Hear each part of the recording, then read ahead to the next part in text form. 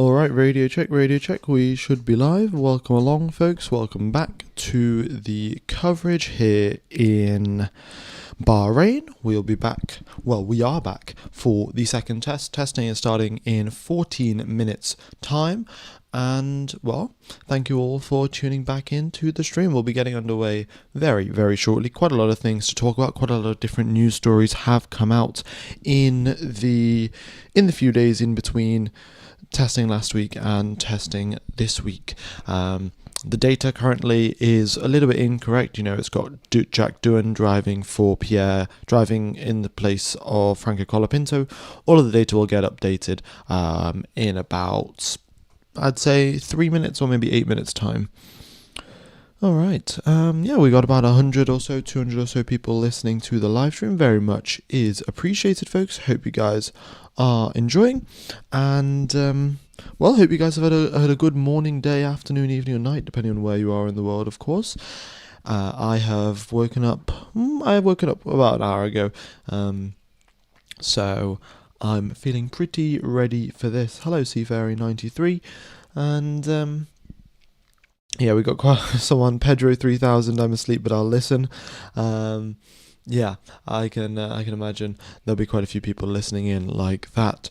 Can we see which tyre sets they brought? In fact, yes, you can. That was just some information that I was loading up onto the screen before the stream got underway. So give me just a second and I will pop that up onto the screen for you guys to be able to find out who's driving and who's not.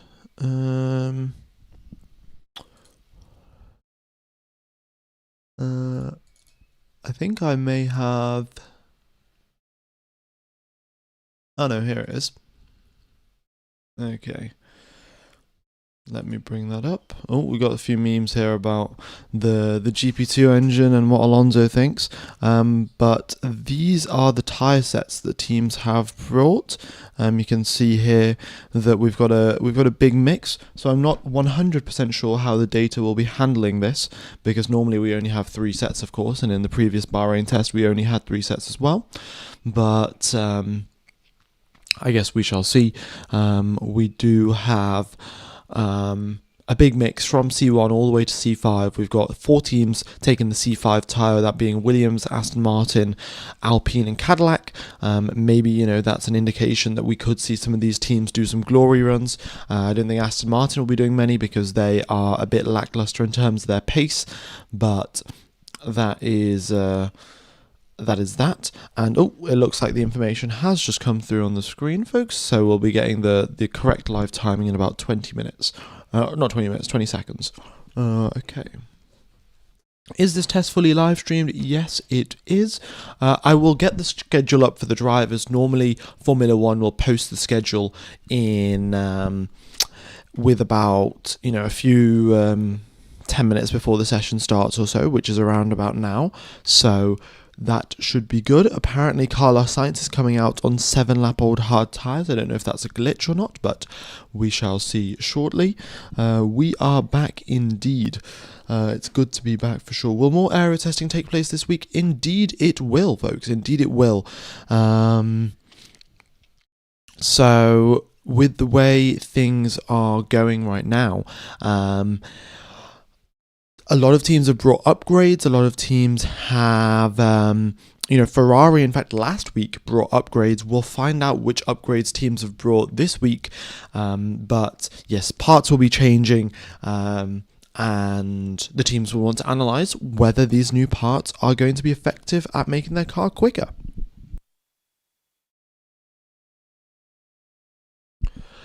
By the looks of it, I think a few people in the chat have said Hadjar is driving in the morning and Max is driving in the afternoon.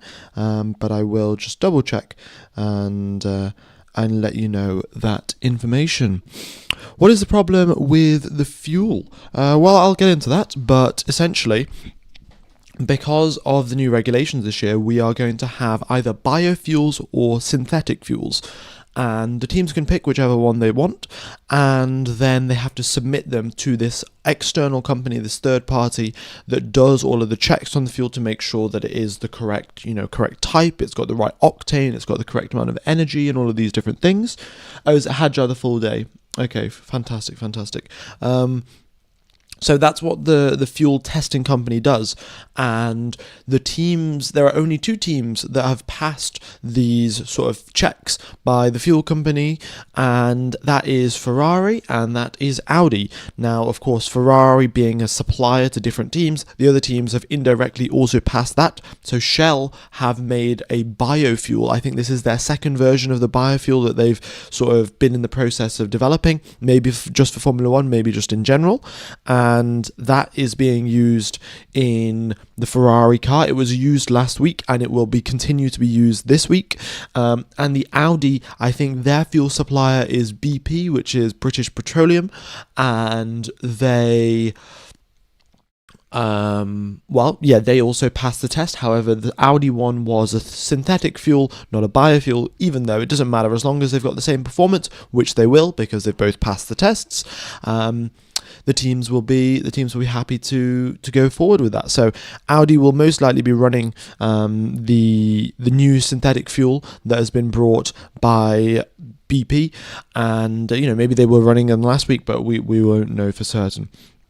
Can I watch it on the F1 TV website? I think you can. But of course, if you don't have F1 TV, then you can always watch it using Sky Italia, which I will post a link to very, very shortly to get you guys a $1 a month link from Proton VPN. Big sponsors of the channel this season, and I've managed to get them to send a link that will be $1 for 1 month, which means that you guys can watch the whole of this week's test, the whole of the Australian Grand Prix, and the whole of the Chinese Grand Prix, all for the price of $1. So I'll get that link posted shortly. Happy Chinese New Year, people. Yeah, happy Chinese New Year, folks. And it is the year of the horse. So a lot of the Ferrari fans are like, oh, it's the year of the horse. It seems like this must be our year for winning the championship. So we'll see how that goes for the Ferrari fans. And what is your opinion on Seb saying he wants to do Le Mans with Max? I love to see it. I love to see it. If Seb does take part in Le Mans, then there's no way that I'm missing out on that one. And Sebastian Vettel, Max Verstappen, Fernando Alonso combination for Le Mans would be incredible. So, we'll just have to wait and see how things go, how things pan out. This channel is the only reason I have YouTube. Thank you very much for being on YouTube then. We've got, in fact, I think YouTube actually went down about 9 hours ago. There were some pretty serious issues on YouTube servers, and a lot of things went down, but things seem to be working a little bit better now, so it's pretty solid. Yeah. It did. Okay, fair enough. Yeah, I mean, I was, I wasn't asleep 9 hours ago, but I also was not watching YouTube. I was more so doing work and writing emails and, all of this boring stuff. So, yeah. Is it day 1? Is it day 4? I guess you could call it day 4, but it's also day 1 in the regard that, it's the second test and we're on day 1 of it again. So, yeah, but we've got testing starting in 5 minutes, and you can see up there at the top Lando Norris. He's got his engine turned on, RPM switched, gone up to 4,000, so that is good to see there. So yes, the other teams like Mercedes and like Honda, they have not passed their they've not passed the fuel test just yet. I think they must have sent samples in beforehand, but they haven't passed them. So that could potentially result in either them having to use some sort of temporary fuel provided by the FIA, which may not be optimal for their engine, of course, or there could be further issues down the line. But don't quote me on that temporary fuel by the FIA. There are a lot more sort of complications which I haven't fully read into as of yet. Do you think the telemetry will bug again? Probably. I think so. We'll probably have some more issues, but I think it's all right. We'll deal with them as they come along. Why am I showing my face? Why not? I thought I'd do a face reveal when I hit 200k, and most people seem to like the webcam. Just have someone to look to while I'm yapping away for hours on end. So I think that yeah, that's why I've got the webcam. This is fully televised. There is no week 3, it's just week 1 of testing and week 2. And today will be this week will be the last day or last week of testing. The problem is with the corners is that they have to save the battery, which I actually think F1 will have a problem with. Thanks. Well, I think F1 is going to have a problem at a lot of different tracks. I looked at the calculations, right? I looked at the numbers that they have in the regulations themselves, right? So if you have the most perfect battery, if you have the most perfect MGUK, you can only deploy your energy for a maximum of, guess how many seconds, folks? Guess from the start, from 100% battery charge all the way down to 0, if you're deploying at maximum power, how many seconds do you think the battery will last in these new years of regulations? Do you think they'll last, 1 minute? Do you think you can go 30 seconds? Will it be 2 minutes? Yeah, we've got a lot of people here, in the chat, 8 seconds, 12 seconds, 5 seconds, 10.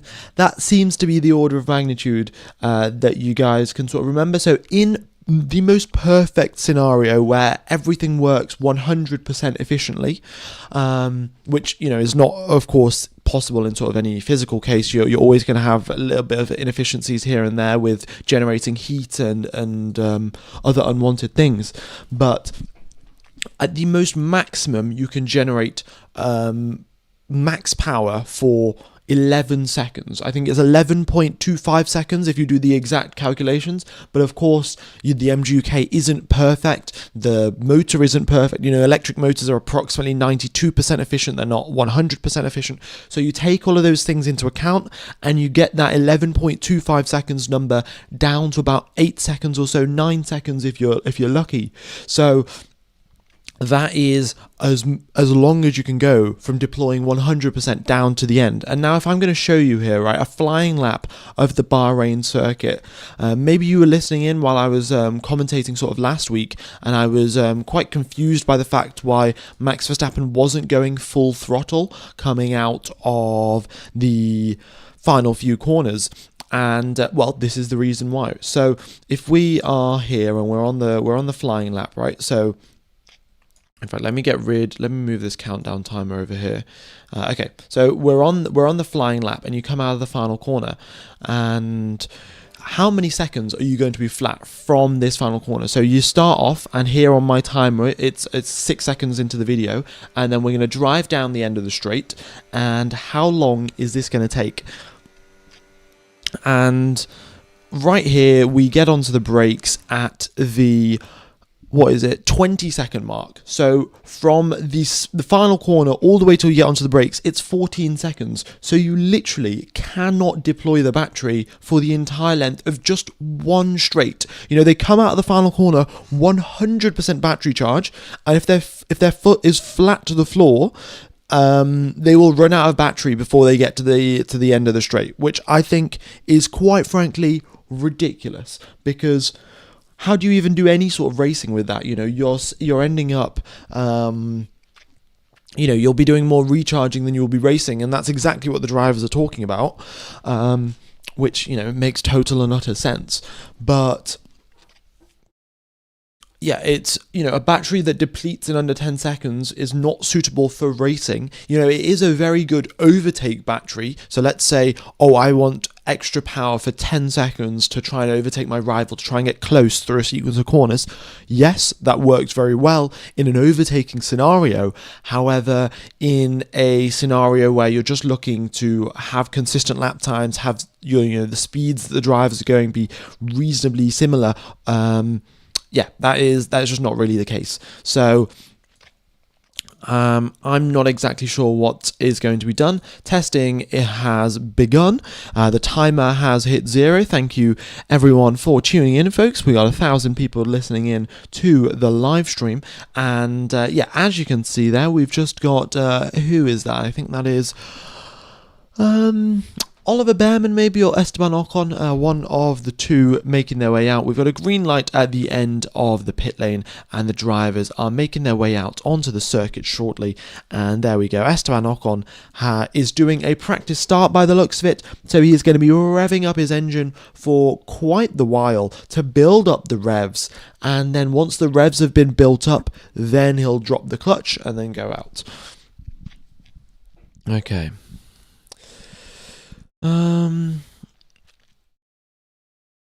They got crazy too with the 50-50 split. Yeah, I think 50-50 split was definitely a little bit overkill, really. Yeah, let's have a look at these start procedures here, actually. We've got Kimi Antonelli. You can see there that he's in first gear. He's building up the revs at 12,000 RPM. Then they drop down a little bit, and he drops the clutch, and he continues on. I don't know what's going on there with Ocon. Maybe Ocon's had some sort of issue, but he's been there for a while. Lando Norris now in first gear, building up the revs, and... yeah, let's see how long it takes for him to spin up the turbocharger. Not as long as it took previously, so who knows. Also, the other thing that I would like to say is... what was I going to say, actually? The turbocharger, right? So the teams take... by the looks of it, they've been taking, upwards of 10 seconds, upwards of 8 seconds to get the turbocharger fully up to max RPM, fully up to all of the boost pressure that they want. There are two track maps. Let me fix that. They need 12 seconds or so to get the RPM the RPM of the turbo up to peak. So then they've got enough boost pressure, but. What's crazy to me is that they have got a turbo that can go up to these ridiculously high RPMs. I'd like you again, for the folks that are listening in, Ocon's GPS might be broken, actually, yeah. But I'd like you folks to guess in, what is the maximum RPM that the turbocharger can do in a Formula 1 car, right? So we know that the cars, they're hitting approximately 12,000 RPM, 12,000, 12,500, maybe even 13,000. But I had a look at the regulations, and the number is absurdly high for the amount of revs the turbocharger can do. It is upwards. We've got a few people here, 30,000, 100,000, and hello, folks. We've got a lot of people tuned in. Hello. 100k, 130k, 30k. Yeah, see, I think there's two sort of deciding factors.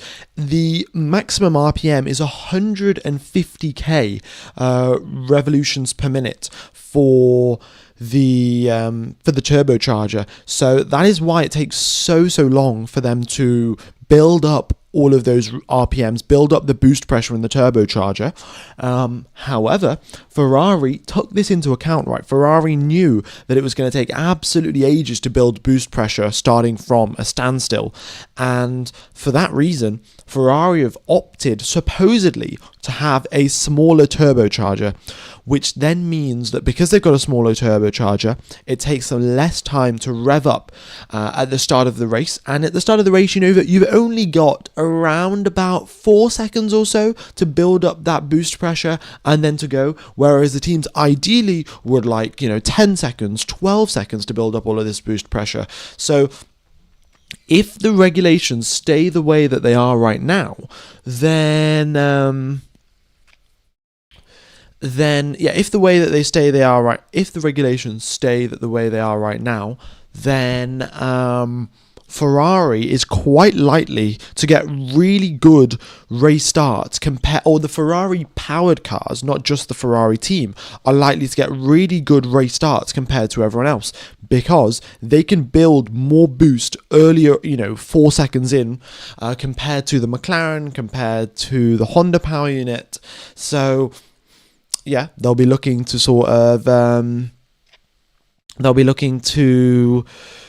maybe use that advantage. Andrea Stella is trying to get that rule changed. He's trying to say, everyone should start with, we should have a race start procedure for 10 seconds where everyone's waiting on the grid so everyone can build up boost pressure, because otherwise it would be unsafe.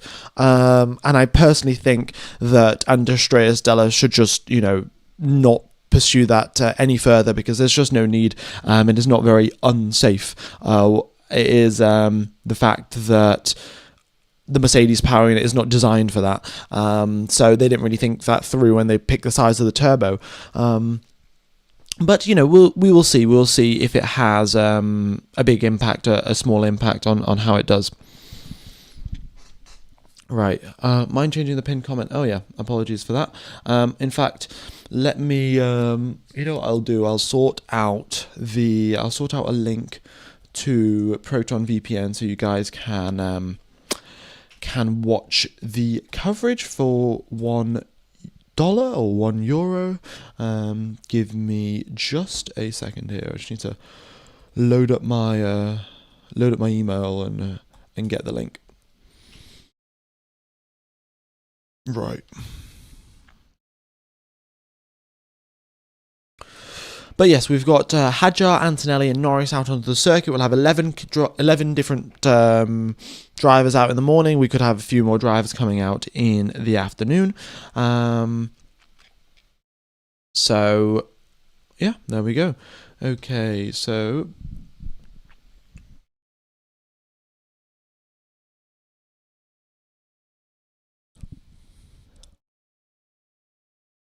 Is it streaming or not? It is streaming or not. It is not streaming in... it's not streaming on the Austrian servers today, folks. It is streaming on the... it is streaming on Sky Italia. So... if you go onto YouTube and then you're on an Italian VPN server, you can just search Sky Sports F1 Testing Live and it'll be the first thing that comes up. So you can watch it there, and that's exactly how I'm doing it. But I'm just going to paste a link for Proton VPN for $1. And then you guys can use that. We had quite a few people use it, and I think it expires at the end of... it expires on Friday, so you might as well use it today, tomorrow, and then Friday as well. But good morning, folks. Good morning, anyone that has just tuned into live stream. I know we've got 2,000 people here. Very much is appreciated. Hope you're all enjoying. And yes, we'll be live for the rest of the week.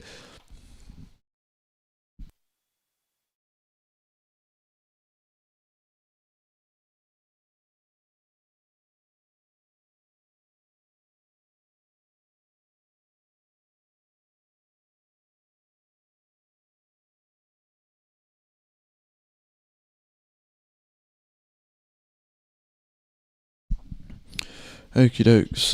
Didn't you say that last week we'll get English language live coverage this week? You will, but you'll have to pay for Formula One TV to get access to the English coverage. And if you do want that, of course you can. There's a link in the description to F1 TV as well, but that just costs a lot more than $1.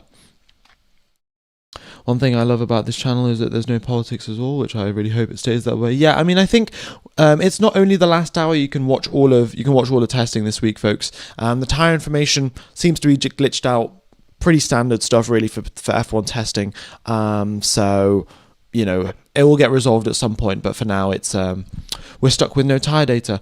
And in terms of having no politics on the channel, I think I am not in any sort of situation really to comment on these sort of things, and for that reason I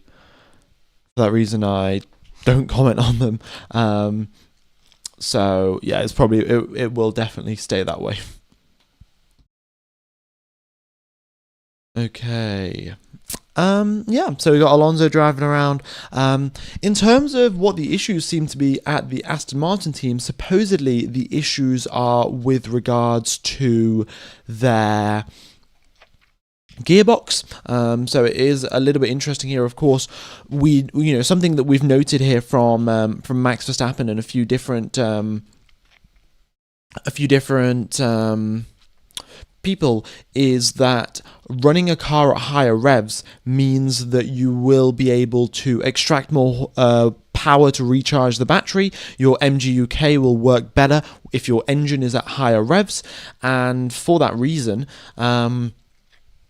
a lot of people are speculating that potentially the gearbox being the issue at Aston Martin means that they can't get up to the high revs, and because they can't get up to the high revs, they can't recharge their battery correctly, which is bad for firstly the engine department, that they can't get up to high revs because, the engine produces peak horsepower, peak torque the higher RPM you go, at least for the most part, and you also can't charge up your battery as efficiently, which means that your energy efficiency will be worse and you won't be as quick down the straights. So overall just more problems for Aston Martin, and I guess we will see how that goes.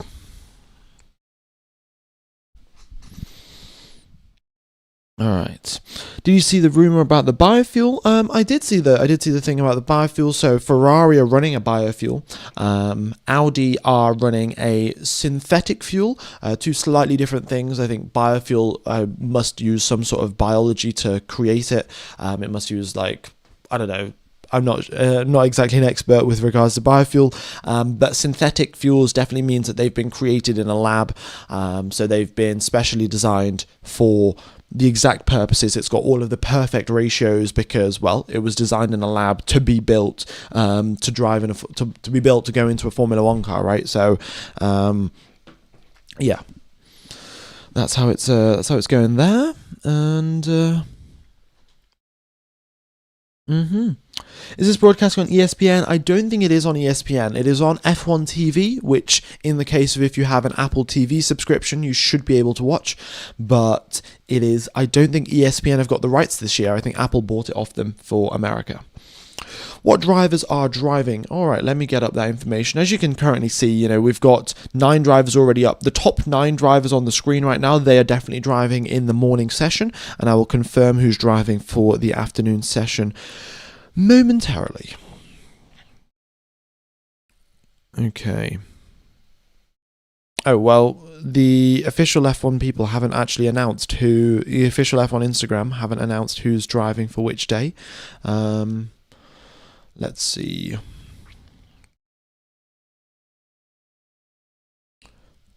But Isaac Hadjar is driving around. I think, according to a few indications, Isaac Hadjar is driving around for the morning.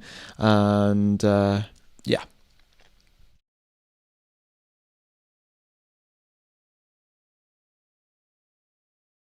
Isaac Hadjar GPS issue? No, Isaac Hadjar's in the pits. You can see over there on the left-hand side, you can see who's in the pit lane, who's out on the circuit, and you can see that Lindblad, Ocon, Antonelli and Gasly are out onto the circuit. Ocon does have GPS issues with his car, so it says that he's at the end of the pit lane, but you should definitely ignore that. Yeah, definitely a big lock up there for Isaac Hadjar in one of those replays, and it's the drivers trying out new things, but that was an extremely big lock up, to be honest. The drivers also carry so much more speed throughout the 2020. Well, they carried out so much more speed last year. This year, through the corners, they aren't carrying that much speed. So we'll see if that changes as the season goes on. Max Verstappen is not driving today, folks. He is not driving today. According to the people in the chat, at least, everyone is saying that Hadjar will be the one driving all day today. Is the testing only available instantly? Well, it's available for free as long as you can connect to an Italian VPN server. However, yeah, if you want to pay more, then of course it's available in your respective country from F1 TV or Sky Sports, whatever it is. I tried to get Proton VPN using the like, but the only option is $74. If you click the link that's in the chat, then it's definitely Proton VPN for $1. Not the one in the description is not the correct one. In fact, let me update the one in the description as well. So if you want to get Proton VPN, you'll just have to refresh the stream, and then the description will also update. But there is the $1 link in the description as well. Okay. Antonelli out onto the circuit, so is Albon, so is Gasly. Nobody doing too many laps as of right now. I suspect that a lot of things will have changed, maybe if they aren't internally very obvious. externally very obvious. I think internally a few things will have changed on all of the different cars, and they will have some new parts, and they just want to check everything's working. They don't want to. They want to see, are these new parts vibrating as much as we expect? Are things, bolts getting loose, things like that, before they start going out and doing loads of really long runs. As a total approximation, are the cars faster or slower in general compared to last year? They are definitely slower through the corners and faster down the straights. That would be the best way to put it. And they're only faster down the straights when they have enough battery to actually deploy down the straights. Yeah. Okay. Can you use different VPNs? Oh yeah, you can use different VPNs. Any VPN will work. It's just that, I'm sponsored by Proton VPN, and we've also got the offer for $1 for a month. Okay. Yeah, so laps being done as standard, really. It's pre-season testing. We can see a few top speeds here, 320 kilometers per hour. No one's going particularly quickly. Maybe we will see some changes to how the engine mapping works. Maybe we will see Verstappen go full throttle down the straight out of the final corner, because this is the thing, right? So when we saw last week, Verstappen wasn't going full on the power when he was going down the straight before he started his flying lap, and that was to make sure that he had enough battery charge going down the straight. There's a chance there he wasn't using the full power of the internal combustion engine, so you can have your battery charged at 100, but you can not deploy any of it. Then coming out the final corner, you use all 550 horsepower that you get from your internal combustion engine to accelerate up to the start-finish line, and then once you get to the start-finish line, you can then deploy all your battery to go quickly. But there will definitely be some remapping in terms of, the fuel and the engine and torque maps and things like that, fuel maps, but there'll also be some remapping of when the teams decide to deploy their battery, because the teams will have analysed, they've done 3 days of testing, then they're going to do loads of analysis on the data, and they're going to figure out, okay, we thought that this would be the best way to do it, but actually since testing it, we think that this way is the best to do it, and now they're going to go out and test it even further. Pierre Gasly World Drivers' Championship, easy. We don't even need to have the rest of the 24 races, to be honest, because he has clearly gone and destroyed the competition. A lap time of a 1:36. All right. Is Ferrari faster than the other teams, brother? Well, this is the age-old question. Will Ferrari win the World Drivers' Championship this year? And, it's actually looking pretty good for them this year. To be honest, it's looking pretty good. Their engine seems reliable. Their car seems solid. It doesn't seem too unstable. There have been a few issues where, you see the driver correct and then correct again and then correct again. But that, I think, is more down to the way that the electric motor has been tuned, because you get that instant torque. The drivers are very, very used to having the slow buildup of torque as they get onto the throttle with the internal combustion engine, and that means that it's going to take a little getting used to with the electric motor as well, and yeah, in that sort of regard, the teams will also modify the way that the electric motor deploys power to make sure that it isn't, to reduce the chances of their drivers spinning out and things like that.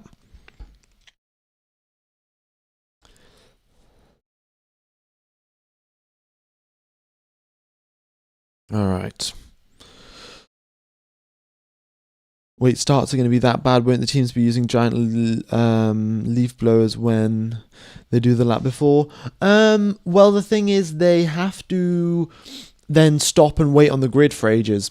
So that is the bigger thing, because they wait on the grid for ages at low RPM. The revs tumble to the floor, and then they've got to be built right back up again. So I think that's the bigger thing. Not just the electric motor torque, but also hitting that torque when you're also dropping the drag with the active aero is asking for wheel spin. Yeah, I think that is also another problem. But you can see there, on the track map, you've got the you can see the active aero zones are very early after the corners. So if you, for whatever reason, are having a really hard time getting power down, then you could have it so your active aero automatically deploys and drops your downforce level when you're trying to get onto the power, which could cause more problems. But I think they are relatively far away from the corner exit. It doesn't look like that big on the track map, but I think it's sufficient enough space for the drivers to make the traction and get the traction up properly.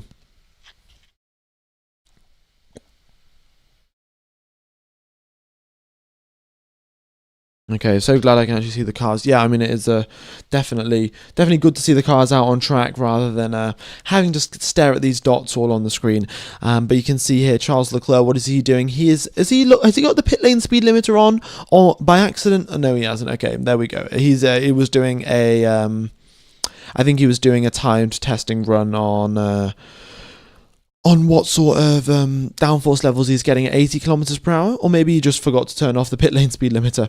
Who knows? But he's driving around today for us in the morning session.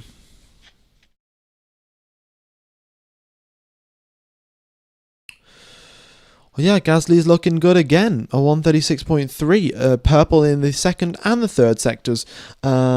Looking good so far to start off the day. Yeah.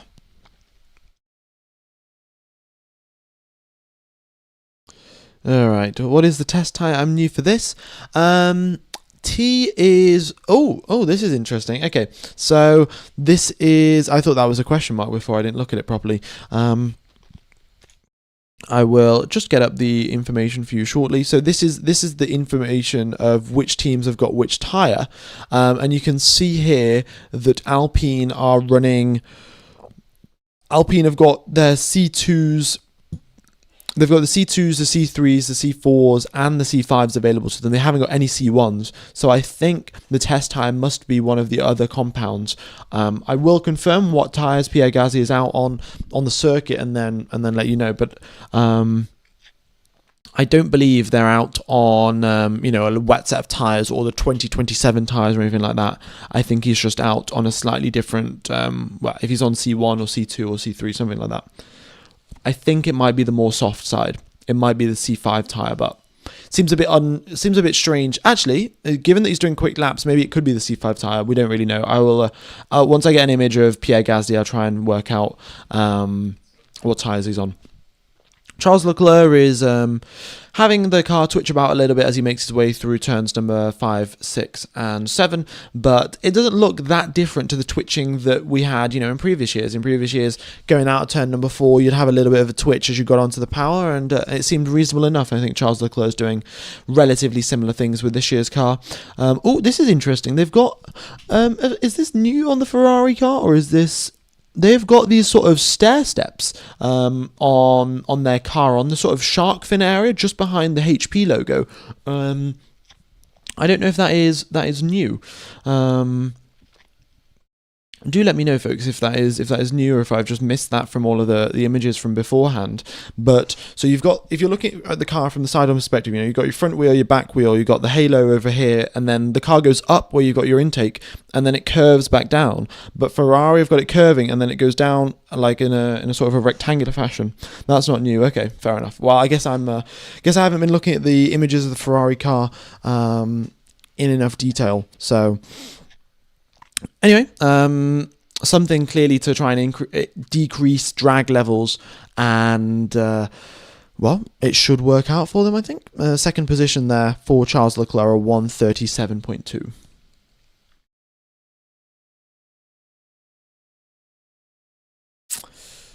Okay, why can't all the drivers go out? Why just one per team? Because that's how F1 testing has always worked, really. They've just had one car per team to ensure that, well, firstly, you don't need both cars manufactured. It saves money as well. You don't need to make two cars because you could just have the drivers alternate between the same car. It also helps them for the team as well. Having the exact same car, the exact same chassis means that the data is much more likely to be accurate. There can always be little manufacturing tweaks here and there which could affect things in the wrong way. So I think having that, having the exact same card will help the teams as well. So yeah.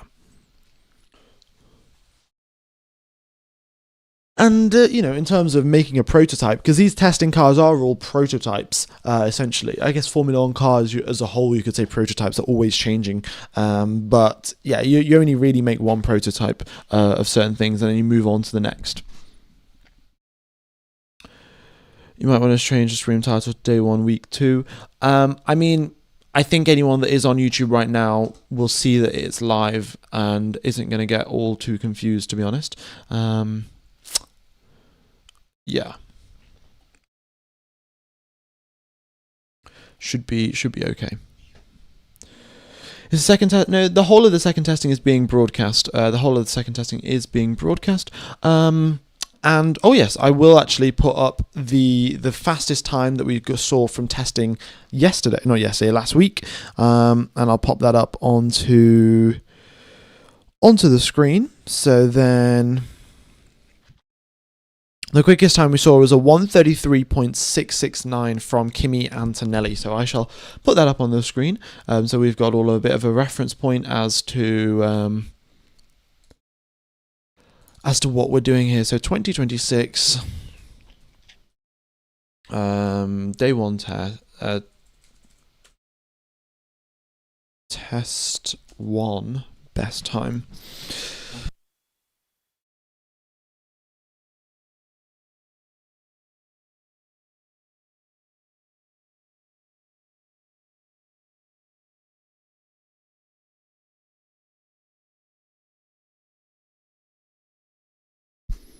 Okie dokes. So yeah, we're last week the quickest that we saw was a 1:33. Now we're getting we're in the 1:36s. The track has got quite a bit of rubbering to do over the course of the past few days. What will have happened is that there will have been dust and stuff blowing all over the circuit, which again will reduce the grip levels and things like that. And then for that reason, of course, they will not be. The track isn't going to be as grippy as you would expect.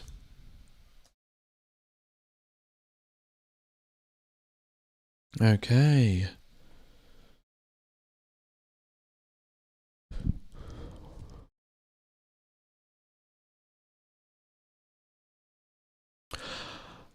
We do actually have one team that is yet to come out onto the circuit, and that appears to be Cadillac. Yes, Perez or Bottas, neither of them have come out onto the race circuit just yet.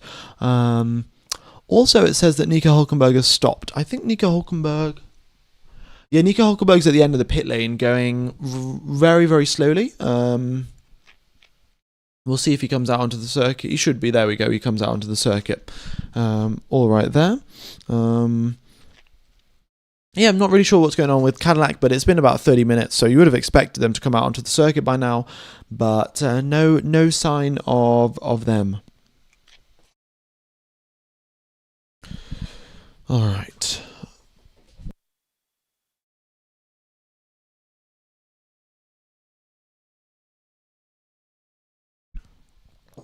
Cadillac is working on the suspension. Okay, well, thanks for the information there, Marty Pope.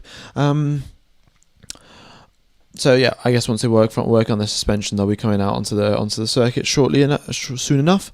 But it's still a little bit strange that they haven't got their suspension just started out from the get go. Also, the reason why I think about 1 minute ago, 30 seconds ago, I was like, oh, Nico Hülkenberg stopped in the pit lane, something's gone wrong. Yeah, he was doing a practice start and he stalled. So, yeah, he stalled. Yeah, did a practice start and stalled. So that's what happened with Nico Hülkenberg, and that's why the timing system sort of glitched out a little bit and thought that he had stopped on the side of the circuit or the side of the pit lane. Alonso's out onto the circuit. I think Aston Martin definitely will have brought some changes. As whether that's going to help them a lot, only time will tell. But the demeanour in the Aston Martin sort of paddock is, not too pleased really. They don't look extremely happy regarding the cooling issues. They don't look potentially about the gearbox issues. They are looking for, so according to the lead Spanish commentator, there was never a problem last week. They were playing it really safe, and this week they're planning to be more aggressive and expect the aerodynamic improvement to reduce the gap from 4 seconds down to, whatever they think they can get it to. So this is supposedly what Aston Martin will be trying to do. Well, let's see what they can do. Kimi Antonelli currently out on the circuit. They're purple in the first sector, 29.8, very nice and quick, 0.3 quicker than Lando Norris, and he makes his way through sector number 2. Sounds like a PR patch-up. It does. I mean, it just does sound. I don't know how they've got it so wrong. Maybe. I mean, I guess it will be investigated a little bit later on as to how that sort of happened, but a little bit uncertain, really. Let's have a look at this Audi side pod. Yeah, Audi side pod looks like the same one that they had last week, right? Yeah. So they've still got the interesting side pod. They tried it out. They obviously must have liked what they saw in terms of the data, compared it to Barcelona, and they're continuing on with it. Kimi Antonelli purple in sector 2 as well, a 41.364, and we'll see what he does when he comes across the line. He went 237 kilometers per hour between sector 2 and 3, which is still relatively quick, but not the quickest we've seen overall. Antonelli does go across the line though, and it is 3/10 clear of Lando Norris. Is Ferrari still running a B-spec car? I cannot answer that question for you because I'm not 100% certain. So once I find out, I'll let you know. Leclerc has also given his thoughts on the new F1 car. Is there a good sign more drivers have spoken against the new car? I don't think it's going to change really that much, because there is a very limited number of things the FIA can do now to change the engine regulations. These are relatively set in stone.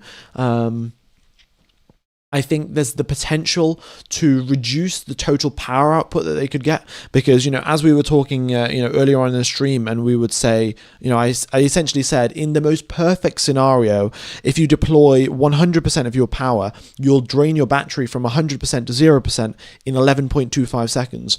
Now, what they could do is reduce the maximum power value. So right now, it's approximately 500 horsepower. So, but if they reduce that down to, let's say, 200 horsepower or 150 horsepower, that way they could extend out the battery life and not make it so much about battery management. But then what you're going to see is that the drivers are going to be doing so much. The drivers are just going to be so much slower. Just very, very slow, because you'll have your 500 from the engine, and then if you reduce the horsepower from the electric motor from 500 to 200, then you've only got a peak horsepower of 700, which is a lot slower compared to the cars that we had last year. Which would then mean that the cars are slower in the corners and down the straights, and then drivers are going to start saying, oh, this is GP2. And this is what Alonso actually said. Alonso said that, oh, these cars are so slow this year, we're going like 20 kilometers per hour, 30 kilometers per hour slower through turn number 12 than we did last year. And the chef from the Aston Martin garage can actually drive the car like it's really not that hard. So, yeah, Alonso definitely wasn't pleased with it. Alonso under the 1 minute 40 is impressive for the GP2 engine. Yeah, still 4 seconds off the pace, 4.2 seconds, but I don't think that is all too realistic. Also, I'm sure a lot of Ferrari fans, you will have seen that Ferrari have got the best sort of test run, and they've got the best test run. and they, in terms of like, sorry, not test run, they did a race simulation last week, and they seem to be the quickest. And I hate to break it to you guys, but I was a Ferrari fan back in 2019 when Sebastian Vettel was driving there, and I remember this exact scenario in preseason testing. Mercedes were, obviously they're the team that won in 2019, but Ferrari actually had the best preseason race sim time in 2019. And I remember saying to my friend on the way to school, like, oh, Ferrari, they had the best race time in preseason testing. That means they're going to be the fastest car and they're going to beat Mercedes. And, that did not turn out to be the case. So, just before all of you start celebrating that this year is Ferrari's year, keep that in mind. Ferrari have a history of running their engine modes a little bit higher and the fuel modes a little bit lower when they do their race simulations each year in preseason testing compared to the other teams. So I would not, I would not look into that too much.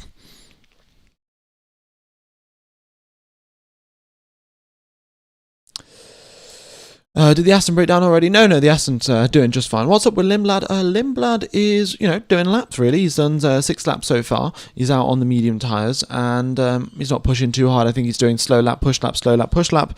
And the thing is, the track really isn't all that grippy right now, so it's going to take a little bit of time for all of the dust, the dirt, the grime, all to get cleared off a little bit, and rubber to get laid down onto the circuit.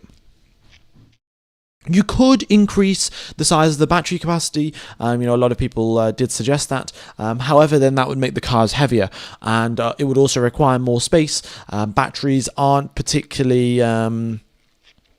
you can't just compress these batteries down. So these Formula 1 cars are very, very tightly built, very tightly packaged, and there's not a lot of space that they have to just double the size of the battery or triple the size of the battery to make it last longer. So that is why it is not a feasible solution to just increase the battery capacity of the cars. That's sort of why when you have a small phone, the battery capacity is going to be small regardless of however cool technology you have. You can't compact it down.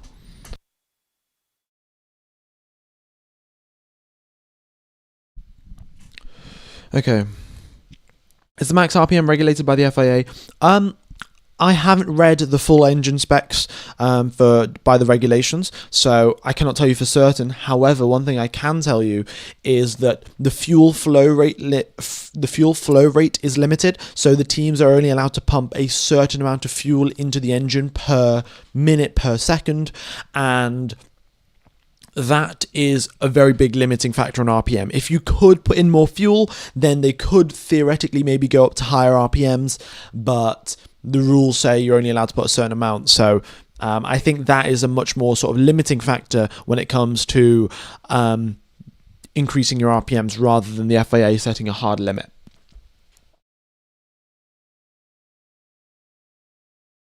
Yeah. Ferrari did a race distance on new fuels. What are you on about? Oh yeah, Ferrari can do a race distance on new fuels, but that doesn't mean that they're going to be, their race simulation is the fastest out of everyone else. They could also just have run a higher engine mode and then be slower in the race. The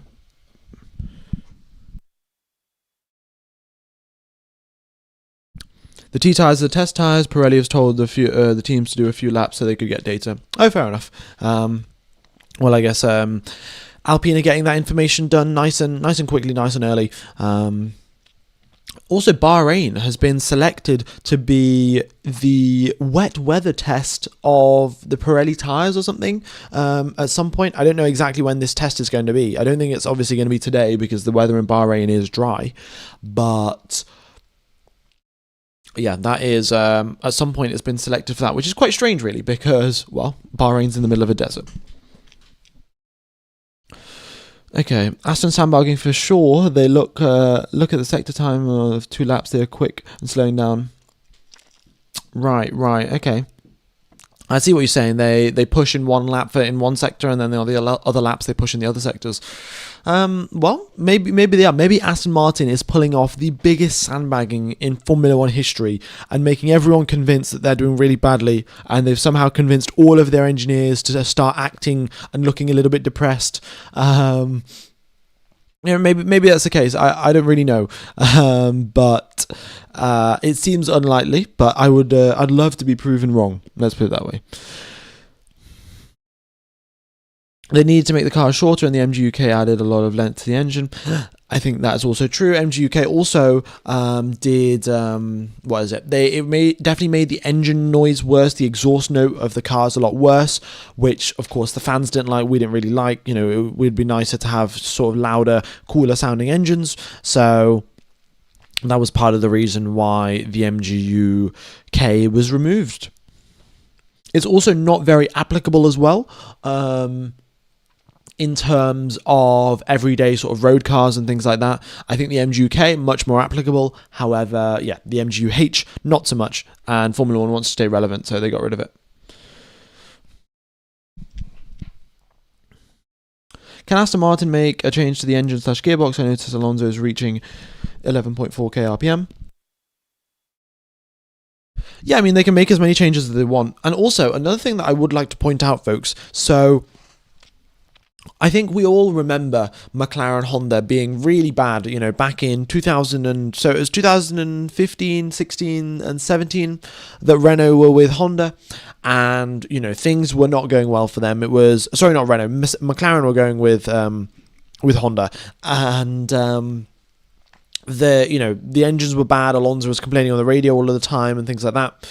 And then, in 2018, out of nowhere, Toro Rosso brought Honda on as an engine manufacturer.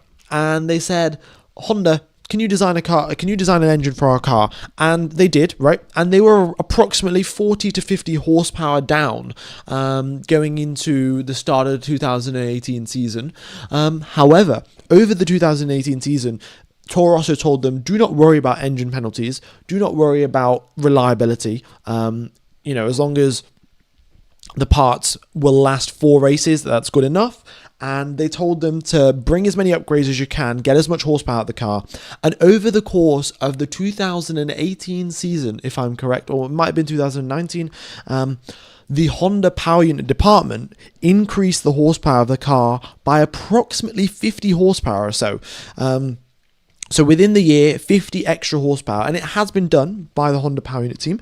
So it could be done again if they are down on horsepower, if they are, if they've got a terrible gearbox, if they've got bad cooling, things can be changed, improvements can be made. But yeah, in terms of, a lot of people, I've seen quite a few reels here where people are like, Fernando Alonso wins the first race, wins the Australian Grand Prix by 15 minutes and everyone celebrates and the world is perfect once again. I think that is a little bit more unlikely. They do need to add some VTEC. That's what they need to do. If VTEC hasn't kicked in, then that's the issue that's happening at the Honda team right now.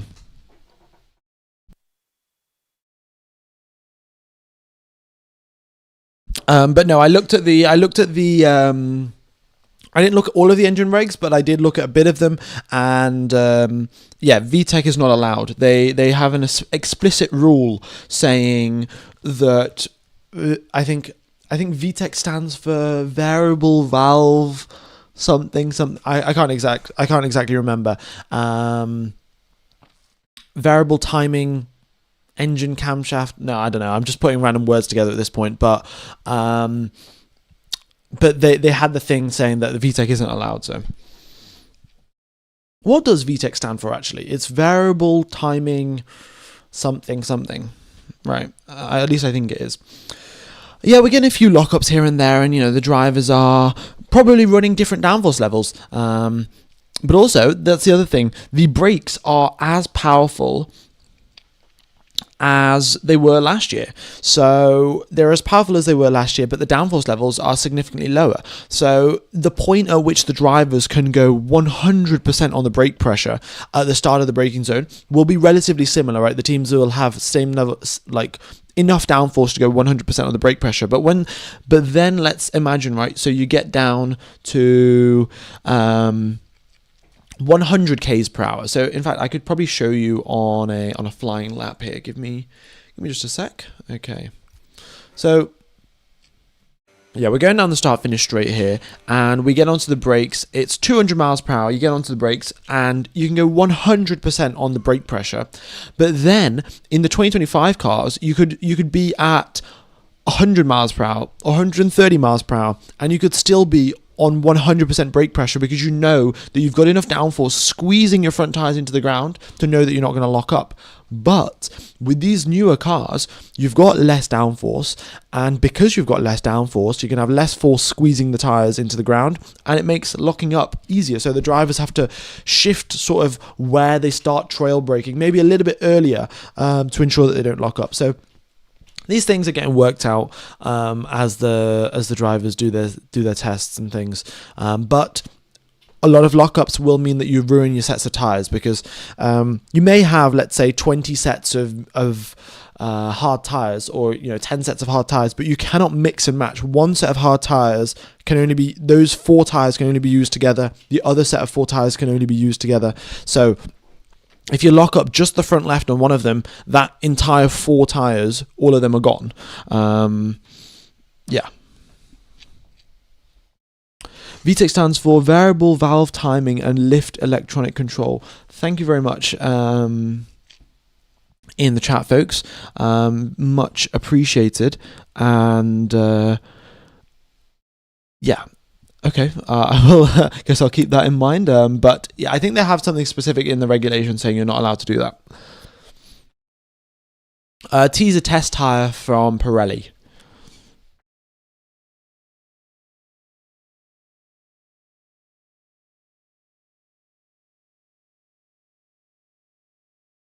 Max's gear trick better for avoiding locking up. I don't think so. When you're downshifting and things, that only really affects your rear tires in terms of, locking your rears or not. It will help you slow down more due to engine braking, so you can rely less on the brakes. So in that sort of sense, I guess it will partially help your locking up, because you'll get more of your slowing down done by the engine rather than by the brakes.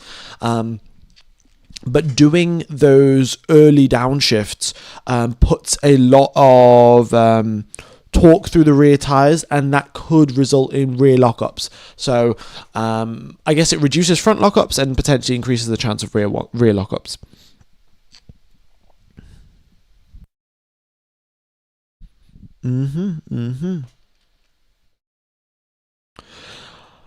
F1 Gamer, the first time the GP2 engine has reached 300 kilometers per hour after 9 days of testing, including Barcelona. El Padre will win the World Drivers' Championship. The Aston reached 325 Ks, as far as I remember. When I was watching the 3rd day of testing last week, I think Stroll hit 325 or 324 or something along those lines. So yeah, the Aston has gone over 300. I don't think that's too much to worry about. Red Bull sandbagging, what happened to their top speed? Well, look, the folks, this is their, there's different run plans, different things. Hadjar going 298 through down the straight. Like, you can clearly tell he's not pushing very hard. He's half on the throttle as he goes towards the final corner. And here he is coming out the final corner. Look at this. Again, half throttle and then gets onto the power. But he's on a set of hard tires. His engine is, he's coming into the pit lane by the looks of it, I think. Yeah, so I wouldn't worry about it too much. He's only done 7 laps so far. If at the end of the day things change, then maybe there's something to... Even then, there's nothing to be concerned about. It's just preseason testing, so...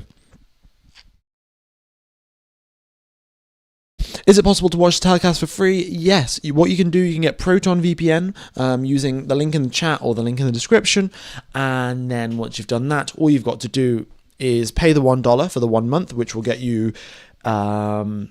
oh, wait, that's not for free, but it's the cheapest way to do it, and that will get you enough coverage for the testing this week, but Australian Grand Prix and Chinese Grand Prix. And essentially what you can do is connect to an Italian VPN server, then go over to YouTube, search Sky Sports F1 live testing, and it'll be the first link that pops up, and then you can watch the coverage. It will be in Italian, but you can always just mute it, listen to me instead, and see the cars go around the circuit. Charles Leclerc across the line, first position. All right, it's over. It's not over. It's where's the meme gone? It is. We're back for the Ferrari team. We are so back. Charles Leclerc, P1, test tyre, and oh no, wrong one. It's not absolute depression, but yeah, 133.7, which is only a tenth slower actually than Kimi Antonelli. And wait, only a tenth slower. Track temperature 33 degrees. Okay, so it's a little bit cooler than to be fair, it's around about the same temperature as what Kimi Antonelli would have had, but it is the test tyre, which I suspect. Well, I don't know if it's harder or softer, but it is the test tyre. Yeah, that will be, well, given that he's just set a lap time that is nearly close to Antonelli's time, it would suggest to me that it is a soft compound, unless Ferrari are on the hardest tyre available to them and then they've just gone a tenth slower than Antonelli's time. But I guess we'll see.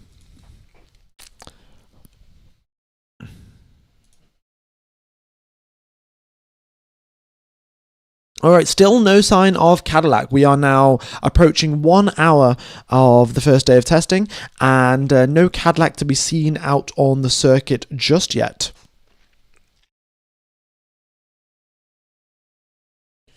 In the previous years, test tyres have always been C3. Okay, interesting.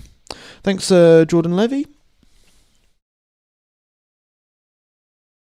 Yeah, I mean, the thing is, there'll be C3, but because these cars are all slower this year, you can get away with having, I think, softer compounds because they're not putting as much force through the tyres and not wearing them out as much. So maybe the test tyre is C3, but it is also softer compared to last year or softer compared to this year. So, yeah. The high speed achievable was 355 from Haas in Barcelona when they're actually trying to get the high speed. Aston getting 325, trying not to brake. Well, they're getting 325 down the straights. Again, like all of these engines are trying not to brake in some sort of sense. But yes, Aston are having issues with their supposedly with their engine, supposedly gearbox, supposedly cooling. Like it could be all of these things. These could again be rumors. I would like to again point out to you that Aston Martin, we've had a few comments from Stroll here and there, but a lot of these other rumors have come from other people, whereas with the Williams thing, right, I think we all remember back to 3 weeks ago when we all say, oh, Williams are 30 kilograms overweight, they are absolutely cooked, they are going to be so far behind the season, and they show up to testing in Bahrain, they are 400 grams heavier than the Mercedes team, reportedly, again, another rumor, but their lap time seems to be all right, and they have no sort of reliability problems, and they make it, and they do loads of laps. So we will see. Our questions will get answered in, it's nearly 2 weeks' time, no? 2 weeks' time, I think, till the Australian GP. Let's have a look at my calendar. Yeah, 2 weeks and 5 days, and we'll have the first race in Australia.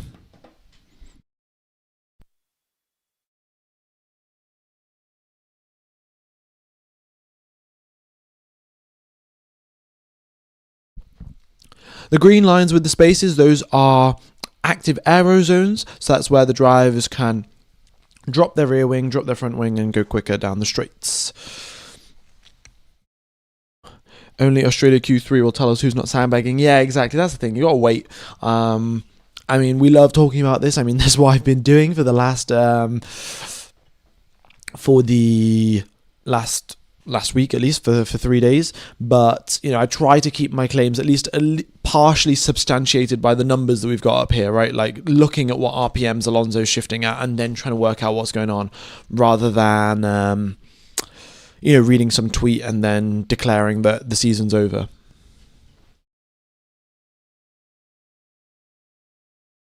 But yeah, 136 is for Aston Martin, and 136.5, and they're about 3 seconds off Charles Leclerc right now. So maybe over the course of a week they've gone and got a second faster.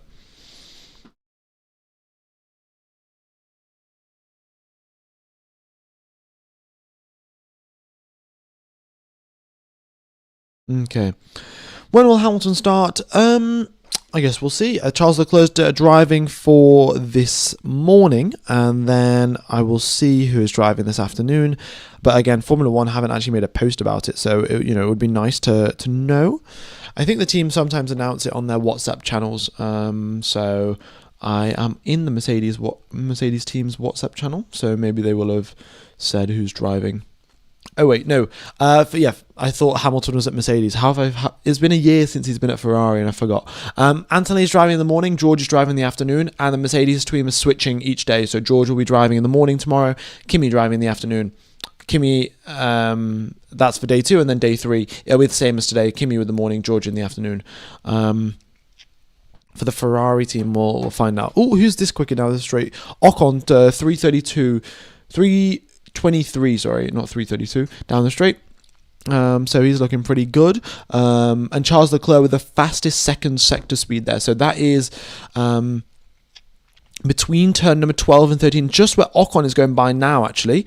And what time is that there for Esteban Ocon? 238 through there. Sorry, not time, speed. 238 kilometers per hour. So it's still quite a few Ks down on the lap time from Ferrari. Yeah, Lewis Hamilton driving the afternoon session, folks. Charles Leclerc driving in the morning session.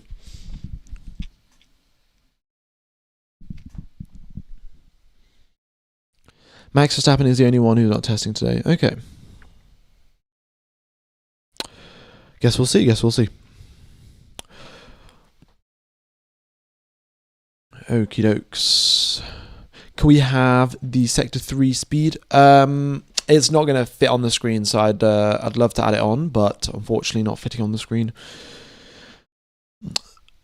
The Aston, even though having the biggest cooling intake, is still having cooling issues. Their main issues are gearbox and suspension, but they are producing them in time for the first.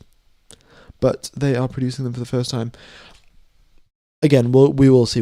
Where Cadillac, they're still not out onto the track yet. Someone in the chat has told me that they're still working on their suspension, and that is the reason why they're not out onto the circuit. So, I'll keep my eyes out on any information on why Cadillac isn't out yet. But supposedly it's that.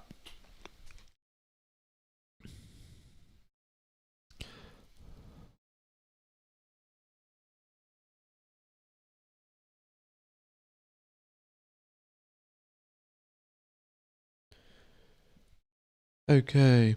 The figures given by the team are supposedly the minimum weight perceived by the teams. According to reports, Williams are 5 to 10 kgs overweight, and their weight reduction measures are not coming in until the 4th race. Well, I guess let's wait and see. So again, have the rumours changed with regards to Williams' weight? Because the last I heard that they were only half a kilogram heavier than the Mercedes team. So maybe they've changed again. And this is why we don't believe rumours, and this is why you just wait till Australia to see what's happening. Any issues with Red Bull? Well, no, not really. Hadjar's been doing all right. He's done 7 laps so far. Probably the least out of everyone, but he seems to not have any sort of issues and was just coming back into the pit lane at a normal speed. So, yeah, there we go. I think the other issue that we potentially have with the regulations this year is that given that the battery depletes so quickly, in Formula E, at least, it makes a little bit of sense in some regard, where you can say that, you start off the race at 100% battery charge, you end the race at 0% battery charge, and in the middle you've got, maybe an attack mode and a boost mode, and that's about it. I don't know exactly all the rules of Formula E, so people that do watch, apologies for the mistakes, but in that sort of regard, it at least makes sense that you start off at 100, you go down to 0, and it makes it understandable in that way. But with Formula One having the batteries deplete and then recharge within the space of 30 seconds, it just will make it so utterly confusing for the people that are watching, that are like, oh, someone's just overtaken my driver and then they've just got re-overtaken again. And it's sort of, I guess from an outside perspective, you can see that, it's the battery's getting recharged and they're deploying, and this is why they're swapping around in terms of overtakes. But it just doesn't make a lot of sense, does it? And it's not also really racing. Suddenly someone's got double the horsepower and suddenly someone's got half the horsepower. Like, yeah. Ocon, I think he's backed out of a lap. Yeah, Ocon was doing... Oh, no, he's not backed out of a lap. He's still continuing on. Here he is now, coming towards the final corner. Fastest down the speed trap. Good in first sector. A little bit down in the second sector. And here he is, coming across the line. What's it going to be for Esteban Ocon? A 137.222. Also, his speed coming across the line, I think a little bit down compared to some of the other teams. Potentially could have had a little bit more, maybe had a little bit more charge or something to come across the line with more speed. 5-second penalty, yeah. The first team to actually get huge solid-state batteries, to actually get working solid-state batteries, is going to have a huge advantage on charge rate and thermal cycling. Yeah, but... Well, I guess we'll see if solid-state batteries are a thing and if Formula 1 teams can implement them. I think maybe they've worked in labs, but there is quite a big sort of... there's quite a big engineering gap, which, Formula 1 is known for conquering these big engineering gaps, but... from making something that works in a lab to then getting it to work in normal day-to-day conditions and then getting it to work on an extreme race car where you've got loads of vibrations, loads of G-forces, it is quite the complicated task, to put it slightly. And it takes a lot of time, normally. Now, I'm sure Formula 1 teams have got huge expertise, huge knowledge behind them, and they can sort of accelerate that process, and that's why you want Formula 1 in these sort of things.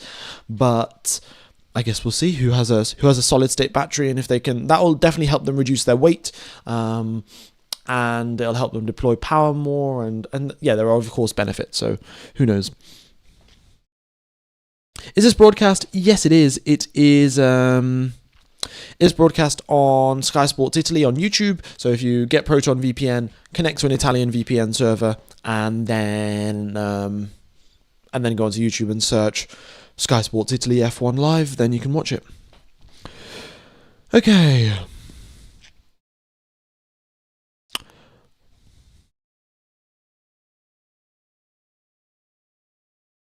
What happened to Aston? How did it suddenly gain time? Well, reportedly last week they were running everything sort of very, very safe. This week they're running things a little bit more aggressive to try and look at what their lap times are doing. So that is supposedly the plan, and that's why they've gained some more lap time. If the racing is horrible, do you think they will amend the rules to increase horsepower for the internal combustion engine for 2027? I think they might, actually. I think they might. They'll have to probably wait 4 races for the FIA to come to a consensus. I think us as fans, some of us may even decide 5 laps into the Australian Grand Prix, the racing's terrible. But if it becomes very obvious to all of the people in the paddock, then the teams will say, yes, we are going to try and change the regulations for next year. However, I think you guys also have to remember that Ferrari have veto powers in any of these sort of rule change discussions and things like that. Ferrari have the right to veto and say, because we are a historic team that's always been in Formula 1 and we've got so much heritage about us, we will say, no, we're not doing this, and nobody has any other discussion. Nobody has any other say, end of discussion, that sort of thing, right? So if Ferrari are the quickest team in 2026, and then everyone's like, oh, we should change the engine regulations for 2027, the racing's not as good, then Ferrari could genuinely just say, actually, I don't think so, I'm going to veto this, and the regulations are going to stay as they are because we're the quickest team. The T tyre is the test tyre, folks. Test tyre. Pirelli have requested the teams to drive around these for a few laps so they can get some information. Yeah. Does the veto still fly with Liberty Media? Wasn't that burning thing? No, I still think it's I still think that they've got the veto powers. Yeah. Because I've only started watching Formula One after 2018, which is when Liberty Media bought Formula One, sorry. And I've still heard about the veto on numerous occasions, so yeah. All right.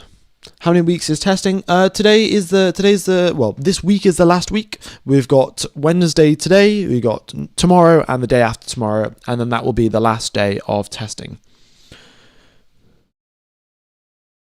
Rip F1 Gamer, you missed the best times of F1. Yeah, well, to be fair, I didn't really know much about Formula One before I started watching in 2018. Yeah, I think all I knew was that you had to be pretty rich to get in, and the cars were fast. That was all I knew. Why don't Cadillac drivers? Supposedly, they are fixing some things on their car, and then they'll be coming out onto the circuit, but who knows, folks? Who knows? Only time will tell. Only time will tell. Hope you guys are doing all right. Hope you guys are enjoying the coverage. If you haven't hit the like button, be sure to do so. Very much would be appreciated. And hopefully you guys can. Hopefully you guys will be tuning in for the next week of coverage as well. Yeah, should be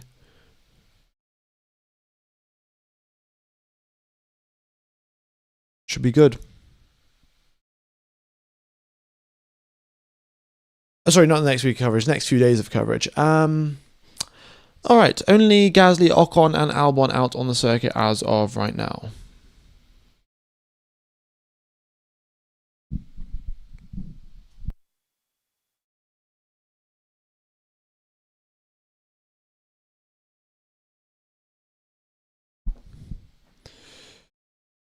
Alrighty.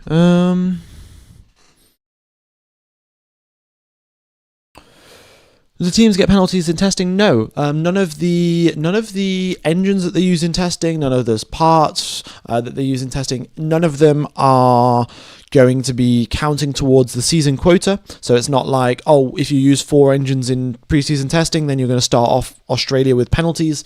None of these engines count, and the teams will, they'll drive around testing for as long as they can on these engines to sort of see how long do they last, and then what is the first point of failure. So on the dyno, right, in the factories, they'll be running the engines for kilometers and kilometers and kilometers, but that's only, it's not fully realistic. You've not got the cars driving around, you've not got the G-forces of the car slowing down, speeding up, and that affecting loads of different things. So in that sort of regard, the engines that are on the cars right now, they will be, if they do fail, then the teams get a very valuable piece of information on what failed on the car, what can we do to fix it, what can we prevent from happening in the future. But then they can also disassemble the engine that they've got right now, analyze everything that they've got. Are there any microscopic cracks in certain areas? Do we need some extra reinforcement here? Is this bit of the engine cylinder too thick? Like, can we make it a little bit thinner and still get away with it? So yeah, these engines, they will be, there'll be sort of a forensic analysis done on them once preseason testing is over, and the teams will figure out, like, okay, these are the 2-3 things that we are going to change from the preseason test going into Australia to increase reliability, to increase horsepower, and then they'll manufacture probably 2. I think what they'll do is manufacture 2 for each car. So going into Australia, they have 1 working engine, obviously, that will be on the car. And then if something breaks, if there's a crash, or if there's, the total power unit just fails, then they'll have an entire second set to either reuse as spare parts or just to totally replace the power unit.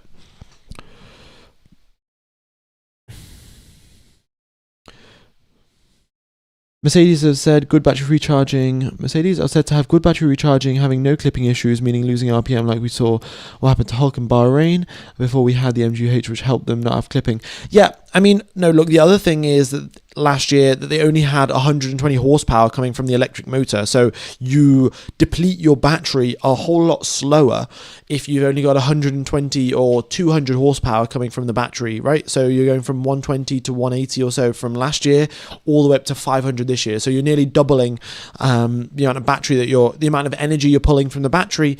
And that's why we're getting the clipping issues halfway down the straight or 3/4 of the way down the straight. Yeah.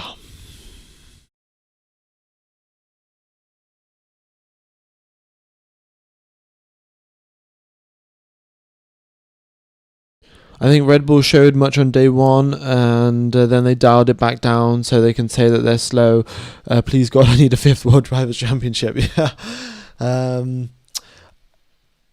Guess we'll see. Guess we will see who's dialed it back and who's saying things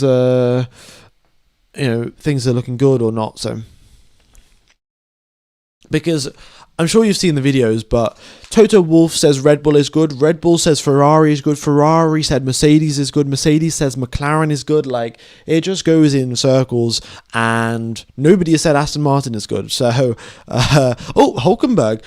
Quickest through sector number 2 here. You can see 244 kilometers per hour there. So carrying a lot of speed through that corner. And let's see what speed he is now as he comes across the line. So out of the final corner, 3rd gear, onto the power and up through the gears now, shifting at 11,700 and across the line at about 283.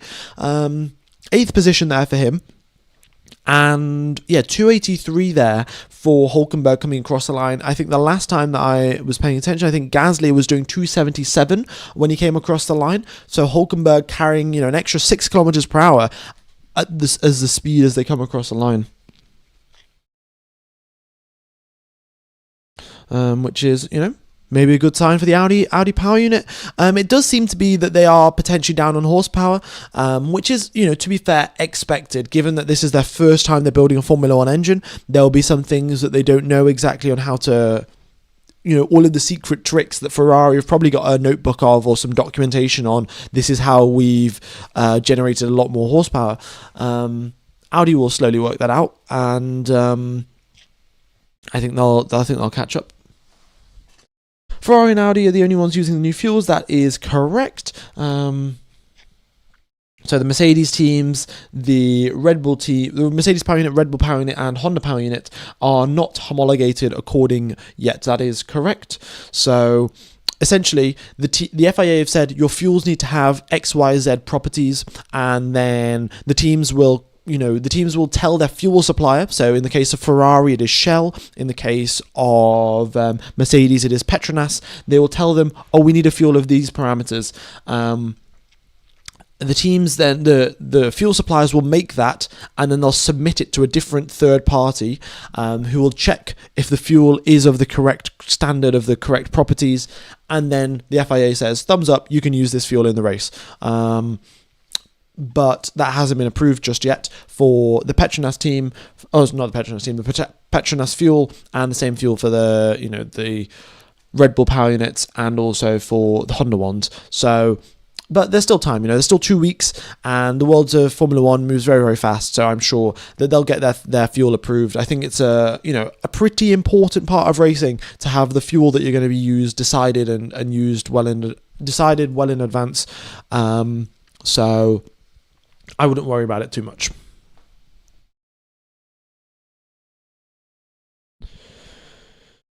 Okay, is testing stream live anywhere? Yeah, if you get Proton VPN, then get the Proton VPN using the link in the description or the chat. You can connect to an Italian server, go onto YouTube and search Sky Sports F1.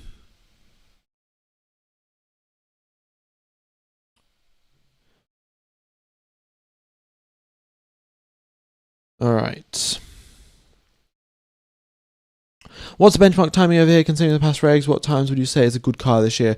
Well, I mean, good cars are always relative to what the other cars are doing. If the other cars are slow, then you can have a good car by just being ever so slightly faster than them, but it can still be slow overall. So looking at last week, we had a 133.6 in testing. So I would be suggesting probably lap times down in the 132s, potentially high 131s. Yeah, that is sort of my ideal or good test time. But again, it is slightly different to say, because the track temperatures will be so different from last week to this week. If there's a little bit more cloud during the day, then the temperatures aren't going to get so high, which means that when they drop during the nighttime, they're going to drop much lower. Means you can push harder on a set of C5 tyres, and the other drivers may only be on C4s, so it's difficult to compare. Alonso in a quick lap, 3:13 through the speed trap. Fair enough. Let's see, when is Alonso shifting? He gets onto the brakes there, 2:38 through the second sector line. Pretty good. And now up through the gears, it is shifting again at 11.4, 11.5, I think, for Fernando Alonso. And he comes out the final corner. Let's see, what speed does he come across the line at? Nico Hülkenberg did 2:83. Fernando Alonso, was that 2:72? Hold up. Let's wait a minute. Was that 2:72 there that I saw from Fernando Alonso as he came across the line?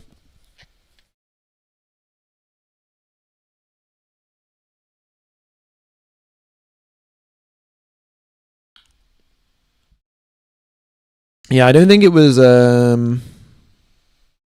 Yeah, it was 2:72.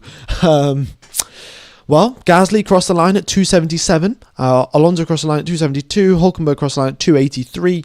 Again, different engine modes, different fuel loads, different tyres. Don't read into it too much, but yeah, interesting.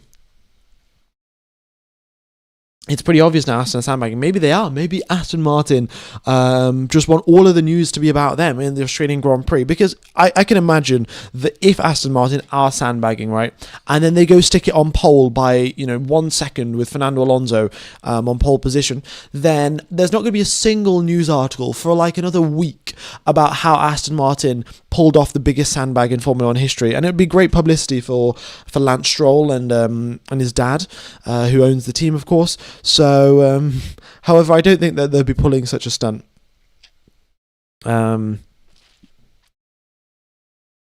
T means it's a test tyre supplied by Pirelli to drive around the circuit on, so the Pirelli team can get some information.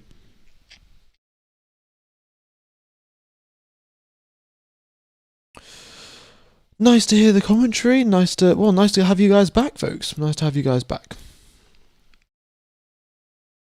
Doesn't look like sandbagging. It looks like a GP2 engine. Yeah, well, see, this is the two sides of people that you got. Some people are still fully believing that Aston Martin is sandbagging, and then the other side of people think that it is potentially a GP2 engine.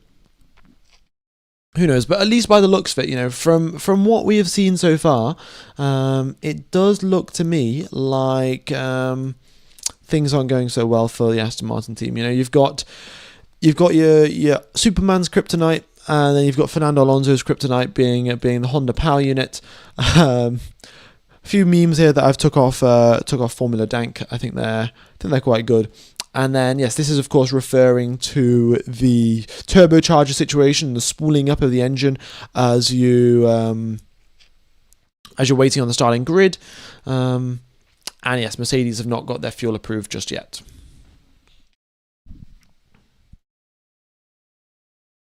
Okie dokes.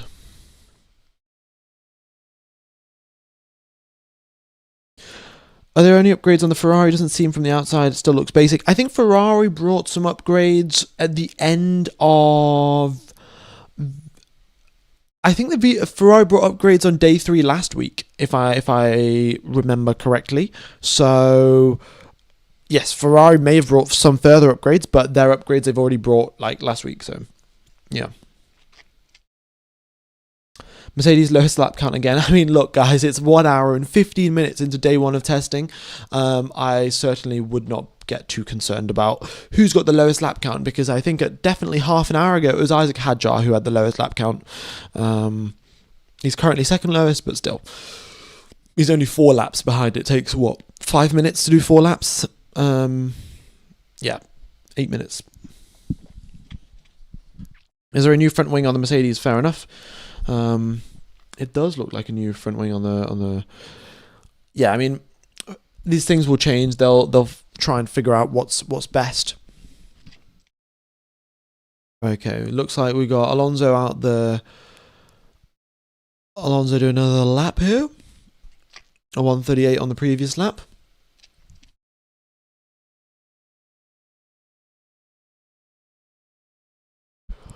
Can't forget that Alonso's Honda engine blew up when he was running well in the Indy 500. Yeah, I mean, Alonso, of course, I think he wants that Triple Crown.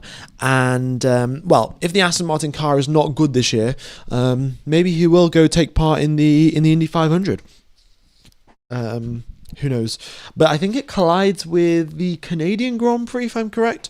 I can't remember for certain, but there's definitely some sort of overlap between the Indy 500 and a Formula One race.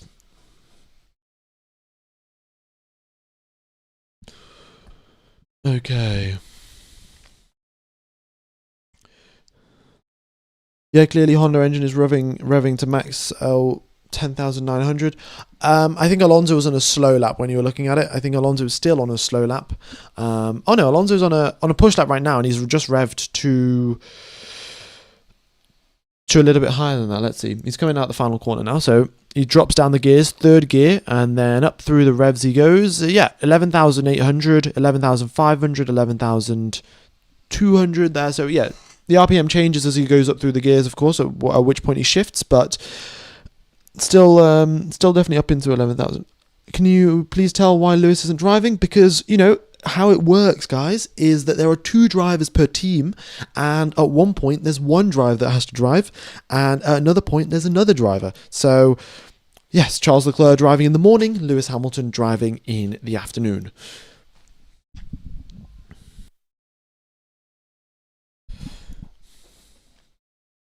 Is Max running today? Max is not running today. He is driving tomorrow. So Red Bull have opted to do one person driving for the entire day, and then the next driver driving for the next day.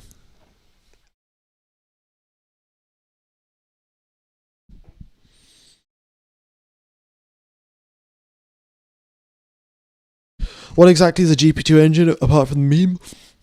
Formula 2 used to be called GP2, and that is why Alonso would quite frequently call... that's where the meme came from, where Alonso would say, oh, I'm driving a Formula 1 car, but it's got a GP2 engine, because the Honda engine was so slow back in 2016 or something like that. So I think it was 2016 when Alonso said that quote, actually. And Alonso was being, quite sort of... he did it at Suzuka as well, which is Honda's home race, of course, in Japan. And it's obviously not ideal to be at your engine manufacturer's home race, and then the lead driver of the team comes over the radio to say GP2 engine. I'm sure that added extra tension and fuel to the fire between the McLaren and Honda relationship.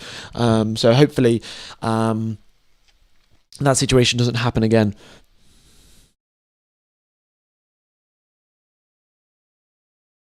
Oh, is it 2015? Oh, fair enough. But even then, it's still at the Japanese Grand Prix. So,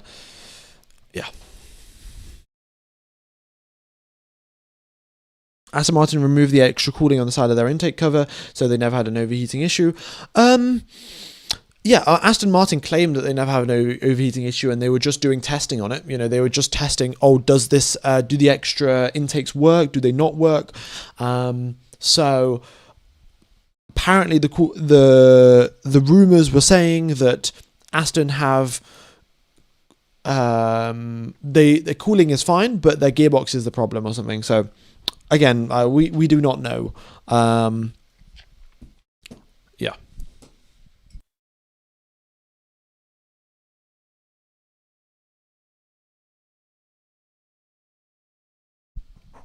Various telemetry summaries from testing suggest that no one has succeeded in the engines. The teams are not running in full race power mode yet. Yeah, exactly. This is what I'm saying. The teams aren't running in full race power mode. So there's no reason to to look into the lap times too much. Charles Leclerc is looking to be coming out of the pit lane. So here he is. He's in first gear. He's building up the revs, and then he drops the clutch and doesn't stall. Continues up through the gears and makes his way out onto the circuit.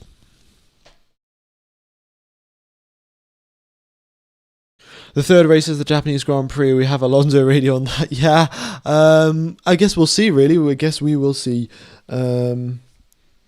what Alonso does. But yes, the third race of the season is the Japanese Grand Prix. I think we've got Australia first, and then China, and then Japan. Yeah, and the Chinese Grand Prix is actually a sprint weekend as well, actually. So the teams will be pretty short on their testing time, and they'll be going directly into a sprint weekend.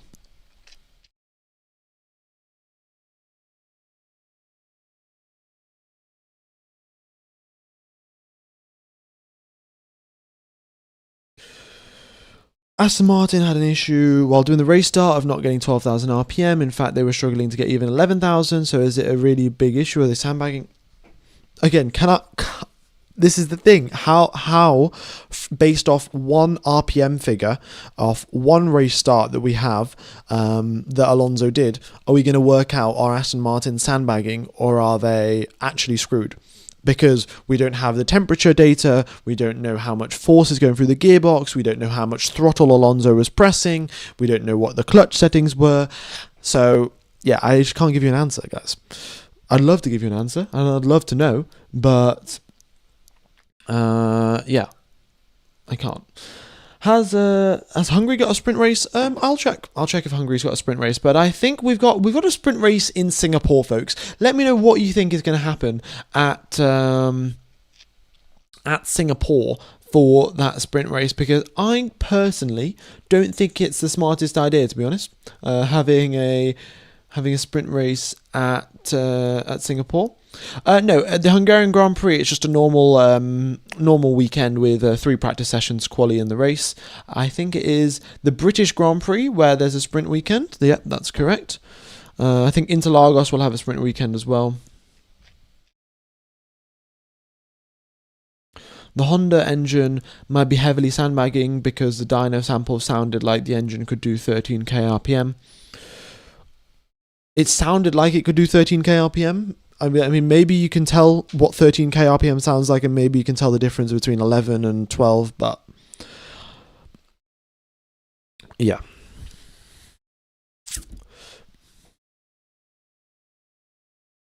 Singapore will go from a sweat fest to a heat stroke fest. Well, the drivers are definitely going to be, experiencing less G-force going through Singapore. Don't get me wrong, it will still be a physical race, and it will be pretty intense for the drivers, but in terms of the G-force that they'll actually be feeling, I do think it'll be reduced because the cars just aren't that quick through the corners this year. Oh, Sergio Perez out onto the circuit. He's just done a lap there, done an out lap, then an in lap. Everything seems to be alright, but yeah, Sergio Perez out onto the circuit for the first time 1.5 hours into test day number 1. Don't be too negative about the 2026 engine rules. Things will ramp up as the season kick off race by race. Yeah, maybe. But from initial predictions, it looks bad. But maybe in previous years, it's also looked the same. I think also, when we had the porpoising back in 2022, a lot of drivers were complaining, saying, "Oh, is this going to be good? Is this safe?" A lot of drivers were getting back pain because of it. And then, as the races went by, the teams managed to fix the porpoising problems rather quickly. So potentially this could be another sort of similar thing where at the start of the season everything looks really bad, it's all doom and gloom, but 5 races down the line, things get sorted out. Harris Perez on 5 lap tyres after 1 lap, because I think they can use some of the tyres from last week's testing, maybe, or the new information. Maybe at the end of last week's test, he was on tyres that were 5 laps old, and the data just hasn't updated which tyres he's actually on. So it's either one of the two. Looking at Leclerc right now, I think Leclerc has reached his peak, is making a lot of mistakes, so I think he's struggling to find time. Well, let's see what Leclerc's doing. He's making his way down between turn 12 and 13. 238 through there for him. I mean, it's difficult to tell if he's really pushing all that hard. He's only in 4-lap-old tyres.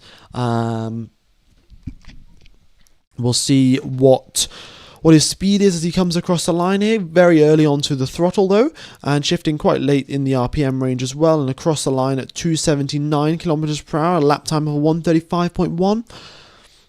Looks okay for Charles Leclerc. Sticking to this channel for live F1, thanks bro. Well, thank you, account0744. Why can I watch this? It is streaming on F1 TV. It is also streaming on Sky Sports Italy on YouTube. So if you guys do want to get a VPN, Proton VPN would be ideal, of course, for the channel.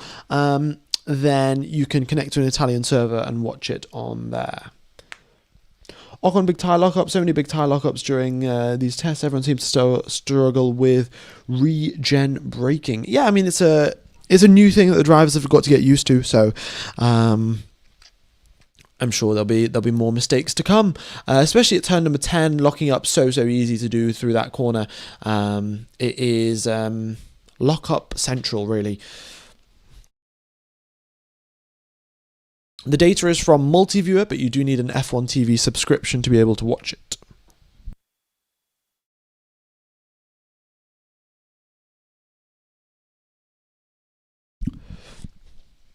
The race itself is a nightmare in Singapore. Ask George Russell about it. And they're asking, and then they're adding a sprint weekend. Oh man, that would be hell for the drivers. Yeah. 6th position there for Ocon. Albon up into 4th position. Not too shabby there. Test tyre. It seems like the test tyre has got quite a bit of performance. Leclerc's best time was with the test tyre, so was Pierre Gasly's, I think. Norris is now out on it, so Albon's best time was also on the test tyre. Seems good. Small turbo only works at the start. Who knows? Who knows if... Well, Ferrari must have thought about this, right? You know, when you make a decision like, let's not have the biggest turbo possible, you've got to have very, very good reasons as to why you're not going to have the biggest turbo possible. And Ferrari must have had some pretty good reasons if they've decided to have a smaller turbo. It may not be, that much smaller, but any little difference that they can get in terms of off the race start will gain them quite a few places. I think, was it when Alonso was with Ferrari, Alonso would get these incredible race starts and overtake like 4 drivers off the line? I don't know exactly what the reason for that was. Was it just Alonso was very good at race starts? Was it Ferrari had something different with their engine? But no, I didn't. I didn't watch Formula One back then, so I don't know exactly. But I've definitely watched quite a few replays and clips of Alonso getting these mega race starts in the Ferraris, and I wasn't exactly sure why. Yes, the bigger the turbo, the slower the spooling. So for that reason, Ferrari have opted for a slightly smaller turbo, so it spools up quicker. And then in the race start procedure, when you've only got about 3 to 4 seconds to spool up the turbo to get the engines ready, well, they'll have a higher boost pressure compared to the other teams.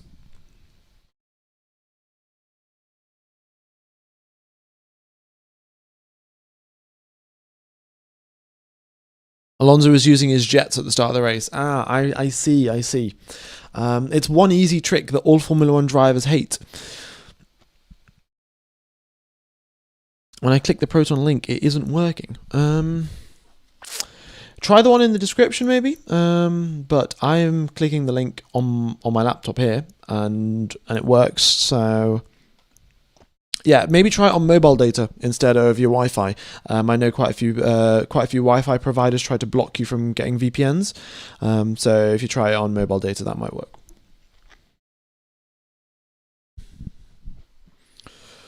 A spray of NOS will spool the turbo. I think I think Formula One should add that. Rather than having an overtake button, they should add NOS. That would be mega. You have a total of 30 seconds of NOS for the race, and you can use it whenever you want, and it's totally up to you. When do you use the NOS? When do you not?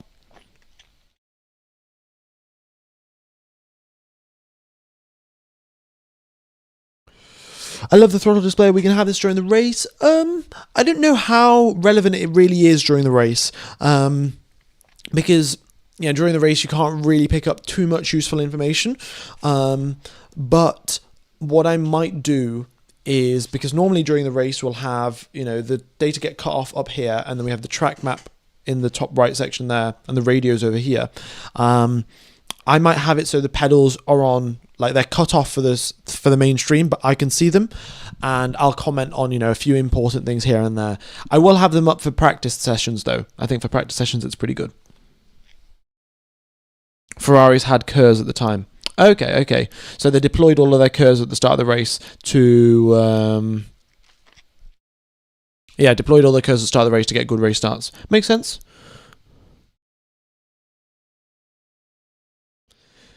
The ability to see their improvements is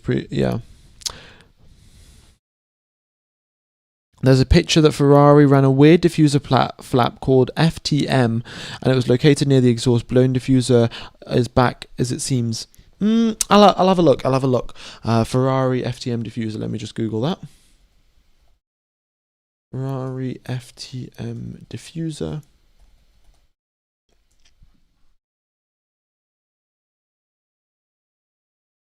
Oh yeah, I did see that actually. Let's see. Interesting. I mean, this is the thing. You're trying to innovate. You're trying to find some loopholes, trying to find more performance, and maybe it works, maybe it doesn't. They will have ran it in the test, and they will have figured it out if it's generating more downforce or not. They can just do a simple one of those. Let's limit the car at 80 kilometers per hour or 100 kilometers per hour, and let's drive and look at the downforce level. So, yeah, I guess Ferrari will already know if it works or not.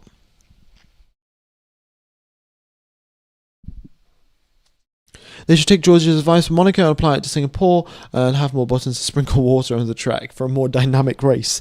Yeah, wouldn't be too bad of an idea, I think. Sergio Perez only done one lap on the circuit and hasn't come out yet. Sergio Perez just one lap.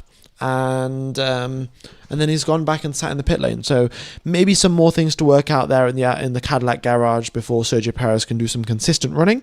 But yeah, just one lap completed and not out onto the circuit since then. The T tyre is the test tyre only used in testing, and it's information that Pirelli want from the teams, and that's why the teams are using them.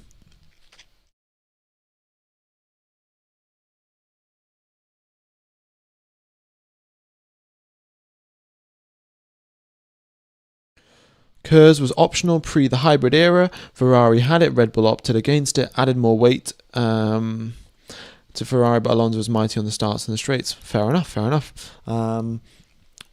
Yeah, but this is the thing, right? You've got trade-offs in one part, and then you've got a little bit worse in the other part. So similar to how it was before, where you'd get a little bit more extra weight because of the KERS system, but you'd get a really good race launch. You could have a similar thing here with Ferrari getting, again, very good race launches with a slightly smaller turbo, but then their peak horsepower going down the straights could be, 3 horsepower down, 4 horsepower down, because their turbo is smaller than the other teams. So it is difficult to know for certain, but which one will be the best, but there are differences, and well, that's exciting. Is this a repeat? Why is there another Bahrain test? No, it is not a repeat. We are having 2 weeks of Bahrain testing. I'm not exactly sure as to why, because the teams have done sufficient testing already, to be honest. Oh my goodness me. Lando Norris, 252 kilometers per hour through sector number 2. That is a whole lot of speed there. That matches the quickest we saw last week with Carlos Sainz in the Williams that did 252 between sector 2 and sector 3. So pretty solid there from Norris. I don't know if he's backed out of it or if he's still pushing. Seems like he's still pushing. He comes across the line at 282 kilometers per hour. He's still about half a second down. I think his first sector wasn't all that great, and neither was his final sector. In fact, made a mistake through the final sector. So, yeah, not ideal there for Norris, but in middle sector time looking strong. Yeah, we have the second week of testing, and the teams definitely could have just had 3 days in Barcelona, 3 days in Bahrain, and called it a day. Like, there's no need for this extra test, but the teams have got it, and they are never going to say no to extra testing time. The teams will love as much as they can get their hands on, and that's why we're here. Maybe I should show week 2 in the title. Maybe. I mean, I think most people know that it's week 2. And also, I don't think I've ever done a rebroadcast. I've never broadcast something again, at least on my channel. So I think most people are sort of aware of that. Try to keep things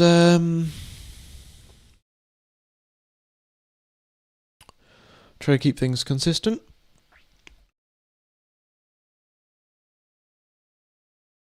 Okay.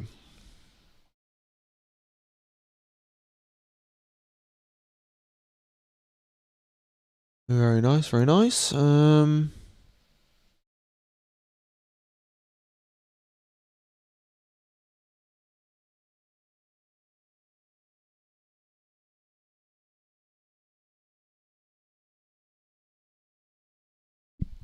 Okie dokes.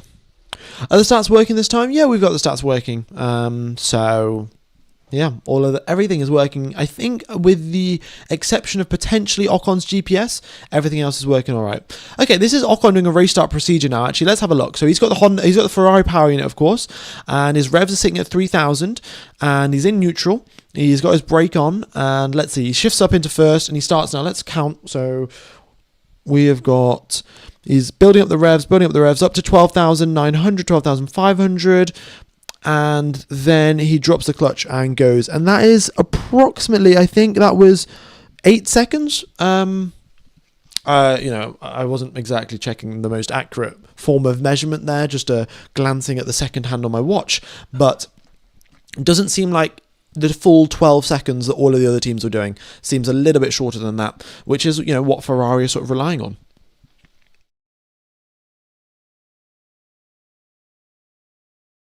Do you think Alonso will retire as the car isn't looking competitive? Well, Alonso talked about this a little bit earlier on, saying that he wouldn't retire. This year isn't his last year, even if the car isn't good. So I guess you've sort of got to believe the man and think that he won't retire.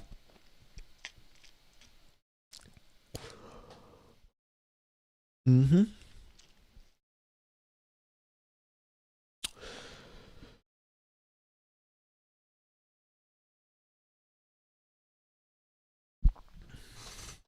How are Williams doing? I've just joined after an exam. Well, hope your exam went well. And how are Williams doing? Well, they're up in 4th position, so not too bad in that regard. And they had a pretty solid week of testing last week, made up for a lot of lost time that they had in Barcelona. So I would say Williams are doing A-okay. Potentially looking up there to be up in the top 5 teams.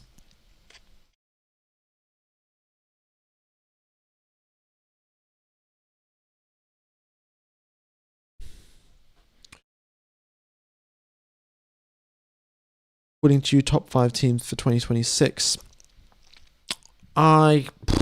Too early to say. You know what I might do actually for the testing day 2 and day 3? I might change the image in the thumbnail so it just makes it a little bit more obvious that it's not a retelecasted stream rather than just I might change the car in the thumbnail, because right now I think there's a Williams in the thumbnail. I might change that maybe to the Audi. I think the Audi looks quite good. Either way, we are nearly 2 hours now into the morning session of testing. Things are going well for Ferrari. They're top of the times, about a 10th back from Kimi Antonelli's time from last week's test. So a very nice lap there from Charles Leclerc when he did set it on the Pirelli test tyre. And in terms of laps completed, we've got what is this? Oh my god, 35 laps completed by Arvin Lindblad, that is the most. Then we've got 30 laps completed by Esteban Ocon, which is the second highest. We've got 2 drivers on 25 laps, that is Norris and Antonelli. And then the most of the other drivers are approximately around 20. Isaac Hadjar, only 13 laps though, so there must be something up with the Red Bull car as well, given that Hadjar hasn't come out onto the circuit for a while. Because I think he had done 7 laps, and then he did another 6 more to come out to a total of 13. and then hasn't come out onto the circuit since. So, yeah.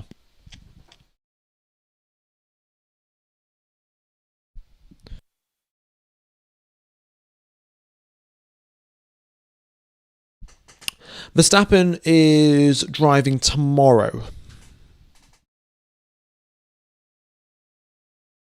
The age tab is the driver is the tire age, not the driver age. Yeah. Charles Leclerc is not 6 years old. It's how old the tires are.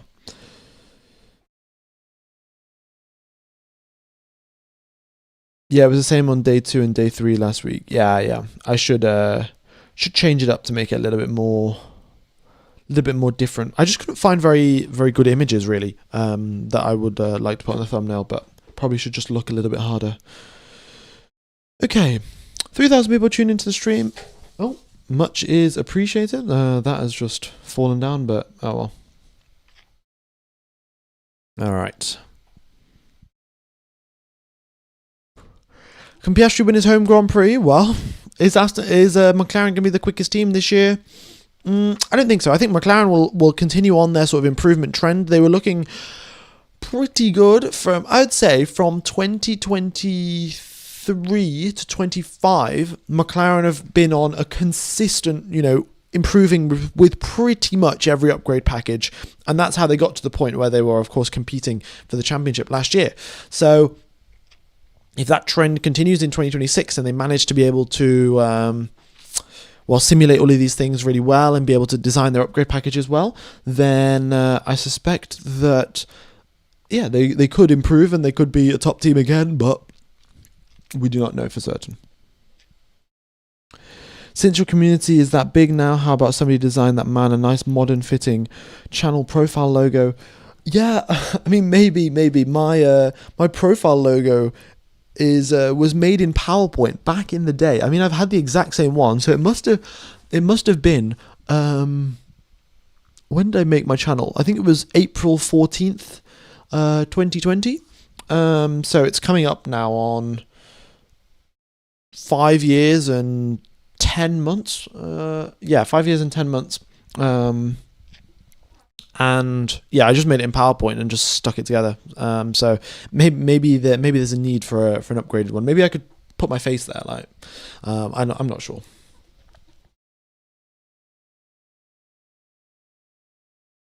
Are Aston Martin progressing? Yeah, they look to be better than they were last week. Last week they were 4 seconds off the pace. Now they're 2.7 seconds off the pace.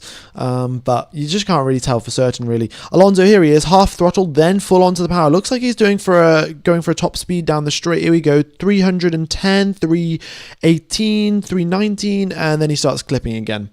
Starts clipping before he gets onto the brakes. So 319 is what we've seen from Alonso coming down the straight here. It looks like he's on a push lap as well. So let's continue on with Fernando Alonso as he goes through up the hill towards turn number 4.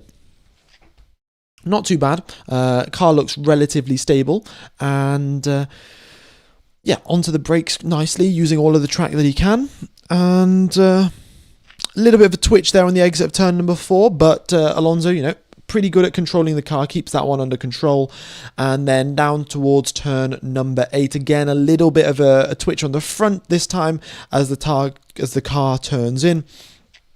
Going in towards turn number 10, will he lock up, will he not? Well, Fernando Alonso, pretty good driver, driven around Bahrain turn number 10 probably upwards of thousands of times in his career. Doesn't make a mistake on this occasion. And then now going towards turn number 11 on the C3 compound of tyre.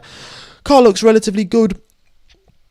And let's look what his speed is now through that second to third sector line. 239 kilometers per hour between sector 2 and sector 3. He's about 2.3 seconds down on Charles Leclerc as he crosses the middle sector. And well, he's got the final sector left to go. Only really 2 real corners in that one. again onto the power, still suffering a little bit as he gets onto the throttle, and the car stepping out of the rear, but foot flat to the floor, coming across the line at 270 k's per hour, and that is a 138.1. Yeah, lost a lot of time there in the final sector, nearly 2 seconds down, and that is almost in its entirety down to the really bad exit that he got out of turn number 15. The rear of the car just dancing about as he gets onto the power. And, Alonso's there, forced to correct it, unable to get up to a good enough speed as he comes along the start-finish line. Yeah. Not great, really. Definitely quite a few mistakes, definitely areas to improve on for Alonso. The rear of the car stepping out on numerous occasions. So, they've either got downforce levels to tweak or suspension settings to change, because quite often the rear of the car will step out when he was actually on the curb itself. So the curb, of course, upsetting the grip levels of the car. And then Alonso sort of doing this Tokyo drift style thing. Like, you can almost see the burnout lines. He's got, oh my God, yeah. When he came out the final corner, he was wheel spinning so much that you could see the lines of the burnout happening, like being created down the final corner. So very, very bad exit there for Alonso.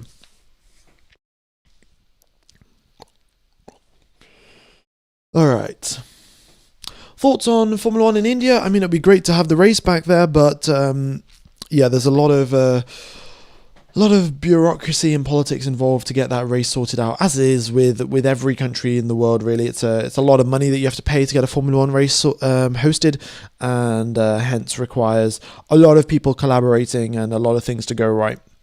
Hulkenberg here on a flying lap. Let's see what he can do. He's on the C2 compound of tyre, that being the hard tyre up on the screen. He's going up the hill. It's a fresh set of hard tyres, and 7th gear, 280 or so before he gets onto the brakes for turn number 4.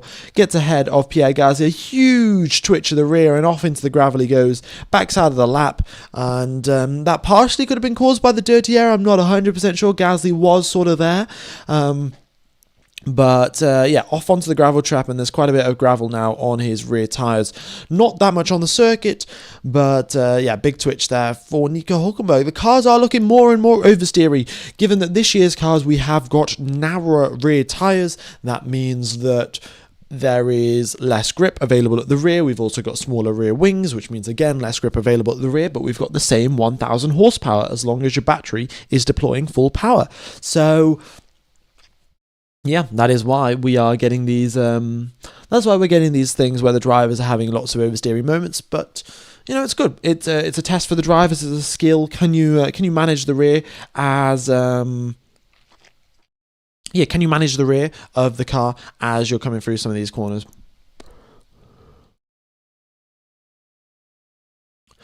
Charles Leclerc back into the pit lane.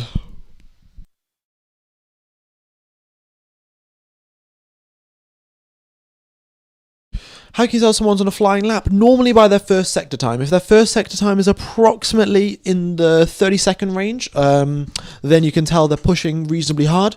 And if it's any higher, like 35 seconds, 38 seconds, then they're on a slow lap. How are you watching the tests live?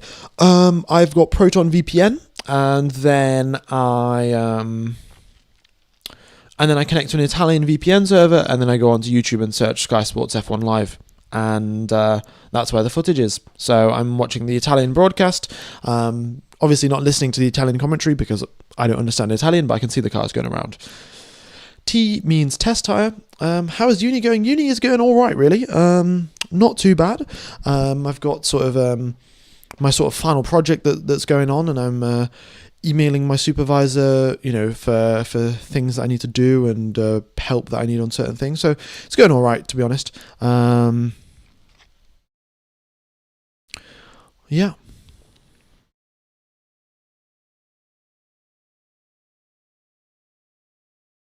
How did my interview go? My interview my final interview was yesterday, and it went all right. I mean, it was nearly an hour long, and they were just asking me loads and loads of questions. But I guess that is sort of how an interview is. So I think I managed to answer most of them pretty well. There were some of them I would have preferred to give better answers to, but that's sort of just how all interviews go, really. So I guess we'll find out soon enough. But thanks, guys, for asking. Thanks for you guys keeping note of what's going on in my life as well. Right, let's. I'll try and figure out why the Red Bull team aren't going out. Seems like there is definitely some sort of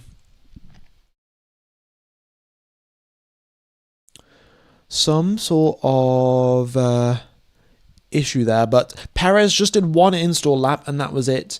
And then in terms of Red Bull, no, unfortunately, I do not have any further information on the Red Bull team.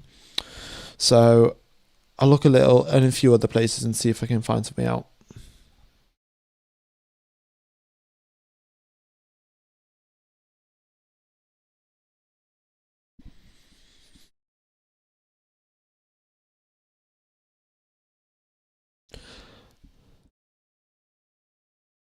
How is Alonso the GOAT doing?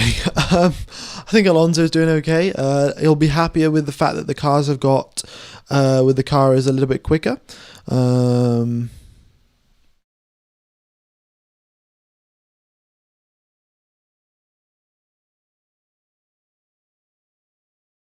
Yeah.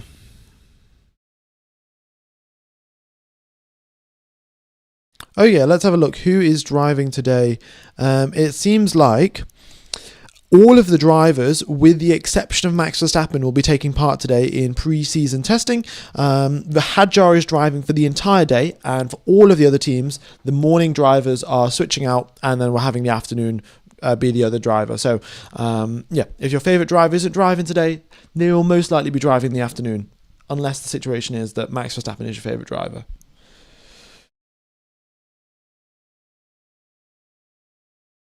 Have there been performance improvements? Yeah, teams have brought some upgrades. Teams have brought upgrades. Teams have changed some things up to try and help the situation. So Aston have got quicker. Williams look to be doing slightly better on the test tyre, but it's still a little bit uncertain. F1 Gamer coming out the corners, the cars behave like Vipers a lot. Yeah. I mean, any sort of car that has got is rear wheel drive and got a lot of horsepower. All right, Perez is out onto the circuit again now. Let's see, will he continue on, do some more laps, or will he just come right back into the pit lane?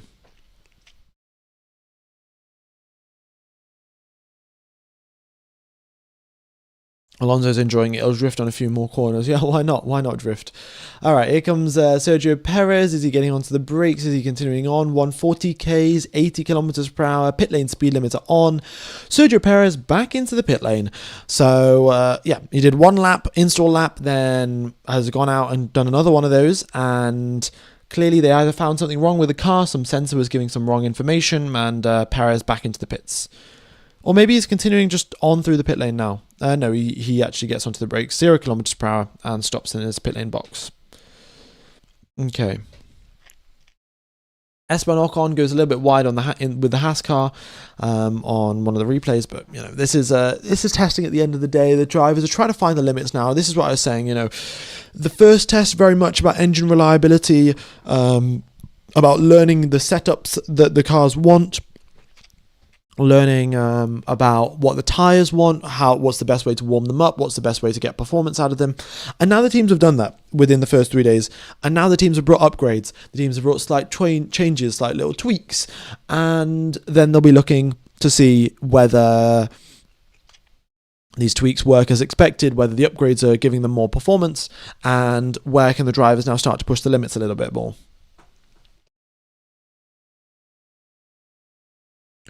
Do you prefer your green tea with honey? Yeah, I mean, I'm mainly having a lot of honey. I'm in fact running low on honey, actually.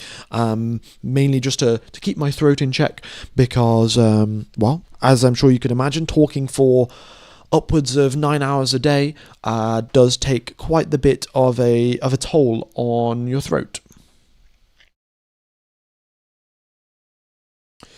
Who do you support on the current grid? I don't know. I might be cheering for Valtteri Bottas maybe this year.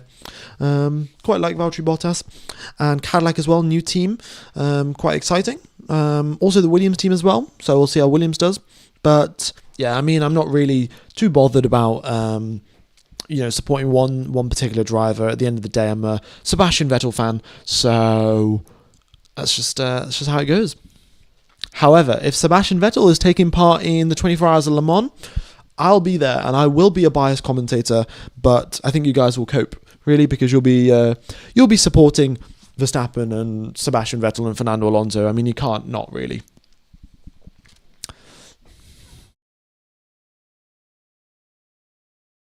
All right, so there we go. 2 hours completed in the first day of testing, and that is looking at the number of laps completed. Still, Ocon has in fact moved up to number 1 now. He's done 37 laps. Lindblad in the pits after he did 35, but hasn't done more since the last time I checked. And every other driver, with the exception of Isaac Hadjar and Sergio Perez, has done more than 25 laps.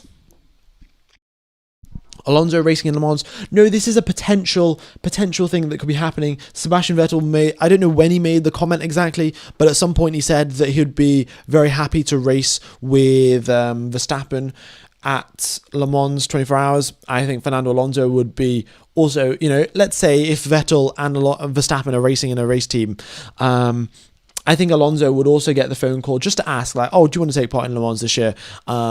And I don't see why Alonso would say no. And yeah.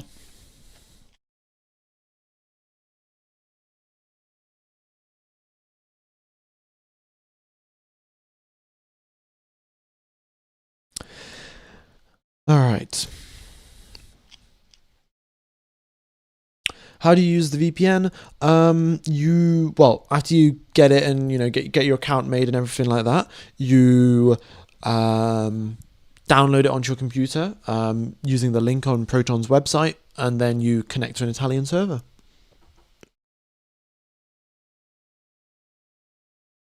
A lot of members from that Honda group left when Honda left F1. Now they need to find new people. Won't look all too good.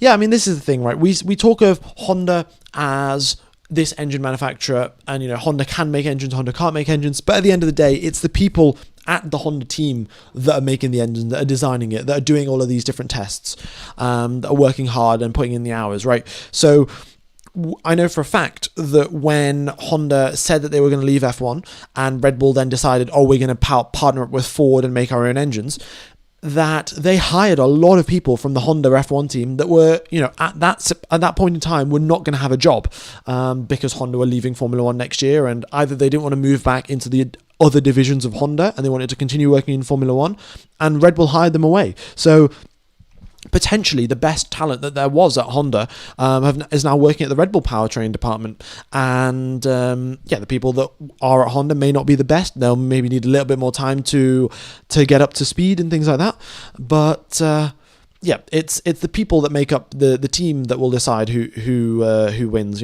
It's not just the name that it's Honda, it's Cadillac, right? So Kimi Antonelli, purple set to 1, purple set to 3, but only third position, actually. Only third position, half a second back, and that is because his middle sector was half a second slower than Charles Leclerc. Yeah, it was. He was very marginally quicker in the first sector, very marginally quicker in the third sector, but the middle sector is where he lost half a second worth of time compared to Charles Leclerc. So Leclerc pretty good through there. Why did Honda let Red Bull take their employees? Well, Honda at that point were not going to be taking part in Formula One. Honda had decided for their sustainability goals or whatever it was, internal management, they had said, we are no longer taking part in Formula One, and they'd called it a day. And so then all of the people at Honda F1, if they wanted to continue working in Formula One, then they would have to find another job, and they started looking, and Red Bull hired them. So, and then, maybe 2 months down the line, it got announced that Honda were actually going to work with Aston Martin. So the people that thought they were going to lose their job didn't lose their job, but then a lot of people already left by that point. So it's the leftovers that were sort of there, or the people that got reassigned or whatever it is. Really, we don't know, of course, the internal details of the Honda team, but yeah, we can sort of speculate from the outside, can't we? Aston Martin Racing teased in January about Alonso and Max in Le Mans in their threads, and Seb said it 2-3 days ago that he dropped a message to Max about Le Mans. Well, it might happen, folks. It might happen. Max, the GOAT, and the rookie. Yeah, the dream team.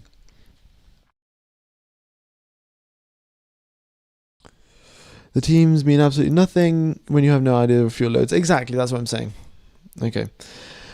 Isam Maroof, thanks for the €6 donation. How's your verdict on Audi and its engine, because it's not really reaching 8th gear on the main straight? Thank you for the donation. And it is not reaching 8th gear on the main straight, mainly because they're not pushing the horsepower, not pushing the battery down the main straight. We've seen it, in last week's testing. They have reached 8th gear down the main straight.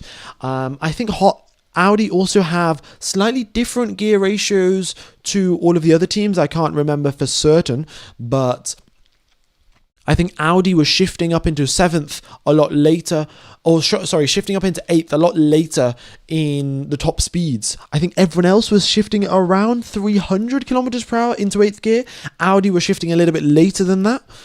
Because their gear ratios and final drive was different compared to the other teams. So that would potentially be a factor as to why they're not shifting up into 8th gear, because they need to reach 310 before it makes sense to shift up into 8th, whereas all the other teams need to shift up to 300.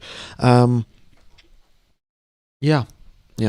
But in terms of Audi's engine, it seems reliable. They've only had one sort of minor technical hiccup with Hülkenberg's car, I think on day 2 of testing last week. And with the exception of that, things have been pretty good. So I'd say they're doing well.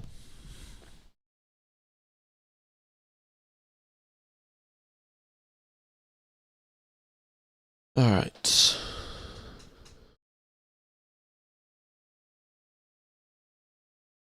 Who's the best driver who's also won Le Mans, Alonso or Kubica? Well, I'd say Alonso. No, Alonso's got the more championships. Kubica, unfortunately, of course, had his crash, which resulted in him being out of Formula 1 for quite a while. So, yeah, I'd go with Alonso, no?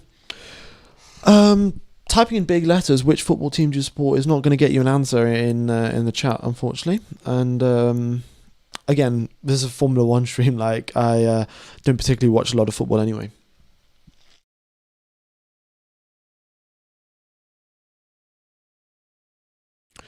Alrighty. Also, those of you who haven't subscribed, be sure to do so. We are, 120 subscribers away from 230k?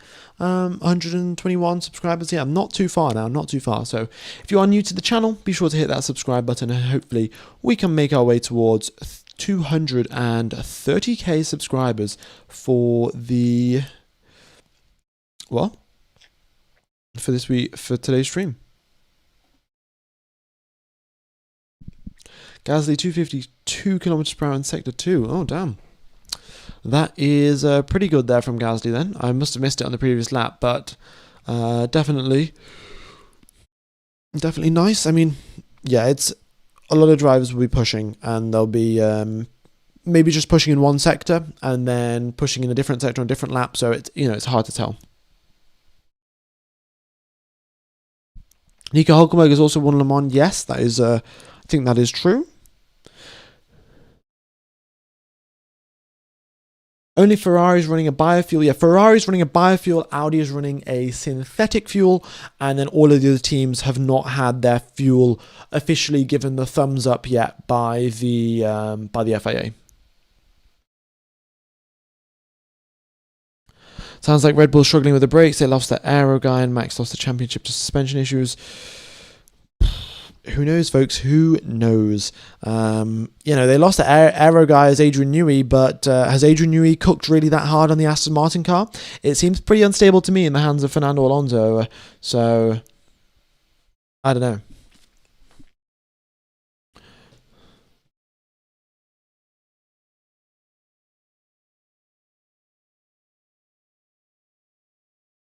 F1 Gamer, I'm new here. Is the engine important? Is the engine more important than race strategy? Ooh, guess it depends how badly you mess up your race strategy. But I think I think in most situations, the engine's a little bit more important because with the race strategy, it seems like you can almost like copy what the other teams are doing and still just sort of get away with it and not be too worried. I do sort of look at while these teams have got quite a few engineers, quite a few strategists running simulations all the time, or what's the best way to do this, what's the most effective way to manage your tires. But I do wonder, with 11 teams on the grid, let's just say one team, right? Let's say Audi, for example, just don't have any strategists whatsoever, apart from one who is the race engineer, and they're sort of looking at the strategy while also doing race engineer stuff. And they just copy everyone else, because everyone else, all of the different teams, they all just come to the same conclusion anyway, most of the time, that, we'll do a one-stop, we'll pit around lap number 20, and then we'll start on the mediums, we'll go to the hards. Like, pretty much everyone comes to the same conclusion after doing, 5 hours of simulation work and different reports and different graphs and this, that, and the other. So I think that, what would happen if one team just didn't have any strategists and they just copied everyone else? Would it work out all right? Alpine do have the Mercedes engine, that is correct.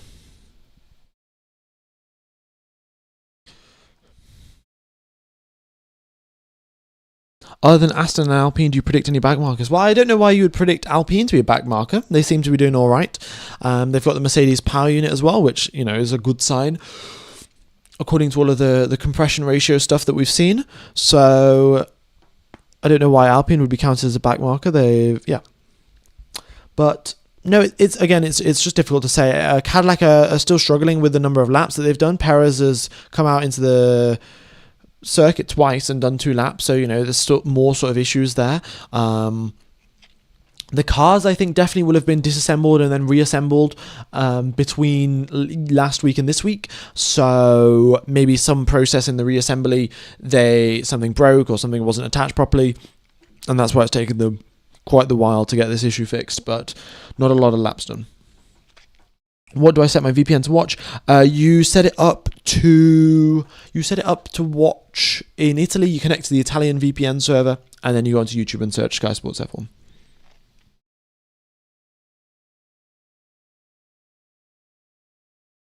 These cars have a snappy rear. Do you think drivers like Max, Leclerc, or Alonso will have an advantage due to their driving style? It is tough to say because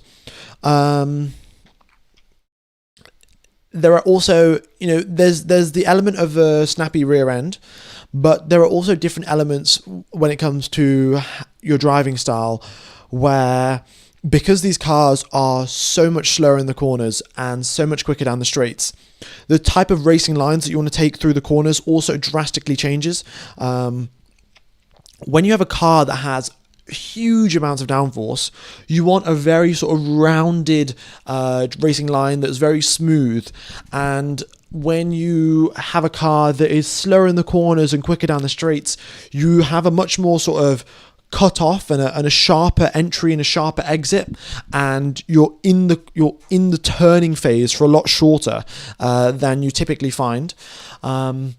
So that will also affect things. And I also think that the whole driving style thing is just, a bit of a fugazi. Like, it's just a bit of a made up thing because, Fernando Alonso, yes, he has a driving style, but you put him in a Le Mans car and he'll have a different driving style. You put him in a Formula One car from 2005 and he'll have a different driving style, right? So this idea that, this driving style is going to suit this driver, I think there's an element of truth to it, but people just, trust it way too much. Like, this car has got understeer, therefore this driver's going to be good, this driver's going to be bad. 100% fact, this is the truth. I think that's just way too much of an exaggeration, and there are so many different factors at play.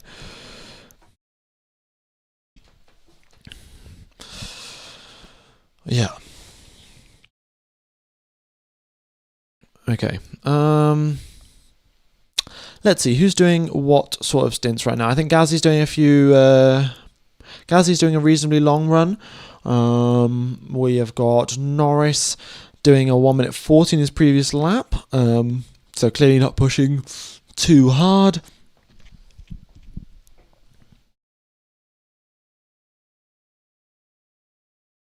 Is it live streaming now? Indeed it is. Indeed it is.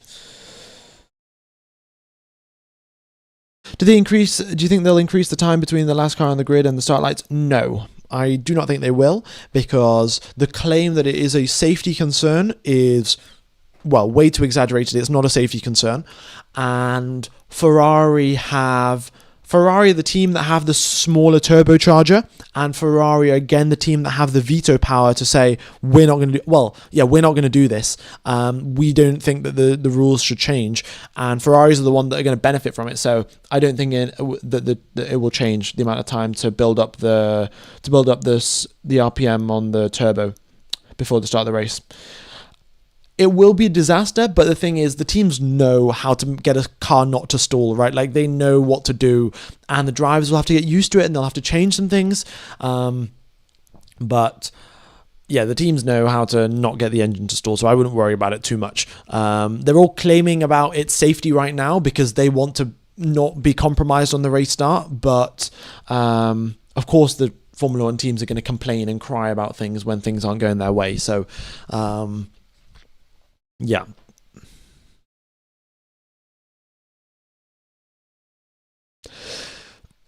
There is a safety concern. Formula 2 has the same problem. Cars stall and it happens in... No, I understand that it happens in Formula 2, but you also have to understand in Formula 2 that the engines are, it's the same engine for everyone, and it means that everyone has those problems and they can't be changed for one specific team, right? Like, everyone will suffer from the same problems. Whereas in Formula 1, the teams have the ability to change the clutch, the gearbox, the engine, the turbocharger settings, and all of these different things to prevent a stall from happening. And if, we've got 2 weeks to Australia now. If you tell the engineers that you need to make sure that the car does not stall at the starting grid in Australia, they'll sort it out. Like, sure, their race start might be slow, but I know for a fact that none of the teams will stall on Australia unless they royally mess something up, because, well, yeah, you could qualify in second position, but if you stall your car, that's all of your hard work undone. So, yeah. For something as critical as stalling off the start line, I think the teams will get it figured out in time.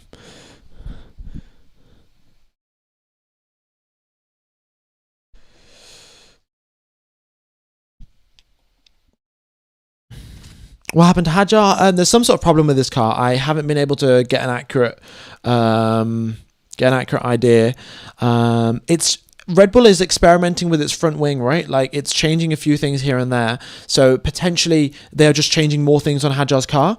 But they are actually, no, I've got some information now, folks. The mechanics are working under the engine cover to fix some sort of engine problem. So looks like another engine issue for the Red Bull team. They had hydraulic issues last week. They also had a few engine issues, and seems like the mechanics are again looking under the engine cover to fix some sort of problem with Isaac Hadjar's car. So they were testing new front wings, testing to see, if things change with, downforce levels and things like that. But they've got some sort of engine problem as of right now. So that is why they're not out on the circuit.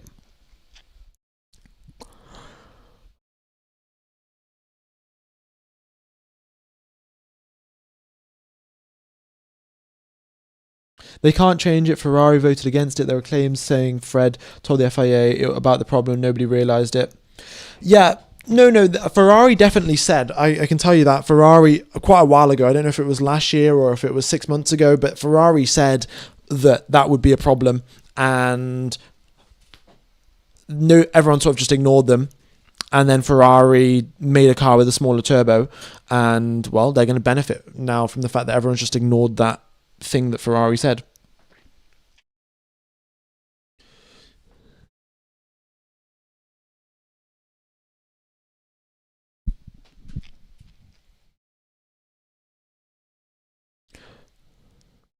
Why aren't all the teams out on track? They're always complaining about there's too little testing. Well, this year that they've definitely got their wish granted about too little testing, and they've got too much testing time, and that's why the circuit isn't really busy. Last year we only had 3 days of testing in Bahrain and no testing in Barcelona.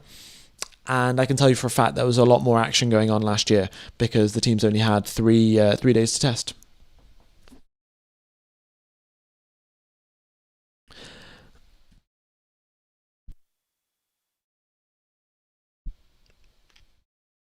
Okay. Is there a why did Perez only do 2 laps? Because he's got problems with his car. Yeah. All right. Top 3 drivers currently out on the circuit: Leclerc, Antonelli, Norris. Previous laps for 3 of them: Charles Leclerc a 138.3, Lando Norris a 141.5, and Kimi Antonelli a 137.8.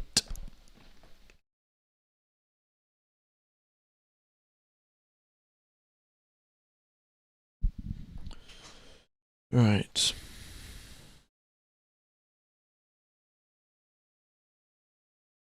What time does the TV coverage start? The TV coverage has already begun. So you can see the cars going around on the track. If you get Proton VPN and then you connect to an Italian VPN server and watch the coverage on YouTube on Sky Sports F1. But you can also do it by F1 TV. I'm sure in your respective country there'll be a way to watch Formula One, and maybe it's being broadcast. The track record, I think, is a lot quicker at the circuit. I'm not exactly sure what it is, but I can tell you for last week's testing, the quickest lap time we saw was a 1:33.6. And yeah, we're only a tenth slower now from Charles Leclerc. Do I think the race starts will be a mess? No. Because stalling will lose you 10 positions, and the teams will do absolutely anything not to lose 10 positions in one lap.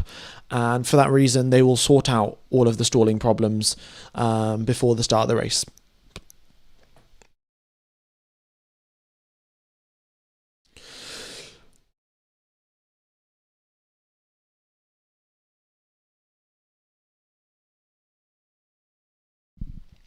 Okay, Norris into the pits.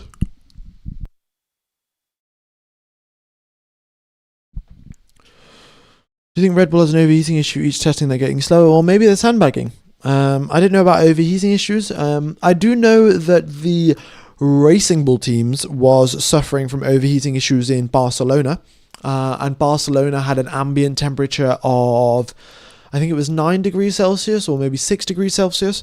And here it's, of course, way hotter with track temperatures up to 40, air temperatures up to 25. So maybe, of course, they could be linked given that they both got the same engine. But yeah, nothing. Red Bull haven't talked too much about the power unit overheating and things like that. Have Aston gained 2 seconds? Well, it's difficult to say, but I think they've gained 1 according to last week's lap times. Last week, the gap was, I'd say, 4 seconds between the top and the bottom. Right now, it's 3 seconds, so it seems like everyone has sort of picked up the pace a little bit.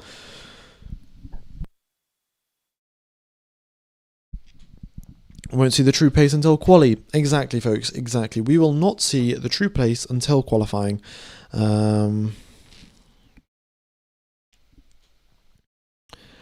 So we might as well just wait till the 7th of March, which is when qualifying is. 7th of March, 5 a.m. UK time. That is the start of quali. How long is today's testing? I mean, it's the same as last week. It is 4 hours in the morning, 1 hour break, 4 hours in the afternoon. Yeah.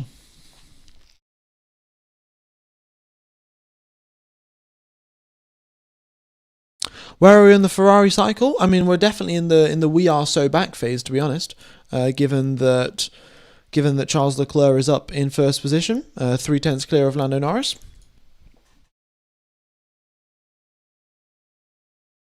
What is the point of sandbagging if they're not even racing each other yet? Well, the point of sandbagging is that, right, let's say, for example, Williams have got an incredibly quick car, and for whatever reason, they want to hide that. Well, not for whatever reason. Let's say Williams have got an incredibly quick car. They go out to testing and then they show off to everyone, oh yeah, I've got the quickest car and we're really fast and there's nothing you can do about it. And then what will happen is that the Williams car will get photographed from every single angle possible, and they will try and get as much information as they can about what the Williams car is doing.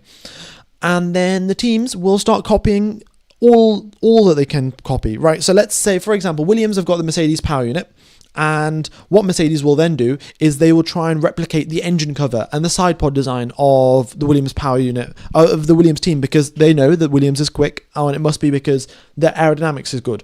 So, and within the space of 2 weeks, within the space of 3 weeks, Formula One teams can manufacture and design design and then manufacture totally new parts.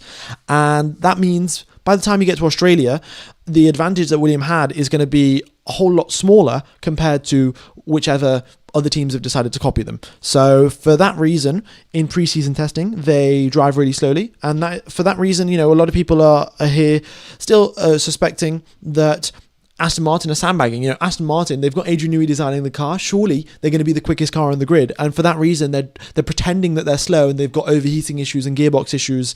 And they're going to show up in Australia, and they're going to be the quickest team by an absolute huge margin. Yeah.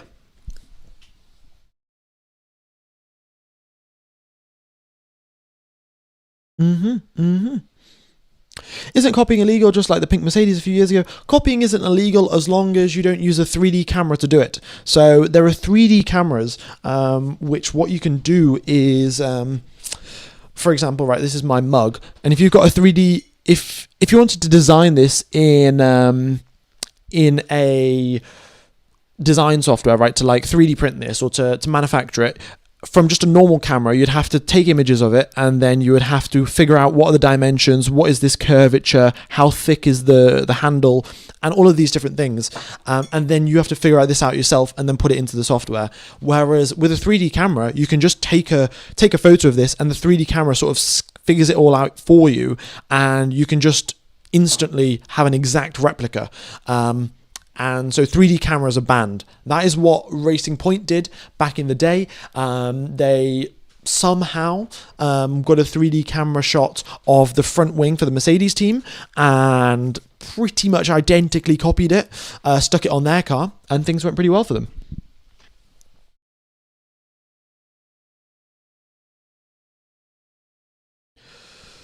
With today's technology, you can recreate full 3D with a couple of pictures. Well, potentially, but I think there's some strict criteria with how the pictures have to be taken, and they have to be around like the whole car or something. But I'm sure there's some sort of technology like that that the teams will have. So it's difficult to say. The drivers could start revving the engine before the initial race start lights. Well, the rules say that they're not allowed to do so, and if they break the rules, then they'll get a penalty. And yeah. Is the full day being broadcast for these 3 days? Indeed it is. It is broadcast right now on Sky Sports Italy. Where on earth is Hadjar? Engine issues, folks. Engine issues sat in the garage. Same thing for Perez. Yeah.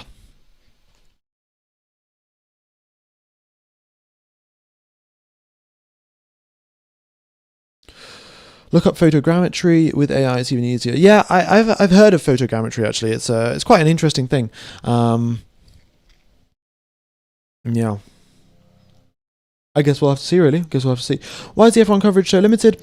Not exactly sure why. I guess they want everyone to pay huge sums of money to watch the sport. Bahrain race lap record, Pedro de la Rosa, 131.447. Thank you very much, Bono Bronk, 2005. Wow, a race lap record, fair enough. These timings are live right now. Yes, these timings are live. How much do you think? How much do you think Ferrari's fuel is going to be different? I don't think it'll be that different. I think there will be, the rules will say you're allowed X, Y, Z number of things, and there will be an optimal value for the most efficient fuel or the best of numbers. Yeah, there'll be the best properties that you can get within the set of regulations. And I think all the teams will have very similar sort of fuel things. I think fuel science is relatively interesting, but it's also, I think, fairly well researched, and there's a lot of knowledge already out there. So I don't think you're going to have one fuel giving a team, huge leaps and strides worth of more horsepower or anything like that. We have been using fuel for, we've had petrol it's been around for ages, hasn't it? So we watch the F1 race in Sky Italia live using the VPN. You can watch the F1 race using the Austrian VPN server. Using the Austrian VPN server, you'll be able to watch the races. But for testing, Sky Italia will cover testing. Yeah. F1 Gamer, do you watch the Olympics? If yes, which sports? Sometimes I sort of watched a little bit yesterday. I don't know what it's called, the skiing one where they like go in and out of these flagpoles. I watched a little bit of that yesterday. But to be honest, I haven't watched too much of the Olympics. Have any of you folks been keeping up to date with the Olympics? Is there any sports that you would recommend for me to watch? To be fair, I've never really done any sort of skiing or anything like that. So yeah, I don't really know much about it.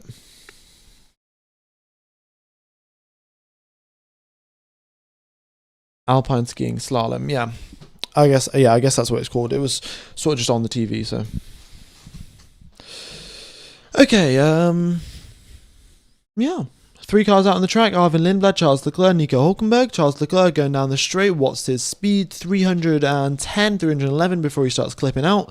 And we got Nico Hülkenberg blasting down the straight with the Audi power unit. 290, 310, 320, 330. Ooh, 333 there for Nico Hülkenberg. New top speed for the Audi team. Yeah, new top speed actually. So pretty good. First time that I've at least seen them get up into the 333 range. And yes, you can see they're purple through the speed trap as well for Nico Hülkenberg, 328. So looking good there from Audi. Curling was an interesting scandal. Yeah, I saw something. Someone was telling me like they poked the thing, the circular stone or something like that. Yeah, it's pretty good. Also, the World Cup is on this year, right? It's 2026. So yeah, we should have the World Cup, the football World Cup. That'll be pretty good. Yeah. All right. Audi is using their own power unit. They are not using the Mercedes power unit. Audi have got their own one.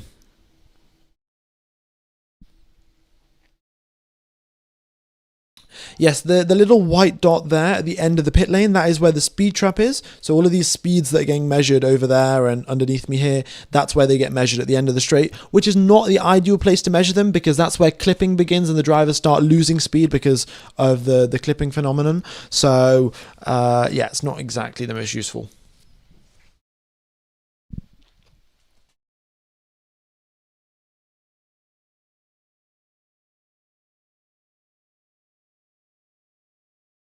Do you watch cricket? I haven't actually been watching the T20 World Cup. To be fair, I don't think I've ever really watched the T20 World Cup. I'll watch the ODI World Cup whenever it happens, but no, don't really keep up to date with the T20 stuff.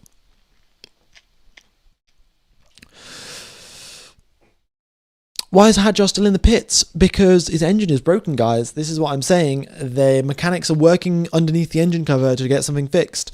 Perez is... was that Perez tapping the brakes a little bit? Yeah, maybe Perez might be coming out soon. Who knows? Well, the 2 green dots between turn 14 and 15, that is the overtake detection point. So that... there'll just be 2 maps up on the screen for a second there, folks, but it is the overtake activation point and the overtake detection point. So it's sort of like DRS where you can, if you're within the certain second margin that the FIA sets, then you're allowed to use overtake down the next straight. Did Leclerc set the time on prototype tyres? Yes, he did. Have you figured out the stream configs to show during practice, quali, and the race? Yeah, I mean during quali and during the race, I'll just have the same ones, like the ones that I normally have. For quali, I'll probably still have this, and then maybe include theoretical best lap times and the pedals, and I'll see. And for testing, this is okay. But yeah. If the engines keep breaking down at this rate, there'll be a lot of retirements. Yeah, I mean, it's sort of to be expected, really. When you have a new set of regulations, having engines break down and having these reliability issues is a bit of a given, bit of an expected thing to happen. So, yeah, not too surprising, to be honest. Not too surprising.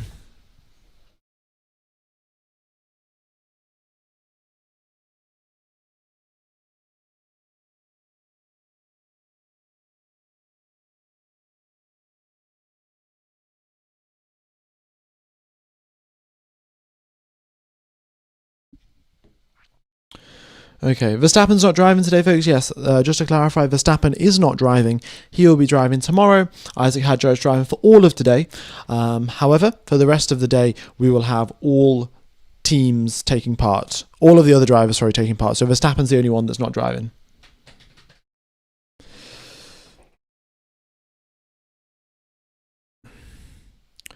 Is Perez coming out onto the track? Still no coming out onto the circuit there. Am I from Australia or from England? Do I have an Australian accent? I don't think so. No, I'm from the UK. Yeah. In the lovely UK, which is really, really grey outside, as is to be expected.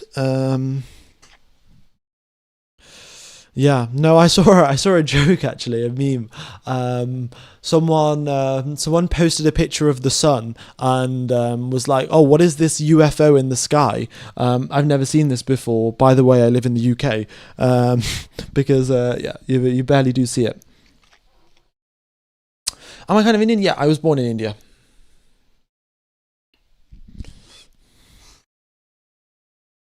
Okay. Perez coming out onto the circuit. There we go. Out onto the track he comes now. So is this going to be install lap number 3, or is this going to be an actual test run here for Sergio Perez? I think it might be another test run because, the issue didn't get fixed the first 2 times around, so...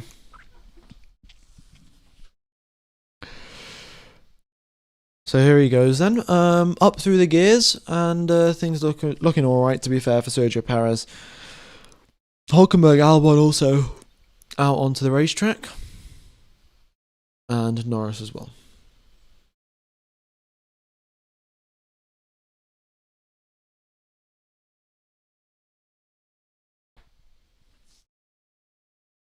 Okie dokes. Yeah.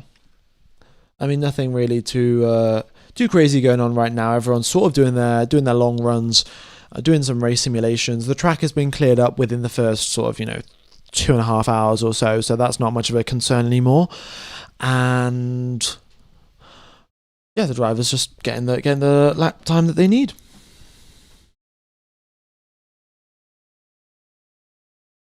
Okie doke. Sergio Perez is continuing onwards. Car seems to be doing alright. 47 seconds in the middle sector, so not too shabby there.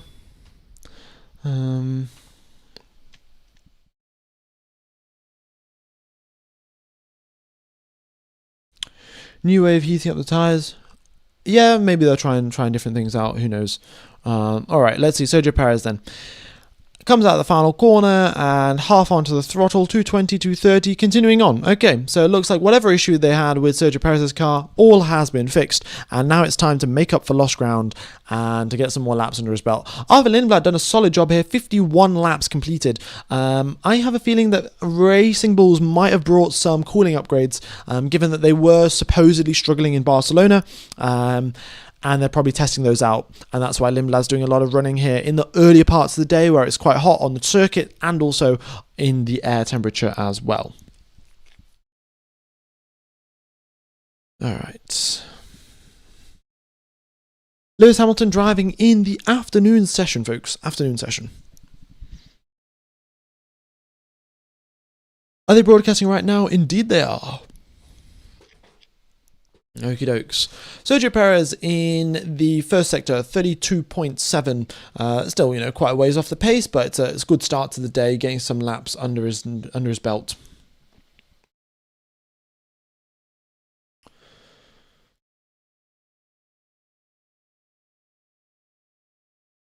Can the same be said for Aston? Is the RPM limit up? I think I've seen Alonso shift it a little bit higher, like 11.7, 11.8 on a few occasions, but still as he gets up to the higher gears. So when he's going between, I think maybe 7th and 8th gear, he's not going all the way up till 11.7k revs. He's probably shifting at 11.2. But in the lower gears between 3 and 4, he's probably going up to 11.8. So improvements, small improvements, but yeah. I'm still a little bit confused really as to why how they're having issues with the gearbox. Like, I think a gearbox is a relatively sort of tried and tested technology. We've had very similar gearboxes in Formula One for numerous years now. The gearboxes won't have changed significantly from last year to this year. So what is Aston doing wrong? Like, how's that happened? Like, gearbox issues, I would say, were a lot more common, maybe in 2018, 2019, where you'd get drivers stuck in certain gears. But since then, I think gearbox issues have just, fallen to almost zero. So how is Aston Martin suddenly having issues developing a gearbox?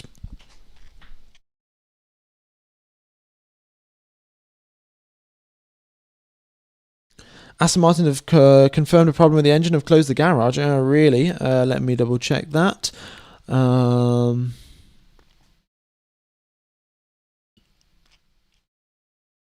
Yeah. Okay, I haven't seen... Hasn't been confirmed just yet. Oh no. Honda technicians using a boroscope to inspect something. I don't know what a boroscope is, but clearly some sort of issues down at Aston Martin, and yeah, it seems like they may have closed their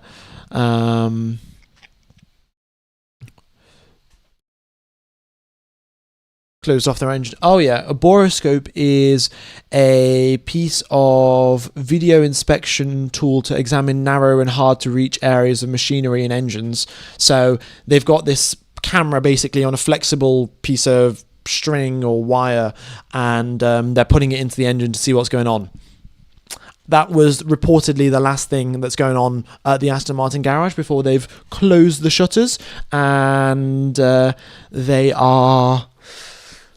Well, yeah, before they've closed the shutters, and now they're investigating some engine issues, so there you go. And Aston has never made a gearbox before themselves. Okay. Right, fair enough. Interesting, though. Also, the gearbox is a far bigger part of the... Yeah, I mean, I guess you of course have those issues where you're running at higher revs and things like that to charge up the battery more, so that could obviously put more strain on the gearbox. But yeah, interesting that Aston Martin never built a gearbox before. You would think maybe, out of the group of all of these engineers, someone, maybe a different team, maybe for a different project, maybe in a different motorsport, has built a race gearbox before, or at least has a good idea of how to do so. But yeah, clearly some sort of issues down there at the team.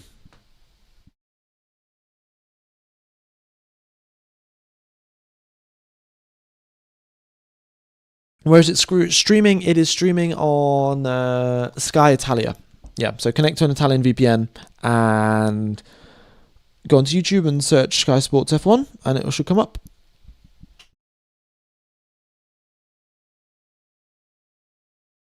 Okie dokes.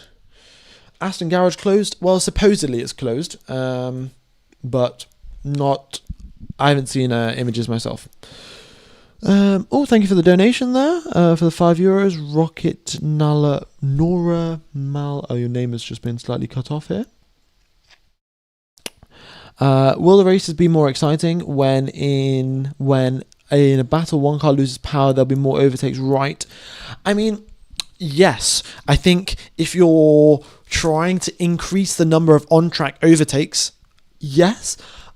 we may get more overtakes because of one car running out of battery compared to another. However, is that really the overtake that we want? Because when, I've mentioned this quite a few times, when we say we've watched a really good Formula One race, it's not always because the overtake was really easy. In fact, whenever we say the overtakes were really easy, it's never a good Formula One race. Like, for example, when engine penalties were a lot more common and you'd have a top team like, I don't know, Ferrari or a top team like Mercedes starting at the back of the grid and they'd overtake like 10 drivers within the first 5 laps or within the first 20 laps or something, because, they started at the back of the grid. Those weren't good overtakes. They were very easy overtakes that the drivers pulled off because their cars were so much faster.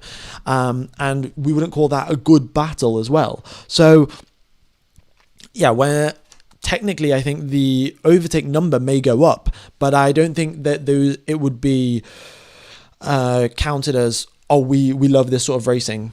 I think the racing that we love, looking back to the start of 2022, the battle that Leclerc and Verstappen had in Bahrain, the one that they had in Saudi Arabia, where it was so intense, so close, pushing each other to the limit, even though it wasn't one car was significantly faster than the other. That was what we like about racing. So one car just blasting past with an extra 200 horsepower. Would I call that a good overtake? Probably not.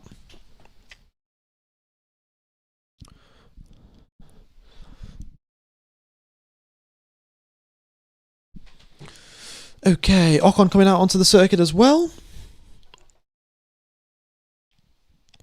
Yeah, like Max Spa 2023 with that Red Bull rocket ship. Exactly, like this is the thing. It is, just easy overtakes isn't what we sort of want in Formula 1, is it?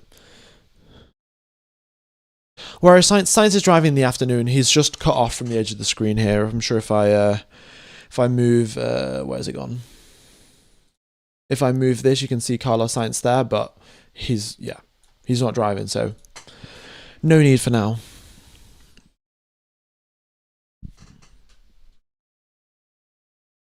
Red Bull's new front wing design. Yeah, they were testing out a new front wing on Isaac Hadjar's car before it got before the engine broke. So, yeah, that's what they were doing.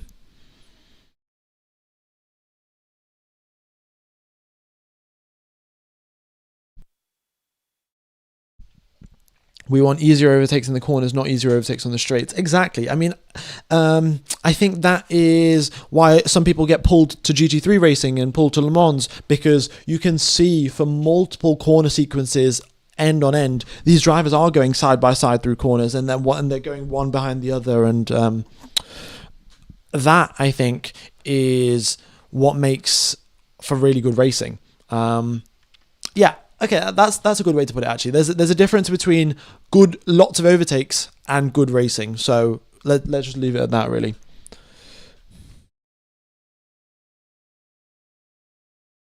Who will drive this afternoon? All of the other drivers will be driving in the afternoon, with the exception of Max Verstappen.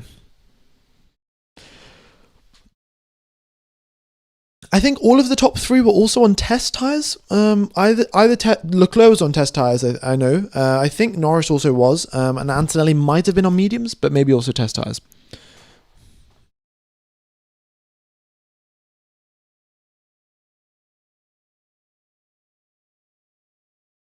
Why won't Max drive? I don't know, maybe doing simulator work. Red Bull also does this a lot more often, where they'll just have one driver drive for the entire day. It could, in one effect, try to help Isaac Hadjar build up his neck strength for the start of the season. It could just be because during the lunch break, they don't want their mechanics switching the seat and the pedal and the steering wheel for the drivers. So, yeah, it's just those sort of things. Red Bull does it a lot more often than all of the other teams, where the other teams will switch every morning, afternoon session. So a bit more work for the mechanics, but that's what the teams prefer.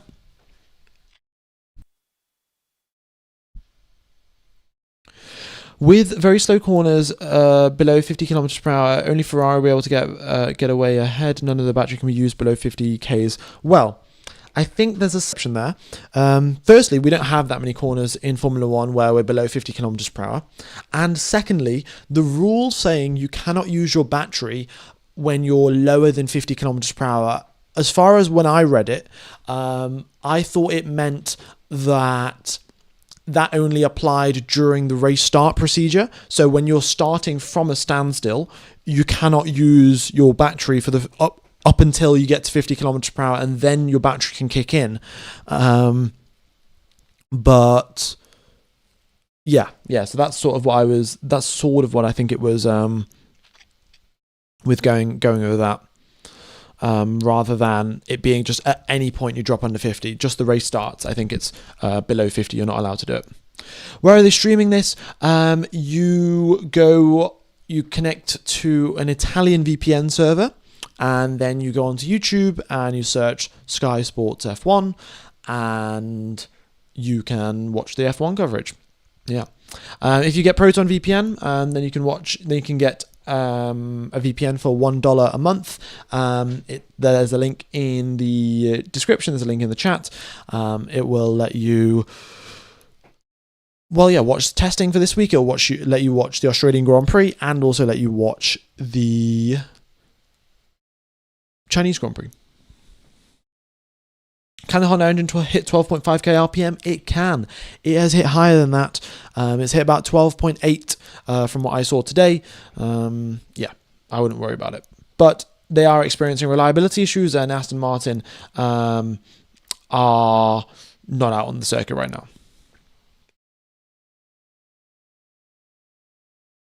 What happened to Adjo's car? Again, more battery issues. Sorry, not battery. Engine issues or power unit issues. We don't know for certain.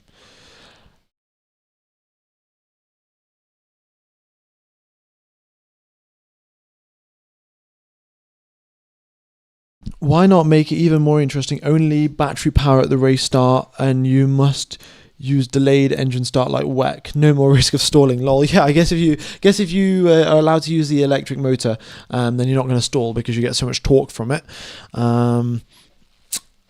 But I don't know. I guess we'll have to sort of see how it goes, really.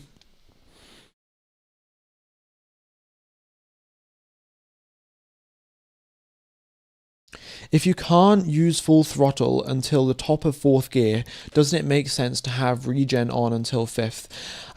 Well, this is quite an interesting question. I mean, I'm not going to answer it exactly, but I do have a sort of a thing that's very, very sort of similar and adjacent. So we know that the engine can generate up to 500 or so horsepower, and you can recharge the battery also with 500 or so horsepower, and so either you can regenerate the battery by letting the MGU-K recharge just on its own, and then you lose speed because of it, or what you can do is you can have a scenario where the engine generates 500 horsepower, and that goes directly into the MGU-K, and that will charge up the battery that way. So you're using the engine as a generator. So I think that when the drivers have got zero throttle on, right, so they totally lift off the throttle and they're at 0%, in that scenario, I think it makes perfect sense to have the engine still operating at 500 horsepower and working as a generator to charge up the battery. And then again, when you're on the brakes as well, again, have the engine working as a generator.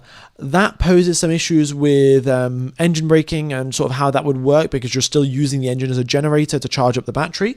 But I think that makes sense, and that would work where you have 500 horsepower made by the engine, then the MGU-K recharges the battery that way, and you still continue on just sort of coasting along.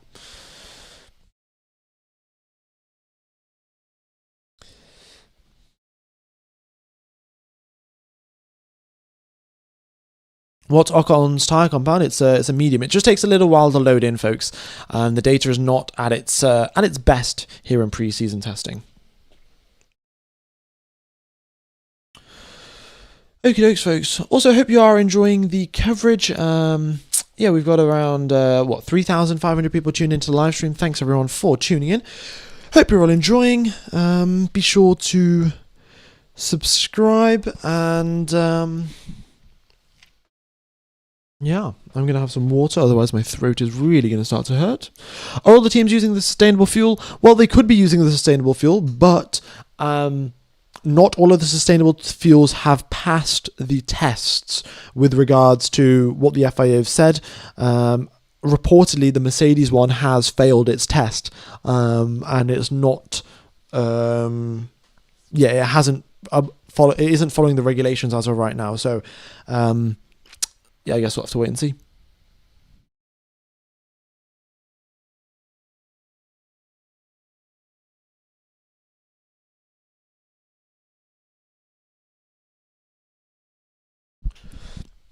Can you get into Formula One by doing mech engine? Oh yeah, you can for sure.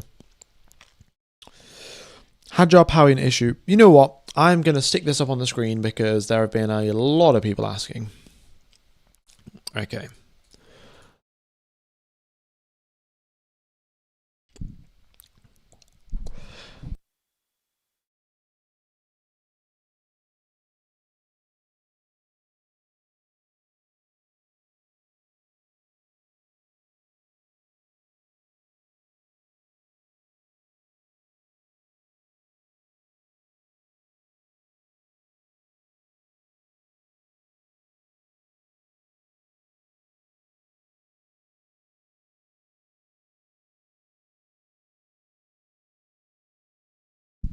Okay.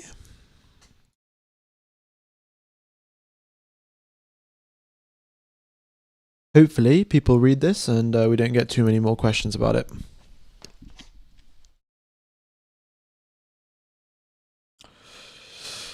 Yeah. Why is Lindblad so slow? Probably because they're not pushing very hard. As indicated by the fact that Lindblad has a relatively low top speed for all of his testing today. He's done 52 laps, but hasn't exceeded 319 kilometers per hour through the speed trap. So, not a lot of full-on push laps, and wouldn't worry about it too much.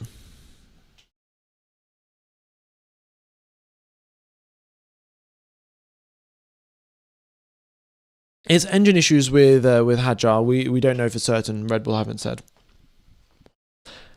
The T compound is a test tyre test. That's Charles Leclerc out on Pirelli's test compound.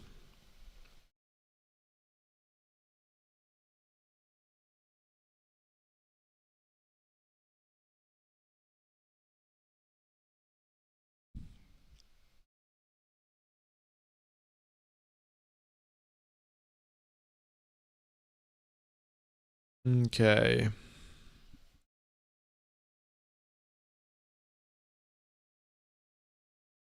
Aston continues sandbagging. Well, maybe they are sandbagging. Who knows? But they do also have powering issues. They were definitely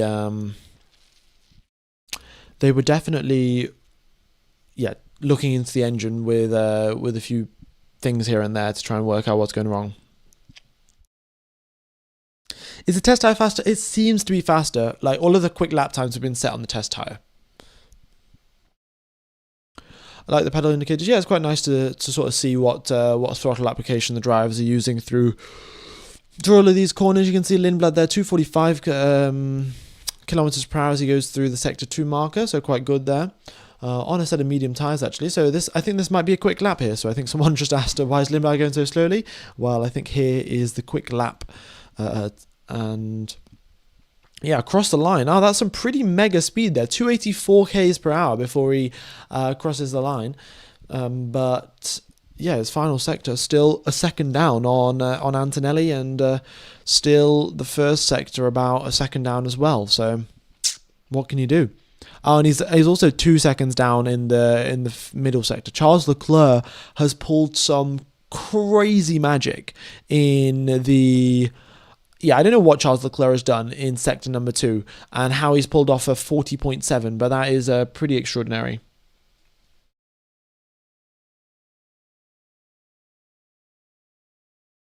How will the cars change from here to Australia? Well, firstly, they'll have probably new cars. I think they'll have a new chassis, new everything. Because with these sort of things, right, like these all of the parts in a Formula One car are relatively limited lifespan, and once you've done so many kilometers of them in the Bahrain circuit, they've all lost. I guess it's sort of like in Minecraft. Your pickaxe has got a certain amount of durability, and doing testing is going to take off some of that durability. So the teams will probably manufacture a new set of parts for both cars, and any things that they find wrong with the current situation of parts that they've got right now. Oh, this part is a little bit too skinny and it vibrates too much. They're going to thicken it up and reinforce it. Anything that's too thick, they'll shrink it down. So minor tweaks here and there. And then I presume also the teams will have maybe one engine upgrade ready in time for Australia, given that there's such a big difference from Barcelona all the way to... the first test in Barcelona all the way till the test till the first race in Melbourne. I think that the teams will have the capability to potentially bring an engine upgrade, and there'll be small other tweaks as well with the front wing, rear wing, things like that. So, yeah.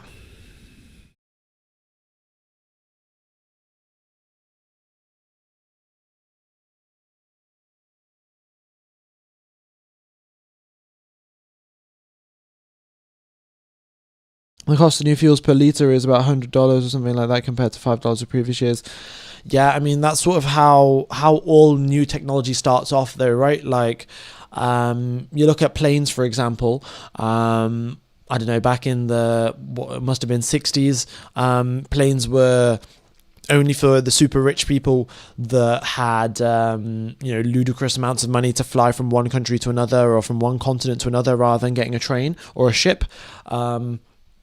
And then, as time has got on, things have been getting cheaper and cheaper, and Ryanair flights are now, you can get a cheaper Ryanair flight to a different country than you can to a train station from one place to the UK to another. So I guess that's what Formula One is trying to do, help the development of these new up-and-coming technologies in a way to make them cheaper. Are you coming to Australia for the first race? I have a comfy spare room, 10 minutes walk from the track. Glad to host you. Well, the poor opinion. Thank you for the offer. To be honest, I would love to fly to Australia. However, I do have an exam the day of the I have an exam the day of the Australian Grand Prix on the Friday, and then given that it takes 24 hours to fly from the UK to Australia, I'm going to get to Australia like 2 hours before the race starts, and I'm going to miss qualifying as well. So I think I will not be able to make it on this occasion. Also, booking flights on short notice, I'm sure, will be pretty expensive. So, but thank you for the offer. Yeah, much appreciated. I worked in Shell Research making sustainable fuel from sugar beet back in the 1990s. It's ran in WEC in a test. Yeah, okay. I mean, I don't think it's new technology, but in terms of it coming to the market, right? Like fuel in terms of, what you go at a petrol station and pick up, that is a very mature technology because it's everyday people have been using it for a very long time. But when you look at everyday people using sustainable fuel, I mean, it's almost close to zero. So that's sort of what I meant in terms of new, as in new to the everyday market. Are Williams back? Yeah, Williams are looking pretty strong. They've not had many reliability issues. Their car looks good. Had no random parts fall off. I think, it was Valtteri Bottas that had his wing mirror fall off down the straight last week. Nothing like that happening to the Williams team. So things look good for them. Are all the fuel suppliers been approved? No, only the Ferrari fuel supplier, which is Shell, and only the Audi fuel supplier, which is BP, have been approved.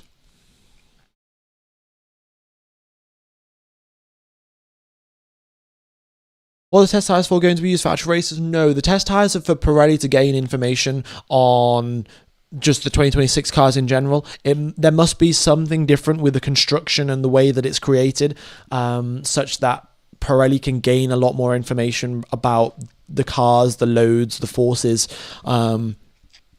who knows, maybe inside the rubber itself there are a few sensors placed here and there to try and figure out what's going on. I don't know for certain, obviously, but yeah, that's a test hire, so Pirelli can maybe develop something better for 2027.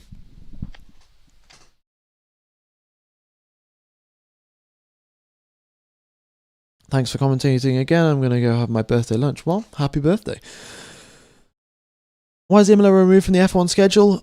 Money. Yeah, that's the short answer, isn't it? Why is Hadjar not going out? Please answer. I mean, you could read the singular line that says why Hadjar's not going out. 57 minutes remain of the morning test session here today in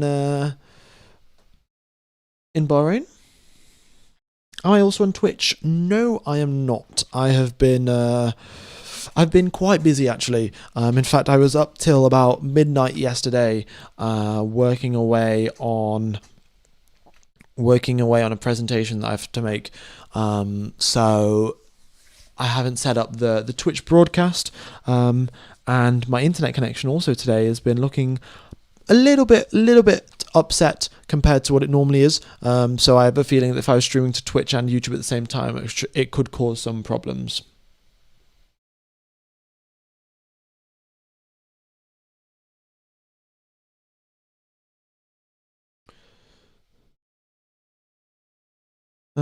Sorry, didn't notice that. Oh, don't worry about it. Yeah, I should probably have something that like flashes up or like indicates this, because a lot of people just sort of seem to miss it.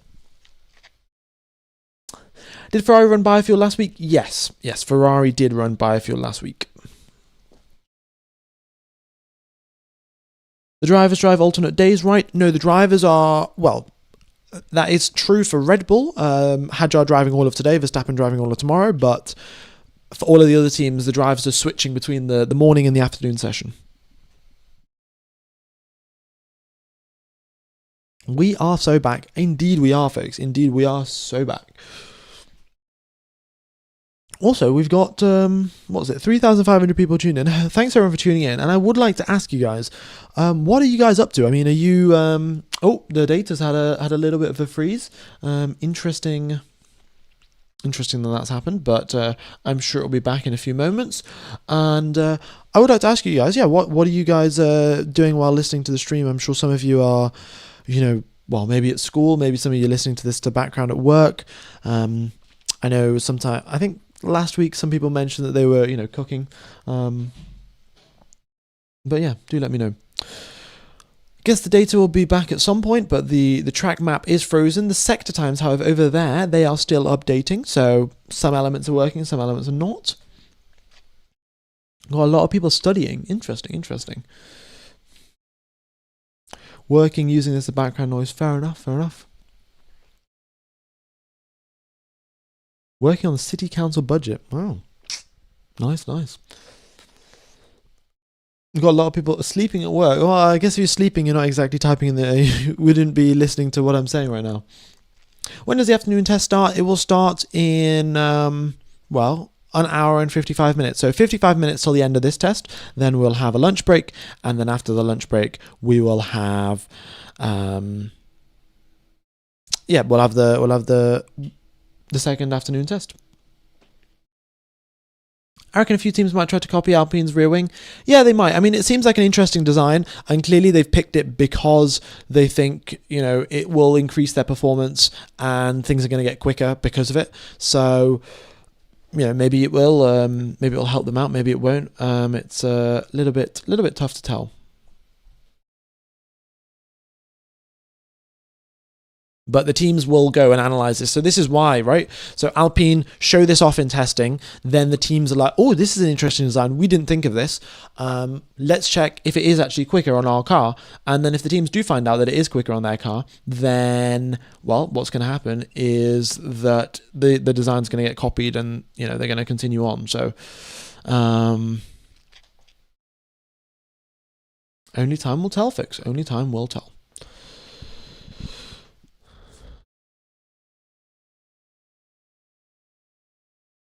Using your audio for day one of the test. Well, Thank you. You've been listening to me for potentially upwards of 27 hours of yapping away.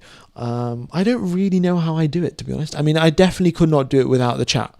So big thank you to chat for typing in the chat and keeping me entertained with all these different ideas and things to talk about.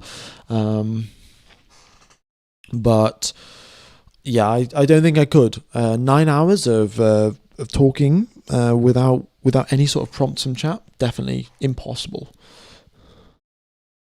Hi, just tuning in. Have the teams brought aero packages or still using the base aero? No, they've still, we've got some changes here and there. For example, Red Bull they're testing out new front wings.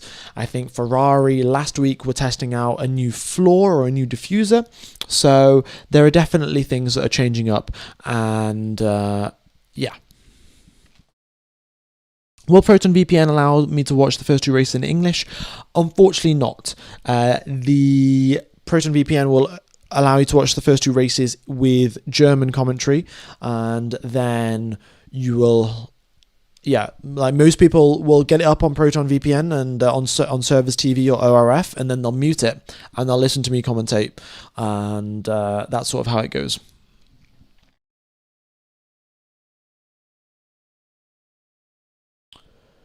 All right, I'm gonna give the data a quick refresh. So there's going to be a timer up on the screen as to when it comes back.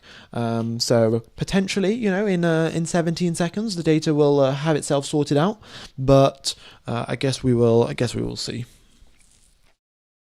Watching the broadcast, looking after 3 kids. Oh, pretty nice. Why has Red Bull only done 13 laps? Because Isaac Hadjar's got a power unit issue.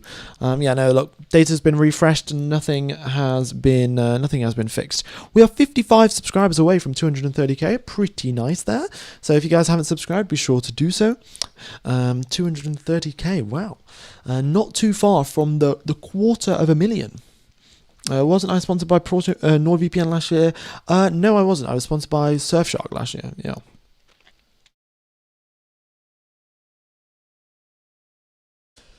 Is this the last year the first race will be held in Australia? I'm not actually sure. I think Australia, when it signed on for its contract, included in its contract that it must be the first race, if I remember correctly. But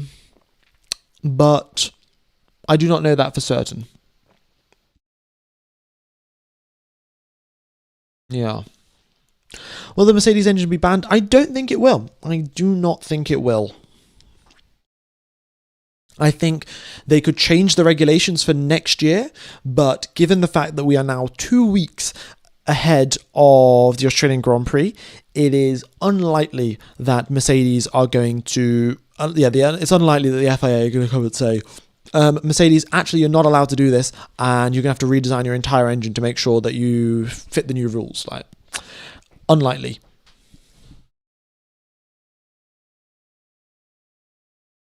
The feed isn't broken, it's just the speed of the new cars. Yeah, okay.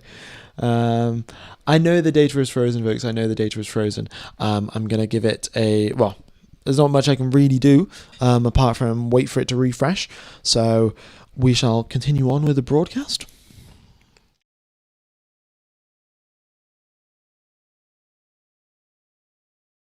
I think they'll change it, but more at the summer break or something. Yeah, potentially, because with these engine upgrades and things like that, the teams can design and do some pretty major overhauls to the design of the engine over the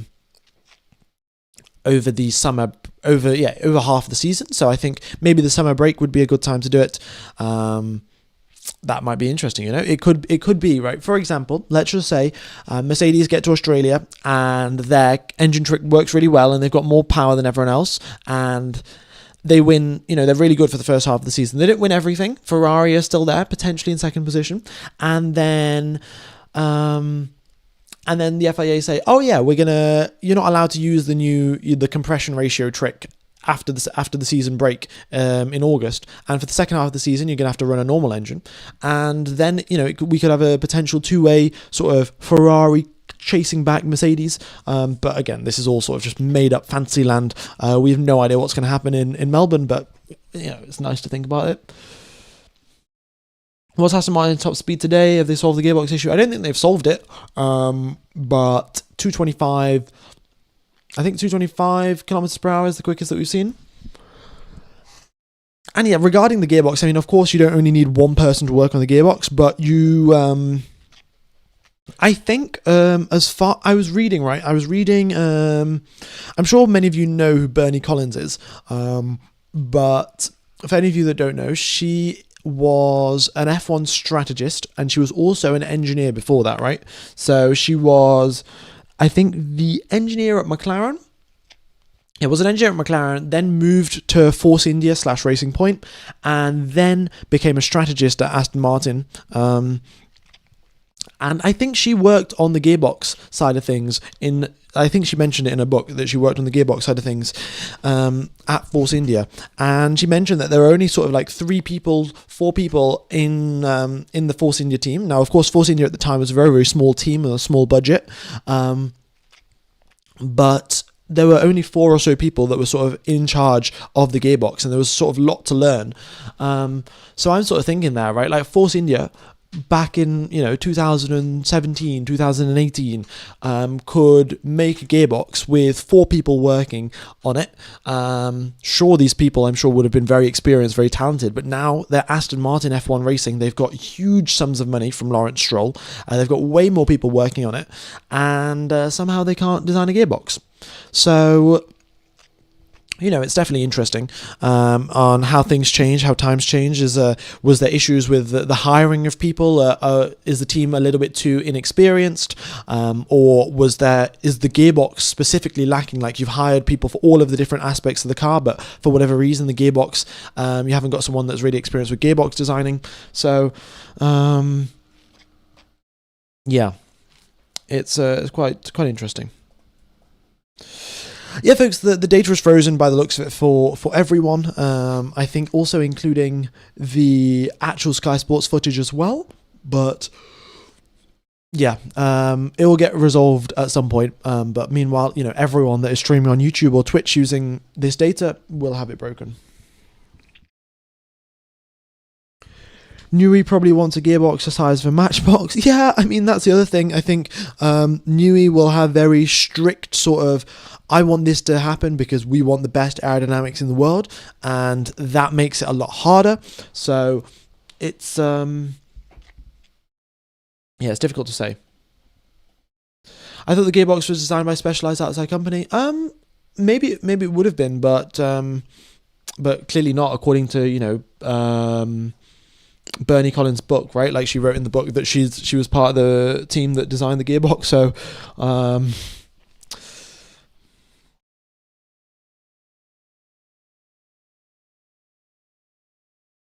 Leclerc Sector 2 was really strong compared to the others. Yeah. No, that's definitely true. I don't know what he did or what magic he pulled off, but a 40.7 in the middle sector, very nice.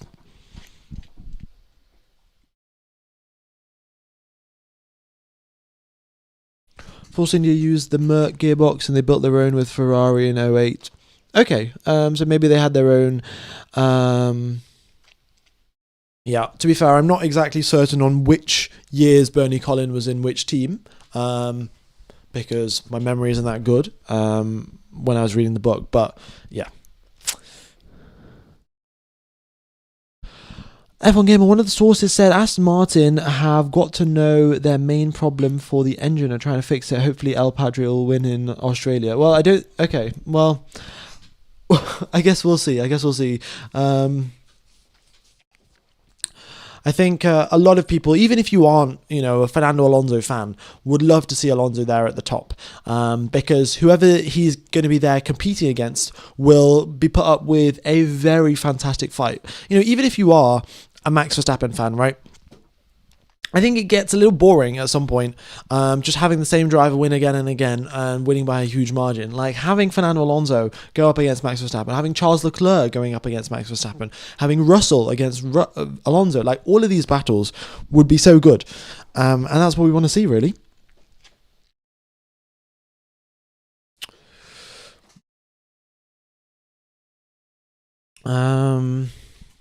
Want to see these battles.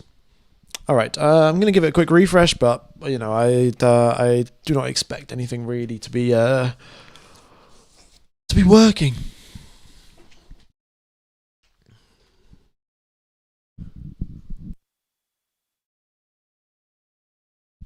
What do you think about Hamilton's sim data last week? I think that you shouldn't believe it, because Ferrari do this every year in pre-season testing where they have a really good simulation run, and yeah, it's never accurate. So don't fall for it, guys. Don't fall for it. I fell for it in 2019. Yeah, wait and see till Australia. But this year is the year of the horse, you know. Happy Chinese. Oh, Gasly's just glitching about. Okay, don't know what's going on there. Happy Chinese New Year, folks.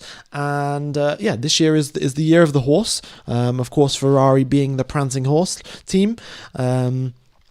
Maybe this year is Ferrari's year. Maybe that is what they need to win the championship. How many displays do I use? Well, I've got my main monitor. Oh, sorry, I've got my main laptop, and then I've got my monitor, and then I have got my second laptop for the chat, because I know for a fact that if I had chat up on my main laptop, it would crash. So, yeah.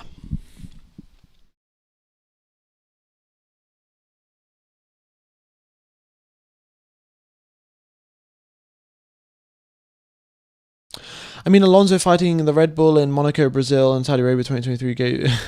Yeah, no, it's definitely good. Alonso when he was fighting there, and then Aston Martin, just like every upgrade was a downgrade, and things went terribly from there. But things were looking pretty solid at the start of 2023 for the Aston Martin team. After Seb Vettel left in 2022, he clearly must have helped the team work with do some good design work, and then Fernando Alonso, Sebastian Vettel, both helping out on the Aston Martin design. 2023 was a pretty good year.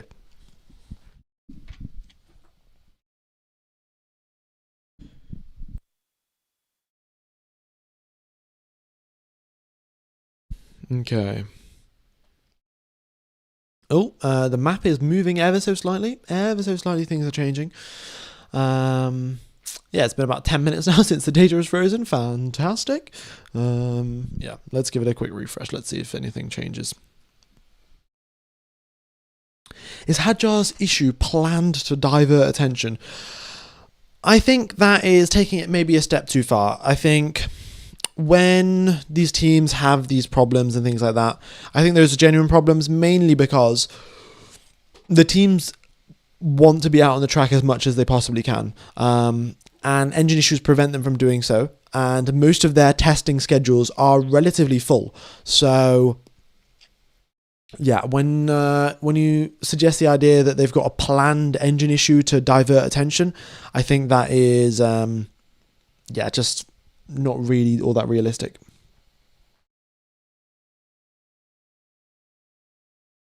Okay.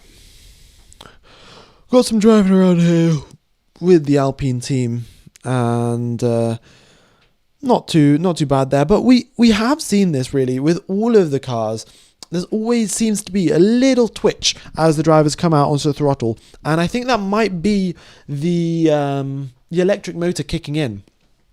Like, you get this sudden increase in torque, sudden increase in power because of the electric motor, and that's causing these little little hitches in little slides. It's quite interesting. Right, you know what I'll do? While we haven't got any data, I will take you through a flying lap of the circuit. So, just make this ever so slightly bigger. Alright, so you come out of the final corner here, and foot flat to the floor, but don't deploy any battery just yet, because you'll run out if you start too early.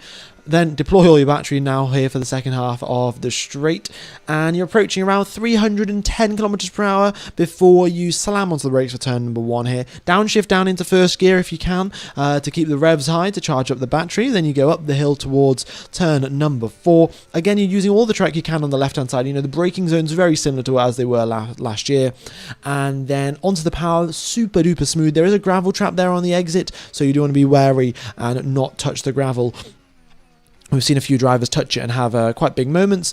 You make your way through turns number 5 and 6. It's quite easy. You tap the brakes, flick the car to the left and the right, and it's relatively stable. Then again, throttle out of turn number 8. Very easy to spin your wheels. Going into turn number 10, easy to lock the tires. So brake as much as possible in a straight line, and then, well, get onto the power smoothly again.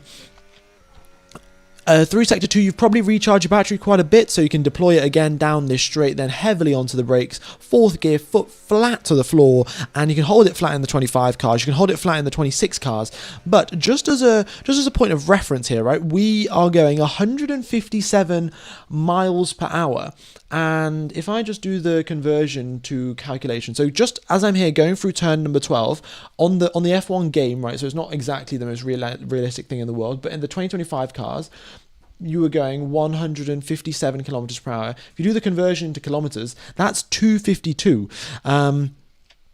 So at least in the game, with this lap, which is extremely slow from me, is not too dissimilar. But quite often we've seen the drivers do 230, so that's nearly 20 kilometers per hour down. And on a quali lap, you'd be going much quicker than this. This is me, in fact, driving on a keyboard. I haven't actually got my steering wheel around here, and I didn't have a lap recorded of Bahrain, so you'd probably have speeds higher than that, but still, you've lost maybe 20, 30 kilometers per hour through some corners, and then you make your way to the final corner. Again, don't want to be starting out on the rear because you've got quite the long run to the start-finish line. It's not very early on in the straight. You've still got to go halfway down to come across the line. So that's what you're looking at. Yeah, and in fact, yeah, that lap time was a 1 minute 34 that I did on the F1 25 game, which is horrendously slow.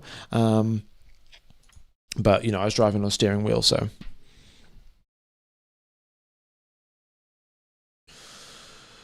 Okay... So top speed loss outweighs early high speed. Yeah, it's sort of like that. You know, you can. It's definitely quicker. So let's put it this way, right? It's definitely quicker to go up to a high top speed and then slow down a little bit afterwards, rather than slowly building up all the way to the high top speed right at the end. Yeah. So that's what the teams have figured out, and that's why we have the clipping and the super clipping and this, that, and the other. So. Yeah, but Antonelli's looking pretty solid here. He is doing some good laps. With that, of course, he's got that DRS, the front wing, the rear wing. It's not DRS technically, it's active aero, but, you know, I'm going to call it DRS. And then also the other thing, folks, when you see the lights flash on the back of the car, I think that means the battery is getting regenerated, it's being recharged. So that is something that is very important to sort of be paying attention to while the laps are going on. You know, when you're watching the footage and things like that, it gives you a lot of insight into who's recharging, who's pushing where are the drivers looking to charge the battery, where are the drivers looking to deploy it. Yeah.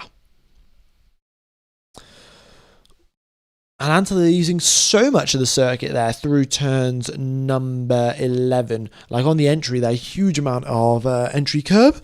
And then he goes up the hill towards 12. Onto the brakes he goes. He's not too bad, to be fair, right now. He's 6/10 down on Charles Leclerc's time.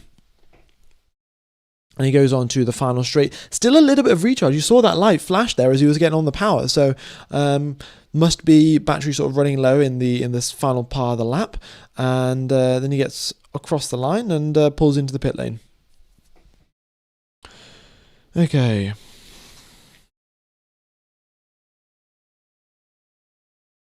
How do I never run out of things to say?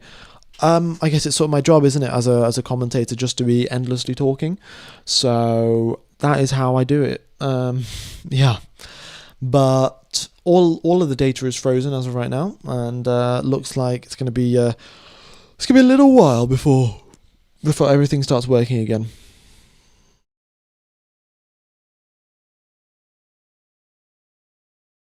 The charge is the square light. Okay, fair enough. 4 Mercedes engines in the top 5. Just saying. Yeah. But which team is P1? Which team is P1? It's Ferrari. It means it's Ferrari's year, folks. It means it's Ferrari's year. How does the test compound compare? I haven't found any information. I think we're sort of speculating that it is slightly softer than the available compounds because everyone who has gone out on the test tire has set some reasonably quick laps. So, it sort of makes sense. But again, it's a bit difficult to say.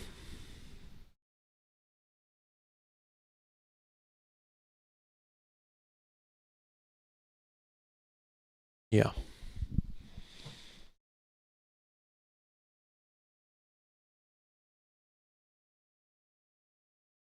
33 minutes remain, folks. 33 minutes remain.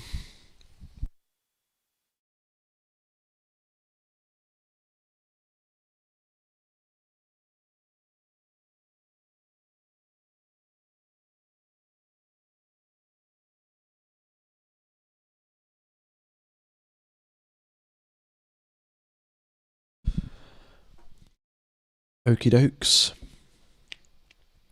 Timing does not work. Yeah, folks, I do apologize, but the timing is not working, as I'm sure you are aware, as I'm sure you can see on the screen yourself.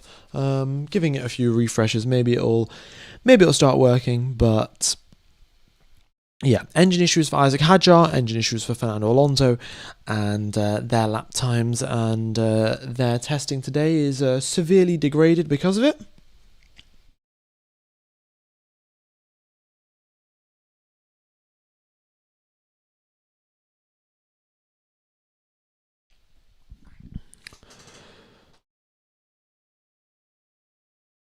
This season could get very interesting for all the wrong reasons. These cars are a step too far in the wrong direction.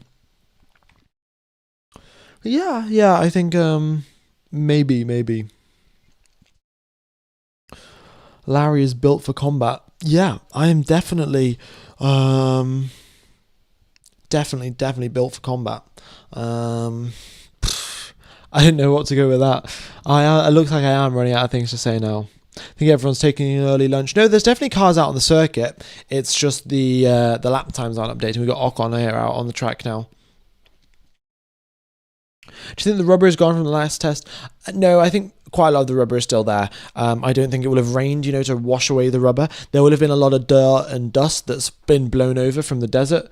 Some sand as well, of course.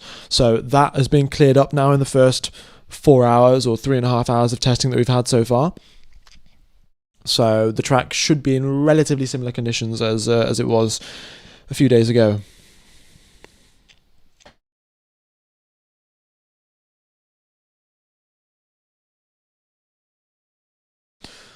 Oh, there's quite big error rates here on Lando Norris's car. I'm trying to figure out what the airflow is doing around the side pod. How are things changing there around the back of the car and the engine cover? They should leave the energy management to Formula E. FIA should focus more on closer racing and smaller cars. Yeah. I think energy management is definitely a thing that isn't something that you could say with, those two things. You could have good energy management, like lots of energy management and also lots of good racing, but I also think that it's far, far easier to just have no energy management and good racing rather than having energy management and good racing. So it's difficult to know, difficult to say. Norris back into the pits. Take a break now, rest your throat and come back when the time restarts. I think I'll probably carry on, to be honest, because it could restart at any moment. But I will take a break once Ocon and Leclerc are moving down the pit lane. I will take a break once the... What's it called? Well, once in 30 minutes' time, once the actual lunch break starts.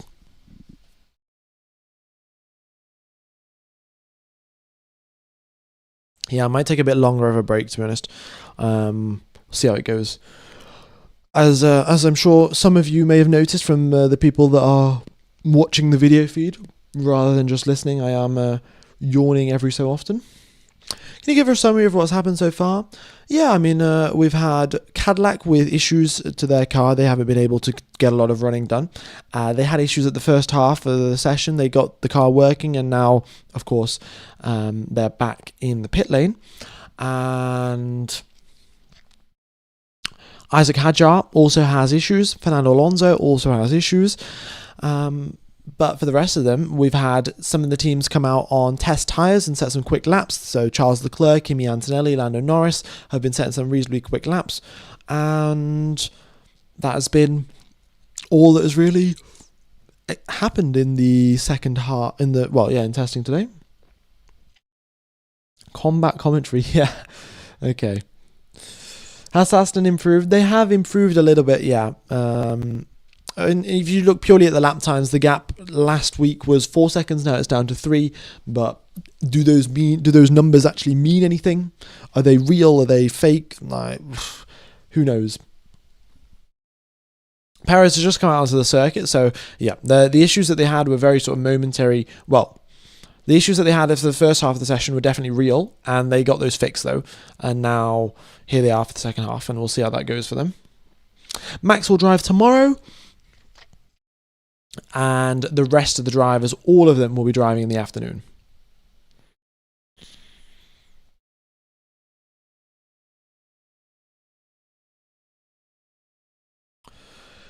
Yeah. Okay. 27 minutes remain of the session.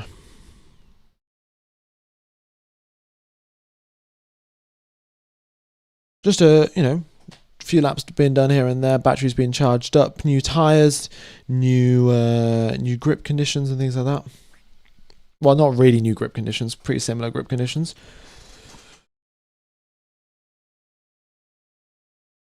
The cars look so unstable all the time. They do. I mean, I think that's partially down to the electric motor, where you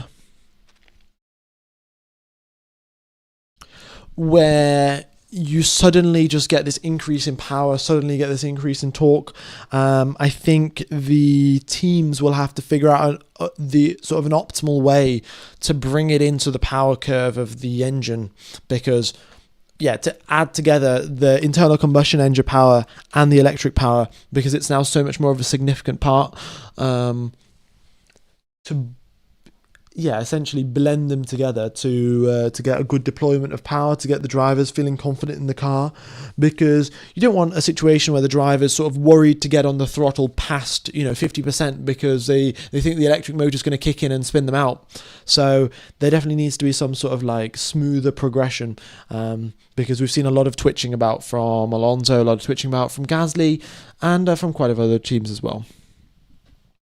Mercedes seems quicker on long run pace. Correct me if I'm wrong. Well, thank you for the donation, Philip King, 1970. Appreciate the $5, and I'll have a look at the lap times here for Mercedes and what they sort of look like. Give me just a second. Because the data is frozen, I cannot get access to the historic lap times of what the drivers have been doing throughout the day. So unfortunately I cannot comment on your question right now. But look, again, like, even if Mercedes were doing well, we do not know the fuel load, we do not know the engine mode. So again, I wouldn't look into it as a source of the truth. You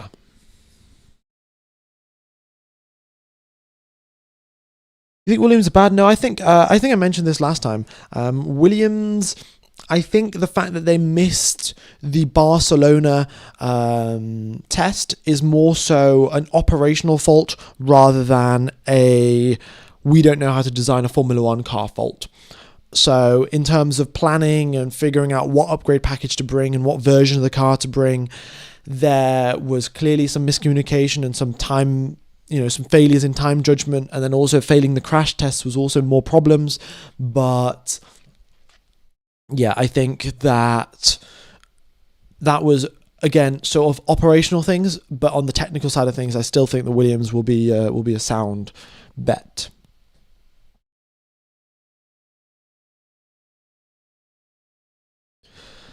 Okay. We've had tons of testing. It's okay to miss a couple of sessions. Yeah, I mean, I guess for Williams, it's okay, but being the first test, it gives you the biggest possible lead time to fix issues. So, if they came to the Bahrain test last week and found an issue, then they have, 1 week, 2 weeks less to try and work out a fix, put the best solution together, and then get it on the car ready for Australia. So, yeah, that's why, you want your test days reasonably early on as well. Still frozen. Yeah, it is still frozen indeed. World Driver Championship, World Constructor Championship predictions. I'm going to stick by my same ones. It's, what did I say? Williams win it, and Carlos Sainz wins the drivers. Like, I don't know. I believe Ferrari've got a good solution to the slow start, but not about the race pace. Yeah, maybe. But does it matter if your race pace is slightly down? If you're 2/10 down on race pace, but if you can gain 5 positions off the race start every single time, then does it matter? Ferrari's a joke and have been for the last 25 years. Well, I think 25 years is a bit much of an exaggeration. You go back 25 years and that's 2001, and they were, winning quite nicely with Michael Schumacher in 2001, 2002, 3, and 4 as well. So, wasn't there, I think there was one season where Michael Schumacher got a podium in every single race, was it? Was it the 2002 season? That Michael Schumacher finished every single race on the podium, 19 out of 19, or was that maybe 2003? I can't remember.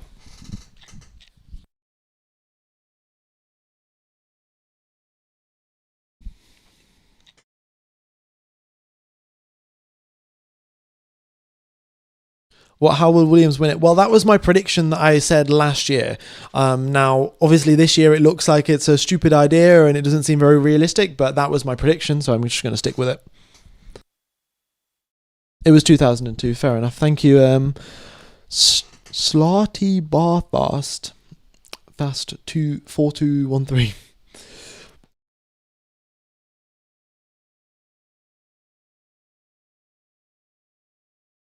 Okay. What do you think about the test Pirelli want to do in Bahrain in wet conditions? Someone already asked you about it. I apologise if I just got you live. Hugs from Portugal. Well, thanks for the question. And I have seen the wet weather condition test in Bahrain, but I haven't figured out how they're going to do it. Like, are they just going to dump some water on the racetrack and then drive around? Like, yeah. So I think that's the only way that they could do it, but I don't know. It rains in the UK very often. So if you want to do a wet weather test, come over to the UK. I'm sure there are a lot of other places that rain very often, but no, I'm not exactly sure why they've picked Bahrain. Apart from maybe it'll be easier in terms of scheduling and things like that.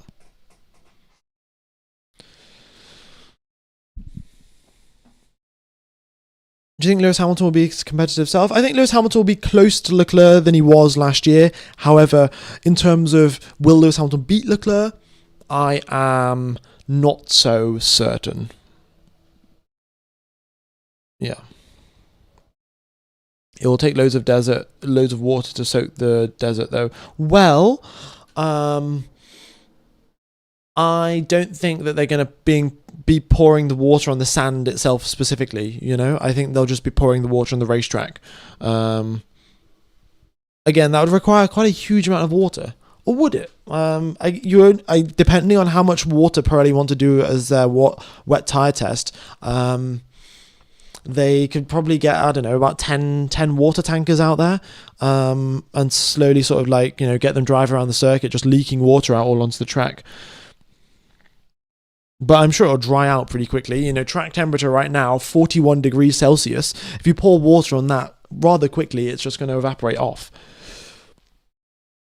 Yeah, must be the water, really. Must be the water.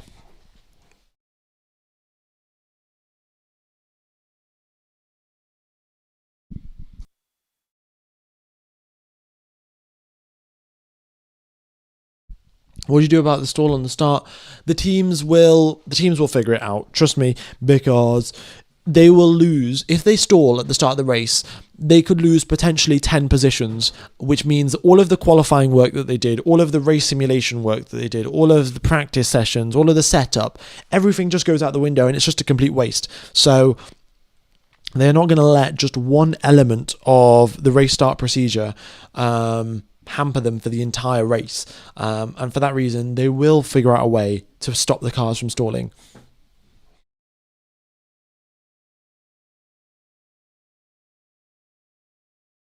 And I mean, they already have anti-stall, but they'll just make the procedures more and more rigorous. The drivers will do loads of practice into such a way that it becomes sort of second nature to them to make sure that they release the clutch in a way that it doesn't stall.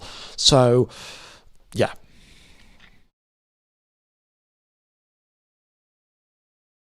Well, if P1 and P2 cars stall at the start, is there enough space to go around them? Yeah, there should be at most tracks. It'll be pretty narrow and tight, but there should be. However, in Monaco, I don't think so. Yeah, I'm not sure about Monaco.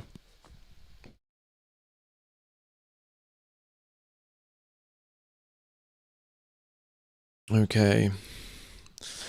Oh, a lot of things have changed. A lot of things have just updated there for a moment, and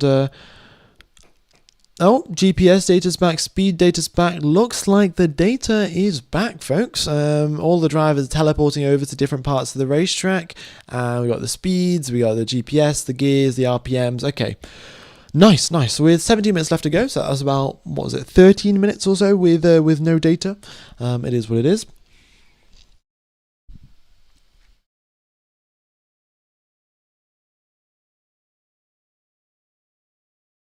But yeah, this is quite interesting here. We've got Alex Albon following Kimi Antonelli down the start-finish straight. It looks like that they are sort of trying to race each other a little bit, figure out how does the downforce work in behind, when you're following one car. Norris coming out the pit lane. Cadillac only 21 laps. Yeah, I mean, they weren't going to make huge amounts of progress, but they've I think it's fine. They figured out the issue, and Bottas will just catch up for them in the afternoon session.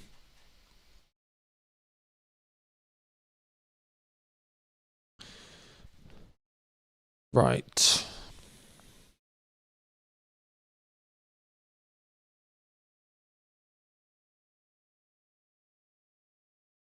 Will the data glitch in the race too? No, normally it's a lot better in the race. It glitches out quite a bit during testing, though. Yeah.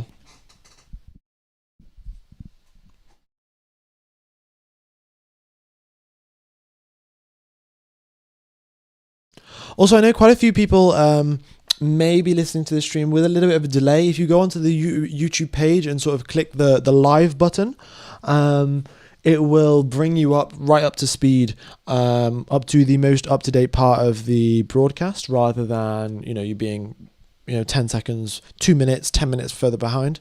Yeah.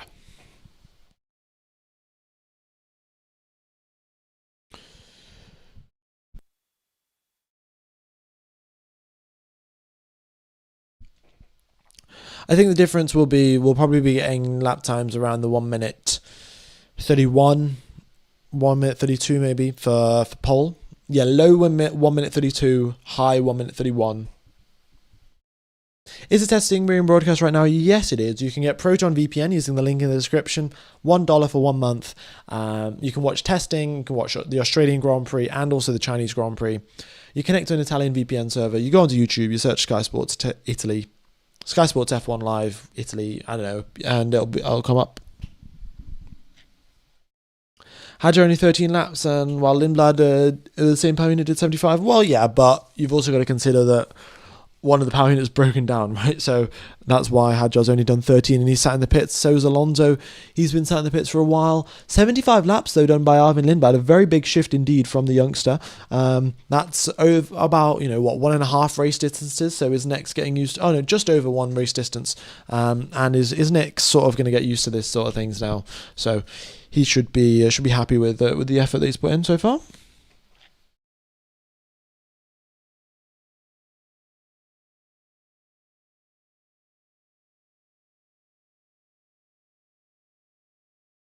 Yeah, I don't think. Hadjar isn't the one that broke it. It's more so just the power unit itself being unreliable. It's a new power unit. It's sort of how things go.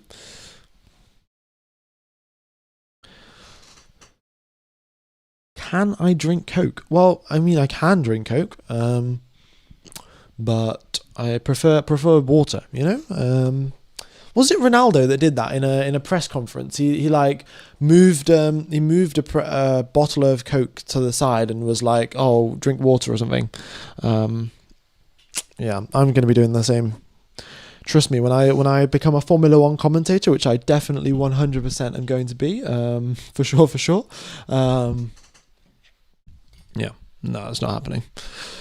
I'm not becoming a commentator, not with the sort of dodgy things that I say on live streams.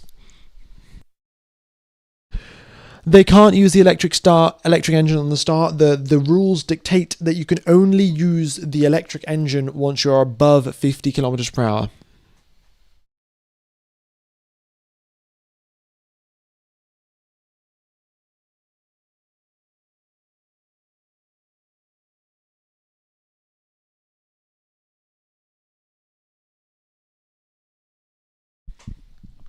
Yes, it's Ronaldo. He wasn't sponsored by Pepsi. It cost Coke about 2.1 billion. Yeah, I mean, I think it's all a little bit made up though. Like, Coca-Cola's stock dropped by 2%, and they lost 4 billion. But then I'm sure the next day it probably went back up again. Yeah. The question mark tires, they'll load at some point. As I've said before, the data's a bit dodgy, so at some point it'll come through.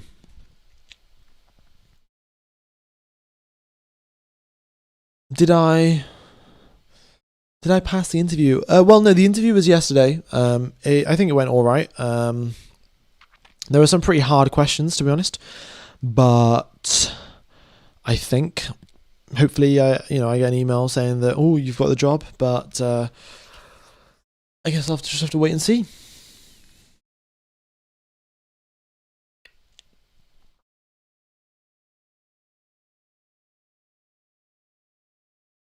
Okie dokes. 11 minutes remain, folks, of the morning session. If you haven't hit the like button, be sure to do so. If you haven't subscribed, be sure to do that. It goes a very long way to helping out the channel. We are, what is this now? 33 subscribers away from 230k, so that is not too far whatsoever. And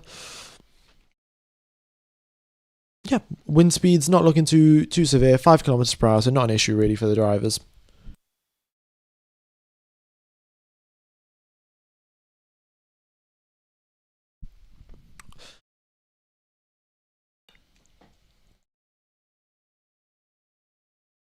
What interview? I mean, I probably shouldn't say. So I'm not going to. But if this interview goes well and I get a job and I sign a contract and all of these things, then I should probably decide whether I'm going to say what I do or which company I work for. So I'm not really going to mention, but I do a mechanical engineering degree, so you guys can sort of guess like what sort of thing I'll be doing. Right? Yeah. Okay.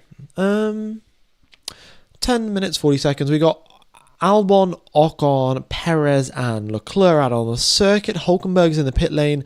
Looks like he'll be coming out shortly. And Hulkenberg. Yeah, wait. It says Hulkenberg's in the pit lane. He's also got a speed of 158 kilometers per hour and an RPM of 9,000. So I think that's glitched out there a little bit.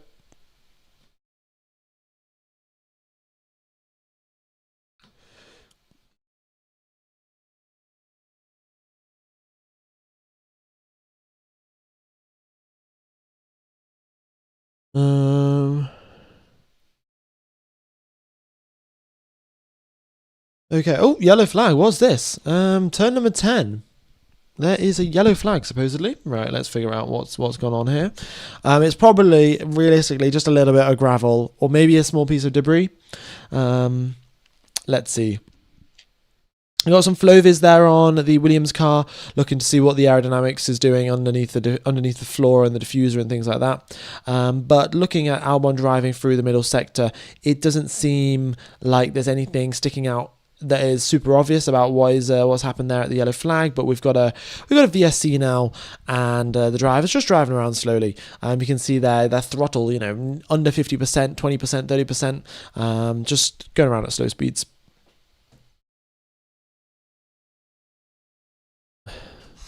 I want to do motorsport engineering or something like that. Would you recommend it? Well, I haven't done motorsport engineering myself, but I think doing mechanical engineering just sort of as a general thing is never really a bad idea. We got red flag, so you can have different options if you want to. I definitely know people that came into university really wanting to work in Formula One, and now their interests have changed and they're doing something else. So yeah, don't need to specifically do motorsport engineering.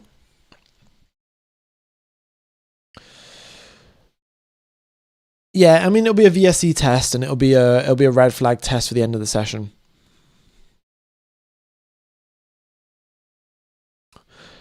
How is mechanical engineering going? It's going all right, really. I think I mentioned it, but in terms of the grades that you can get, like you can get like A star, A plus, or whatever it is, like for your respective country.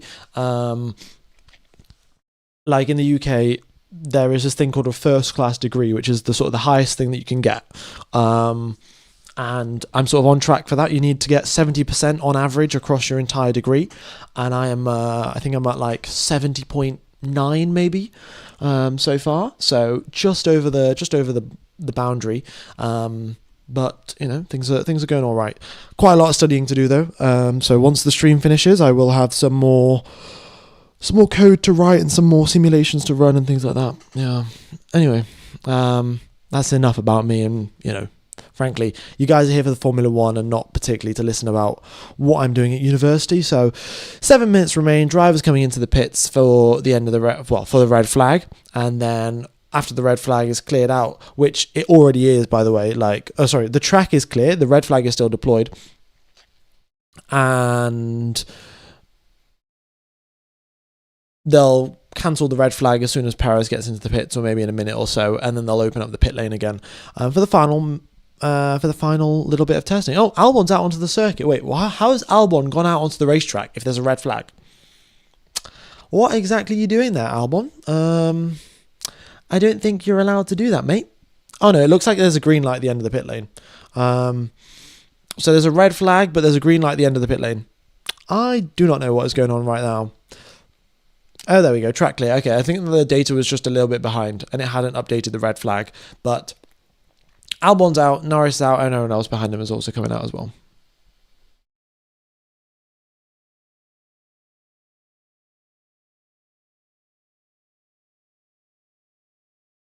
Okay. Have you read Sal in Candela? No, I have not, unfortunately.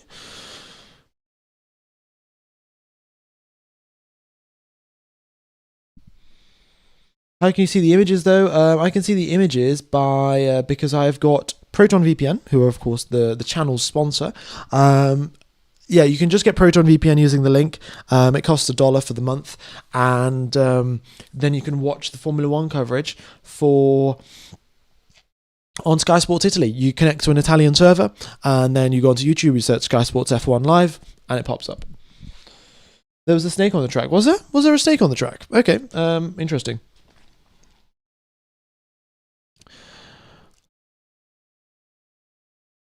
How is maths in Mech Eng? Maths is all right, to be fair. I mean, it's not like I didn't think it's super duper complicated. Like, you do have to obviously put in some effort to be able to understand it. But maths is also one of my sort of favorite subjects, if you want to put it that way. So yeah, I don't find it too bad.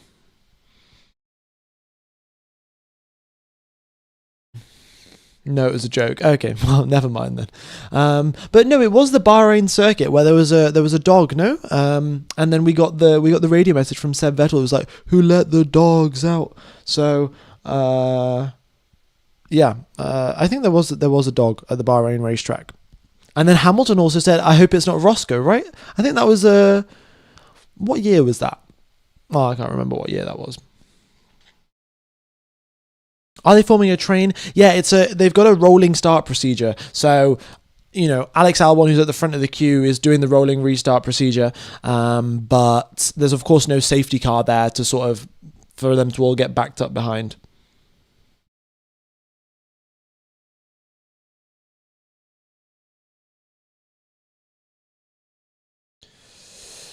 Yeah, but they're going three wide into turn number 4. The Cadillac sends it down the inside. Absolutely incredible. Yeah, but they're all racing under yellow flag conditions. Like nobody's pushing all that hard. In Montoya saw a deer on the racetrack and said, "Oh dear, oh dear." Yeah, no, that's definitely good. We had a lizard on the track at the Singapore Grand Prix, and then I think Max was like, "I hope I'm not going face to face with Godzilla or something like that." Yeah. But I think those are all. Oh, and then we had the pigeons or the seagulls. Was it 2017 Canada? Yeah, 2017 Canada. Sebastian Vettel and Lewis Hamilton. Pigeons on the racetrack. I think those are all of the occurrences of animals that I can think of in Formula One.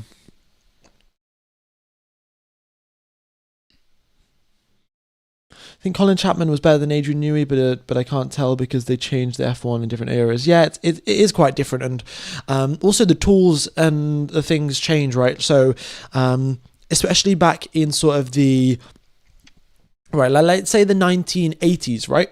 You didn't have any sort of this computer simulation work that the teams do nowadays, and there's so much of it that goes on right now. But in the 1980s, there was none of that. So all of the cars were designed off wind tunnel testing. So there could be a certain designer that works really well in looking at the practical things on the side of the wind tunnel themselves. But then, in the modern day, you may not need all of those wind tunnel testing skills. You may need more of the simulation knowledge work. So it's different skills for different eras, that sort of thing. Oh, groundhogs in Canada. Yeah, groundhogs in Canada. That is also true.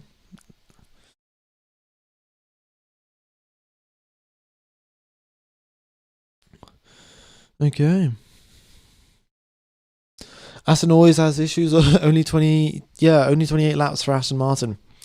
Suboptimal to say the least, really. Suboptimal. You could have a driver that's really good in terms of the.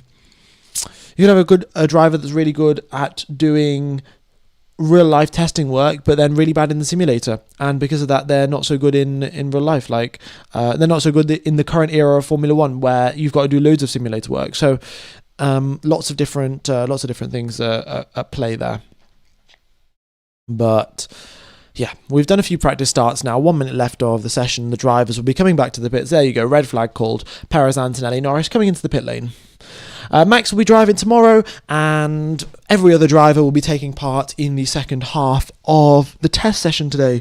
So we are going to have a whole lot of action up on the screen for the afternoon session. All of the slots will get filled up. 21 drivers out of 22 will be taking part in today's test. I'm going to have to shuffle about a lot of this information on the all of the different sides of the screen and things. So yeah, but I will also put a timer up for afternoon testing. Afternoon testing starts in about 59 minutes or so. Yeah, 59 minutes, there you go. And I'm also going to put a countdown timer for when I'm going to be back. And I think I'm just going to take a 20-minute break today because my... I also have to figure out what I'm going to have for lunch. And I'm just not feeling so great. So 20-minute break for me today, folks. And then I will be back for the second half of testing. So hope you guys have a nice little break yourselves. Go get some water. Remember to stay hydrated. Very important. I think dehydration is like the leading cause of people getting headaches or something. I'm not sure, but either way, remember to stay hydrated. And I will be back in about 20 minutes or so to continue on with the commentary. Okie dokes, folks. Bye bye.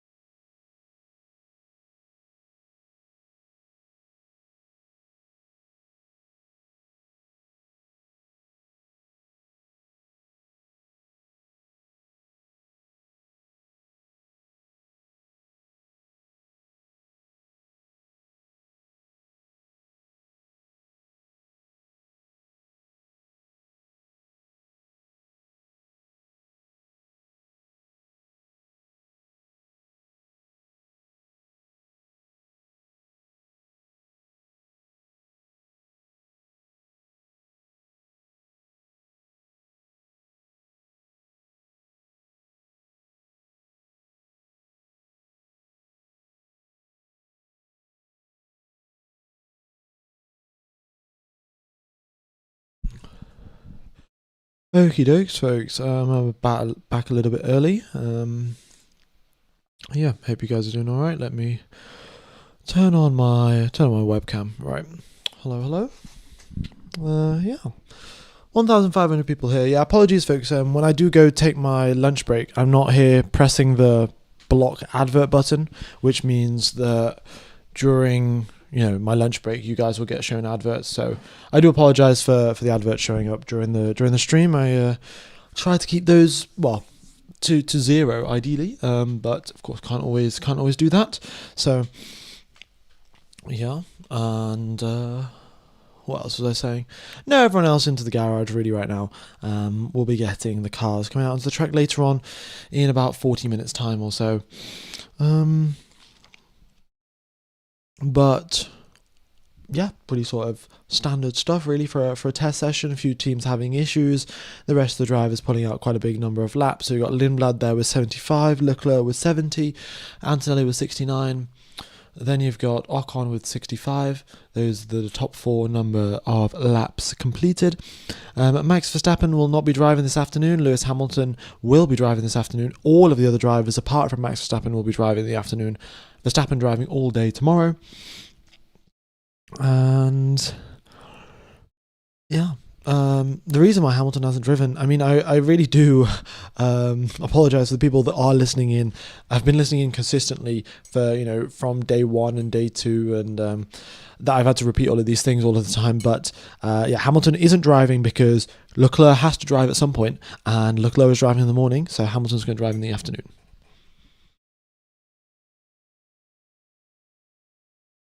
Okay.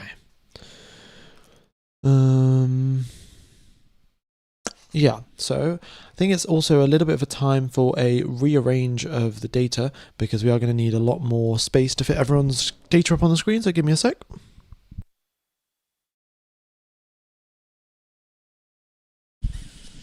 Yeah, going to involve moving quite a few things around to get everything to fit as we would like.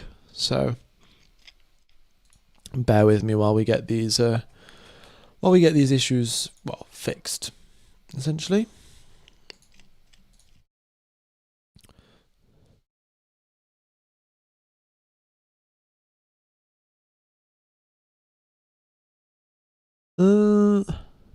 Actually, let me just go back for a second.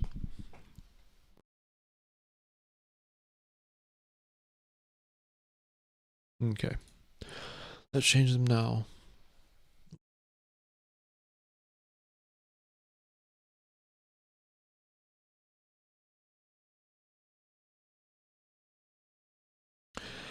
Yeah, quite a few things that are just to move about, so we'll get that done. But folks, if you do have any questions, anything that you'd like to ask me, or things about Formula One that you would like to know, then feel free to ask. I'll do my best to answer. I can't obviously guarantee that I know the answer to everything, but yeah, we'll try my best.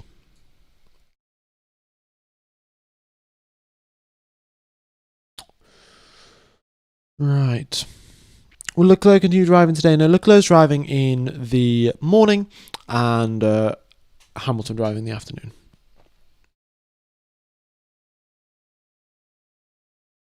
I don't understand why so many people are obsessed with knowing when Hamilton's driving. Well, Lewis Hamilton has sort of got his very big fan base, and well, that's the reason why, really. I think a lot of people ask where Max Verstappen is, when is Max Verstappen driving, and it's just the people with more fans get more questions asked about them. Yeah. Nothing really, I think, too all that surprising. I think it's fair enough that whoever has more fans is going to get more questions asked about them, going to get more focus from the media, and all of those sort of things. So I would not, think about it too much. I think Lewis Hamilton obviously has got a lot of fans and brings a lot of people into the sport as well. I know for a fact that, I think if it wasn't for my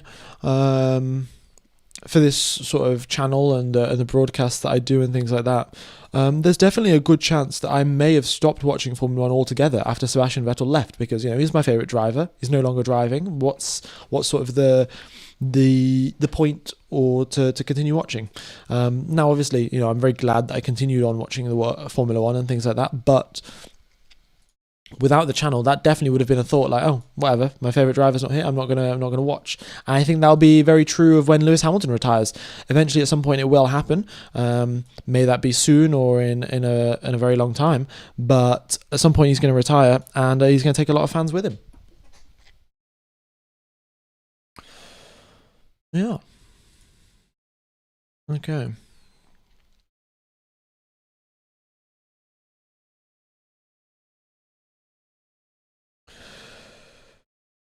All right. Is Lando only driving 54 laps a concern for McLaren? No, not really. I mean, they must have had some sort of shorter run plan. You can see that Albon also drove 55 laps.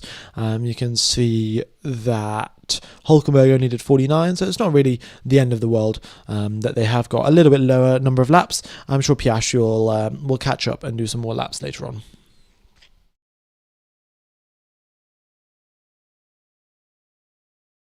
My favourite driver of all time is definitely Sebastian Vettel.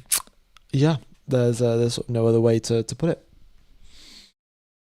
Current season, I don't know. I guess I'd go with Sainz, maybe. Sainz, maybe Alonso. It's hard to say, but I'm also not too fussed. Why Sainz in 7 laps? I don't know. When the data first loaded this morning, it was glitched out saying that Sainz has got hard tyres that are 7 laps old. But Sainz isn't even driving this morning. It was Albon that was driving in the morning. So I don't know how that happened. But yeah, as we know, this data has been glitching about quite a bit. The Red Bull's only done 13 laps because Hadjar's had engine issues. So there is that, and that's the reason why.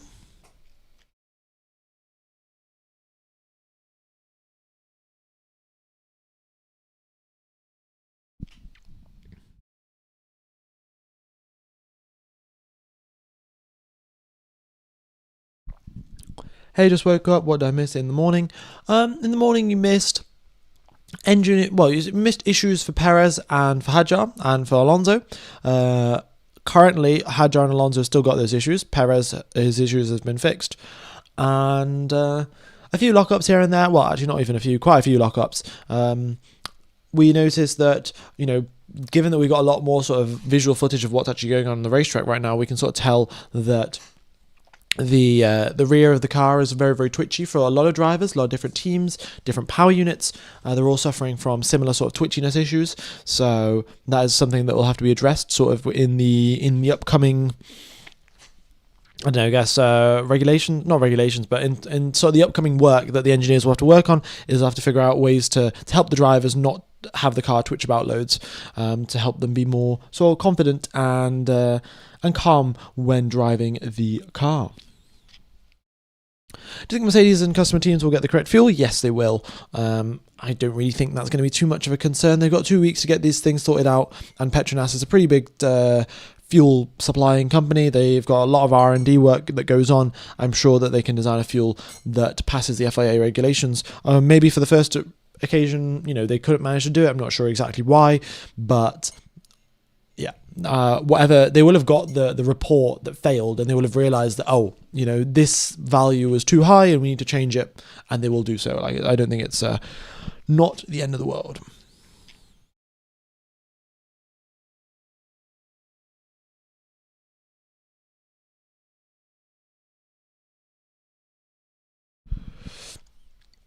Is this session televised? Yes, it is.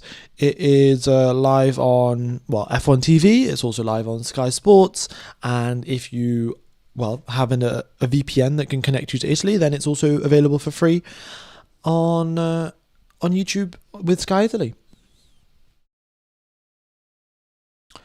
Audi have made an impressive start in F1. Yeah, they have for sure.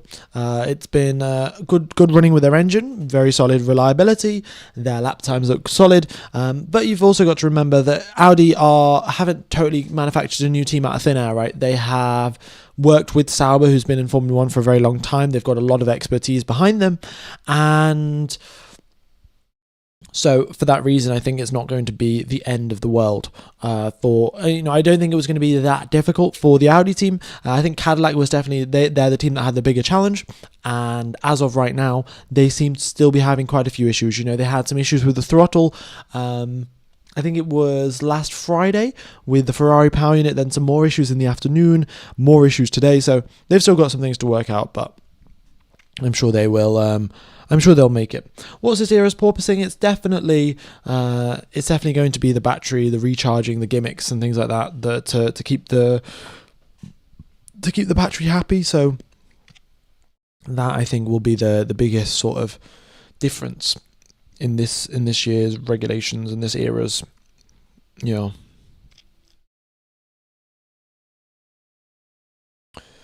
I've been using Proton VPN for the past week, and it's honestly smoother than my old VPN. Oh well, good to hear. No, I did sort of prefer to sponsor with Proton VPN, namely because they do actually, I think, have better security, and are also partially quicker. But at the end of the day, I'm not sure how much that matters to everyone. Because there's no point in having a quick VPN if your own internet connection is slow. So. Piastri is going to be top 10 or lower because I've not seen him in the top 5 right now. Maybe. It is, it's a tough one about telling where McLaren are. You just don't really know until we hit Australia. So I couldn't give you an answer. But Norris's lap times have been good, so I wouldn't worry about it too much. I think we've seen. Last year that Piastri didn't fare so well under all of the pressure and under all of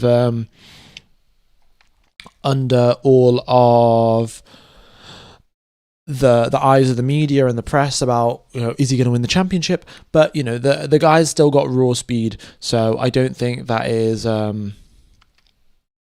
too much of an issue there.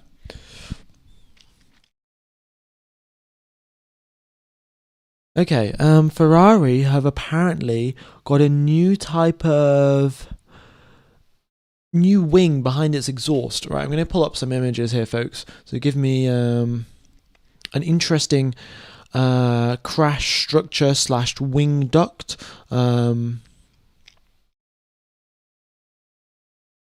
So to be fair, I don't know even myself exactly what I'm looking at, but Ferrari have got some more things with regards to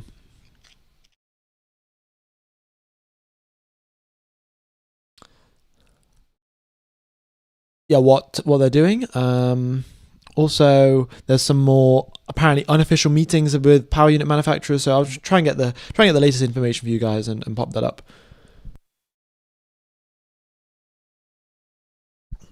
Okay.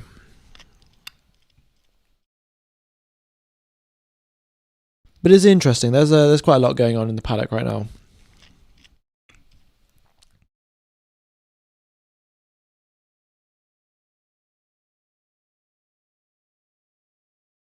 Sebastian Vettel predicts that George Russell will be winning the 2026 championship. And he does that live on TV while sitting in front of a Red Bull car, apparently. Which is interesting. Okay, what else have we got? What else have we got going on?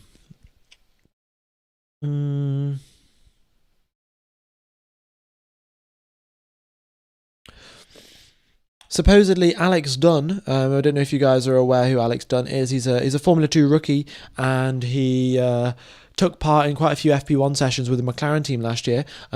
Maybe he is.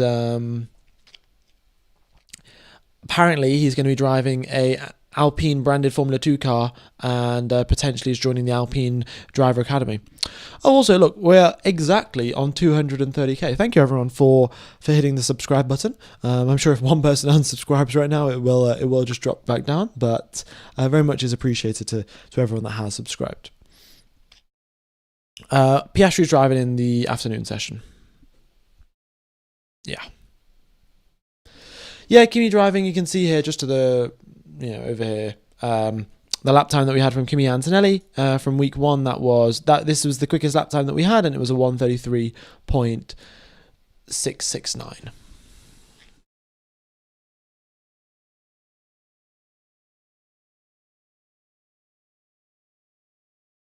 Are these testing times an indicator of potential quality times? No, not really. I mean, you're much more seeing what the reliability is going to be like. If there is a team that's continuously plagued during testing with issues, then it is quite likely that going into the season they will be plagued with issues. Fernando Alonso had issues in Bahrain with the Honda power unit. He again had issues. He had issues in Barcelona with the Honda power unit. He again has had issues here in Bahrain with the Honda power unit, and again more issues today as well. The tyres of Kimi and Perez, we don't know them because the data was broken after they came out of the pits. So, yeah, we're not sure.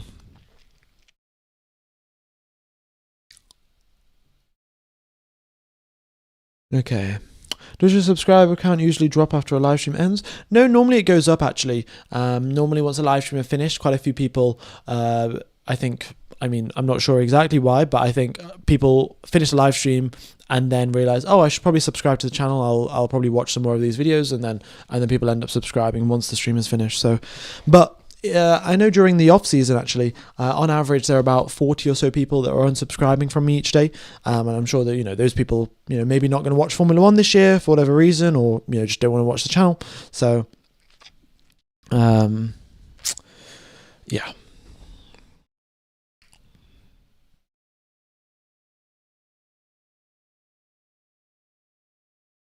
But I'm not too worried about it. How many gloves did Fernando Alonso throw today? Apparently not any. Not that I've heard of, at least. But we will see how. I think Alonso will have just went back to his garage, back to his hotel. If he knew that it's going to take 3 hours to fix the car or something. So I guess we will see.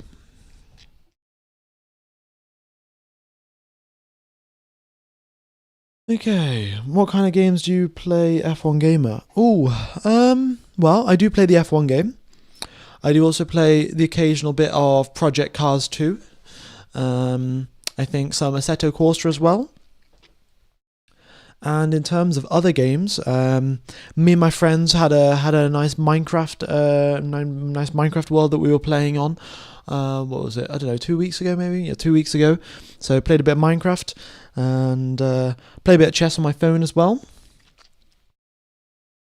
So yeah, I guess those are the sort of the games I played. I did play a bit of Valorant and CS:GO back in the day, but not so much anymore. Legend says Alonso still cannot believe it from Lewis in Singapore. Yeah, that was a pretty good team radio from Fernando Alonso. The guy just keeps on giving, man. He keeps on cooking, and his team radio is truly fantastic.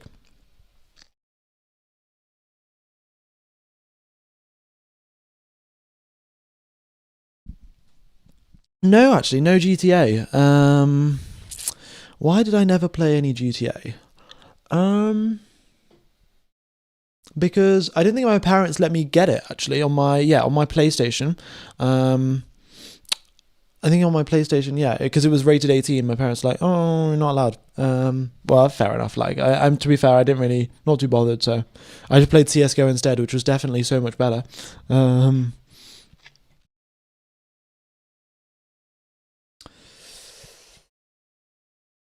No, Verstappen. Well, according to the sources that I have seen, Verstappen is not driving today. Hadjar is driving all day today, according to what I've seen. What is your elo on chess? It's about 600 really. I don't really. Well, the thing is, right, I can do puzzles that are like 1,200 elo, 1,400 elo, but I just don't really think very hard when I'm playing chess games. So, yeah, so I normally, my actual chess elo is like 600. Yeah.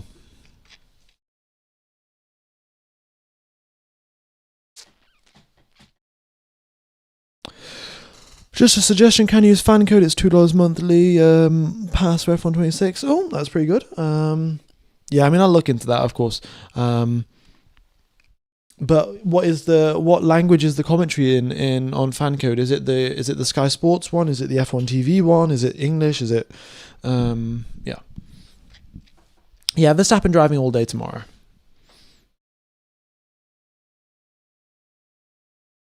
Play some indie games. Yeah, there was definitely one that I played. I don't know. It was about like climbing some mountain, and it was like some parkour. I can't remember. It was like it had sort of like these blocky graphics, not blocky graphics, sort of like I don't know, children's like graphics, but I can't remember, to be honest. Don't play too many games nowadays. I used to be a proper gamer back in lockdown. But since then, and since sort of getting to university, just decided to, well, not even decided, I just sort of just happened that I spent less time playing games.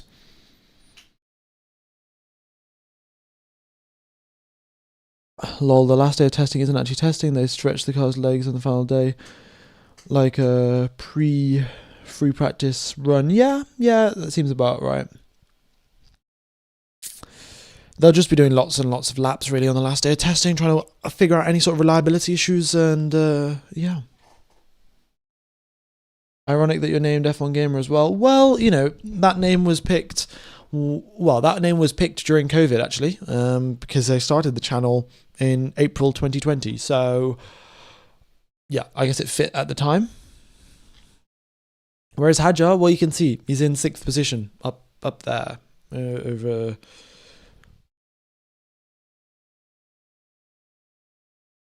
Is Lewis going to be all day tomorrow? Not certain actually. I'm not sure what Ferrari are going to do. I think they might just carry on switching the drivers half day. Yeah.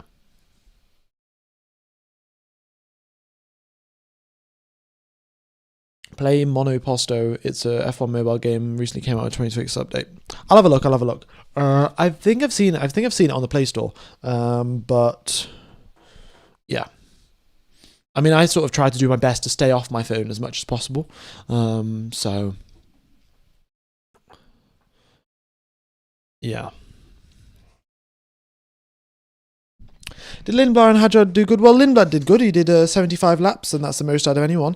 Hadjar, well, hasn't really had the opportunity to do good after having some pretty major engine issues.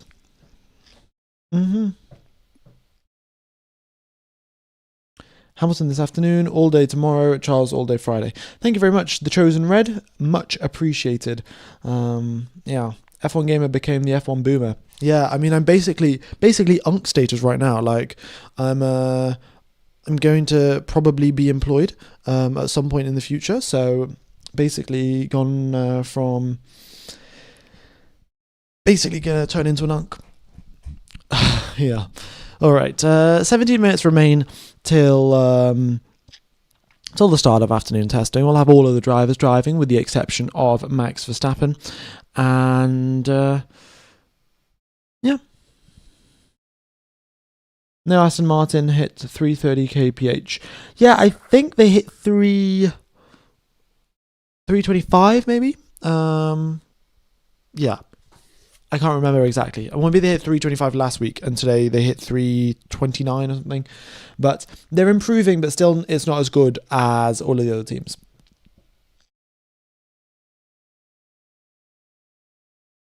Do you have a scholarship? Would you have to pay? Well, in the UK, you just get student loans. So I guess I am paying, but it's also a loan, so.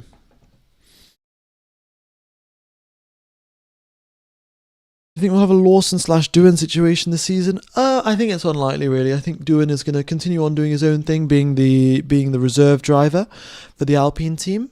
I'm pretty sure he is still the reserve driver, and Lawson will continue on being the Racing Bull. Oh wait, no.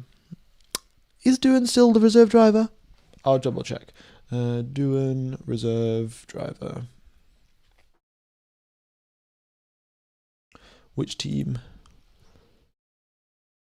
Oh, it's Haas is the reserve driver. Sorry, Jack Doohan is the reserve driver for Haas. So yeah, it's not really going to be much of a concern with Doohan trying to replace Liam Lawson. Lawson will have a much more of an opportunity to properly prove himself. I think his job now this season is to consistently beat Arvin Lindblad and sort of eliminate any sort of doubt that Lindblad is better than him. We'll see how that goes out and works, but yeah.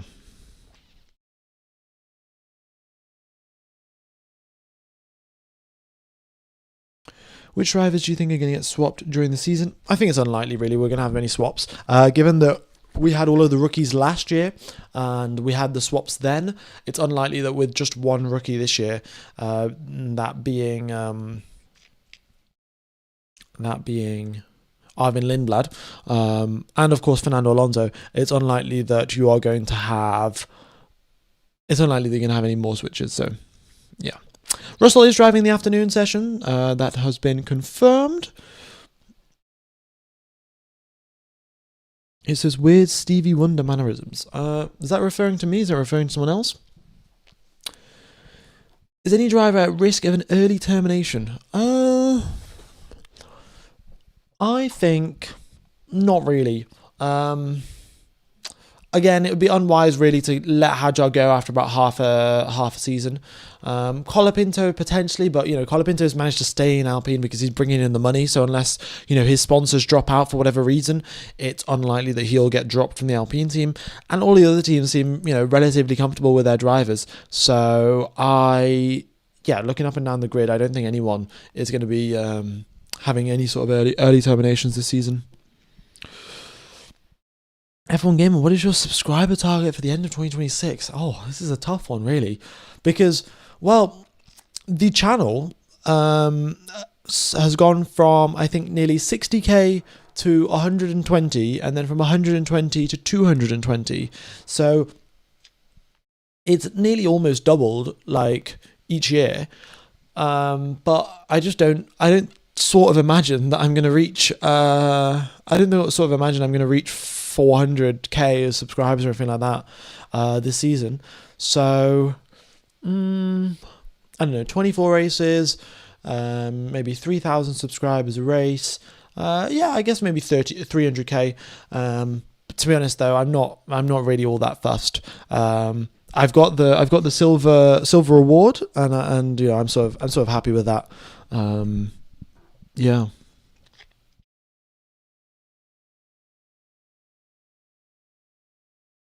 Everyone gave me going Silverstone? No, unfortunately not, folks. Unfortunately not. I'd like to carry on doing the commentary really from home. When we have upwards of 50,000 people listening in quite consistently, I think it's sort of my job or my duty a little bit to continue on with the broadcasts. So there will maybe be someday in the future that if I got flown out by Formula One, like if someone paid for my flights to go to Singapore or something to watch the race, sure, I'll do it.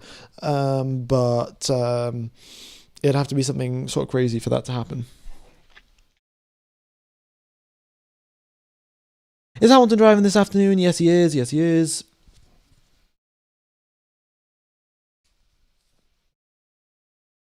Which cars are changing drivers? All of them apart from Red Bull.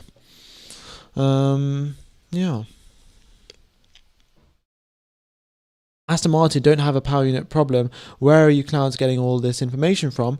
Well, mainly from reasonably reliable sources. First being Bernie Collins from Sky Sports. The second being Racing News 365.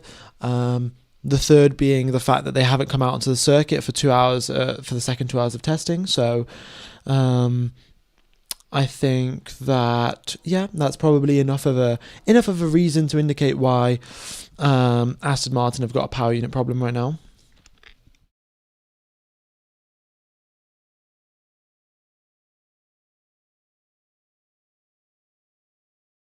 Fun thought experiment. Alonso says F1 quits mid-season. What happens? They'll probably get Yuki Tsunoda in, I think. Yeah, I think Yuki Tsunoda will have, obviously, I think he's the reserve driver, of course, at Red Bull, and he will have negotiated his contract as such that if he does get a Formula One offer and a different seat, then his contract can be broken, no questions asked. And I think that he will be the most suitable drop-in candidate for anyone. He's, of course, Japanese as well, which helps with the Honda sort of relationship. So I think Yuki Tsunoda's prime candidate.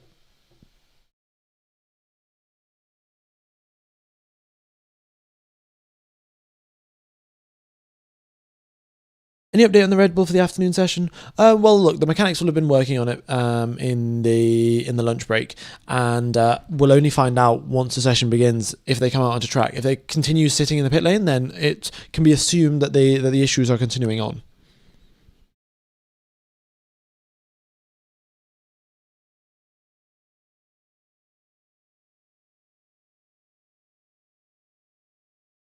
Okay.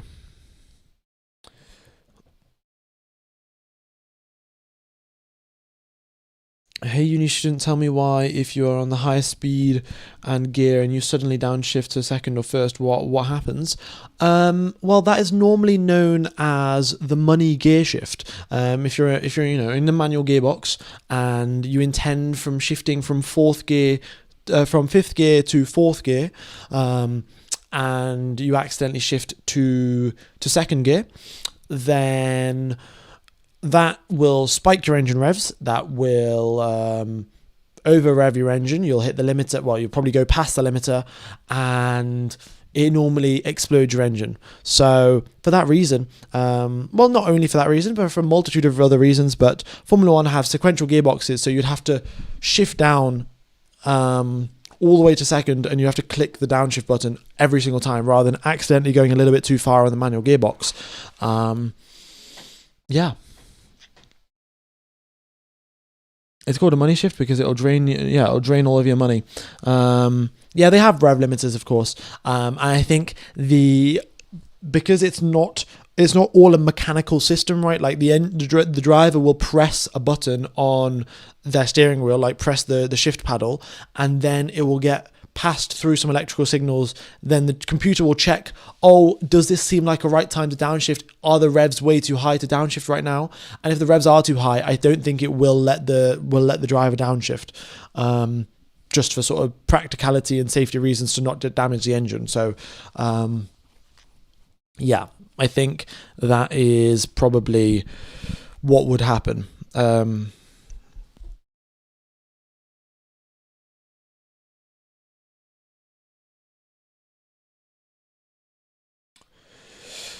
Yeah, haven't you taken any food for this long? Oh no, I went and had some lunch. About, I don't know, half an hour ago. But thank you guys for asking.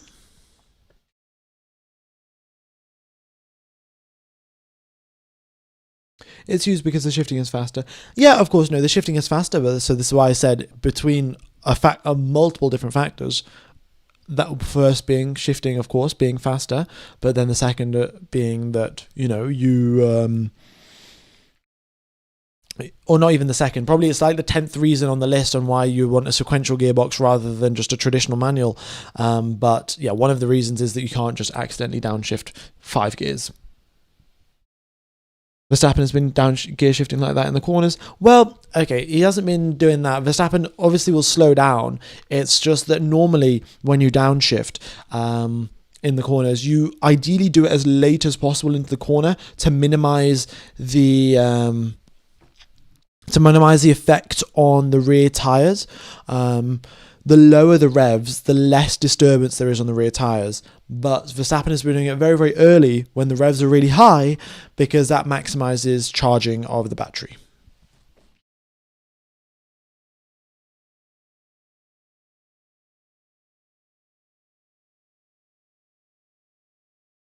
Yeah. Aston Martin wasted so much money for Newey just to get sabotaged by Honda. I mean, see, this is the sort of thing, right? Like, sabotage by Honda? Like, why would Honda do that? Like, is there any sort of practical reason does it help their advertising? Does it help them? Like, I think people very often before saying something have to think, why would a certain team do this? If you're claiming sabotage, but whatever. Like, guess there's no point sort of replying to that sort of stuff. Testing starts in 6 minutes' time. We'll have 21 drivers that will have driven today, the one exception being Max Verstappen. And George Russell was idling his car, so he's got his... so it looks like they've switched out the pedals and the steering wheel and the seat for George Russell, and he'll be getting ready to go out soon enough. And the rest of the drivers will be as well. So, yeah, the team's aiming for approximately 150 laps or so, 140, 150 laps done throughout the day. Approximately 3 race distances or so, just a little bit under that, but yeah, good enough running for them, and allows them to do some solid work and do some analysis. Does that mean the gearbox is going to be worn out? Yes, I think it will put a little bit more strain and force through the gearbox. It's difficult to tell.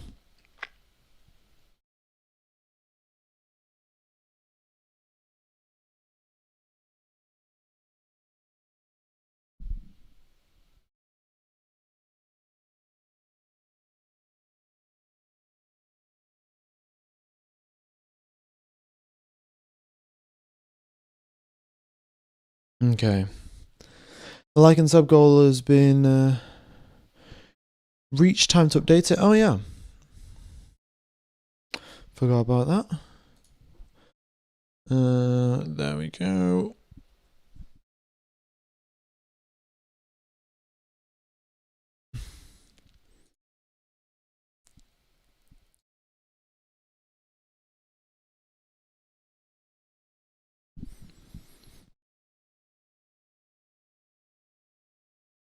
All right.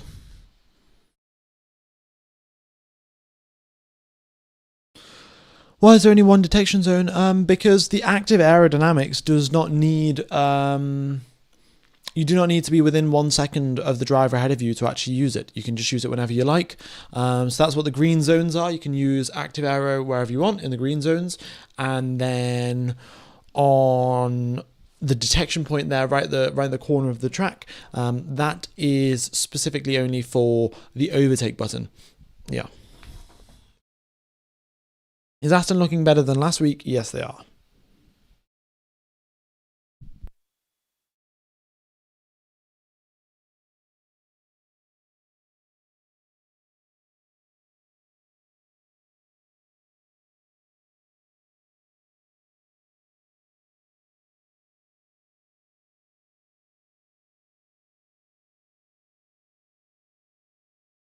Okay.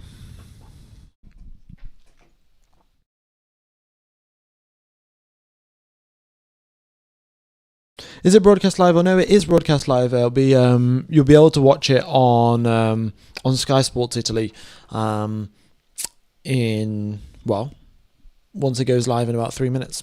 Yeah.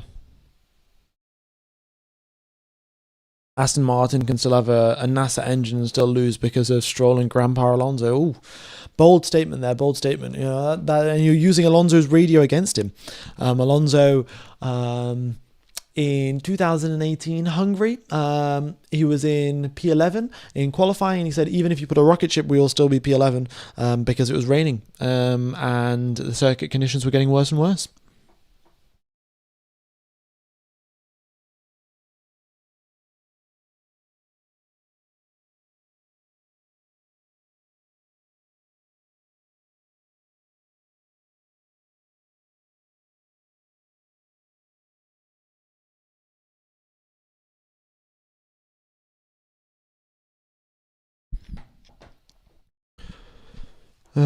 Will we see super clipping reduced in the future? Maybe. I mean, they'll have to change some sort of regulations and things like that to get rid of super clipping. Do you think Charles and Lando will be top of the leaderboard? It's track temperature's gone up right now, so it's going to be unlikely that you're going to see drivers setting super fast lap times with these hot conditions. But towards the end of the day, there's still a chance that temperatures drop even further, and drivers have the opportunity to push even harder. So I would not rule it out. I think there's definitely a chance that in the afternoon session we'll get some more laps.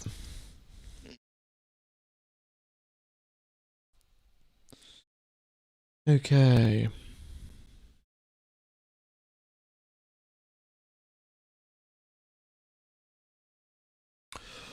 What is the outcome of the FIA meeting? In fact, let me have a look, folks. Let me have a look. What has been going on in this FIA meeting that's supposedly been going on, and what's the outcome? You know, what rules are changing reportedly? There's an F1 commission meeting, and there's also an unofficial meeting of power unit manufacturers, but they won't have Mercedes apparently in this secret power unit teams meeting, but no further information.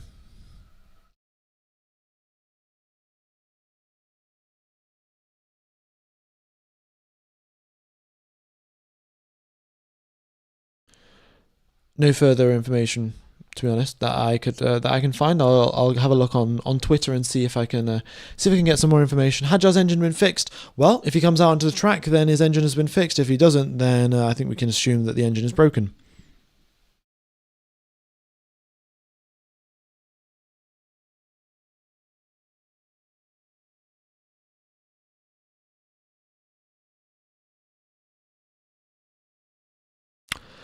Yeah, I don't know what. I mean, Soy Motor are tweeting a lot of things about Alonso's engine and this, that, and the other, but I personally don't know if they're actually watching the data that closely, to be honest. According to Alonso, there is no problem with the car that can't be solved. I don't think there's anything that is impossible to fix, but yes, we'll have to wait and see. Before Australia, we will try and fix everything we can. After that, without getting too far behind on the championship, we will look to fix as much as possible in the first few races. But no, I'm optimistic everything has a solution. That's what Alonso says, apparently. So, everything is a short/medium term solution. So Alonso's confident. That things will get fixed. Right, let's get rid of this countdown timer, and you'll see over there the timer has just started ticking down. It's gone down from 4 hours to, well, we're 5 seconds down. Got a green light at the end of the pit lane. No drivers yet out onto the circuit. In fact, no drivers with any RPMs whatsoever. Okay. But the cars will be coming out onto the track very, very soon. And yeah, should be good.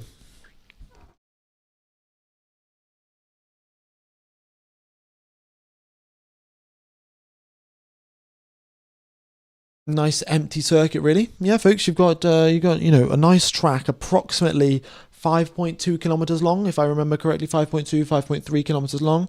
It's all there waiting for you guys, so be much appreciated if you could make your way out onto the circuit. Williams looks good, folks. Williams looks good.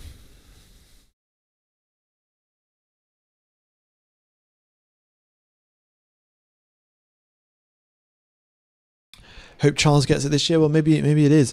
Oh, that looks like Colapinto starting his car. His engine revs up. Oh, engine revs back down again. Never mind.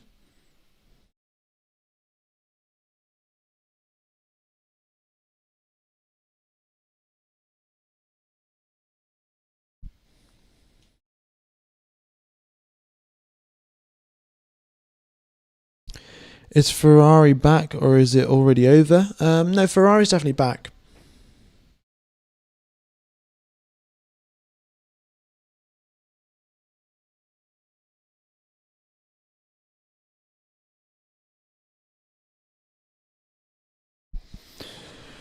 Alrighty then. My advice to all F1 fans: watch all the free practice sessions, qualifying, and pre-race shows if you want to actually understand F1 well. Yeah, and you should definitely watch the F1 Gamer YouTube channel. It's definitely the best, and it's definitely not coming from an unbiased source whatsoever. But no, I definitely also sometimes think that I'm, missing out on sometimes the most up-to-date knowledge, because, well, it's been a long time since I have gone back and listened to a full free practice broadcast from Sky Sports, and maybe there are some few things that I'm missing. So that is one of the things that I will be doing between now and Australia, is listening back to some of the important videos about testing and whatever they've been talking about in terms of commentary and things like that, to ensure that, well, my commentary is up to date, my knowledge is up to date. Because I think as a job, as a commentator, it's your job to be, the most educated person in terms of what is going to happen on that racetrack on that day. And then also being able to convey that with a good amount of passion and a good amount of fairness and unbiasedness.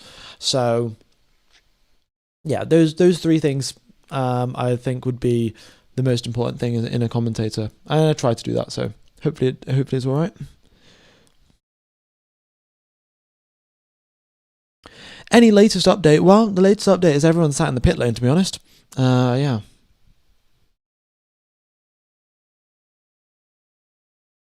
Do I ever ride trains? Yeah, I've got a train a few times. I mean, not all that often. But yeah, the train, the coach. Because I haven't got a car just yet. I've got a motorcycle, but well, if I get a job, then maybe I'll get a car. Who knows?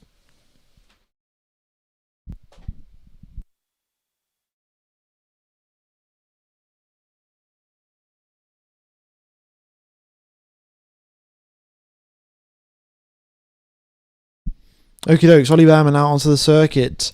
Good to see, good to see.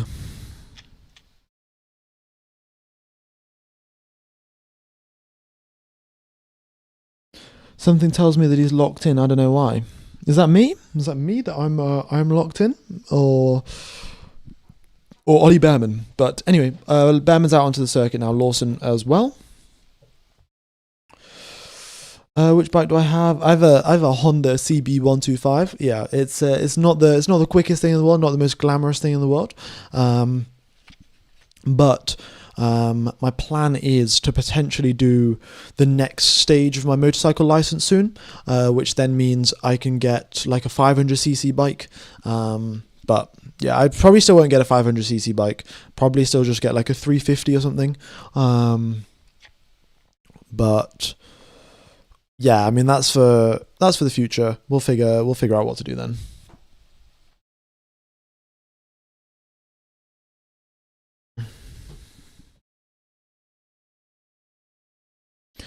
Hamilton is revving, exactly, folks. You can see the drivers are coming out onto the circuit soon enough.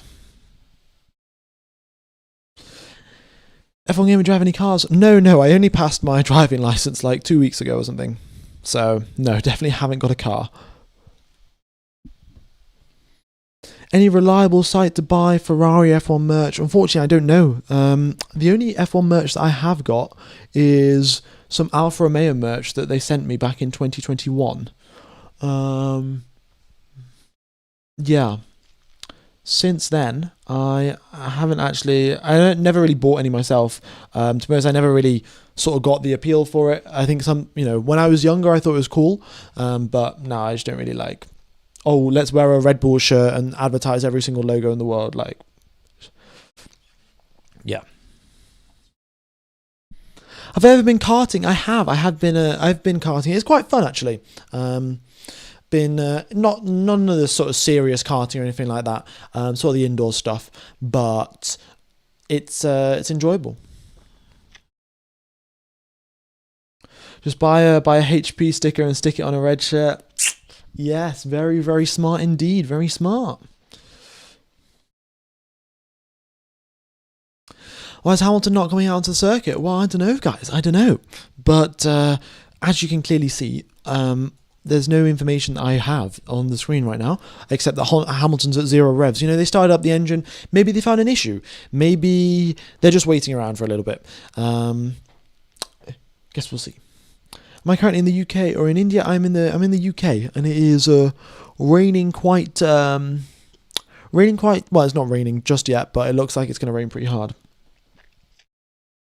You could say that about any day in the UK though. So,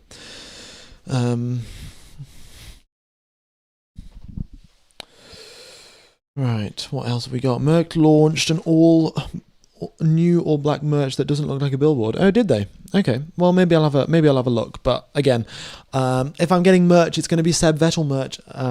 It's unlikely to be a Mercedes. So, what is my dream job? I think a Formula One commentator would be pretty cool. Not gonna lie, Formula One commentator. Yeah.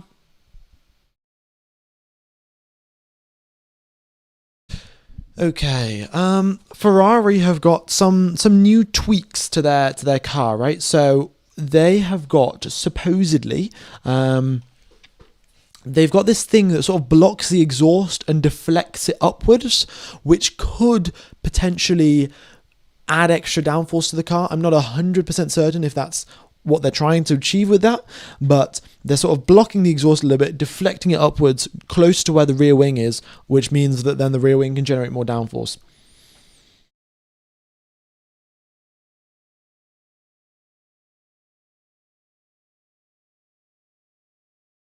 Okay. Why does Anthony have question mark tyres? Because the data never updated it when he was out on the circuit, and now he's never coming back out on the track because Russell's driving for the afternoon, so he's going to have question mark tyres till the end of the day.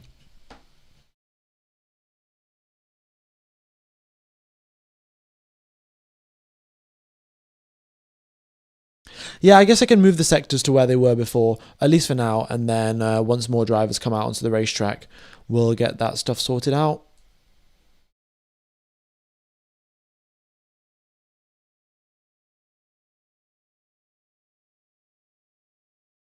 Or actually, put that there for now. Have I been to any race? No, unfortunately not.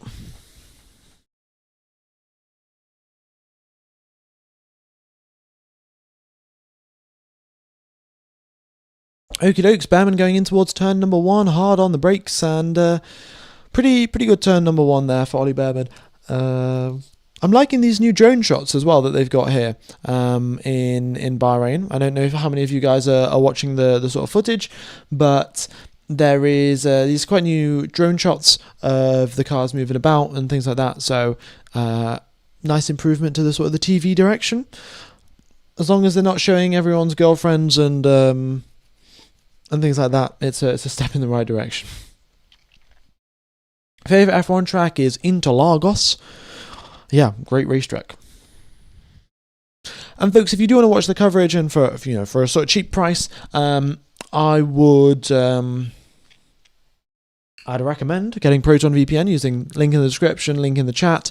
It will let you connect to an Italian VPN server, and once you've connected to an Italian VPN server, it will then allow you to go onto YouTube and watch the Sky Sports Italy coverage. So yeah, it's pretty good. It doesn't drop out, it doesn't break, so I would say that it's pretty solid. Also, yes, Hadjar hasn't come out onto the circuit as of yet, and neither has Fernando Alonso. That means that the mechanics have been working all lunch, and no issue has been, the issue has not been resolved with regards to the power unit for Hadjar, and the same could be said for Fernando Alonso.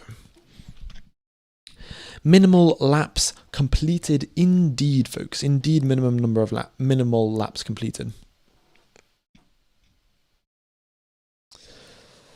All right. Just Behrman now lapping around, giving us some nice action. About half on the throttle, then backs off the throttle as he goes up the hill towards turn. Yeah, and he's going very, very careful, to be fair, on the throttle and the power. He is on 20-lap old medium tyres, so doing a bit of a longer run there. His lap time's up in the 141 range, so it does make sense that he's being all that careful. Which VPN? Proton VPN is the company, but it's an Italian VPN that you connect to. Or an Italian server. F1 Gamer, did you see the news about Ferrari's new rear diffuser to exhaust gas for downforce? Yeah, I was just talking about it. But yes, essentially, you normally have your exhaust pipe, which is a circle, right? And then they have sort of blocked it off, the bottom half of the circle, with like this sort of deflector plate that deflects the air upwards. And then you've got the rear wing up here that is generating downforce. And the more air that you can put under the rear wing, or in some way it's basically allowing them to generate more downforce. I'm not sure exactly. Well, partially, if you deflect the air upwards, then you generate more downforce downwards. It might also affect the rear wing, but not 100% certain on that one.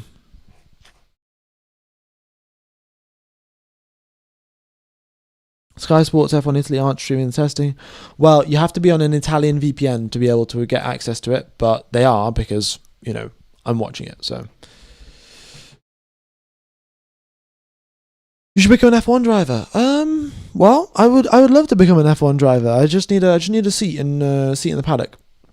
Should be easy though. I will. What I will do is tell them that I'm built for combat, and then easy victory.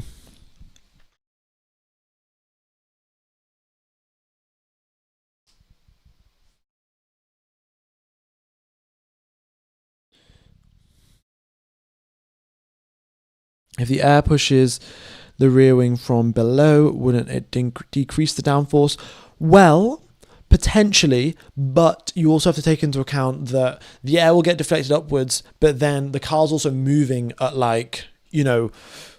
however many kilometers per hour, and it's going to get deflected upwards and then just sort of go back. So, but again, I cannot do this aerodynamic calculation in my brain. Maybe Adrian Newey can, but I certainly cannot. And the Ferrari engineers have figured something out that in the simulations increases their downforce. They'll test it out on the racetrack, see if it actually does, and if it does, then it's good.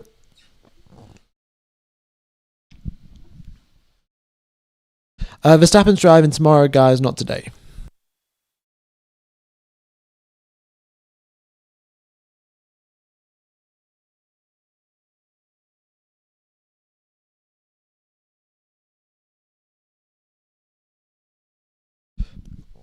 Okie dokes.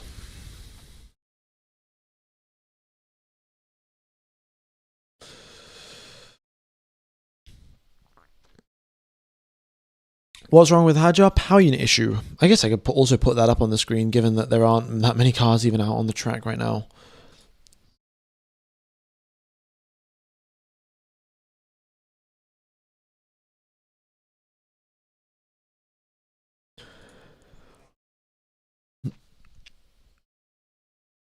He was revving earlier. Hamilton is revving once again, so it looks like I'm going to have to move all of this. Once he gets out onto the circuit, yeah, there we go. He's moving. I think his GPS will be moving. There you go. He's just moved now. And then he'll move up. And then I can get rid of the line that says Hamilton driving in the afternoon, because, well, he is already out on the racetrack.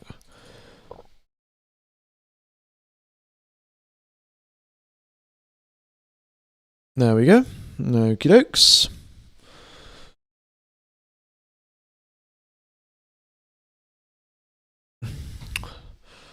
So there you go, folks. Lewis Hamilton out onto the racetrack. We'll see what he does. He's currently still on the pit lane speed limiter. Yeah, this is the thing, right?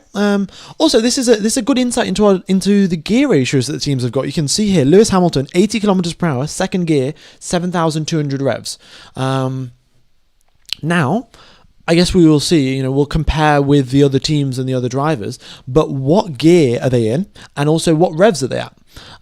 Does it make sense to drop down into first gear and then have way higher revs so you can charge your battery up in the pit lane? That could be very, very smart idea. So, I guess we will see. So I will remember that second gear, 7,200 RPM, is the pit lane speed limiter for the Ferrari car, and then it'll give us insight on the gear ratios for the other teams. Ton of flow vis, yeah. I mean that's the thing. So they are looking to see whether that new part that they've added to the rear of the car is working as expected. Is it going to generate the more downforce? What exactly is the air doing on the surface? Yeah, let's see.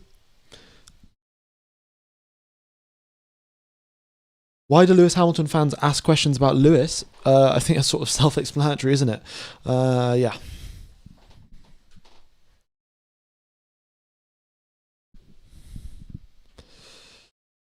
Right. Oh, Oscar Piastri. He's emerged right at the end of the pit lane. We didn't get to find out what his pit lane speed limiter is, but let's see now. Okay, let me get my stopwatch up on my phone. and count how many seconds is Oscar Piastri revving his car for. Right, well, he's already started revving, so I guess there's no point. I'll do it for the next person that comes out of the pit lane. But to be fair, he didn't rev for that long. But the thing is, he only revved for a maximum of 4 seconds, and then he's just made his way out to the end of the pit lane because the drivers can actually get away from the start line without stalling. Like, it's not a major issue. It was about 5 seconds, yeah. I'll have my stopwatch at the ready next time, and then we'll figure out who's revving for how long. Obviously, not the most accurate thing in the world. Just sort of eyeballing it off the RPM numbers, but it's the best we've got. How many people have we got tuned in? 3,000 people. Much appreciated, folks. Much appreciated.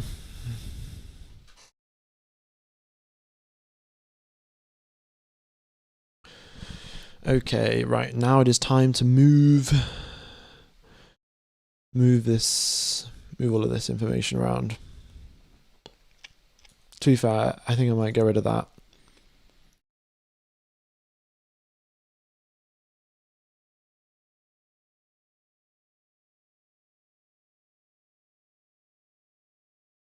Okay.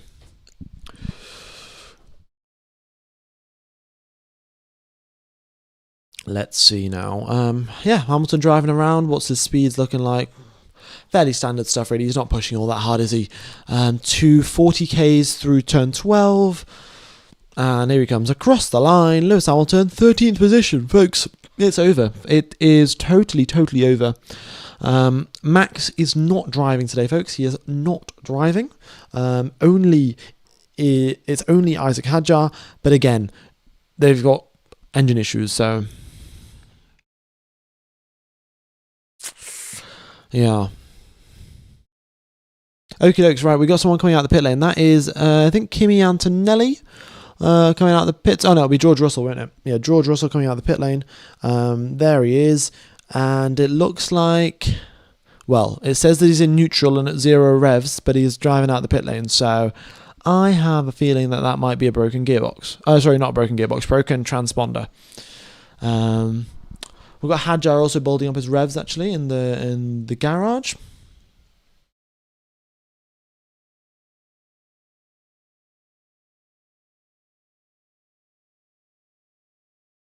Okay, look at this. So Isaac Hadjar, similar sort of revs. Second gear and 7,000, nearly 7,300 RPM, ever so slightly higher in the gears than Lewis Hamilton was. But very similar gear ratios for the second gear, which is fair enough, I think. I think that makes sense. It's unlikely you're going to have that big of a difference when you've got very similar downforce levels and very similar amounts of horsepower, because at the end of the day, you know, we might say that, oh, this Formula 1 car is really slow, but in reality they are, you know, 1% slower or 2% slower at max than the quickest Formula 1 car. So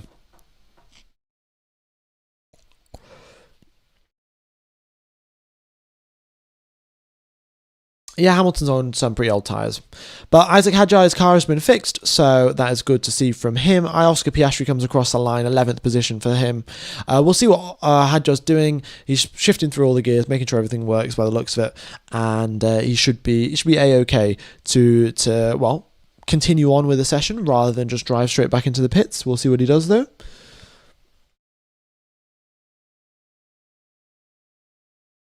Is going to be in Australia and then power unit failure. Well, you know, in Australia, things are upside down, and, you know, the engines don't like being upside down, to be honest. So that could affect things. You know, you got to have a separate sort of design for the races that are in the southern hemisphere. Yeah, very, very big brain stuff here on the F1 Gamer YouTube channel.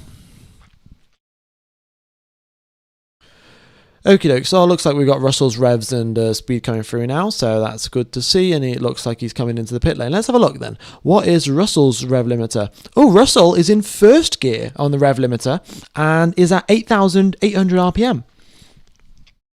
Okay. Interesting. Sorry, not the rev limiter, the pit lane limiter. But either way, first gear, 8,800 revs. So Russell with slightly more revs going into the pit lane. Does that mean he can charge up his battery a little bit better? Is that going to put more load on the engine? Who knows?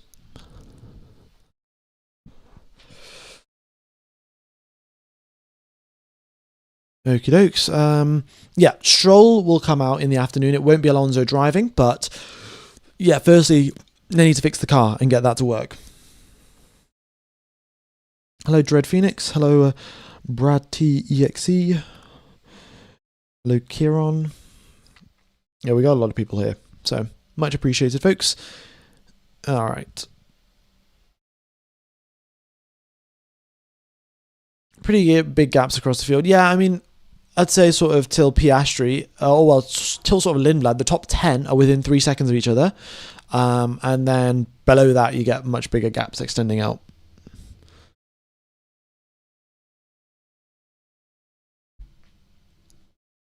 Red Bull power limit only 280 on the straight. Well, yeah, this is the thing. They've just had a power unit issue.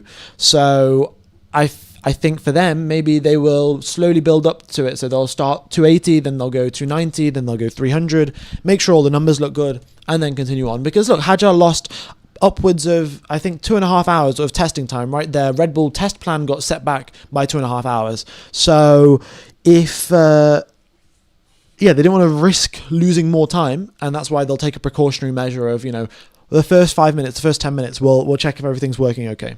But he comes back into the pit lane now, and 3 hours and 36 minutes left on the clock. Let's see when he next emerges from the pit lane.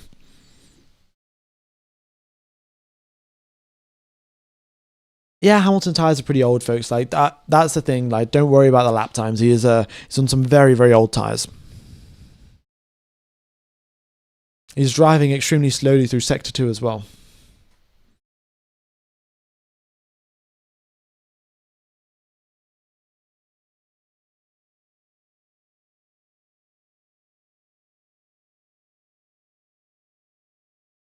Okay.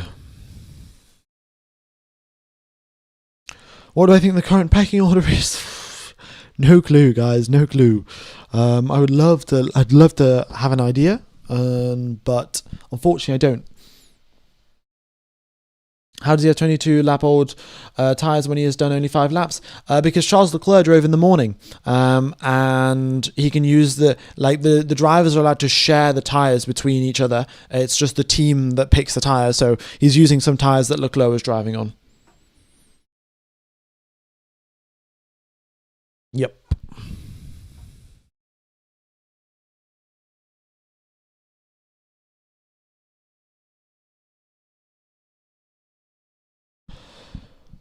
All right.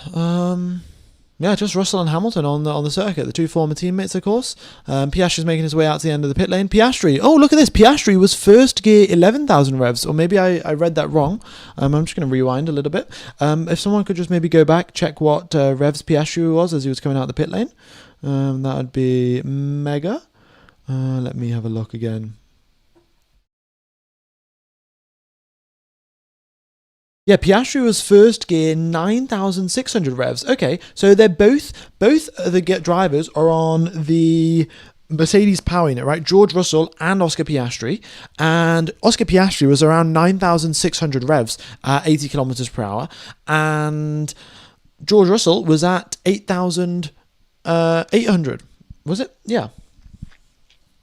So quite interesting, actually. Quite interesting what these two different revs are at. I think a few people in the chat are saying 12k. I think 12k was just as he momentarily came out of the pit lane. But during the pit lane, the actual speed limit when he was at 80, I think it was at 9,600. So different gear ratios. So that's why you will sometimes see one team dip into first gear in one of the corners and another team stay in second gear, because their ratios are different.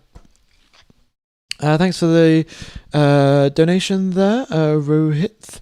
What do you think of Verstappen and Hamilton's comment, which they did not hold up against this big regulation overhaul? Well, look, the drivers... I said this last week, and it's sort of like when I say Formula One, all of you have your own individual perspective on what you think Formula One should be. Some people would say it's got to be all about the racing. We don't need to focus about the technology. Some people say it needs to be all about the technology. We don't need to worry about the racing. And there are loads of different in the middle perspectives, right? Some people will say, oh, I love technology, but as long as it's got V10s, or I love racing, but I'm fine with having electric motors and things like that. So from the driver's perspective, what their idea of Formula One is, of what their idea of racing really hard is, the regulations are currently not providing that. So I think it's fair enough that that Verstappen and Hamilton are making those claims, because you've also got to be in the situation where Verstappen and Hamilton, because they have so many world championships, because they are so well respected, they can say whatever they want. But if Arvid Lindblad comes out and says, oh, these regulations are terrible, then, you know, the media are going to go after him, and a lot of, like, he doesn't have that level of respect, the level of aura to then just go out and say, you know, these regulations are bad. Only a few drivers do, and I think Verstappen and Hamilton are also expressing from the behalf of other drivers who also don't like them but cannot say. You know, for example, like Alex Albon, you know, he's a very likable character, but he's not got the level of status to say, I don't like these regulations, I think they're stupid. They're like Formula E. Like, he cannot say that. But I think Verstappen is sort of Verstappen and Hamilton are sort of saying what all of the drivers think together, and you know, the drivers have their right to their own opinion, and I sort of agree with them.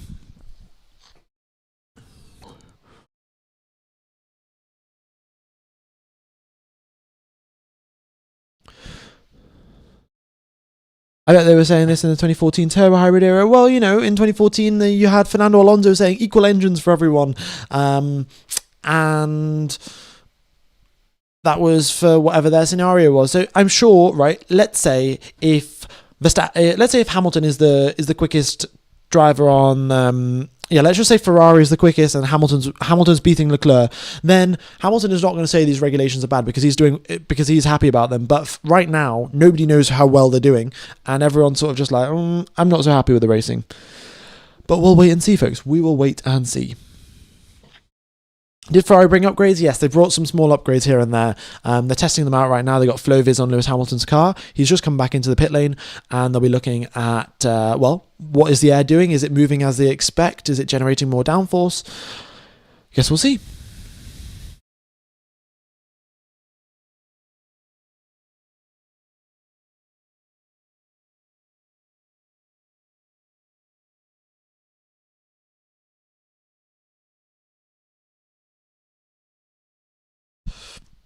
These regulations are terrible, but only if I'm not winning. Yeah, I mean, but you would say exactly that, wouldn't you? When are we going to see some more practice starts? I mean, it depends. It's totally up to the teams really to decide whether they're going to do practice starts when they come out the pit lane or not. And then normally towards the end of the session, there'll also be some practice starts there.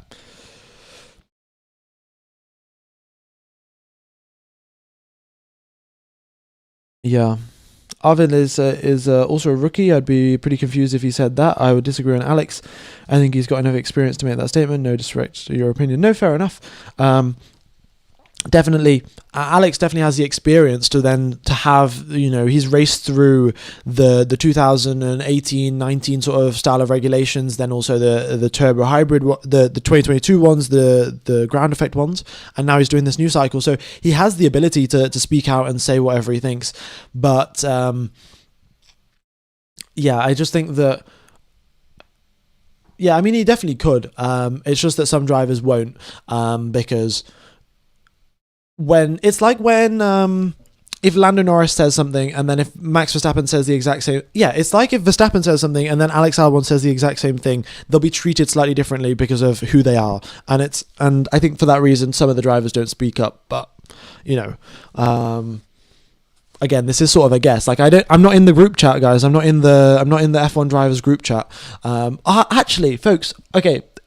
For a moment here, for a moment, can we turn the chat on YouTube into what the F1 gamer what the F1 driver WhatsApp chat is like right now? So the first day of testing is finished, and I want you guys to pretend to be, you know, whichever driver you want to be, you know, Alonso, Ocon, Perez, whoever, and type what you think that they would be typing on the F1 drivers WhatsApp chat. I think it would be quite interesting to see what your guys' thoughts are, but. And I'm sure Max is probably like, oh, screw this, I'm racing in Le Mans. But Colapinto's come out onto the circuit. GP2 engine. Yeah, Alonso's Type B GP2 engine. I'm going to go to Dakar. Battery Championship. Mercedes, stop sandbagging, please.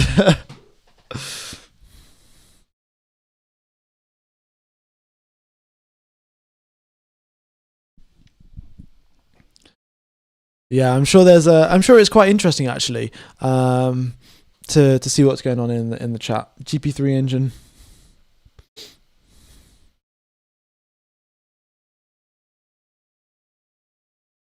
Yeah. All right.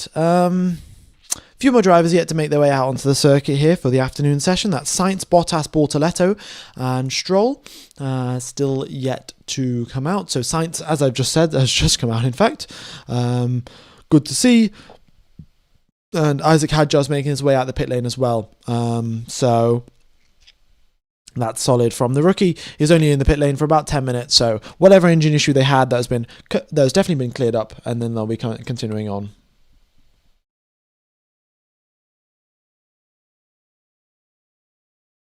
Do you think Perez is rusty? I mean, these drivers, they'll have a little bit of sort of lack of experience, but you've also got to take into account that these are completely new regulations, and for all of the drivers, these cars are brand new. So the idea of being rusty is not so much of a concern, to be honest. The drivers will catch up to it, and Perez will have done probably 50 laps in Barcelona on each day, 50 laps or so in Bahrain on each day, at least on average. So that will put him to nearly 300 laps completed already. So I think all of that rustiness will have gone away.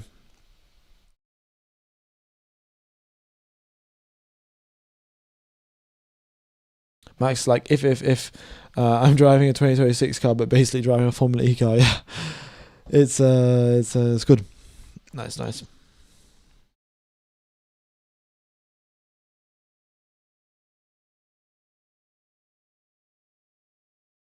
want to see Russell setting up laps. The Mercs look confident this year. I don't know why.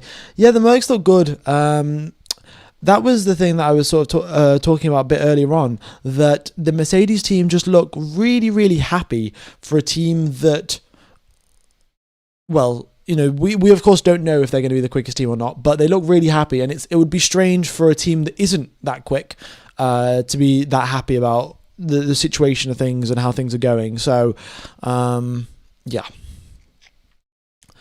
Liam Lawson up into 11th position.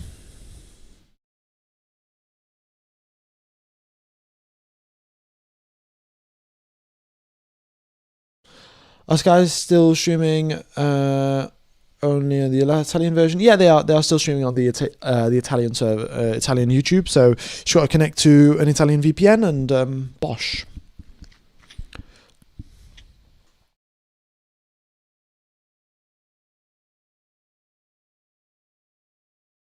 Okay. Let's see then. Franco Colapinto into the pit lane. Oh, this is interesting, right? Franco Colapinto, he's second gear, and then 6,800 revs, 6,700 revs. That's sort of what he's looking at. Interesting. I'm sad I have an exam in March. Yeah, in fact, I have an exam on the Friday of the preseason testing. Not preseason testing. On the Friday of FP1 and FP2 in Spain. So not in Spain. In Australia, yeah. So I've got the Australian Grand Prix to commentate on the 6th of March, sorry. At 1:30 a.m., yeah, and then 5 a.m., and then I've got an exam at 4 p.m. So gotta lock in. Yeah, gotta lock in that day because I'm going to be up all night and then also have an exam to do in the afternoon. All right. Who's this? Liam Lawson coming into the pit lane. Okay, let's have a look. What's Liam Lawson's revs? First gear, 8,800 revs. Okay. I just came for an exam. Yeah, we've got quite a few people actually doing exams and such. To be fair, I know that quite a lot of you are still at school and things like that. YouTube tells me on average, I think there's like 20% of people are watching this are under 25 or something, under 18. I don't know exactly. Yeah, 20% of people are under 24.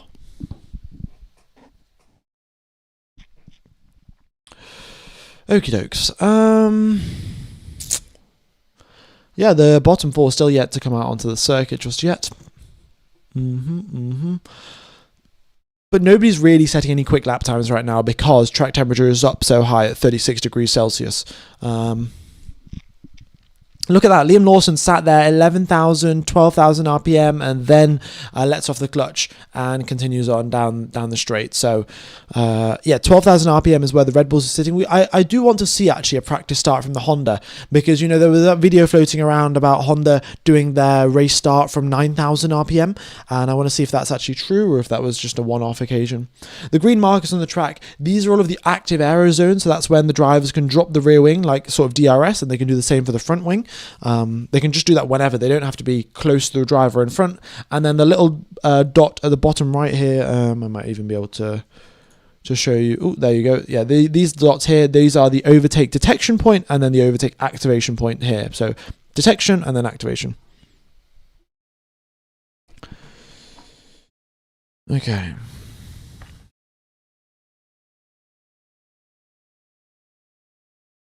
F1 Gamer, it's 100% sure Red Bull is sandbagging because Verstappen managed a 34.6 on the first day of week 1. It's never been reached that pace again after Toto comments. Well, look, why is Toto trying to deflect blame to Red Bull? Because Toto knows that his power unit has got an extra 30 horsepower. According to, Verstappen has been, when Verstappen was asked about the Mercedes power unit,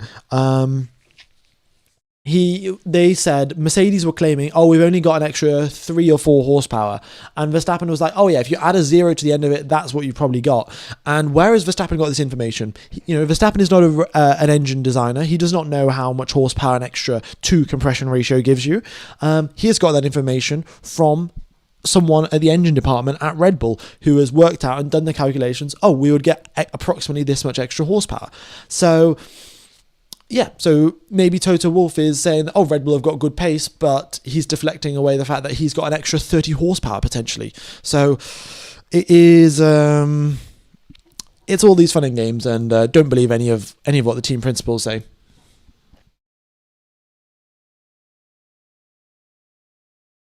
The white dot is the speed trap. So at the top right of the screen, you can see all of the speeds that the drivers are doing, and that's where they're getting measured against the speed trap there. The wings can be retracted anytime, and the green markers are where they can be retracted. So you don't have to be within 1 second, but you have to be within these green sections to drop your rear wings and retract them. And the overtake button, I think, is only active for the main straight, but I'm not 100% certain on that one. Maybe it's just for the next lap.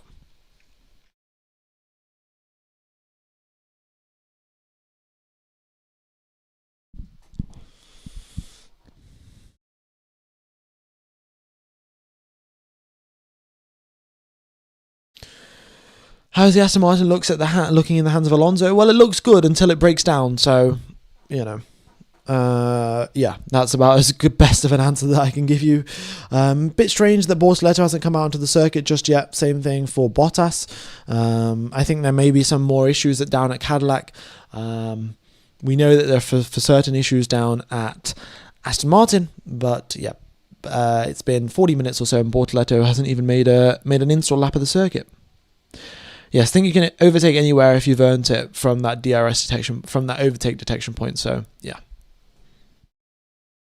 Just hit the download of Proton. What a great deal. Thank you for organising. No worries, buddy. No worries. Yeah, I had to send quite a few emails with Proton VPN. But, no, the lady that I'm working with is quite nice. So, in total, quite a lot of emails. Well, you can access the live data. You can get access to the live data using F1 TV, and then multi-viewer. What's the matter with Ferrari engine? Previously, they were using stainless steel instead of titanium or something for the engine. Thanks for answering questions, mate. Yeah, no worries. So what Ferrari were doing they said that they were going to use stainless steel, or maybe they said they were going to use stainless steel instead of aluminium. And traditionally, aluminium has been used in engine blocks for quite a while, mainly because it's pretty light and it's pretty strong. However, stainless steel, as far as my knowledge goes, it is heavier than aluminium, and it is also a little bit stronger. And I think it's also a little bit more reliable in the sense of the cracking, and with the repeated forces of hot temperature, low temperature, hot temperature, low temperature. In that regard, I think steel is a little bit better than aluminium. So Ferrari have opted to use stainless steel for their, I think it's the top of their piston. Yeah, top of their piston. To maybe increase durability, to help reliability. Not exactly sure of all of the certain details, but so they've done it for potential reliability advantages and potential weight saving as well, because it's stronger, you can use a slightly thinner amount rather than with aluminium. Because it's slightly weaker, you've got to use a bit thicker of amount. So it's a bit of a trade-off there, but it's interesting that Ferrari, the only one the team that tried it. Maybe some teams, because the thing is, you've also got limited resources. Like, there are potentially thousands of different things that you could look at as an avenue to potentially increase performance, but it's most effective, of course, to direct your resources at where you're going to get the most horsepower. But you don't know that from the start, right? You don't know, is plan A, plan B, plan C, plan E going to give you more horsepower? You don't know, so you sort of have to pick and choose and guess. And Ferrari went for this strategy. Maybe they had 10 engineers working on it for 2 months trying to work it out, and maybe it only gives them an extra 2 horsepower. Or maybe it gives them loads more reliability. Like, we don't really know for certain, but that's what they've decided to do. Stroll's going to cook. Yeah, Stroll's out on the circuit. All right, so I think I'm going to have to move this, right? Give me a sec. That's going to go there for now. Yeah, I do apologize. Some of these things are getting covered up, but also, you can see that Piastri and Perez and Sainz are all sort of just sat in the pit lane anyway.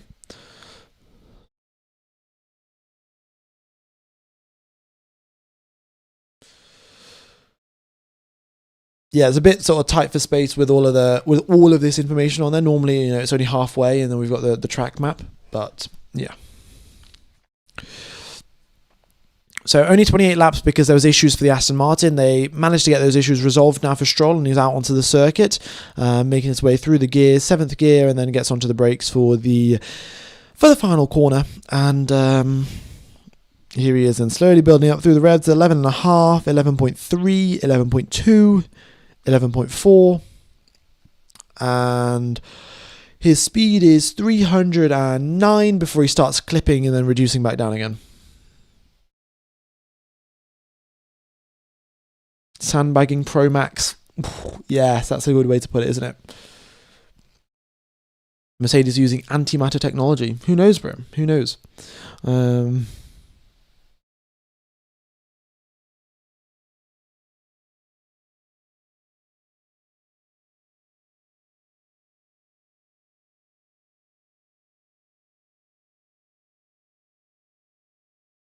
Hamilton backed off, did he? Let's have a look. Yeah, backed off in the middle. Well, backed off in the opening sector. He must have locked up, I think, going in towards turn number 1. So he's probably restarting now. Let's have a look. Speed 314, 319, 326, 326, and starts clipping back onto the brakes for turn number 1. Looking pretty good there in sector 1 is Lewis Hamilton. You can just sort of see his little mini sectors are progressing through as he makes his way up the hill. And map Jeep glitching out there ever so slightly. Up the hill he goes, though, and things are looking all right there for Lewis.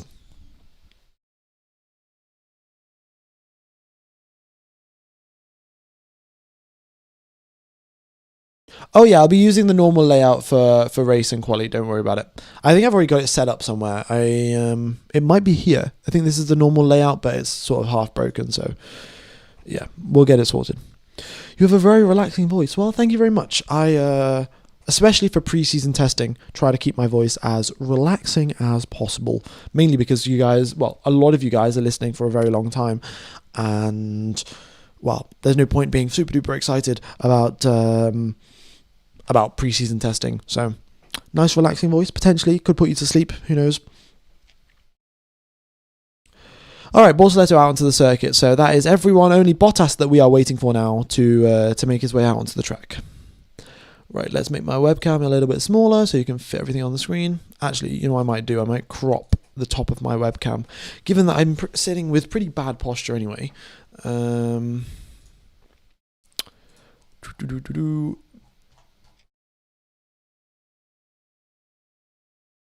Yeah, we got a nice cinematic angle, you know what I mean? Like a IMAX movie, right? Very nice. Rename the stream F1 commentary to fall asleep too. Yeah.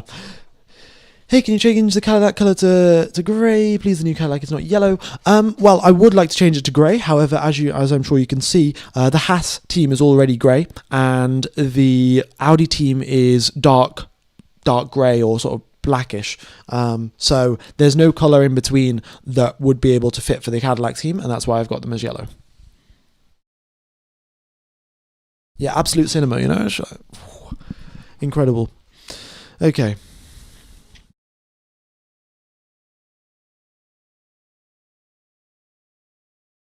Well, here comes Bortoleto then, out of the final corner, half on the power, half on the power, half on the power, full onto the power at the end, just before he gets on to coming across the line, and it is 317, 324, 325 before he gets onto the brakes. Oscar Piastri, nice lap there from him. Set of hard tyres as well. He is 1 seconds off the pace compared to Antonelli, who's only 4/10 off the pace, but a set of hard tyres, good lap there. And oh my goodness me, that's the quickest we've seen for out of anyone. 254 kilometers per hour, right there at the top right. Piastri, purple, but in the second sector, in the sector 2 speed trap. That's quickest that we've seen out of last week and this week. So, yeah, he's on the hard tyres, but it seems like the fuel load is pretty low. Hamilton on a fast lap. Yeah, first sector, 30.5 from... 30.3, sorry, from him, so he's about half a second back from Antonelli. And then Hamilton comes across that line, he's backed out of the lap again, and it's a 125 kilometers per hour. So Hamilton, I don't know what's going on there, but clearly backing out his lap on multiple occasions due to issues. Yeah, due to issues. Where's the speed trap for sector 2? It's in between, so it's where the colour changes from blue to yellow. So just where Bortoleto is driven by now, that is where, yeah, that's where it is. It's not indicated with a dot because it's just between the two sectors.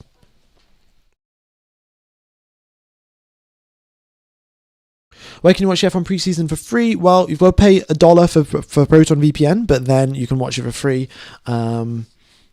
Yeah, you connect to an Italian VPN, go to YouTube, and then search Sky Sports F1. Okie dokes.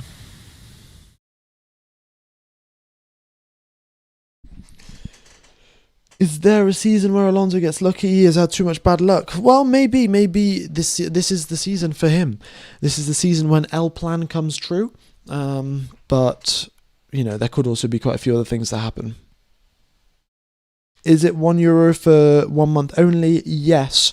However, there is a chance that I also get a link for next month as well, which means that you could get it and then cancel it and then just get my link again.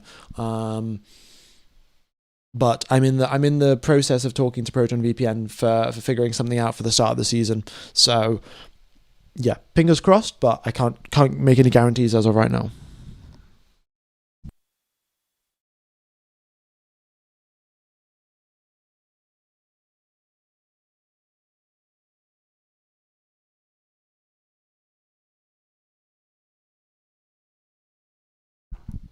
Okie dokes. It's more of the gearbox that's having issues, not the engine. Yeah, I mean, I guess they're all sort of related. You know, you need to have the gearbox for the engine to work. You need to have the engine for the gearbox to work. So Hamilton, though, across the line, a 1:37 from him. Very nice. After quite a few attempts backing out of his lap and things like that, he's managed to put a time on the board.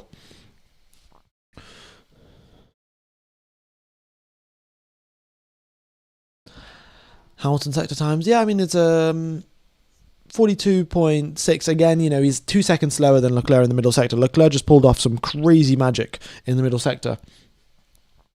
How do I watch it for free / with Proton VPN? You connect to the Italian VPN server, then you go over to YouTube and you search Sky Sports F1 Live and you watch the coverage. Oh, thank you for becoming a channel member, Suri Nash. Much appreciated. I probably have pronounced your name incorrectly, but thanks for supporting the channel. Thanks for helping out. Alrighty.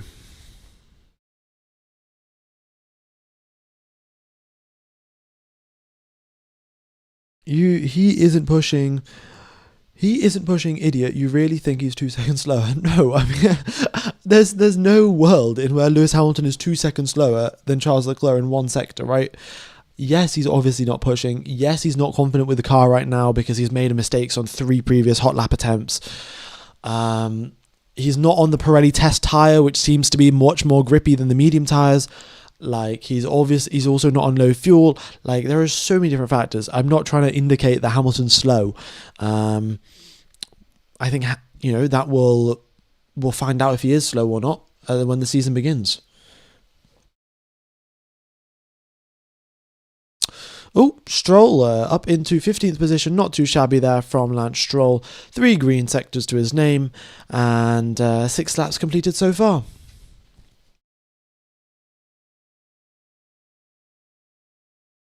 What's the opposite of sandbagging? The opposite of sandbagging is going really fast. Yeah. It's probably doing a glory lap, glory run. Yeah. Okay. But what else really have we got going on here? Right, some drivers, making their way towards turn number 10. You can see Piastri hitting that apex quite nicely, actually, as he makes his way through turn number 10 there. We've got Russell and Stroll approaching further behind, and it's quite a nice shot. Quite a nice day out in Bahrain as well. You can see the blue sky. Did Hadjar come out till now? Yes, he did. He did come out, but then hasn't come out since. So back into the pits for Isaac Hadjar. I don't know if it's further issues for him or if it's just he's sat in the pit lane for a while, but I suspect... Oh, Piastri, 259 kilometers per hour through the second sector speed trap. Even more speed from Piastri. Crazy. And here he comes across the line. Goes slower by about 0.3. I don't know if he backed out of his... I don't know if he was backing out as he went across the line or not. But yeah, that's some serious speed there from Piastri. And...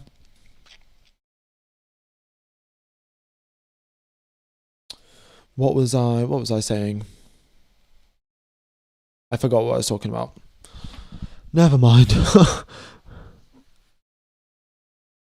Verstappen's driving tomorrow, guys. That's why.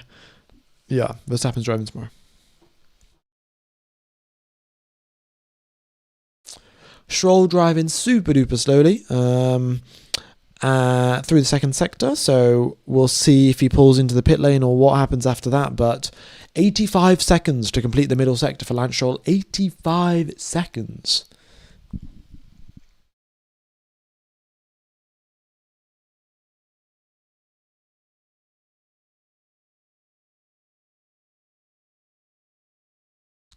What's the issue? Engine issue. They had the engine cover off the last time Hadjar was sat in the pit lane for ages. And yeah, he was on 18 laps. He's just done one more and then he's back into the pit. So it does seem like it is an engine problem for them.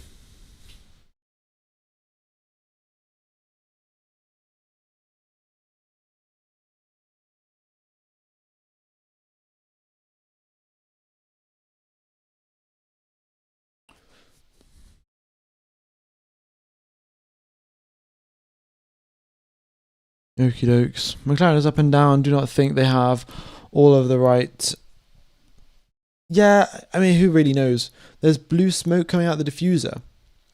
Which car is this? Stroll's continuing on, so yeah, he had a really slow middle sector, but I don't think that's an overall problem. He's just gone 31.1 in the first sector, so he's improved off his previous time. But who had blue smoke coming out the diffuser? Was that Ferrari? Was that a Honda? Oh, is that a Ford meme? Okay, never mind. No, I'm not very familiar with memes about Ford, to be honest.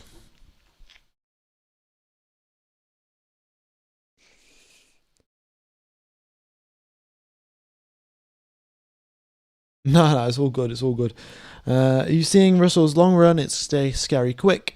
Let's have a look. 137. 137.5. Wow. Well, you say it's scary quick, but oh, yellow flag. Stroll. Is that Stroll in the gravel? Stroll in the gravel. That is the gravel, right? Yeah. Yeah. Classic Stroll moment, folks. Classic Stroll moment. He's put it into the gravel. The car is barely quick enough to reach 8th gear, and Stroll's put it in the gravel. Gotta respect this man's grind. Whenever it rains, if it isn't raining, he finds the gravel trap. Like, if you guys are ever short on gravel, employ Lance Stroll, he'll find it for you. Yeah, okay. I think that's enough said about Lance Stroll. Yeah, I mean, it looked like a gravel trap. Is it a gravel trap, or is he just parked up? Is there an engine issue? There's an escape road. Okay, we've got a replay here. Lance Stroll, he's accelerating up through the straight, shifting up through the gears, and up through the gears he goes. Onto the brakes at around the 100-meter mark. Huge snap of the rear. Oh, that is very, very strange. And then he finds himself in a gravel trap. Okay. All right, I'll get the hot lap up and show you guys what happened. Well, I can't show you exactly what happened, but let's go to the correct part of the racetrack. Okay, so Stroll is coming in at this point here, and he gets onto the brakes, and the rear of the car just snaps out from underneath him. Now, that is very strange. It's like, well, his rear tire's locked up. Into such a high-speed corner, which is firstly pretty odd. But yeah, I don't particularly understand how that's happened. Does it look like he's got a puncture? Is one of his tires flat, maybe? Because if his car snapped like this, then I don't know which one of the rear tires it was that would have had a puncture, but they will have the data. They'll be able to see the tire pressure just before he got onto the brakes or something.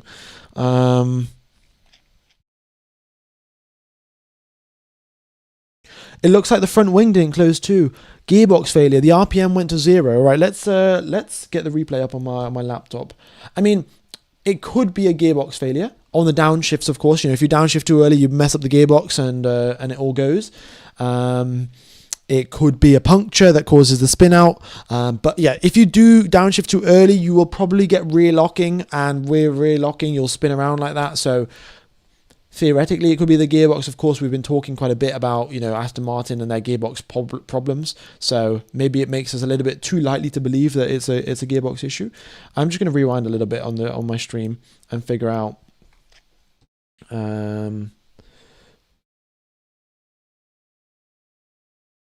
Figure out what Stroll was doing. So we've got a replay here. He's going up through the gears. He's in 7th gear at 11,000 RPM, and then he gets onto the brakes. 6th gear, 3rd gear, 2nd gear. Oh, it goes to 0. It goes to 0 in 2nd gear, and then it shifts into neutral. Okay, slightly strange there. I've got the whole track for testing. I'm going to use the whole track for testing. Yeah. Okay, let me get rid of this. Stroll has crashed, folks. That's why we got the yellow flag. Stroll crashed in the gravel trap. So, yeah, I mean, maybe you could say that it was the gearbox. Maybe there could have been a puncture that also affected it. But... Or maybe it was just rear locking. Maybe he didn't shift his brake balance forward. Actually, yeah, I also have there's another potential thing here. So going through in towards turn number 10, the drivers are very cautious not to get front locking, and for that reason they shift the brake balance rearward to make it less likely that you lock the front while going into that corner. Now if you continue on down the straight and make your way to turn number 11 and don't shift the brake balance forwards again, then if you forget to do that, then you've got a very rear heavy brake balance and you get onto the brakes and it's very easy to then lock the rears. So that could be another potential thing, right? Like, we will see. But I don't know. What do you guys think it is? Do you think it's the gearbox problem? Do you think it's that he forgot to shift his brake balance? Do you think there's a puncture? I mean, how old were his tyres? There are 6-lap-old tyres. It's unlikely, really, that he's going to be getting a puncture on 6-lap-old tyres.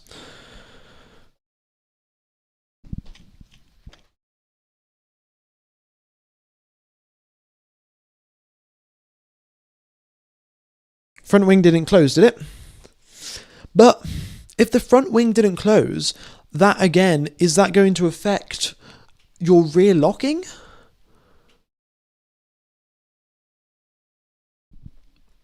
Like, I agree, okay, I'll check the replay, and I suspect that, yeah, maybe the front wing didn't actually close, but how is that going to affect rear locking? You know what I mean?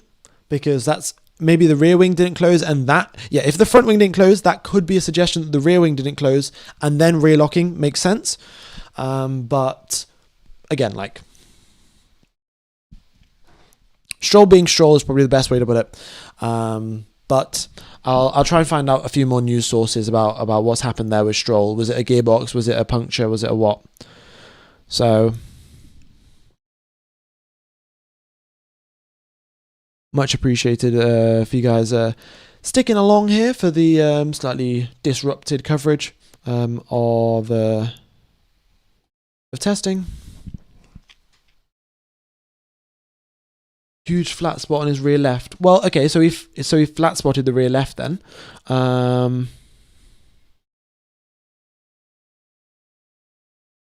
It's not driver error. It looks like the car lost drive on the downshift, according to Anthony Davidson. Okay, fair enough then. Yeah, no, because I haven't listened to the audio, right? So I've just got the Italian commentary up, but I can't listen to what the gearbox is doing, what the engine's doing. So there's potential that yes, it could have been that. So I guess if Anthony Davidson has said it, it's quite likely that if he lost drive on the downshift, that'll affect things. Yeah, the RPM went to 0 in second gear, which suggests that yes, there was potentially some problem with the gearbox. But doesn't look happy, really, does Stroll, and neither did the Aston Martin crew. They've already lost enough time due to the issue that Alonso had this morning, and then further issues, potentially driver, potentially mechanical, again, resulting in losing yet more time in testing. Aston Martin disaster class.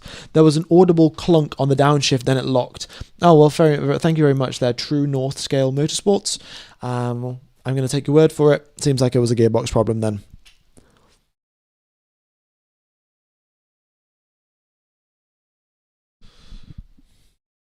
Okay, session is restarting in 18 seconds, so not long now. Not long till the session starts. You look tired 100%. I sort of am. I'm a little bit tired. But, I've also been streaming for now 6 hours and 20 minutes. So, yeah, I think most people would be tired after that.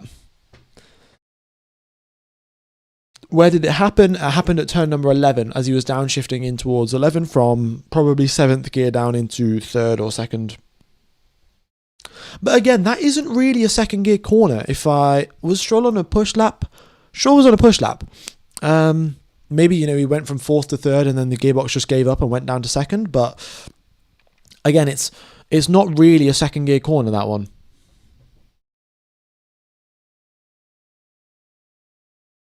The prophecy that they will greatly improve the car is going to be easy to fulfill. Yeah, no joke. It should be relatively straightforward. With when you start at rock bottom, it's not too difficult to go upwards. The Aston Martin gearbox has been ratioed. Yeah, pretty nice way to put it. Okay. Drink some Red Bull. Nah, probably not. Probably not. I'm not. I've only had an energy drink once in my life, and the one time that I had it was the Abu Dhabi stream, because I said that if Max would win the World Drivers' Championship, I'll drink a Red Bull. Obviously, he didn't win, but I also wasn't just going to throw a Red Bull away, so I tried it out, and I guess it was okay.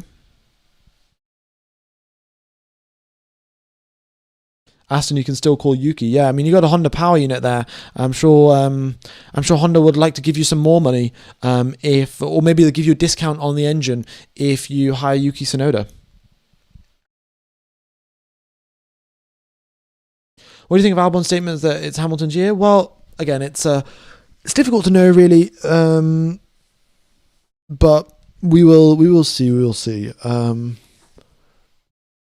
Yeah, just because a driver has said one thing doesn't mean it's automatically true, right? So, did the RPM spike just before the crash? Well, the RPM went to 0 in second gear, so clearly something wrong there. Oh, is that? What's going on there? Wait, is something fallen out? Wait. Oh, no. Nothing has fallen out.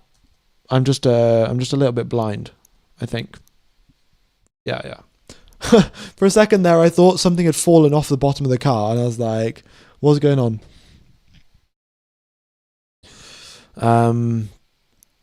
But now everyone's getting images of what the bottom of the Aston Martin car looks like. Everyone's looking at what Adrian Newey's been cooking up with his diffuser work. That's what no one wanted to. Well, that's what everyone wanted to know. What's Adrian Newey been doing with the diffuser? What's he been doing with the side pods? And now they can look underneath. Stroll crashed turn 11. Driver's back out onto the circuit. They've picked him up and they're putting him onto a lorry, and they'll be bringing him back to the pits pretty soon.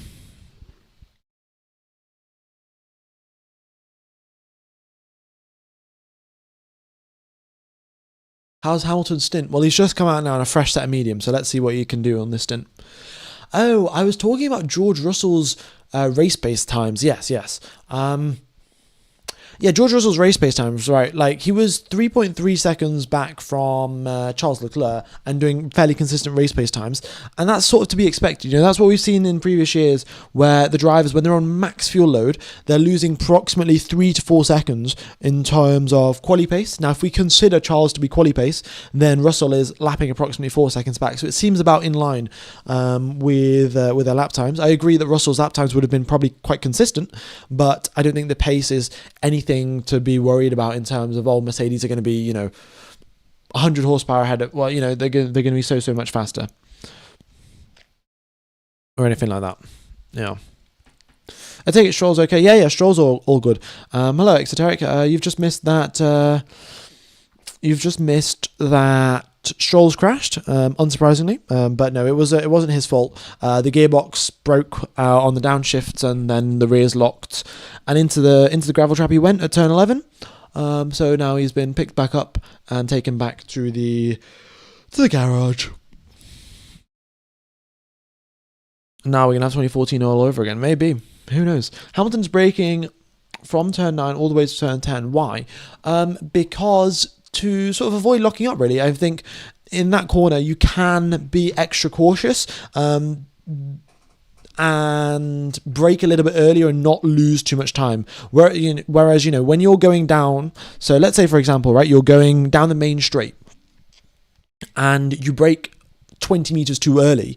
That is 20 meters that you didn't travel at 300 kilometers per hour. It's something that you traveled at a much, much lower speed, and you're essentially sort of just throwing away lap time. But here, for Lewis Hamilton, he's going 210, 220 before he gets onto the brakes, and then it's a very, very long corner. So he's sort of slowly losing speed. And if you slowly lose speed, it's not the end of the world.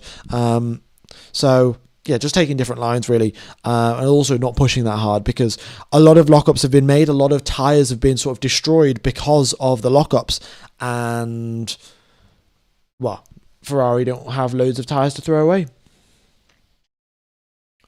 Getting used to the new updates as well, yeah.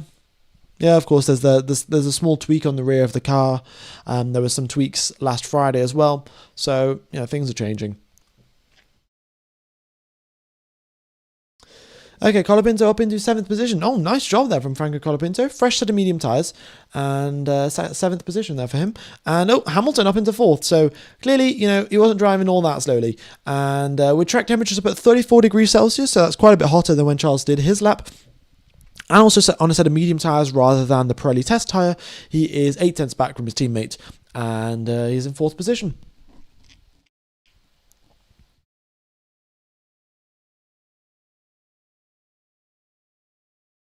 I kind of want to buy it Saturday 5 p.m. so I can literally watch the last VPN day. I'm pretty sure that if you buy it, it will be like a 31 day month or something. So you'll be able to watch the race regardless. But it either expires on Friday or on Sunday. Let me check my emails. Give me a sec.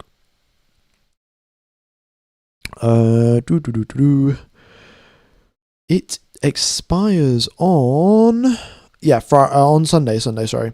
So I think you can get it on Saturday if you want. It sounded like something broke and jammed the final drive on the Aston Martin. By the way, Adrian Newey didn't design the gearbox. Well, maybe he should have, because clearly it's not working very well, is it? So someone's got to step up, figure out how to design a gearbox. Maybe call Bernie Collins back. And get her to help, but we'll see who's working on these gearbox designs for the Aston Martin team. And thing is, though, they can definitely get these things replaced, repaired, and enhanced. They will have to take a grid penalty, but a gearbox grid penalty is at max, I think, 5 positions. So you lose 5 places for taking one new gearbox. So it's not the end of the world. Hi, I'm back. I bought 2 subscriptions, one using your link and one using their website for a year or something. Oh, well, thank you very much. EFCPA, much appreciated. Colapinto is driving very slowly in Sector 2. Don't worry about that. George in his fast lap. Yeah. Oh, okay. We don't know what tyres he's on, but George Russell pushing reasonably hard here. And let's see, when is he shifting? Oh, shifting directly nearly at 12,000 RPM there for George. And onto the brakes and 7th gear, 302 kilometers per hour as he gets onto the brakes for turn number 11. Then he goes up the hill. Foot is firmly planted on the floor. Lawson goes up into 10th position, and George Russell in the second sector line is going, second sector speed trap is going 245 kilometers per hour, so pretty solid there. And now he's coming towards the final few corners. What's the speed going to be for George Russell? Where do you think he's going to place, folks? Where do you think he's going to place? He is shifting up through the gears. What's his speed going to be when he comes across the line? It is 275 kilometers per hour, 5th position there for George Russell, and he is just a few milliseconds back there from Lewis Hamilton. Does Sky Italia show the race on YouTube? No, Sky Italia will only show the testing, but you can just watch Service TV or ORF if you connect to an Austrian VPN for the races. So that's what around 500 or 600 people have been doing from this channel alone to watch the races for Formula One. So yeah, you go onto an Austrian VPN server, you search Service TV, and you can watch the F1 race there. So you can watch Sky Italia for testing, and then for the Australian Grand Prix and the Chinese Grand Prix, you'd be able to watch Service TV to watch the race there.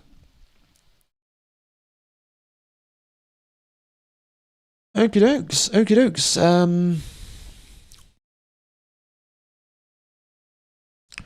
Hamilton did a quali sim. Well, I don't think he did a quali sim because he's on medium tyres, not softs. And same thing can be said for George Russell. But they did set some quick laps. So, yeah, it's a good sign for them. Ollie Behrman across the line, 17th position for him. We're still yet to see Bottas come out onto the circuit, so still more issues there for the Cadillac team. There were issues this morning which resulted in Perez only being able to do 24 laps. Now there are more issues, and Bottas is only able to do... Well, Bottas has not done a single lap yet.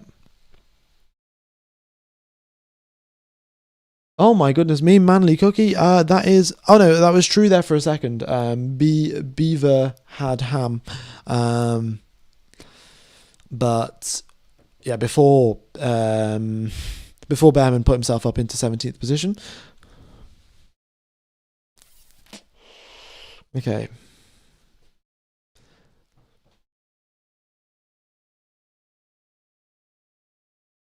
Hadjar's getting no time at all. Yeah, I mean, it's very much like Antonelli. Antonelli last week barely got any time to run because he was plagued with engine issues. This week today he's got a little bit more with 69 laps completed. So, yeah, hope for Hadjar that he can get some more laps done under his belt. Potentially Red Bull might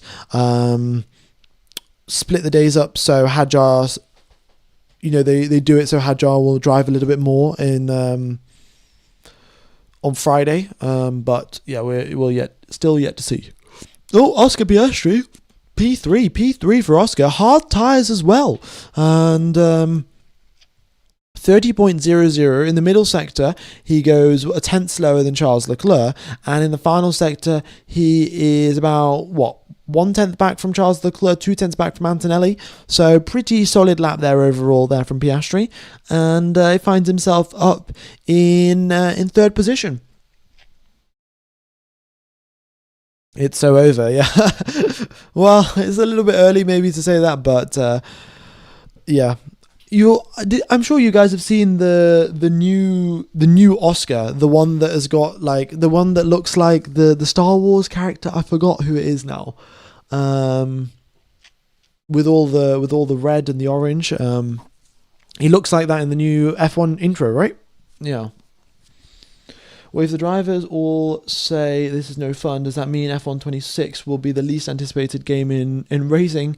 Anakin Skywalker, yeah. No, the F1 game will always just sort of be fun because everyone's sort of messing around and things like that. Again, in terms of the F1 esports, yes, there'll be loads of people doing ridiculous battery management things, and they'll be downshifting super early to get high revs to recharge their battery and showing the game. But I think in real life it'll be quite different.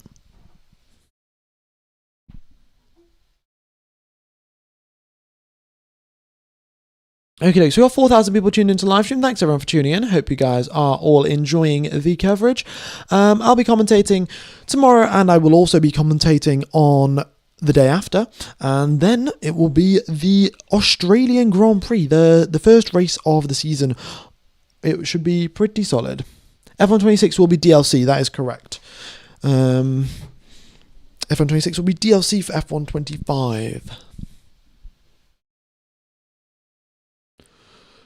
Williams is not looking good. Why is that the case? 55 laps done by Albon, 7th position. Carlos Sainz, 14 laps done so far, and he's in 14th position. I don't see, it's not the end of the world really. Yeah, sure they're not in the top 5 on the timing board right now, but yeah.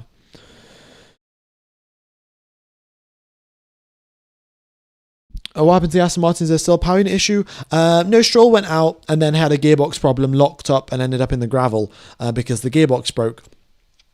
So I presume they'll be fitting a brand new gearbox to Stroll's car, if they even have one on spare or on hand, or they'll be getting ready to fly one out of the Aston Martin factory to the Bahrain Circuit ASAP. Hamilton did 30-second flat. Oh yeah, he did actually. Pretty good there from Lewis. And let's see what he can do now as he's coming towards the final corner. Is he backed out of his lap, or is he still pushing? I can't tell. I think he's backed out of it, yeah. Max responded to McLaren's complaint about the race start, saying you can always start from the pit lane. Yeah, Max, honestly, there have been some incredible quotes from Max Verstappen over the time. I don't think Max Verstappen's team radios are on the same level as Fernando Alonso, but when it comes to interviews and press conferences, I think Verstappen has the upper hand on Fernando Alonso in terms of the quotes and the things like that.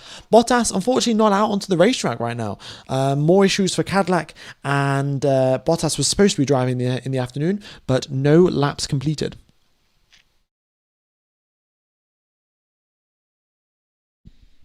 Max knows exactly what he's doing. Yeah, of course he knows exactly what he's doing, but yeah, he's just that kind of guy to say these sort of things in press conferences. Can you tell me if the track is faster now or if it was faster when Charles did his fast lap? It's definitely faster when I think Charles did his fast lap, because I think track temperature was was lower then. If you just rewind the stream and you look at what the track temperature is when Charles did his lap, and you look at it what it is right now. So right now it's 34 degrees, 33 degrees. So if it was lower when Charles did it, it was a quicker circuit for Charles. If it was higher when Charles did it, then it's a quicker circuit for the drivers that did it right now.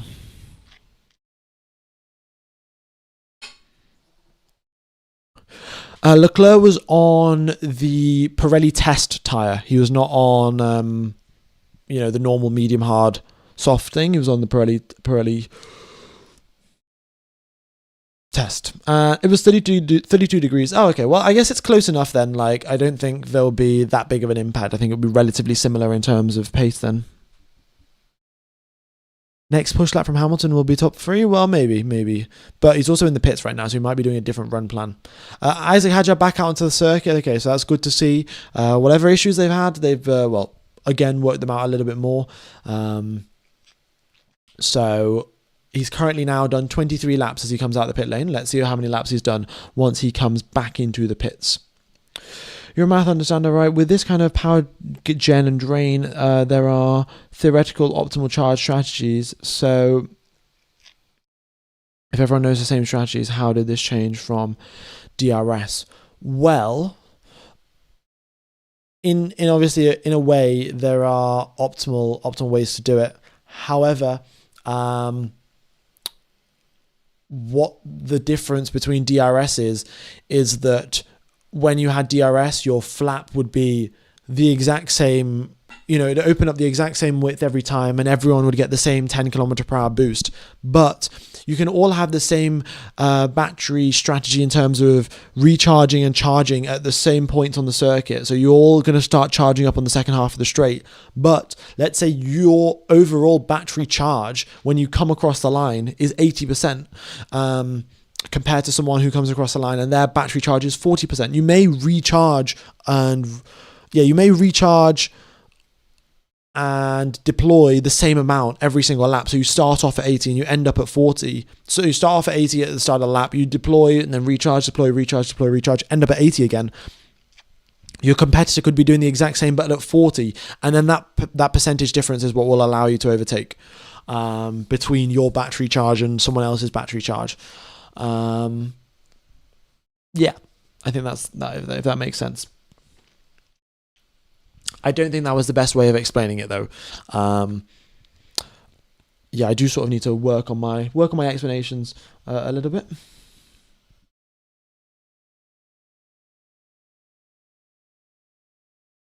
And with the race charging, it's also a little bit unpredictable with regards to managing tire temperatures and then also fuel usage as well, because DRS didn't really affect fuel usage and it also didn't really affect tire temperature. So the recharging strategy, if you're deploying power at the exit of corners, you're going to get more wheel spin and that's going to affect your tire temperature. So,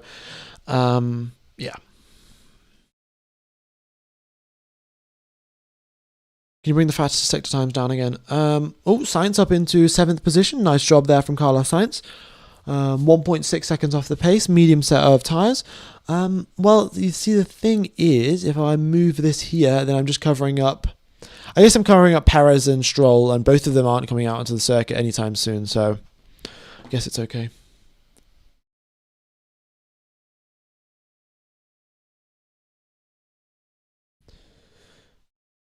Next up, steam-powered F1 cars. Yeah.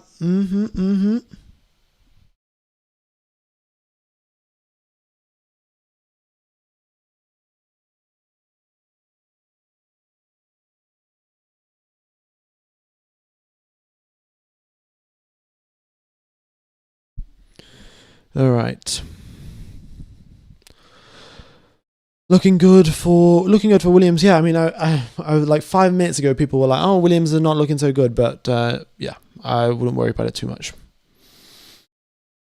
You should add live battery levels to the stream. Well, if I had the information of the live battery levels, I would love to add them to the stream. However, that has not been officially confirmed whether they are broadcasting or not broadcasting this information. So, yeah. The teams ideally do not want to broadcast it because it will reveal their strategies on where they're charging, where they're recharging, and so on and so forth. But yeah, so that's the thing, right? Like, if Aston Martin, even though their gearbox is terrible, if they know a really good way to charge up the battery going through a sequence of corners, then that would be great for them. But it's just not really going to be ideal, is it? If that gets leaked out to everyone, because the information is being shared with everyone. So I don't know how that they still haven't decided that, if that information is going to be public or not. But yeah, we're 2 weeks out from Australia, and they don't know for certain. Everyone, when did I start streaming? Well, today I started streaming 6 hours and 45 minutes ago. But I think if you mean overall, I think the first stream that I did was the 2020 Italian Grand Prix at Monza. I think that was maybe the first stream that I did. And then the only one of the streams, the oldest stream that's up on my channel right now, I think is 2020 Russia. And then 2021 is when I properly started commentating. Bottas is not driving. Yeah, issues for the Cadillac car, and that's why he's not driving.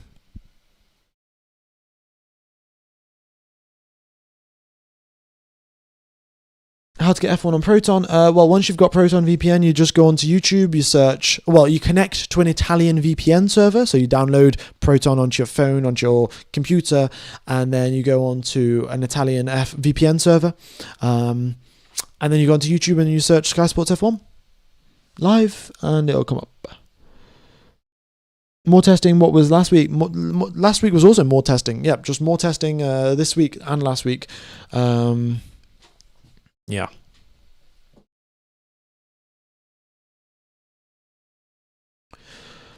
Where do I get the data from? From Multiviewer, but you do need an F1 TV subscription for that. Is Stroll going back to the track? Well, if they fix the car, then yeah, but we don't know how big the gearbox issue was. We don't know how long it's going to take them to repair it, or are they going to put a new one in, or yeah.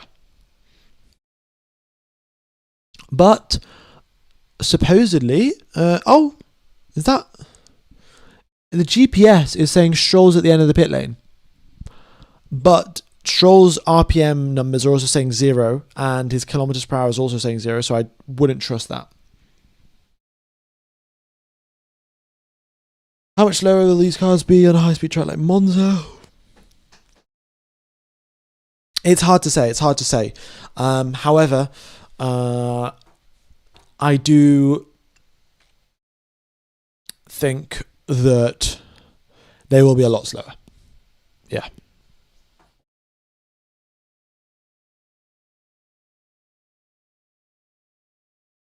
You know, but you're acting like you don't know. What is this referring to?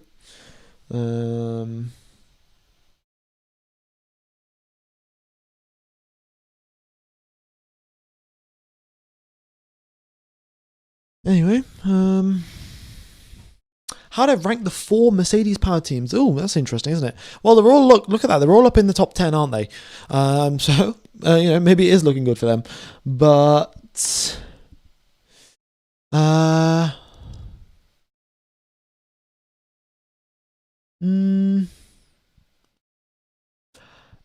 It's tough to say, really. I think I'd maybe just put them in the order that they already are: McLaren, Mercedes, Williams, and Alpine. Maybe Alpine and Williams switch around because Williams missed out on Barcelona, and then I'd put McLaren above the Mercedes team because they haven't had anywhere near as many reliability issues as the Mercedes team have had. Do Audi get extra development because being a new supplier? I'm not exactly certain, actually. I think maybe they started developing at the same time. Yeah, no, I don't know about how much time or extra info that the Audi team had.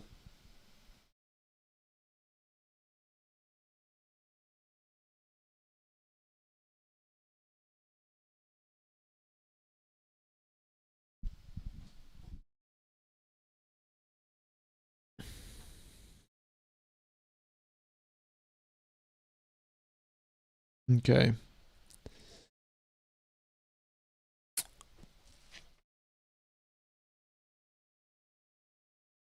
How many DNFs due to engine problems? Probably, I'd say maybe 2 per race, maybe.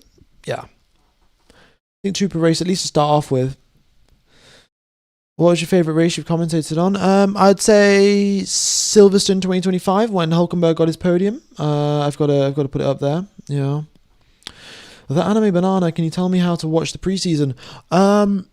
Yeah, I mean, I do apologise again for the people that have been listening in all morning. Have heard me say it about 100 times, but you click the link in the chat or in the description to get Proton VPN. It's $1 for 1 month. Then you get... and then you download Proton VPN onto your computer, your phone, your laptop, whatever. Connect to an Italian server. Then you go onto YouTube, search Sky Sports F1 Italy.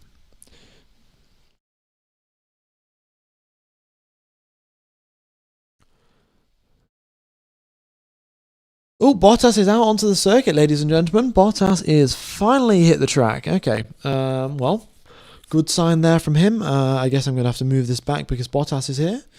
But to be fair, you're not really going to be able to see all that much anyway because...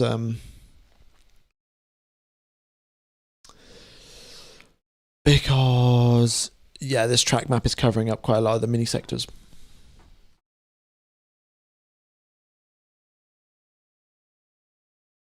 Okay.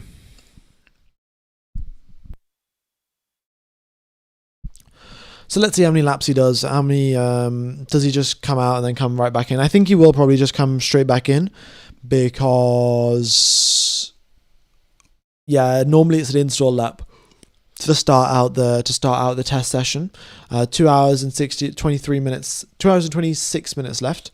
Oh no install lap, just continues on. Okay, well they must have got things looking good over the sensors. So Valtteri Bottas continuing on the hard tyres.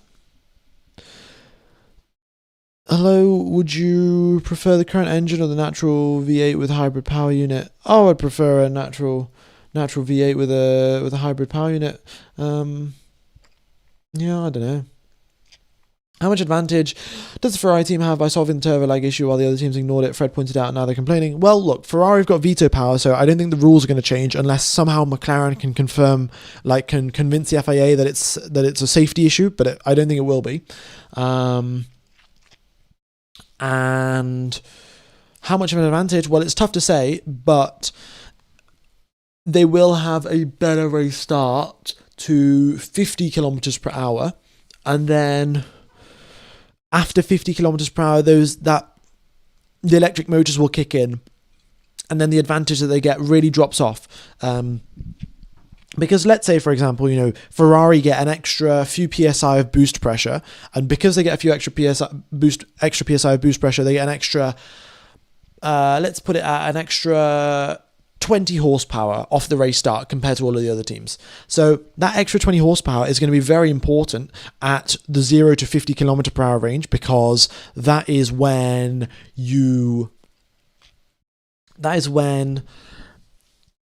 there's only 500 horsepower available to you. You've only got the internal combustion engine, so you've got an extra 20 there. That's quite a significant percentage increase. But then when you go over 50 kilometers per hour and then you have the electric motor kicking in, then that you have 1,000 horsepower and you've only got a 20 extra there compared to the other teams.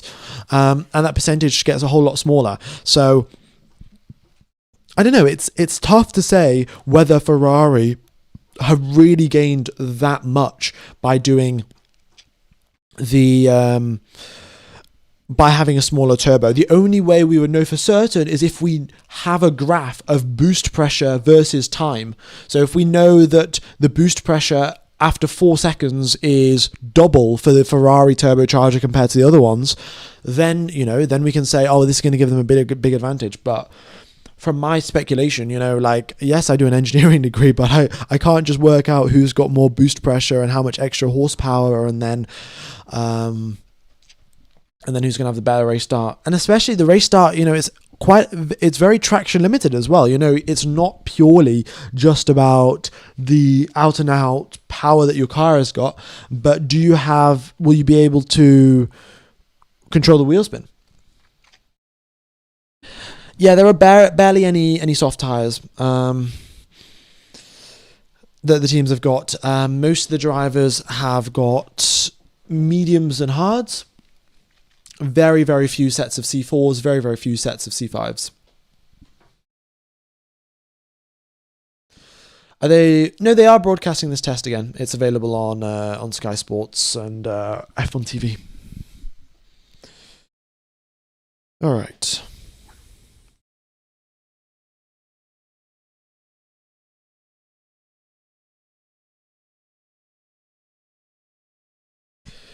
Okie dokes. There are 2 hours and 22 minutes that remain. Thanks everyone for tuning in. I'm just going to have a quick sip of water. I'll be back in a sec.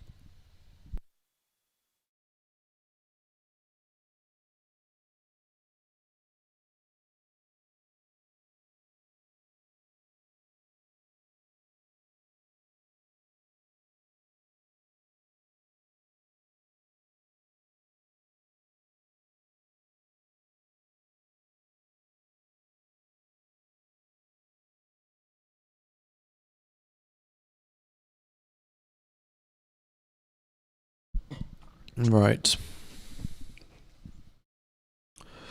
What happened to Hamilton? Hamilton's at a good lap. Yeah. Really not too much going on the circuit right now. You know, you got Bortoleto, you got Piastri, you got Hadjar out on the racetrack. And they're doing their things. Doing their slow runs, quick runs, long runs. Yeah. It's been a bit of a long day, hasn't it? Isaac Hadjar, 20 laps completed on a set of hard tyres. We got Piastri with 14 on his set of hards and Bortoleto with 10. Any word that's what keeping Red Bull in the pits? Well, Hadjar's out on the circuit right now, so there was engine issues before.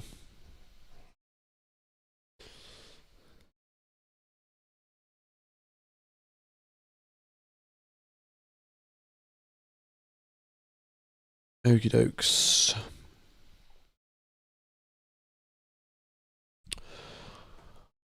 Yeah.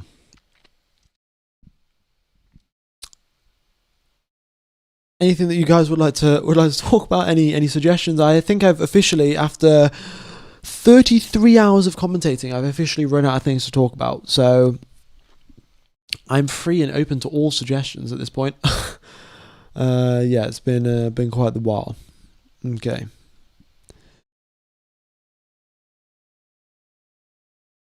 Let's see there.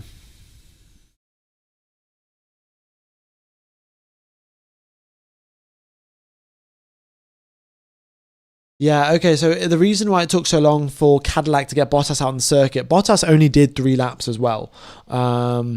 So there's, well, which isn't great really, but they had to first fix the car, and then once the car was fixed, they had to then go through all of the procedures to switch between Perez and Bottas, and all of their driving, steering wheel and pedals and seat and things like that. So, yeah.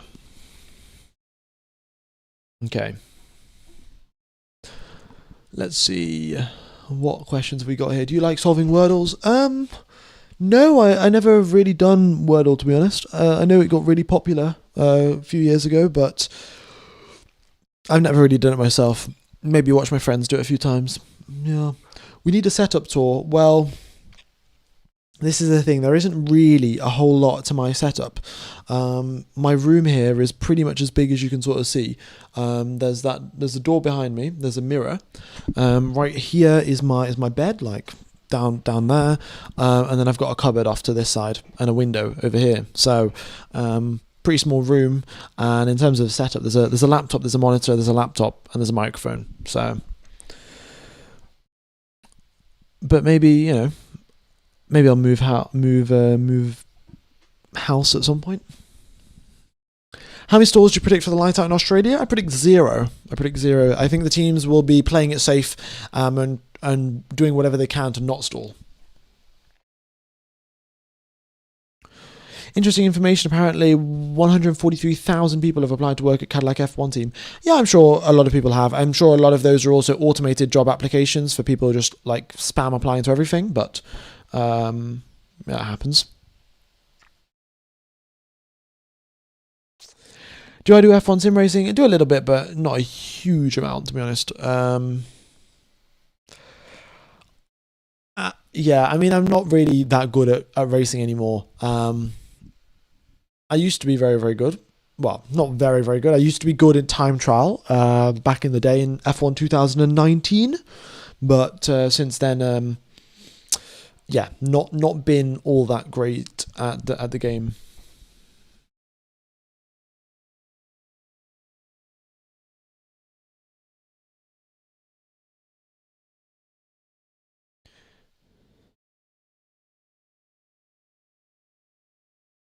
News source says FIA Commission may increase sprint races up to 12 in a season as per fan demand.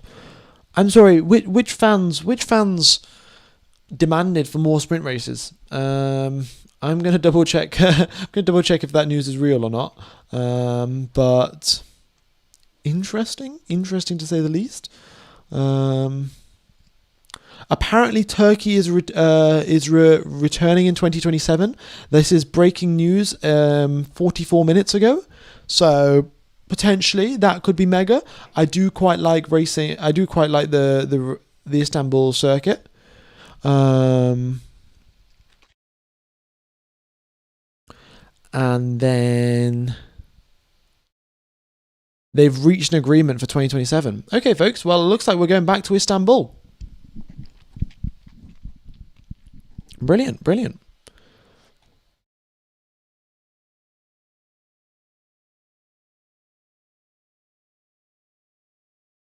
All right. Yeah, we've thanks everyone for the congratulations on 230k.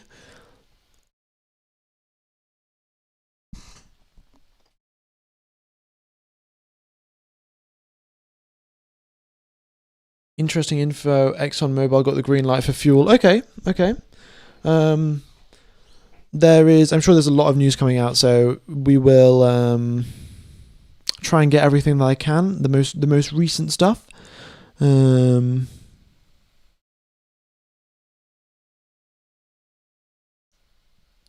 But I think this is what Aston Martin were worried about, no?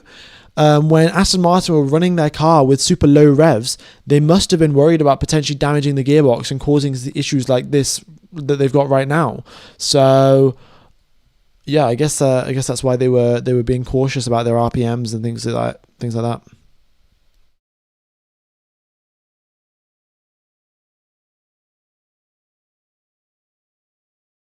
Okay.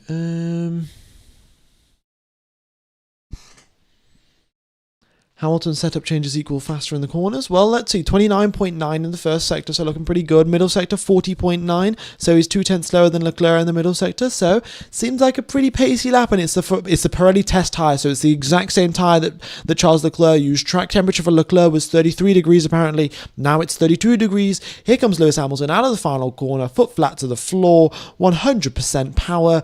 Up through the gears, across the line at 263 kilometers per hour. So not reaching a particularly high speed as he came across the start-finish line. So maybe that's indicating a bad exit at the final corner. But regardless, a 132.3, and that is half a second back from Charles Leclerc.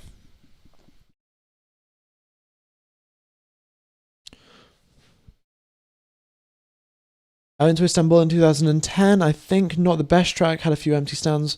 Oh, okay. Well, the only one race that I've seen at Istanbul, or was it maybe two? But we raced there in 2020 and then also in 2021, or maybe just in 2021. But either way, it was a pretty good racetrack, and we had quite a lot of action. Oh no, it was definitely 2020 because that's when Stroll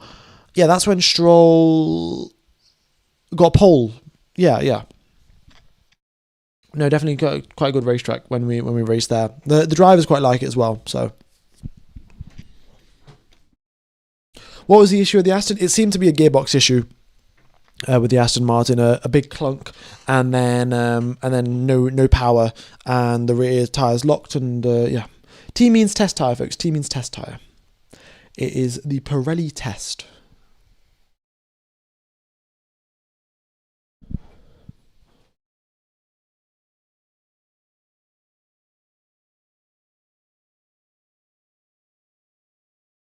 Istanbul was real. It's also the race Hamilton won 7 World Drivers' Championships. Yeah, oh, crazy. But, I mean, obviously that but for some reason that stands out to me more that Stroll got pole position. Yeah.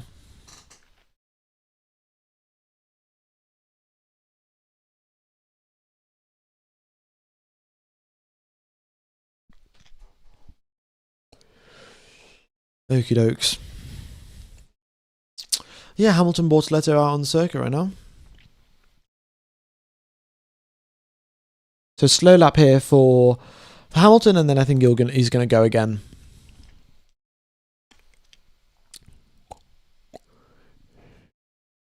Yeah, Lewis Hamilton has more titles than Stroll has pole positions, and that's why I remember it.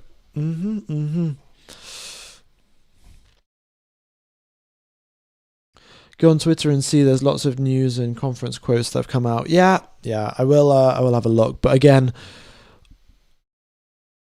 I would like to get some nice, accurate information.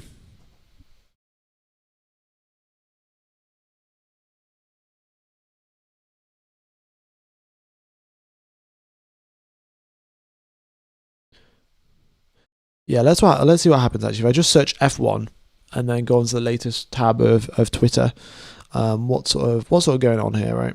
Like,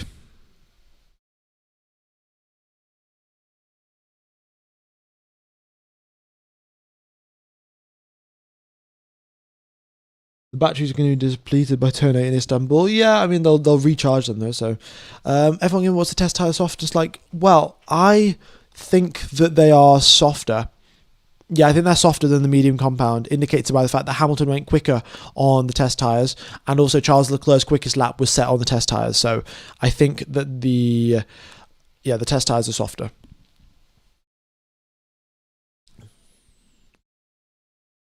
I don't understand how the Ferrari engine is so damn reliable in the Ferrari, but can't seem to do more than 10 laps in the Cadillac.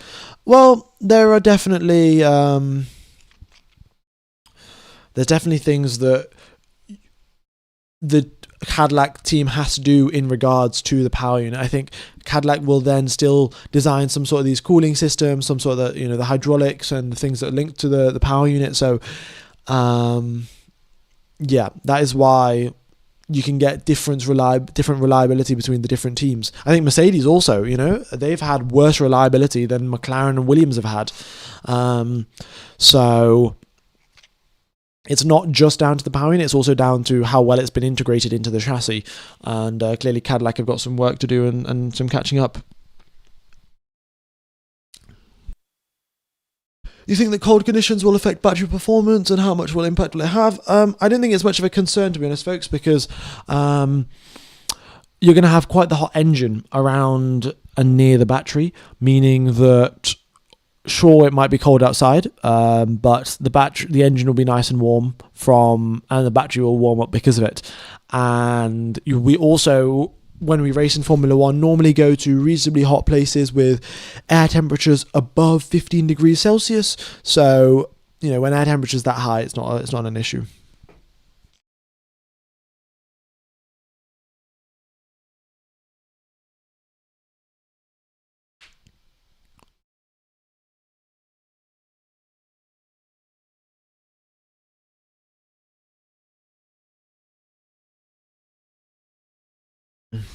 How much recharge could they potentially gain during the pit lane limiter mode?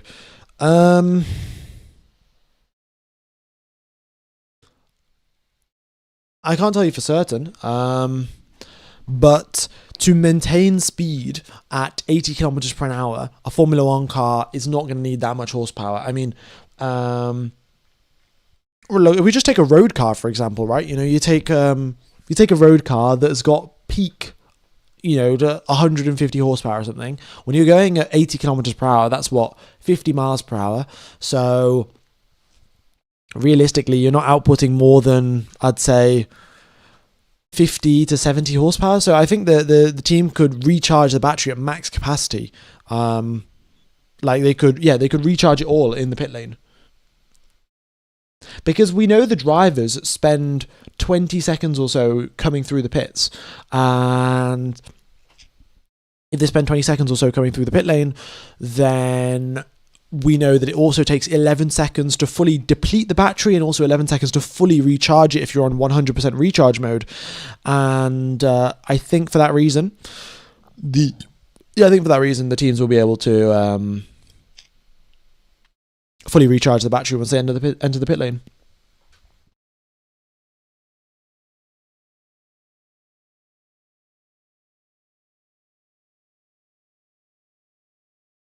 What the heck happened to Aston Martin? Things just went really, really wrong.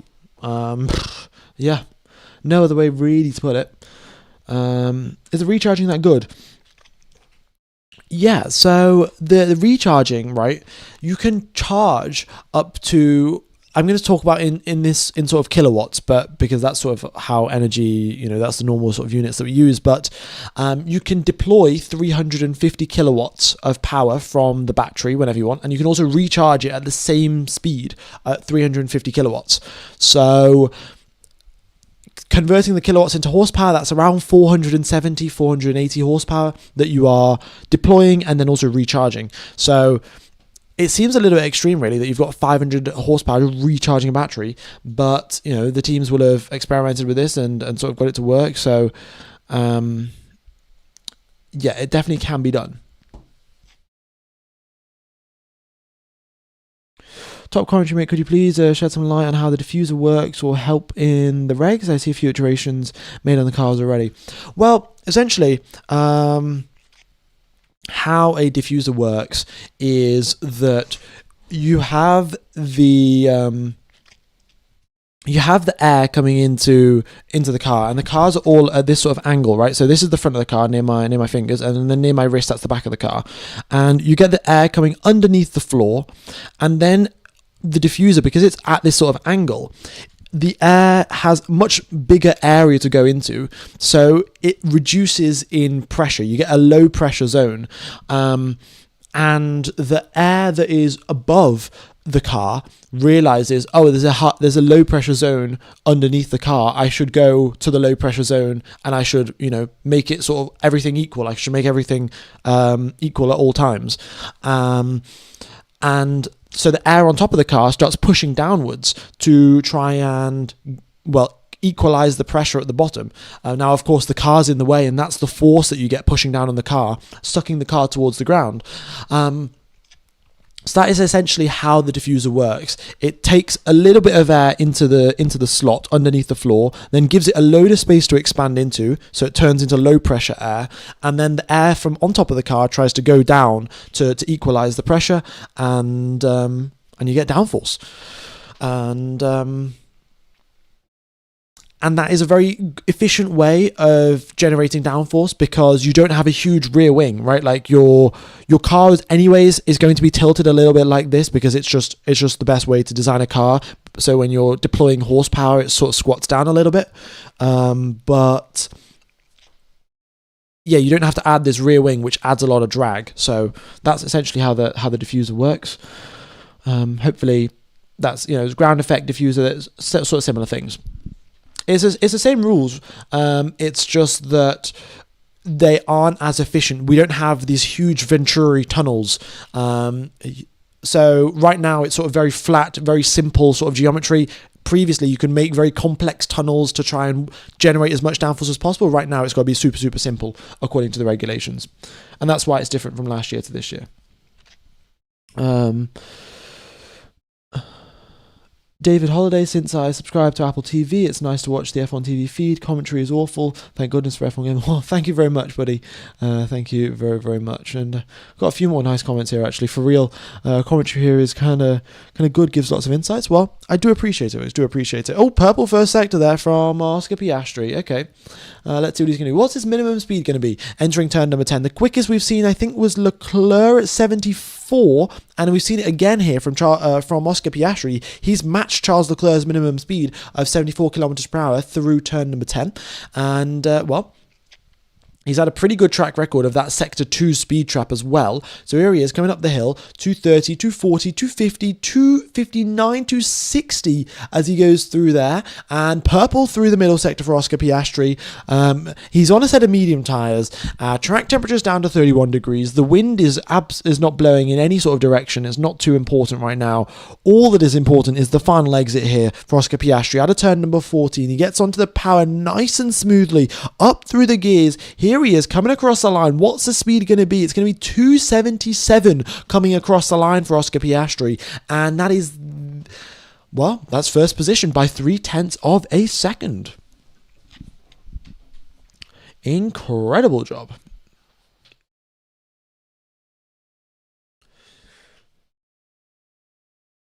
It was about to be purple in all three sectors. He just needed an extra 0.5 in the final sector to go purple in all three sectors. But regardless, a good lap there from Oscar Piastri, and I think it's back. I think it's time to get back the meme, and then also this one as well. Absolute depression. Game's gone. It's over. Next year, 2027 is the Ferrari year. Yeah. Why is Cadillac so slow? Because they're checking reliability on Bottas's car. He did 3 laps and then came into the pits, and clearly they had to make some issues. Clearly they had to fix some things, and we'll see what Bottas is doing. He's continuing on now, so this will be now his 6th lap. And well, if things continue on okay, then he will hopefully get some more laps on the board.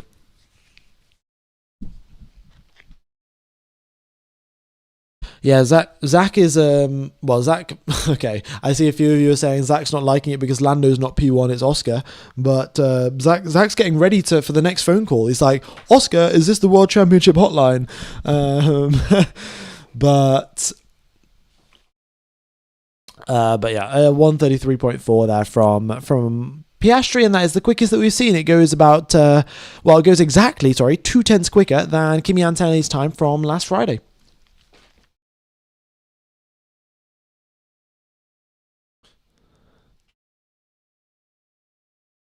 Almost 0.2 slower than Antonelli in the third sector.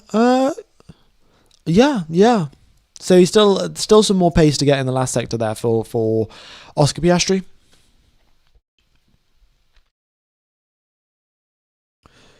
Yeah, look, like it's not over. And I was joking saying that it's over. Like these teams are gonna. Yeah, these teams have still got a lot more improvement left to go. I wouldn't worry about it too much. Deployment differences, yeah, I think definitely deployment differences, because I saw when he came across the line that was 277 kilometers per hour, but I have seen Nico Hulkenberg come across the line at 283, so definitely quicker. Definitely there's more performance left there on the table. Maybe Piastri was just being cautious in the final corner, was like, oh, I've already done such a good lap, let's not ruin it with the final corner. But yeah, there's more speed, especially at the final corner.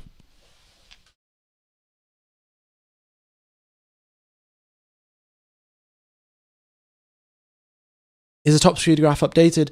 The top speed graph only measures the speed at the little white dots that you can see over there, and that is why it's not the most accurate, but it is updated, yes.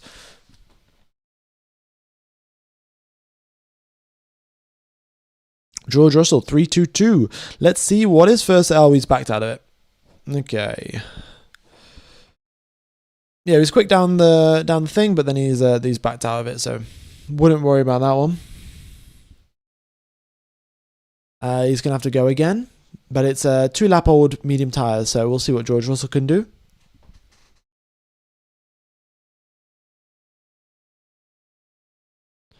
What happened to Aston? Stroll broke... Well, I don't know if Stroll broke the gearbox. The gearbox broke while Stroll was driving, and yeah, he went into the gravel trap, and they're now either repairing the gearbox or fitting a new one.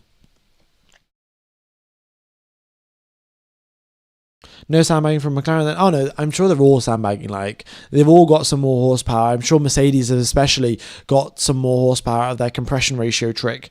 So, who knows?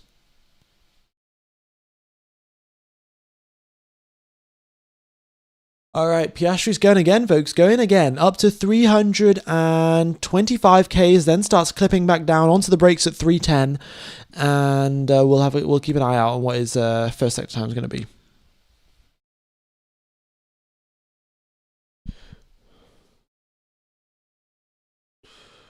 Oh, thank you for the €5 donation. Unfortunately, I cannot read your name. But much appreciated. A huge congratulations for the way you explain and present your content. I'm new to the channel, but I'm my final year at Munia, the Scuderia Ferrari Academy Engineering Program. Keep it up. Oh well, good luck. Best of luck with the engineering program, and yeah, from a fellow engineer to an engineer, I know it's pretty rough at times, but yeah, best of luck, and thanks for the donation. Yeah, I'm glad that you enjoy the coverage. And hopefully you guys are learning a thing or two from these testing streams.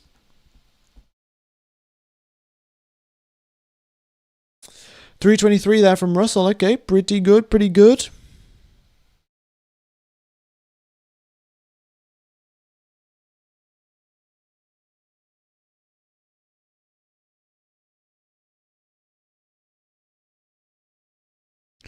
Okie dokes.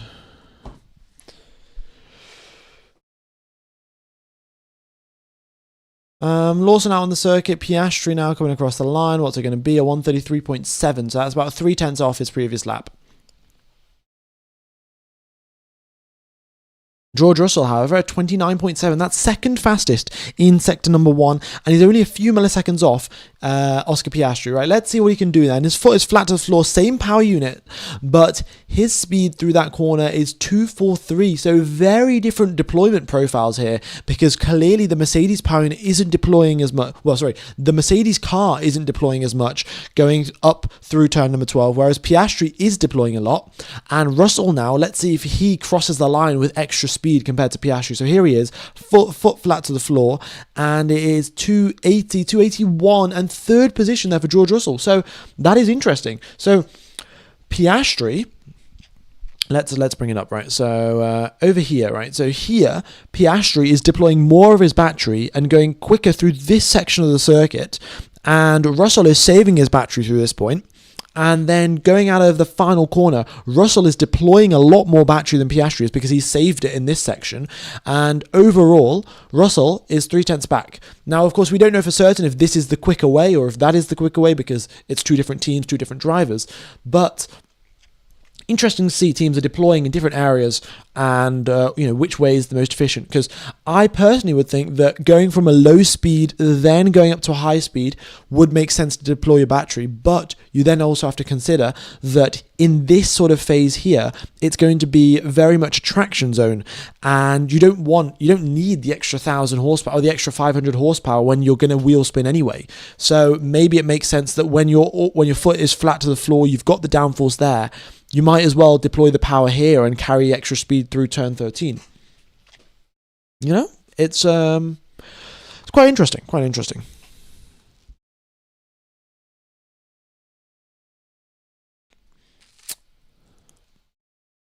Looks like Aston's done for the day. Yeah, probably.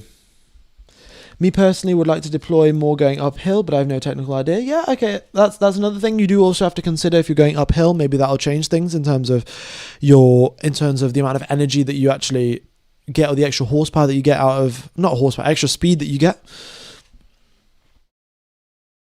Cool.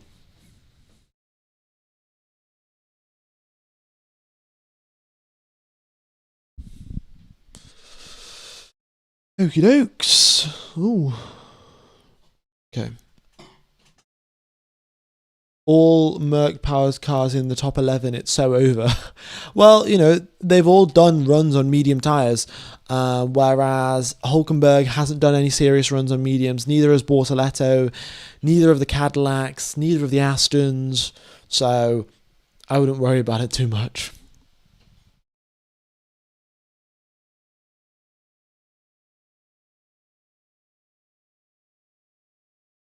F1 Gamer, what do you do at A levels?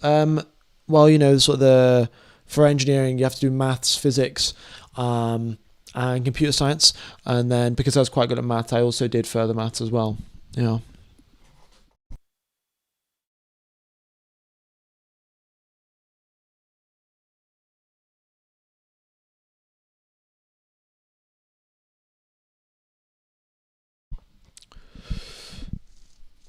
What happened to Hadjar? Engine issues. 28 laps and he's back into the pit. So yeah, he did 18 laps and then he was on 18 laps for quite a while, had an engine issue, then did 5 laps, did then 23, then had more issues, then has now done from 23 to 28 and then did five more and is now still sat in the pit lane. So yeah, it is what it is.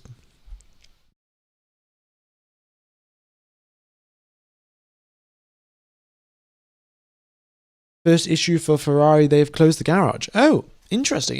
Okay, let's have a look.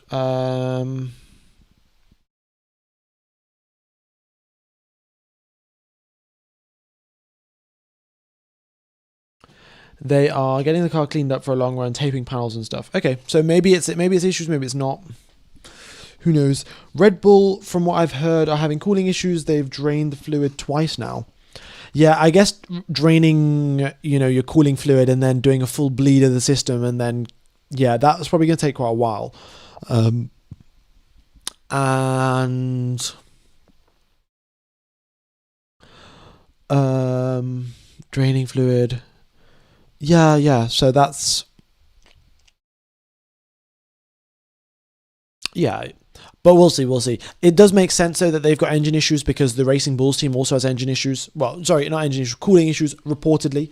But we'll see. I'm going to start mechanical engineering this year. Any advice? I don't know. Try and understand things as well as you possibly can rather than just memorizing them. And I don't know. Also have fun as well. Like there's always more you can do when you're doing engineering. I think that's also true with loads of different things in life, where there's endless different possibilities and opportunities, and you've sort of got to pick which one thing that you can do or you want to do, and then sort of not worry about the rest of the things. But here I am. I'm not in any sort of position to be giving life advice, to be honest. So take whatever I say with a grain of salt. I'm certainly not the most well put together person. How to watch testing? Well, you can watch it using Proton VPN, folks. Proton VPN.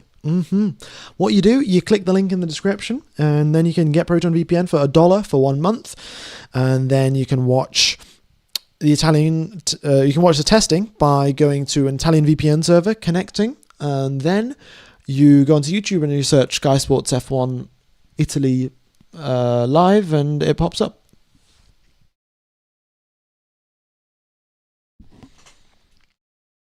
Okay.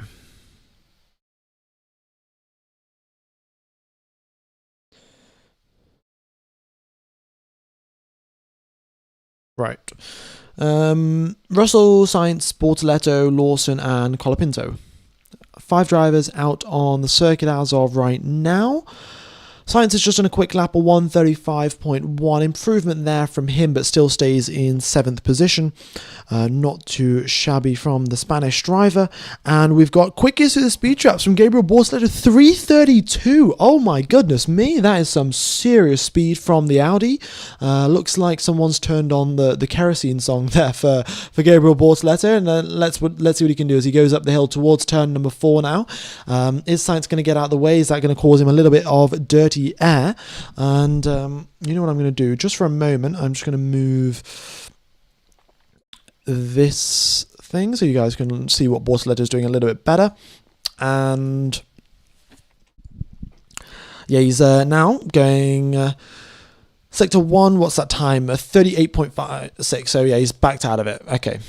But some really good speed there from Bortoletto down the straight. And in fact, if someone could rewind and just double check what's the top speed that he hit, because if he would have hit 332 after clipping, which means that he potentially will have hit 339 or something before clipping.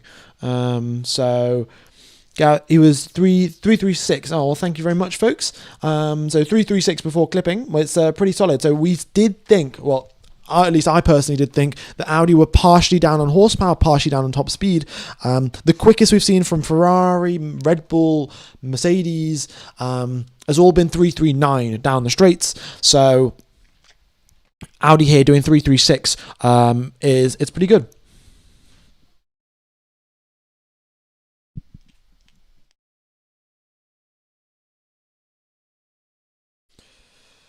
Okie dokes.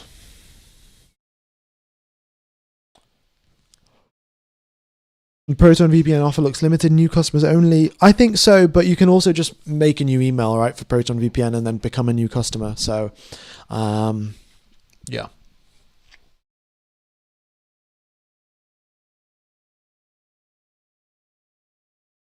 Okay, is this sign starting a flying lap? I think it is. Here he is, going foot flat to the floor, 312, 322, 324 before he starts clipping back down to 310 before he gets onto the brakes. Minimum speed of 58 kilometers per hour as he goes through turn number 1.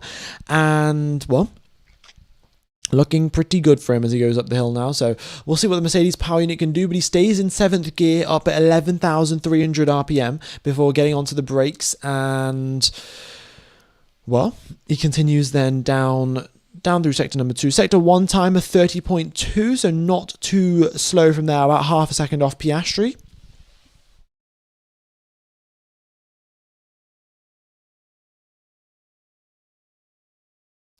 What happened to Red Bull? Why so few laps? Supposedly, they have been dealing with cooling issues and having to drain and redrain their cooling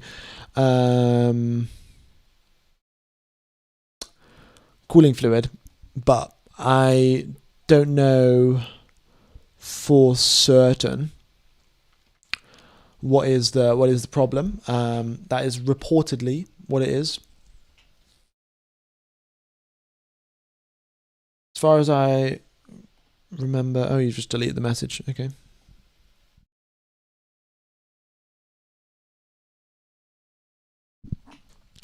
Don't think Red Bull is sandbagging? Well, maybe. Well, so is everyone else. Everyone is sandbagging Pro Max. Like, just don't worry about it, guys. Like, 13th position there for Gabriel Bortoleto.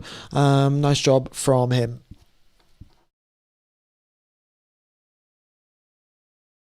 Yeah, this was in his second run now, so. Red Bull cooling issues, Ferrari's cars in pieces, Aston Martin, who knows, Audi, they're slow.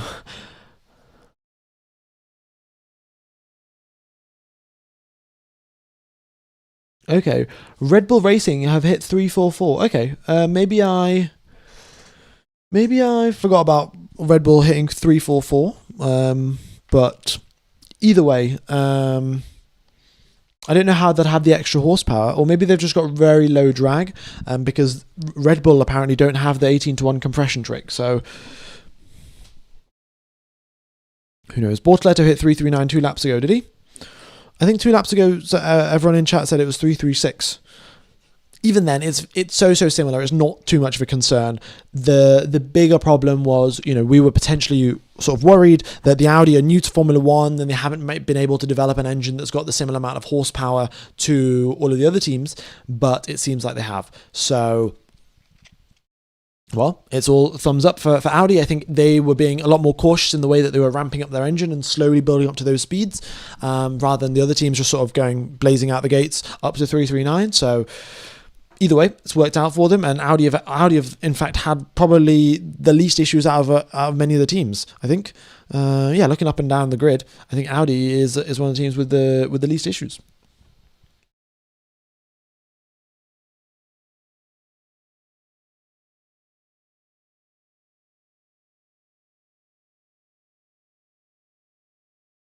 I think the cylinders are so small, the compression trick is nonsense.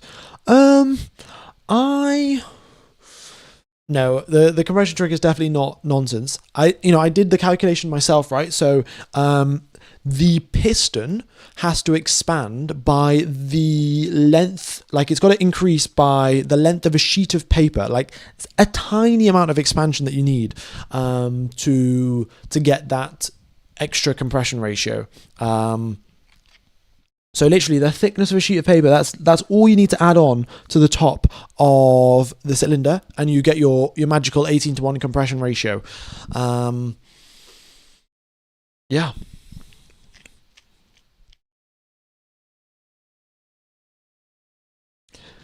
Oh, fair enough then. Maybe Red Bull did hit 344. Okay. Well, it's good to see. Good to see then. Maybe Red Bull have got some slight advantage, but I wouldn't worry about it too much.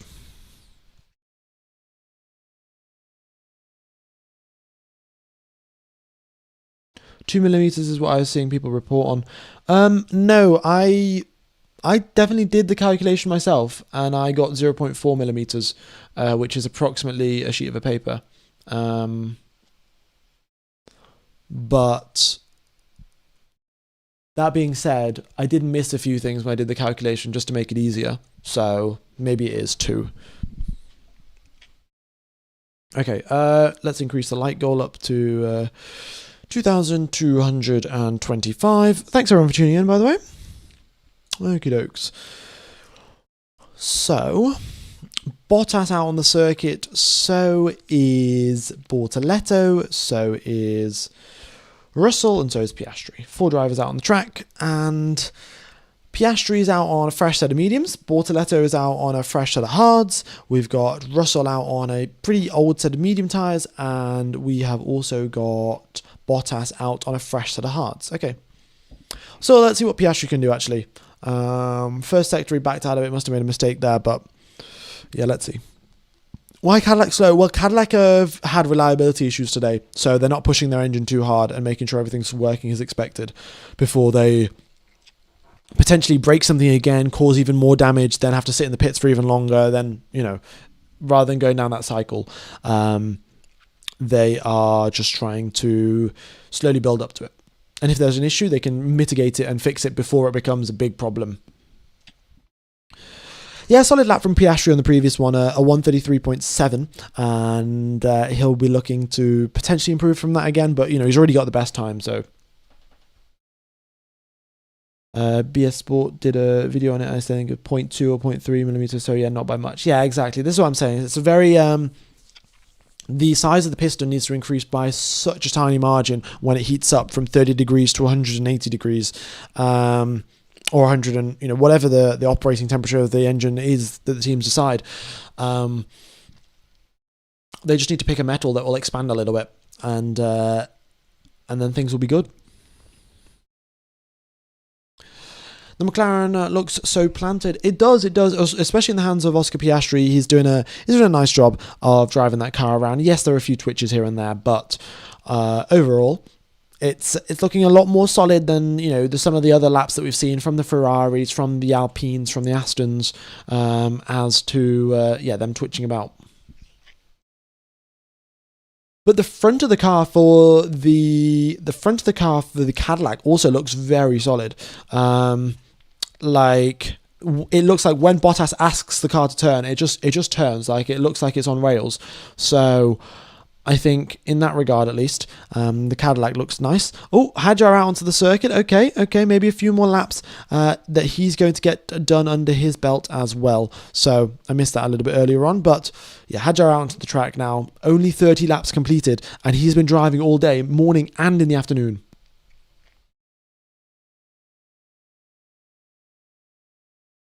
Does the pit lane order affect races? How? There's a very small effect as to the potential of getting blocked. So if there's a safety car, for example, and everyone comes into the pit lane at the same time, if you are let's imagine, right, this is the start of the pit lane, this is the end of the pit lane. If you come into the pit lane and you're the first person in, and you're in first position, let's say, and there are 3 people behind you also coming in a queue, you then have to wait for these people to go by, and then you can come out of the pits into the pit lane to drive down the pits, because you've got to wait for these 3 people, so you can't just drive into them, right? Whereas if your pit box is right at the end of the pit lane, and you're in front of them, you go in to do your pit stop, they are also pitting behind you, and then you don't have to wait for anyone coming out of the queue. So it's better at most racetracks, I think, for that reason, to have your pit box right at the end, or right at the far end of the pit lane. So you don't get blocked if everyone comes into the pits at the same time. Oh, Hadjar up into 7th position. Looks like Red Bull's got some pace after all. A 134.5, that's about a second slower than Oscar Piastri.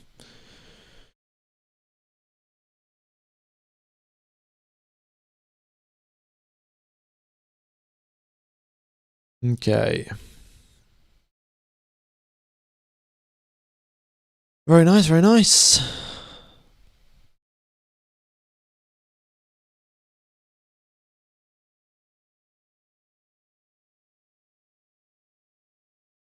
Have you seen the verdict on the FIA by compression ratio in the sprint race?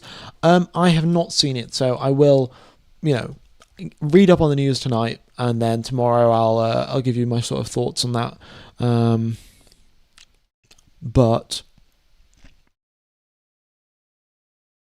oh, okay, they've said I've seen it. Okay, so they've got till August 1st. So Mercedes can use the power unit trick supposedly till the 1st of August, which is they can go up to the Hungarian Grand Prix, and the 1st of August is in the winter, in the summer break. So I think someone actually suggested it in the chat that it might be a good idea to do it in the mid season, and essentially, they have got 13 out of 24 races to use this compression trick that they've got, and then it's going to be banned. So if Mercedes want to potentially win for the championship, then in the first half of the season they're going to have to get every single point they can, then lose quite a bit of horsepower, or potentially lose a bit of horsepower. We're still yet to see how strong this is and how strong it isn't.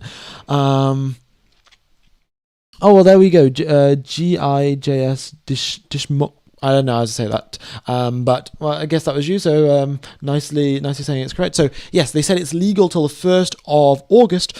So they've acknowledged that, Mercedes have this trick, and Mercedes are allowed to use it for the first 13 races out of 24, and then it will be banned. No, it's not banned. It's just that after that they'll check for the ambient temperature. They'll check for all. Okay, right. But either way, right, like they're going to check for the things, and then Mercedes have to modify their engine in some way to pass the test. Where is Lewis Hamilton, guys? He's in the pit lane. It literally says over there on the screen, Hamilton in the pits. Like, okay. Max is not driving today. Max is driving tomorrow. Yeah. Oh, okay. Oh, wait. Apparently, according to Cross A Lenny, I don't know who this is on Twitter. Mercedes have passed the hot engine test as well. So once the engine test has once the engine has been warmed up as well, supposedly the Mercedes engine is passing the test anyway. So it doesn't matter. Now, I guess we'll just have to wait and see. I guess we will have to wait and see, but apparently that's what's happening. Interesting.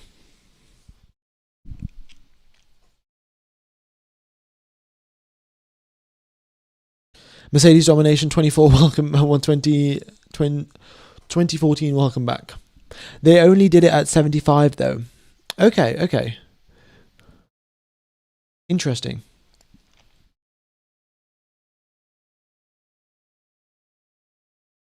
Well, see, this is the thing. They only did it at 60 degrees, but now they'll do it after 135 in August. Fair enough. Thanks for the information. And yeah, I mean, this is normally why I prefer to comment on all of these things afterwards. But I've sort of found out the news and mentioned it. So maybe Mercedes will then have to make further changes later on down the line when the temperature is 135.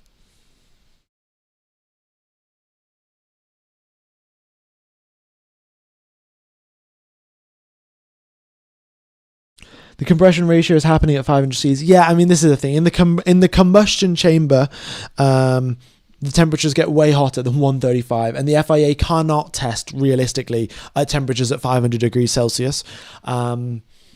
So, the teams have got that on their side.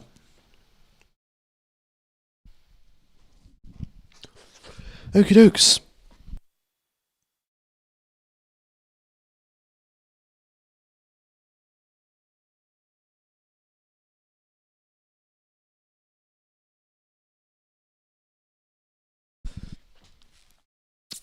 Right. Why Cadillac, Haas, and Red Bull so slow today? Well, I guess Haas haven't done any sort of short runs. You can see there, Ocon did 12 laps on hards. Oh, sorry, yeah, Ocon did 12 laps on hards. Behrman did 11 laps on hards. They haven't really been doing much short tire, medium tire running on short runs and low fuel. So, you know.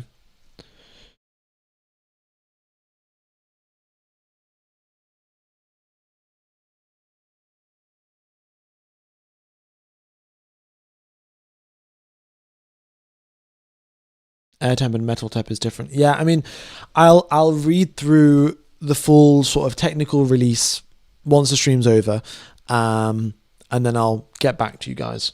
But again, 135 degrees is still not that high compared to what the engine will actually be seeing, and for that reason, maybe Mercedes can still get more. Mercedes themselves will conduct the test then. Mercedes have seen now that how the FIA carry out the test, so then they themselves will carry the test out at 135 degrees Celsius, and they'll see, does it pass, does it not pass, and then if it doesn't pass, then they'll make the changes. If it does pass, then happy days for Mercedes, and they'll get way more horsepower.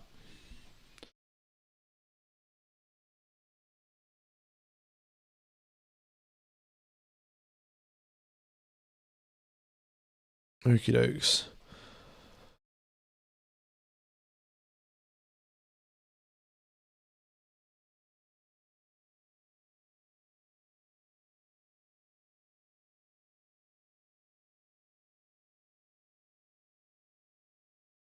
Can you not change the colours of the driver tags? I mean, which driver tags do you think I should be changing colour of? I think they're all reasonably different colours and reasonably spread out. Quite easy to tell which team's which one. The customer teams also get more horsepower. That is correct, folks. They also get... it used to be the regulations that the teams could give... Mercedes could give their customers worse engines, but that rule got changed, and now Mercedes has to give equal engines to everyone. Equal engines to all of their customers. So, yeah. Bortoletto is pushing a little bit, actually. Let's see. First sector, 31.007. And that's still, to be fair, quite a bit down.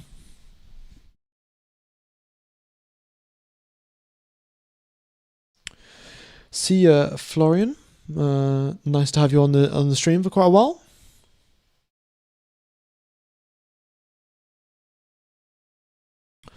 What do I think of the new regulations? I think the new regulations... Well, we'll see. I'll make my full sort of decided thoughts after Australia. There's a lot of sort of negativity flying around right now, which I sort of agree with, but let's wait and see. The only thing I can slightly think of is slightly expanding rods, expanding the piston head, and the chamber is asking for something to go wrong in the engine to seize. True. The connecting rod as well can expand, and if the connecting rod, however, will not face the hottest temperatures. So it is the piston will face the hottest temperatures, and the piston face the piston head, but the connecting rod will not experience as high temperatures. But again, if given enough heat via some mechanism, then they might be able to warm them up enough to get that trick to work. Bortoletto 342, was it? Oh my, okay.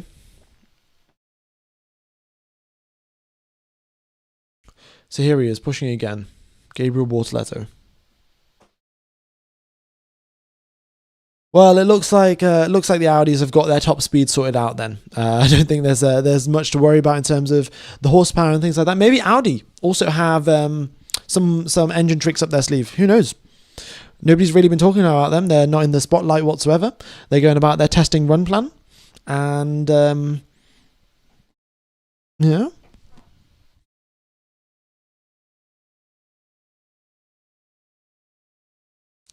Not a lot of laps from Lewis Hamilton. Yeah, supposedly there's some sort of issue with the Ferrari car. You can see there he's done an install lap after 23 laps, which normally is not a great sign. Because in sector 1 he's got those blue mini sectors, and then in sector 3 he's also got those blue mini sectors, which means that he came out of the pits and then immediately went back in, which is probably trying to diagnose some sort of problem with the car. Yeah. So they closed off the garage because, issues.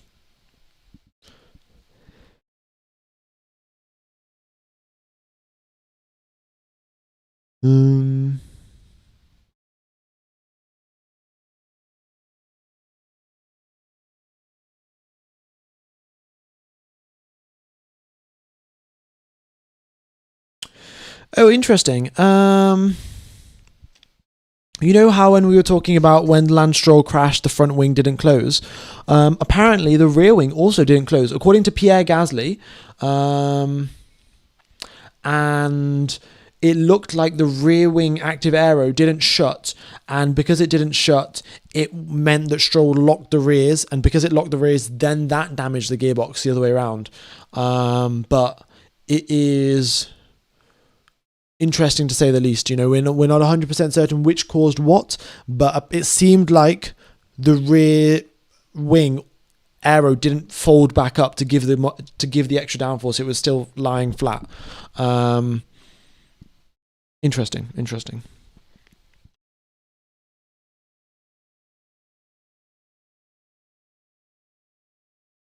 I thought the active aero automatically closed when lifting. Well, you know, it's supposed to automatically close, but if you have a failure in your actuator, if your sensor fails, if your hydraulics fail, if your pump fails, something goes wrong, then, well, you know, it's not going to close it automatically, is it?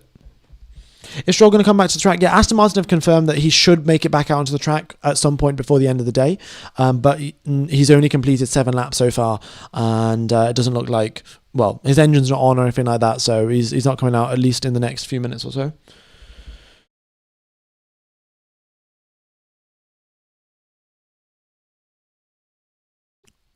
Do you see someone's concept art for the Cadillac livery, just all yellow, looks stunning compared to the actual one? Yeah, I would quite like Cadillac to be yellow. Maybe in a special livery or two they'll make it yellow, but it's nice to have this sort of asymmetric thing where one side is lighter, one side is darker, but I think a splash of yellow couldn't do any harm, really.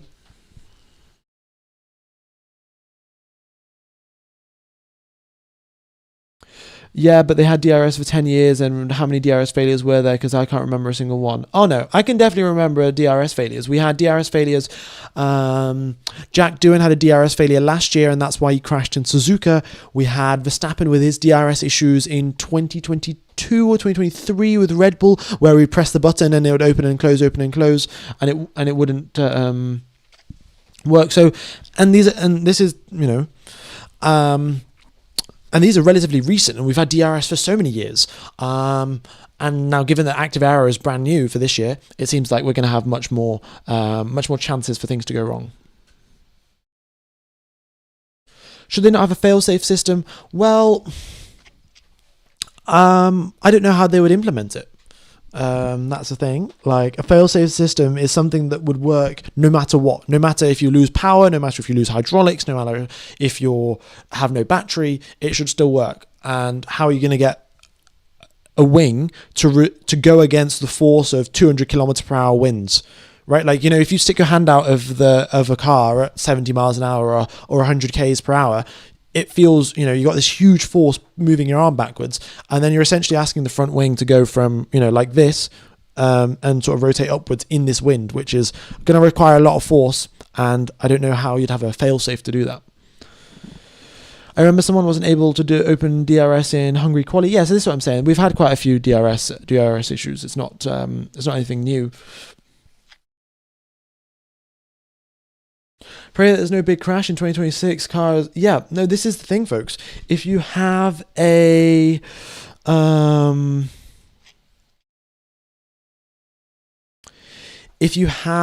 system, for example, right, Copse Corner, let's imagine, right, where Verstappen had his big crash in 2021.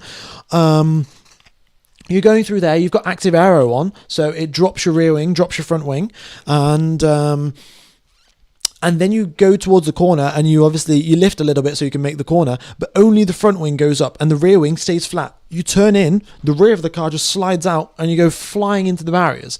That's exactly what happened to Jack Doohan in Suzuka. He got on the brakes, the rear wing flap didn't shut, spun around into the barriers at Suzuka, ridiculously high speeds.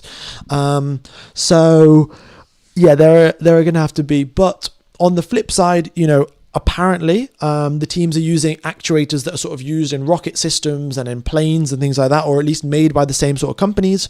So they should be, very, very reliable.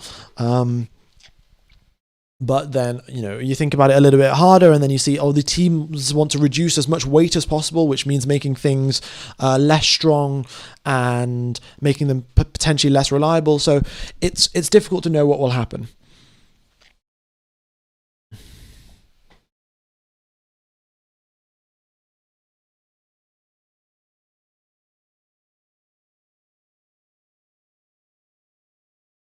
Okay. Yeah, folks, Verstappen is driving tomorrow. Does Ferrari have veto power? Which teams have it? I think Ferrari is the only team that has veto power, right?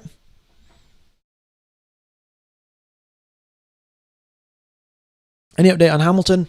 No, he's still sat in the pit lanes. Apparently, Ferrari have shut off the garage because they've got some sort of issue. So, yeah. Oh, big lock up there from the driver that was ahead. Was that Piastri? Who was that? No, it was one of the Alpines, was it? Yeah. I think that was Colapinto going down in towards turn number 1. Big lock up, and you got this nice red Flovis actually on Sainz's car behind him.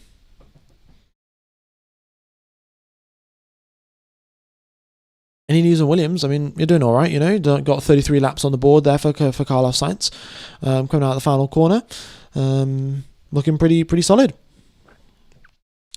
Across the line, a 140, just doing a long run there.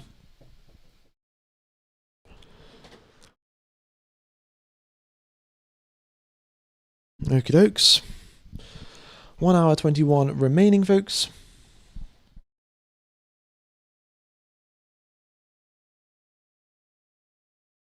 I can't call it active aero without feeling dirty. It's just DRS front and back now. Active aero is constantly adjusting. It's just open and closed. Yeah, that is definitely it's definitely a bit of a mischaracterization. Active aero is a totally different thing. Yeah, there you go. You can see Stroll's throttle inputs.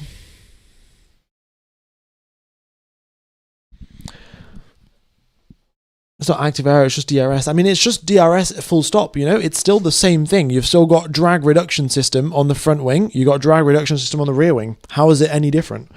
But,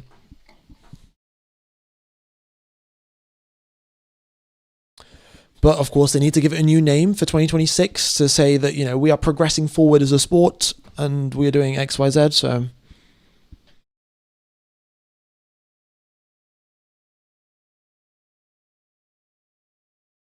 All right.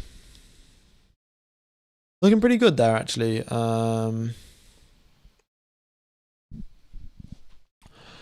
For Sainz and Piastri, I think Piastri's following Carlos Sainz a little bit, working to figure out what's it like to follow another car. Let's see, what are their speeds? 297, 290. They're doing pretty similar, actually. Piastri's got a bit more speed, and he's gaining on Sainz, but going into turn 1, not close enough to make an overtake. Can Aston upgrade their engine? Yeah, of course. Why not?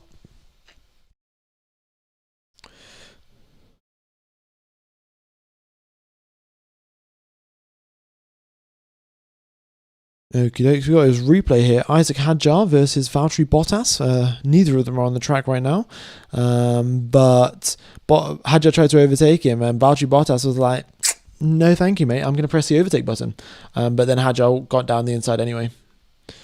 F1 Gamer, what's the green dot? The green dot is the overtake detection point. So just in the same way that we have DRS, last year, and you had to be within 1 second to use DRS. In this very similar way, you've got an overtake detection point here. The FIA will change the 1 second number to a different number for different racetracks.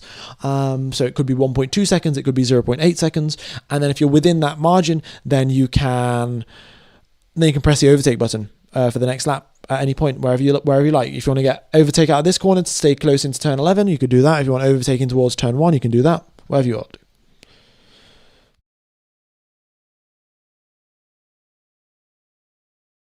Okay, but Stroll's out onto the circuit now, so whatever issue the gearbox issue or the active aero issue, whatever it was, is now seemingly resolved, and he's back out onto the racetrack.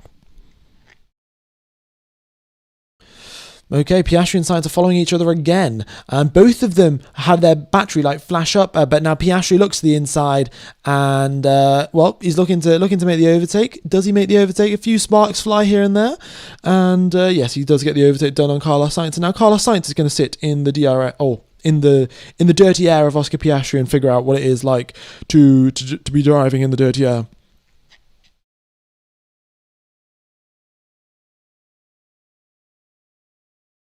Okay. Yeah, so he's just going through the gears, making sure everything's working as expected, to be honest. Okie dokes. 1 hour, 17 minutes remain on the clock. Track temperature is 27 degrees Celsius. Air temperature is 23 degrees Celsius. The wind is really died down, only 1.4 kilometers an hour. So yeah, maybe we'll be getting some more quicker laps towards the end of the day. What happened to Lewis? There's some issue with the car. It's like a engine issue or something, right?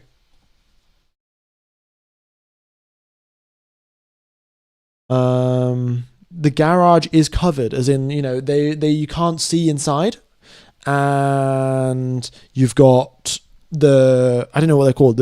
You've got like these sort of screens that block the screens that have got Ferrari logos on them, and they sort of just block your vision. You can't see what's going on. So that's what's going on with Lewis Hamilton right now.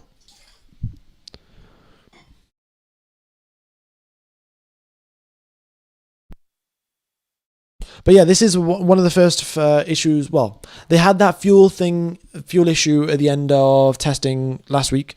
But with that small exception, because I think that was a relatively minor one, this is the first, I think, major issue from the Ferrari team. Rolling baffles. Thanks for the info there, buddy. If it's covered, means they at least took the floor off. Yeah, it could be more serious. It's a bit difficult to tell, to be honest.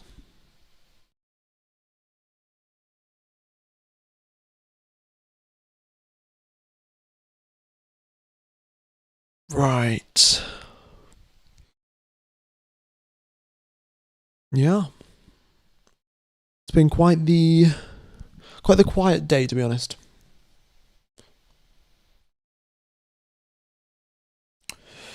Hello, Fun Gamer, Day 1 fan here. Was just wondering if I could get a shout out because it's my cat's birthday today. Well, Thomas Lord, happy birthday to your cat.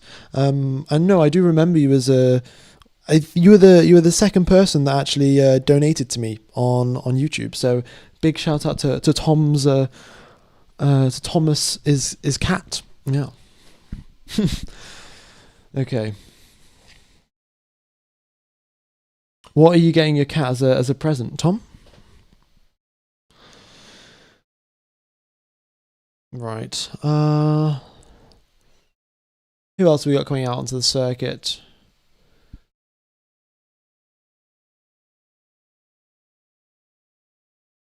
Russell is pushing, yeah. Well, he's out on a fresh set of medium tyres, so potentially we could be getting a quick lap here from Russell. 29.9 in the first sector.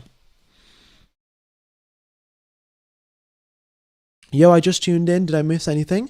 Did you miss anything? Yeah, quite a few issues actually. We've had issues for Cadillac, issues for Aston Martin. Stroll crashed. Potentially a gearbox issue, potentially an active aero issue. but I didn't seem to be Stroll's fault or anything like that. Ferrari have got some problems with their car right now. Red Bull have been struggling with their car. Apparently, it's something to do with the cooling, according to someone in the chat. Yeah, quite the big assortment of issues today in testing.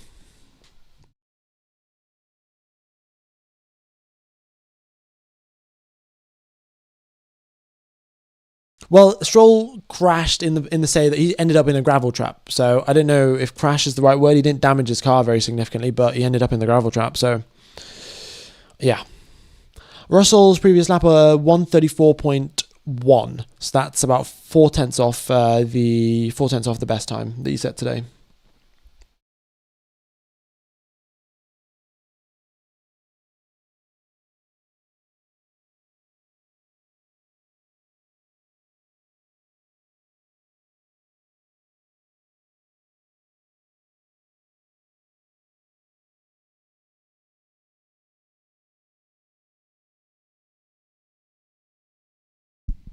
All right.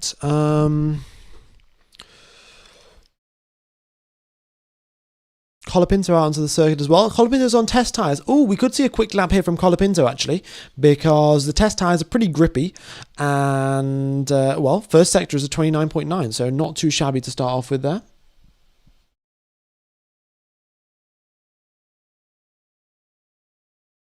Sector 2 for Red Bull not looking good all day. Yeah, I mean, you know, it's Hadjar driving, so potentially there's some lap time left on the table there. And also, we saw this quite consistently, actually. Like, Hamilton was 2 seconds slower in the middle sector, and then he changed his fuel load and put on a different set of tyres, and then he was right there. So it's I think it's much more sort of a choice from the Red Bull team not to be quick in the middle sector, more so than they cannot be quick if they try.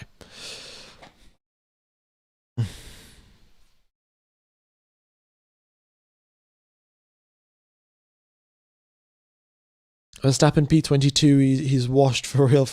Yeah, that's definitely a joke there, definitely a joke. Sector 2 should be named recharge sector. Well, that's exactly what it is, right? So going down the straight, you are deploying your 11 seconds worth of power, and then you recharge it a little bit in towards turn 1, and then you deploy it again going up towards turn 4.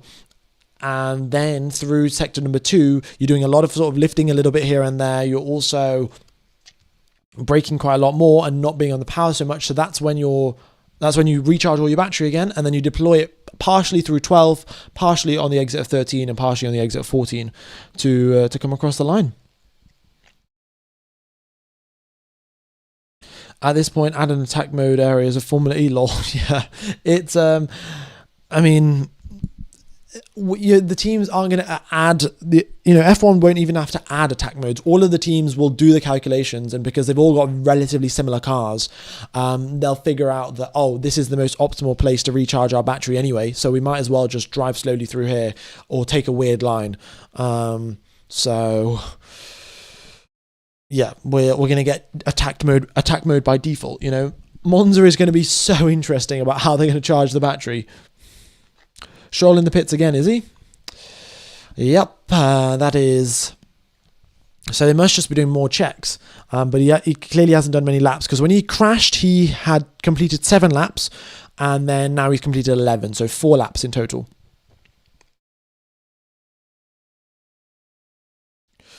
Do you think the Mercs will keep revving after the lights go out for a couple of seconds?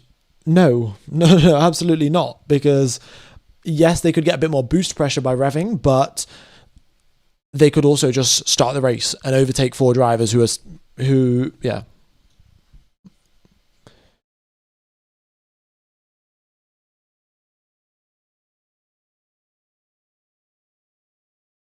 Okie dokes.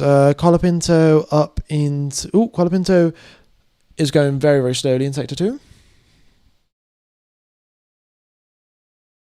Ferrari, guys, when you ask where Lewis Hamilton is, the only answer that Ferrari can give you is we are checking. They don't know. They've got some issues with their car, some relatively serious issues as well, to the point where they've covered up their entire garage so you can't see what's going on inside. So that's what I'm going to say. Hamilton in the pit lane. And he's not coming out because he's got issues with his car. Colapinto, I mean, yeah, improved up there. Ninth position, a 135.25. Looking pretty solid. And it's, of course, on a fresh set of, well, not a fresh, yeah, it's a fresh set of tyres, sorry. A fresh set of test tyres.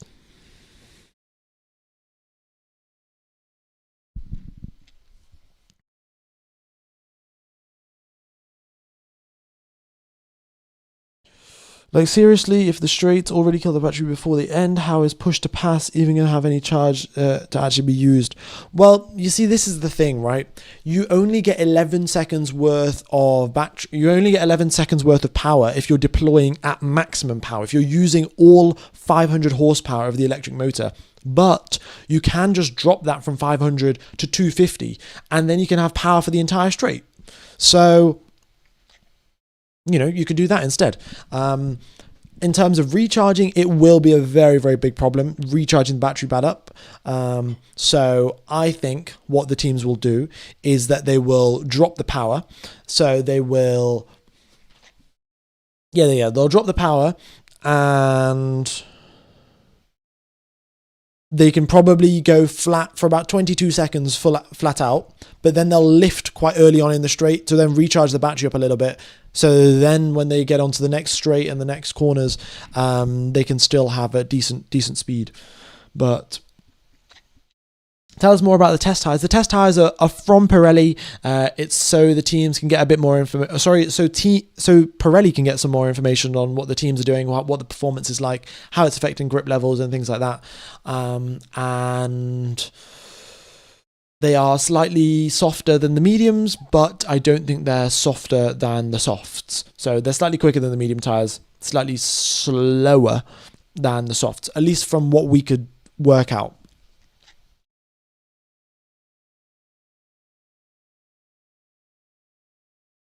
For engineers working on the rear of Hamilton's car. Well, there you go. Rear of Hamilton's car, that's engine, that's gearbox, that's exhaust. That could be the new upgrade that they brought. It could be all manner of different things.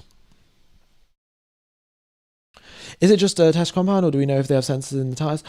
No, I'm not really certain. I don't think Pirelli will sort of disclose that information anyway. But I could foresee. I'm not exactly sure really how a tyre is made. Is it made from inner layer outwards? Is it made from the outer layer inwards? Is it from the side and then it goes across, or how exactly it works? But I think Pirelli have the expertise to be able to somehow embed a sensor inside the tyre to be able to gather information, and then they'll cut it out of the tyre a little bit later on.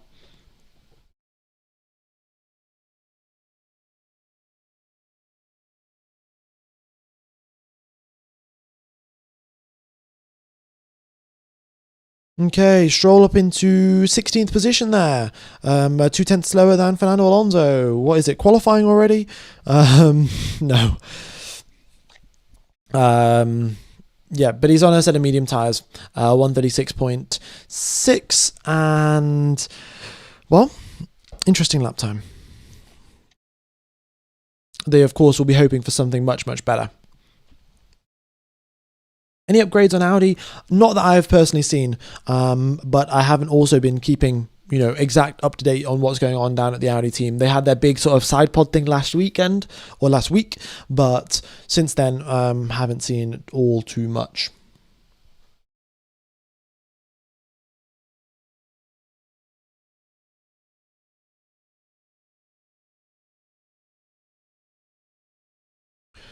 All right.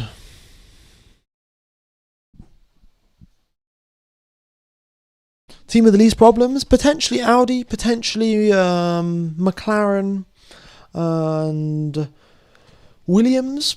Yeah, those would be, as far as I can remember, I don't think either of those three teams have had major issues. I think there was a little technical glitch with the Audi power unit, but with that exception, I think they've been pretty solid.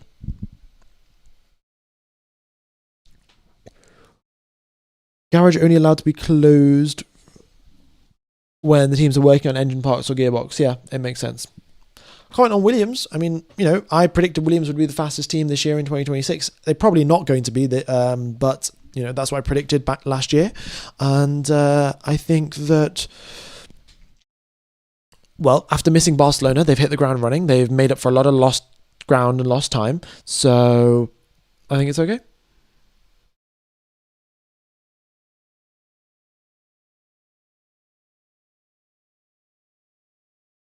F1 Gamer, are you tired? Well, I have been live for 8 hours and 11 minutes. So yeah, I am. I'm a little bit tired, yeah.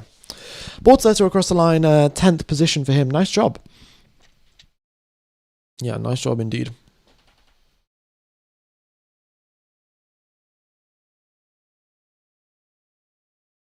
These F1 commentators are so bad compared to what we used to have 25 years ago. Just dumb. Well, you don't really have to watch the live stream if you don't want to, you know. You can always press the mute button. Yeah. All right. Piastri's coming out of the pit lane here, by the looks of it. Oh no, he's just come into the pit lane. Sorry.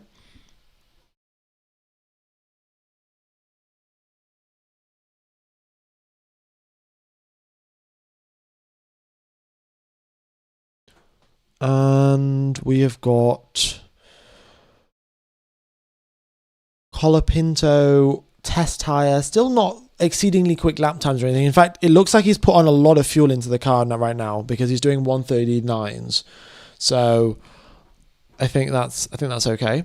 For Colapinto, Bortoleto, 135s and hard tires is pretty impressive to be fair. So nice job there.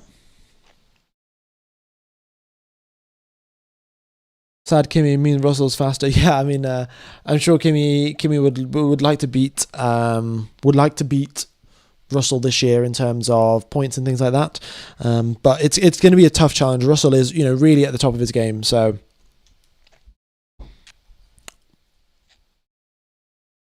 watching the stream in English, but you're a better commentator. Well, thank you very much, folks. Thank you very much.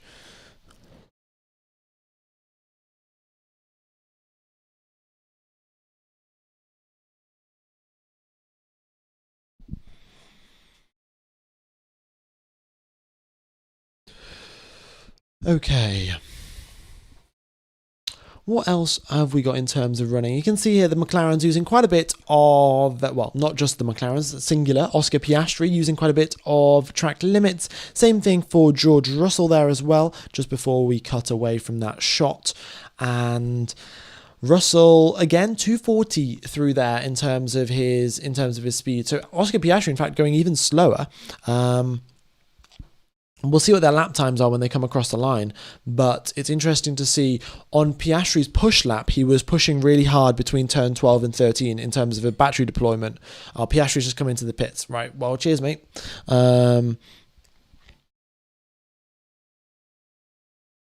aerodynamic platform. It's very, very tough to say. It's very tough to say, so I cannot give you an answer. I would supposedly say that Adrian Newey's aerodynamics must be the best, but there's no way of knowing that as of right now.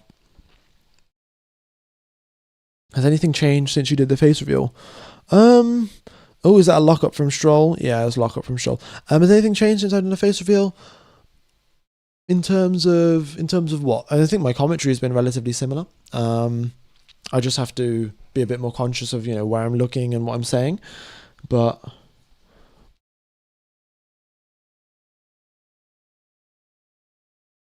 Yeah. Don't know exactly what you're referring to. How many sets of tyres do teams get for the preseason test? I'll quickly just pop that up on the screen for you. Oh, that's definitely not the right thing. This is it. So the teams get in total, well, let's add this up. That's 24 sets.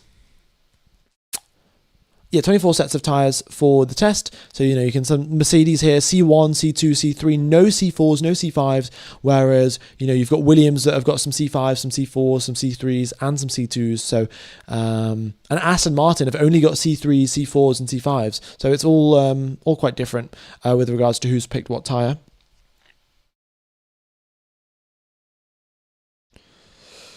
What's the max speed that I've ever ridden in on my motorcycle? I mean, I'd just say 70 miles an hour because I've got a 125cc motorbike, meaning that it can barely reach 70 miles per hour. But I did get a bit of a slipstream from my friend ahead who was driving in his car, and I also was on a bit of a downhill, so I managed to hit 70.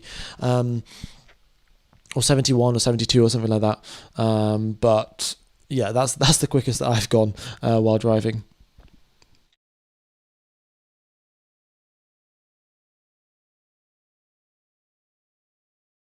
Maybe Stroll should change the settings on his Xbox. Yeah, maybe he should turn on anti-lock brakes.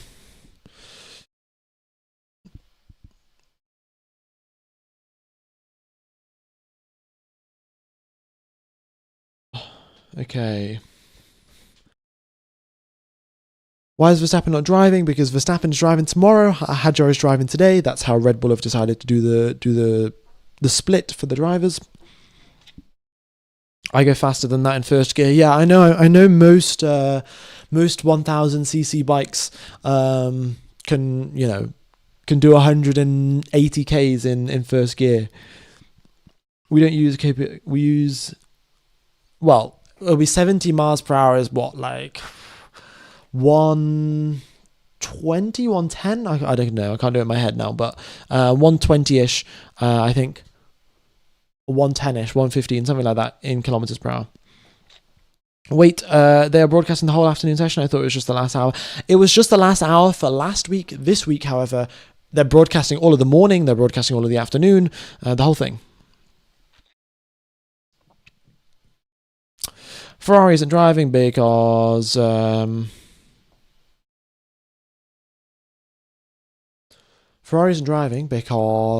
they have an engine issue.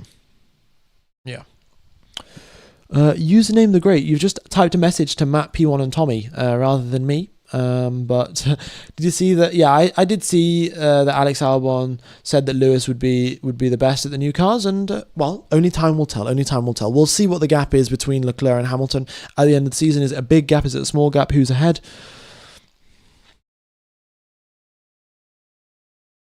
Yeah, Hamilton, they seem to have some sort of engine issue, but they've now turned on the car for Lewis Hamilton. He's at 7,000 RPM, dropped it back down to 3,000 now, and we'll see if he comes out the pit lane or if they're going to switch off the car and have some more things to fix.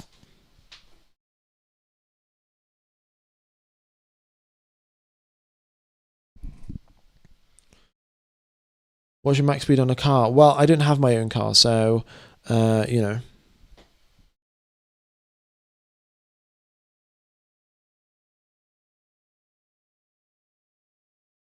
Yeah, unfortunately. No top speed achieved. Right.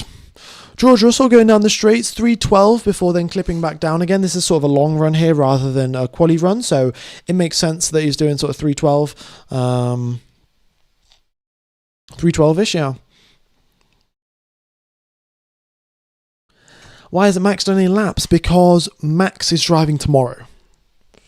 I feel like I need like some sort of huge border text like over here, just like Max is not driving today. Lewis Hamilton is stuck in the garage because his car is broken.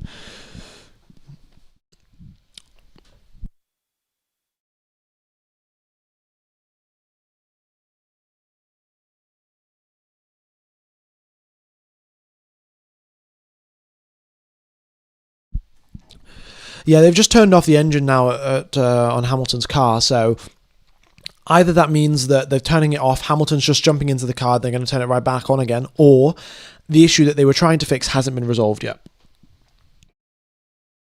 Should I go to sleep because there's school tomorrow? It's already 11 p.m. Well, I recommend probably going to sleep. Yeah. F1 Gamer, where are you from? I'm from India. I was born in Mumbai. Oh, purple first sector for Isaac Hadjar. Oh, is Isaac Hadjar about to go into P1? let's see. What can he do in the middle sector? That's where, you know, Red Bull have supposedly been struggling, right? According to quite a few people. And let's see. Going through turn number 10, minimum speed of 68 kilometers per hour. But wow, does he get onto the power nice and early on the exit there? So really up through the gears very, very quickly for Isaac Hadjar on the exit of turn number 10. Then you're up through 11. And what speed can he achieve through there? It is looking to be 239, so not the quickest speed really through the speed trap, but he's about 8 tenths down actually now on Oscar Piastri because of that middle sector. So still clearly losing out somewhere in the middle sector. Maybe he's saving his battery to deploy it all now, right? As he comes out the final corner, what's it going to be? What speed is he also going to come across the line at? It's now 271 that he comes across the line at. 6th position there for Isaac Hadjar.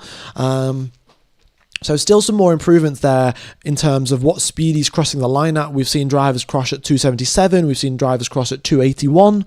So I think that still some more optimizing to do in terms of Red Bull's engine power delivery and, you know, where they're deploying the battery and things like that. But Hadjar, in terms of his own progress as a driver, I think, you know, not making as many mistakes, hasn't crashed here in Bahrain like he did in Barcelona. So, you know, just more steps in the right direction. And while his aim will be to stay within half a second, a quarter of a second of Max Verstappen. You know, very high hopes for Hadjar. You know, they did take a bit of a gamble by getting rid of Tsunoda, putting Hadjar in. And let's see if it pays off for them.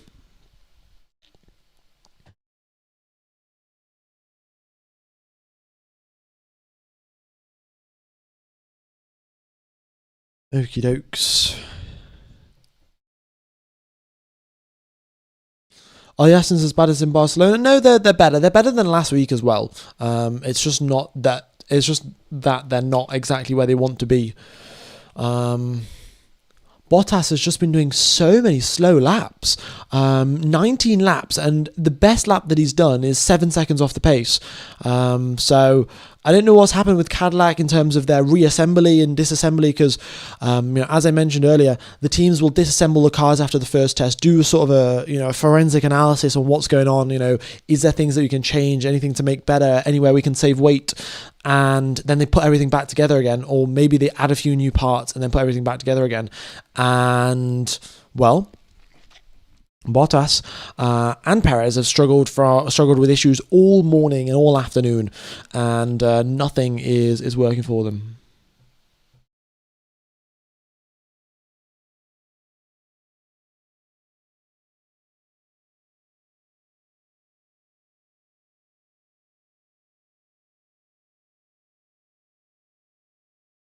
Right, I'm putting a message onto the screen. Right, give me a sec.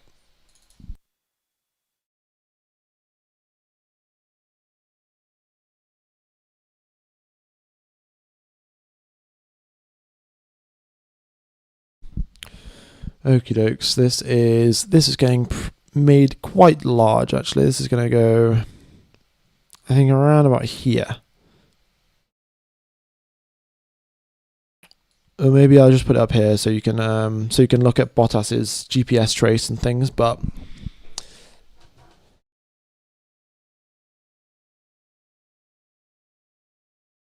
okay, a few drivers. What I was saying, yeah, Bottas. Let's see what he's doing now. Actually, is he going to come right back into the pit lane, or what's going on there with him? And okay, he's continuing on. Let's see if he sets a good lap time or not.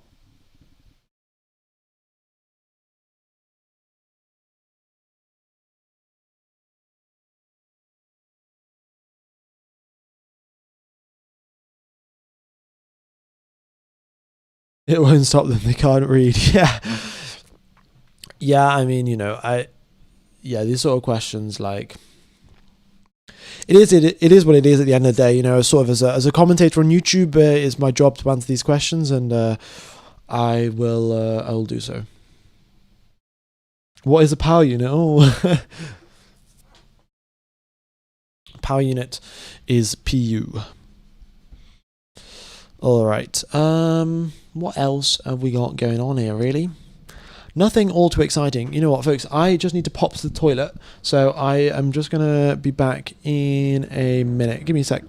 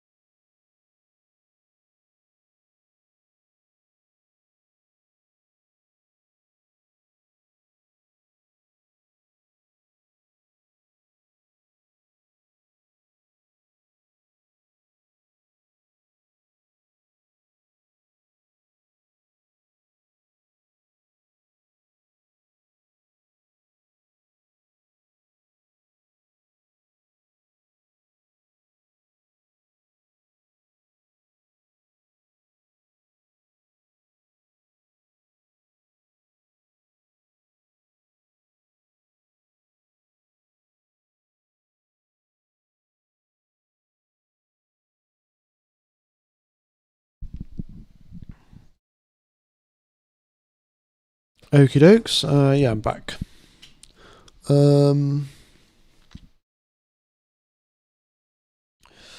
Right, so yeah, I mean, I don't think I've missed much. I think Ollie Behrman's just come out onto the circuit, and yeah, a few more cars out onto the track.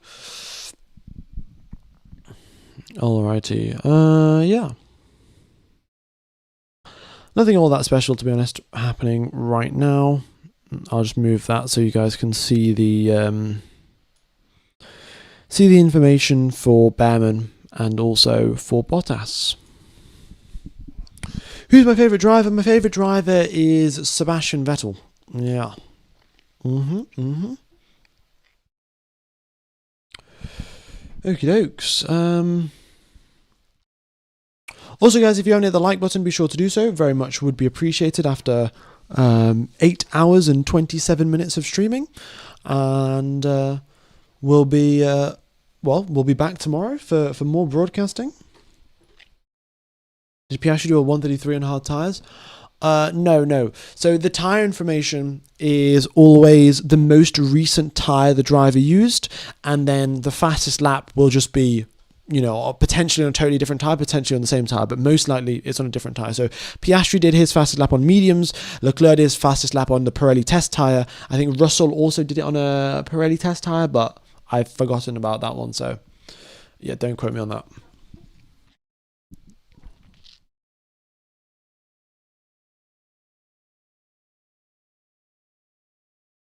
Okay, Bottas, here he is now coming across the line.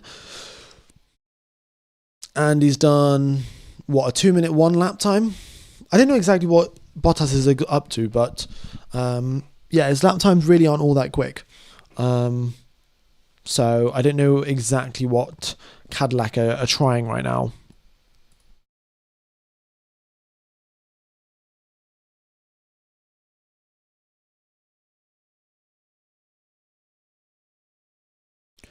Yeah, definitely quick down the straight.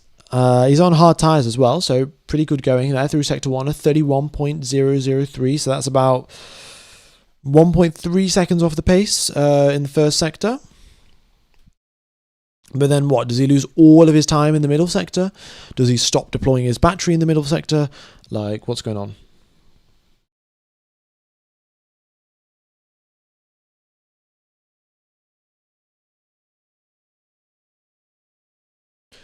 Here he is then, accelerating up through the gears, and it's, yeah, not all that quick of a speed on the exit of turn number 10. Aston under 3 seconds behind now. Hell yeah, yeah. All right. And 43.1, so that's about 3 seconds down in sector number 2. And then, Here he is coming out of the final sector. What's it going to be for Valtteri Bottas? Is he going to improve from his best lap time of 1 minute 40? Yes, he is, a 1:38. So a step in the right direction, but still 5 seconds off the pace.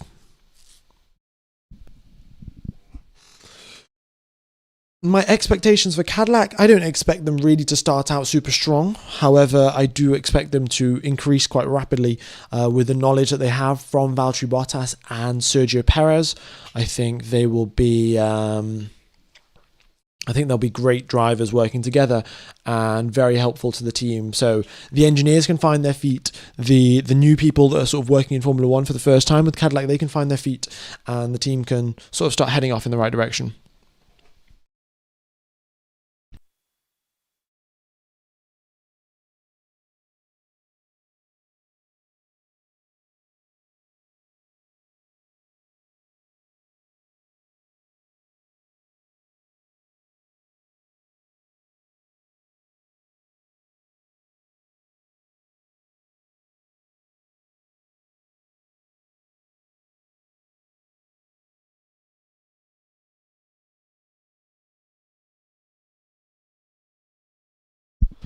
Oh, there we go. Okay.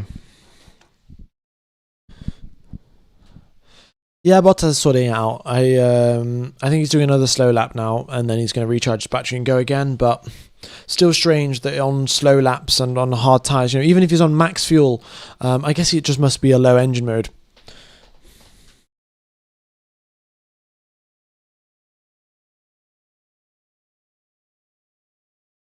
Yeah, very, very tough to tell sort of like what the reasoning is behind some of this stuff. 10 minutes to go, red flag, new start procedure by FIA. Is it? New start procedure? Really? I will double check. But thanks Tom Tobigan for the info.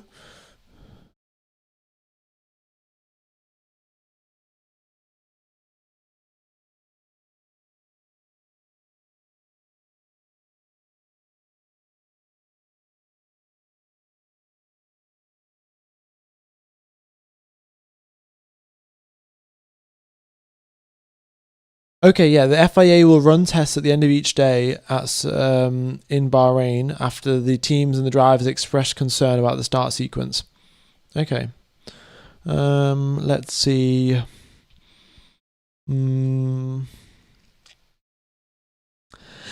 Stella proposed changes to the start procedure, allowing time for the drivers to spool up their turbos more.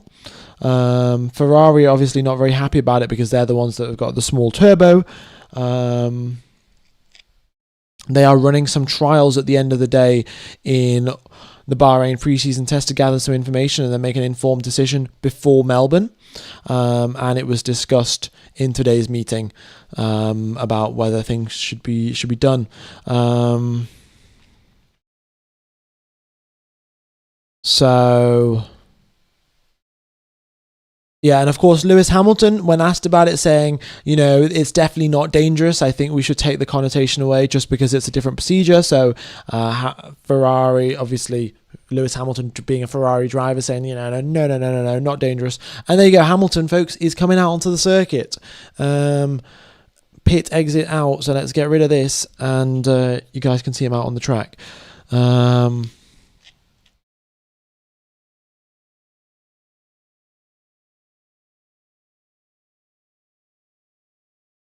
And Valtteri Bottas also thinks that it's not more dangerous, but of course, again, Valtteri Bottas is another one with the Ferrari power unit.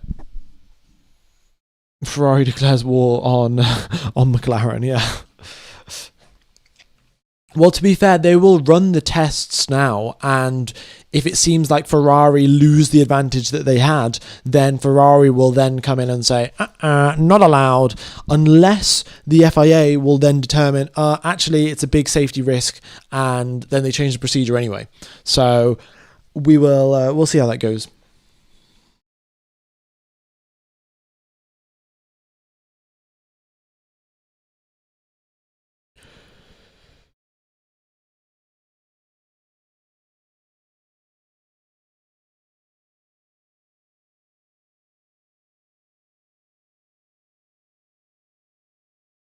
Max said you can start from the pit lane and catch up to turn 4. Yeah, I saw that one. Yeah, I mean, Max just loves saying that sort of stuff, doesn't he?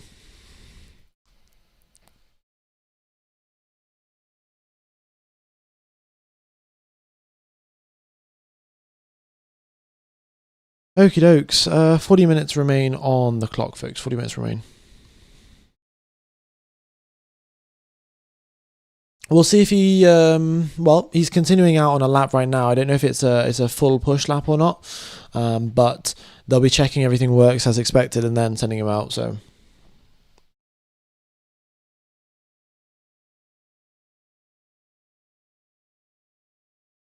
well, they've already sent him out, but they'll be checking everything works as expected on the flying lap, and then if it isn't, then they'll bring him in. Yeah.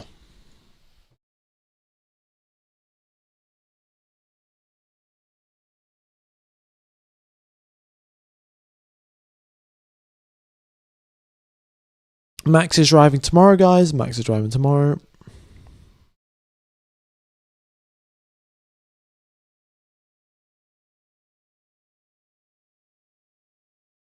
Max is going to do 200 laps tomorrow. Yeah, I mean, we'll sort of see how many laps he does, but definitely going to be. I think it's going to be a large amount to make up for the lost time that obviously Hadjar's had today with his reliability issues.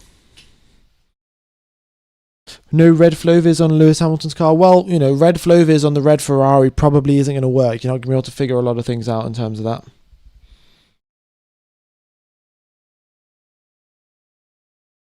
Also, I think Max said something about doing Le Mans with Seb Vettel. Seb Vettel said something that, like earlier today, or maybe earlier in the week, that we would do Le Mans with Vettel.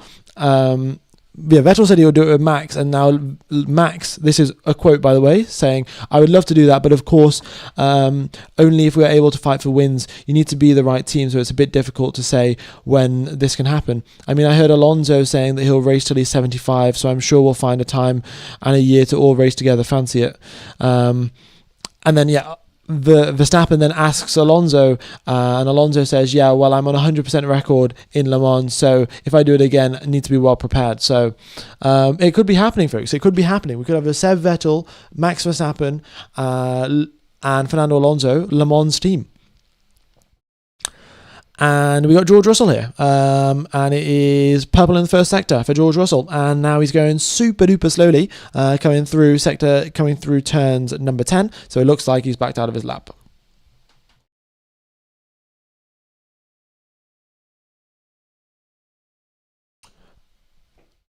Yeah, we have hit our like target. Fantastic, folks. Much appreciated, much appreciated. I mean, to be fair, there aren't that many more minutes left, so let's see if we can just hit that.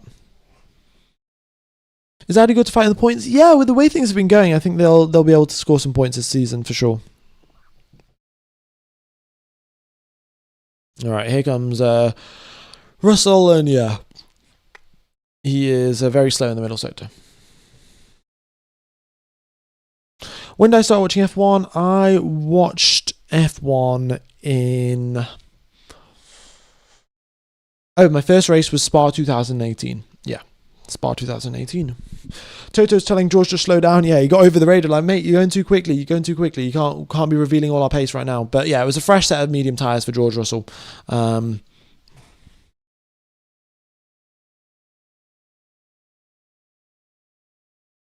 And yeah, just at turn number 10, it's so easy to make a mistake, and that's where he made it.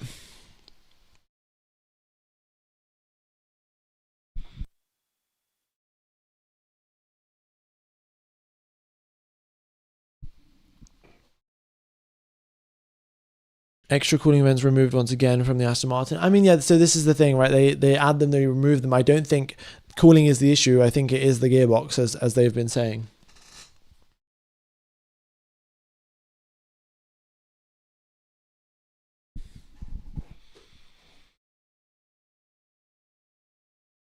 Okay.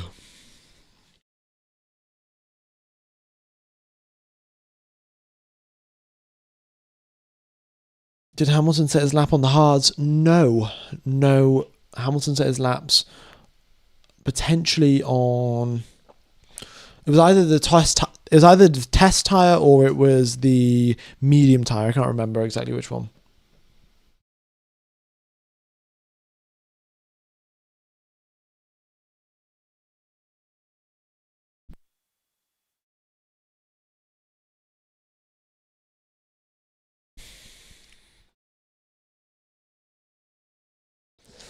F1 Gamer, are the new power units causing heaps of instability right now after letting go of the throttle? I don't know about letting go of the throttle, but I think the traditional throttle response that you get from an internal combustion engine is slightly different with an electric motor.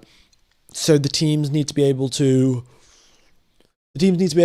make sure that they can work together in harmony, because before, you'd have such little power coming from the electric motor, it was not really having that big of an impact. So I think integrating the internal combustion engine and the electric motor will allow the team to sort of to make the car a little bit better on throttle.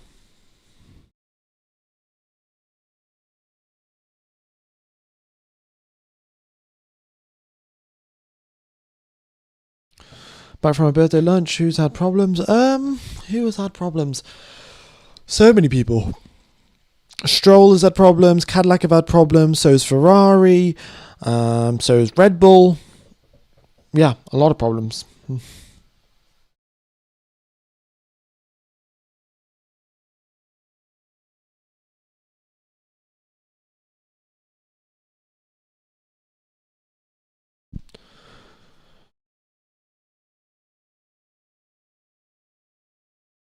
Russell getting close to 330. Yeah. No, I mean it's... Oh, there we go. Another purple first sector there for George Russell. Now going into turn 10. Is he going to make the same mistake again? By the looks of it, don't think so. So, yeah, his map GPS trace is looking good. He's up to 294, sorry, before getting onto the brakes at turn 11. So very nice there for George Russell. And let's see what is his speed. 249 Ks as he goes through the sector 2 speed trap. So looking pretty good. I think deploying a little bit more battery at that point of the circuit compared to what he was doing before. So, taking a little bit of what they learned from Oscar Piastri and how he was deploying his battery and then coming out the final corner. Now let's see what speed Russell crosses the line at. It is a 273 P1 for George Russell by 10 milliseconds ahead of Oscar Piastri. Both drivers on medium tyres. However, Russell has been on... Well, track conditions are a lot cooler, so Russell had the ability to push a little harder in the middle sector, which definitely would have helped him out.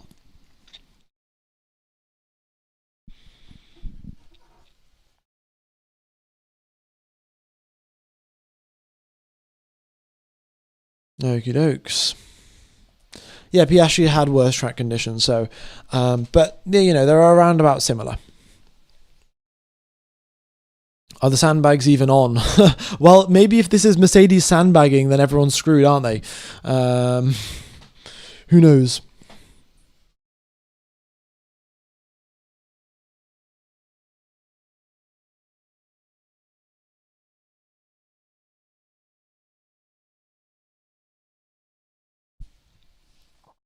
Sad Kimi. Yeah, I mean, to be fair, Kimi obviously didn't have the same track conditions. Track temperature is now 25 degrees Celsius, so it's a lot of a quicker circuit right now because the track temperature is so much lower.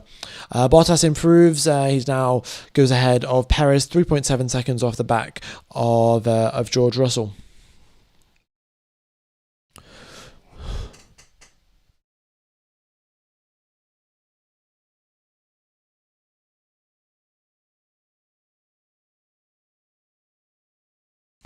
Is there a good free live stream to watch? Well, look, the thing that I can recommend is you get Proton VPN for $1 for the month, and then you can and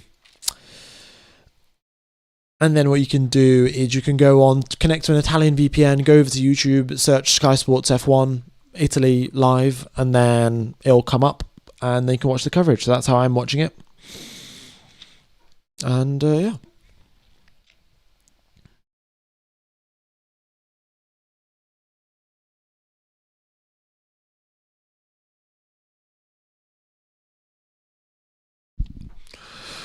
Right, 30 seconds left on the clock, folks. 30 seconds left on the clock.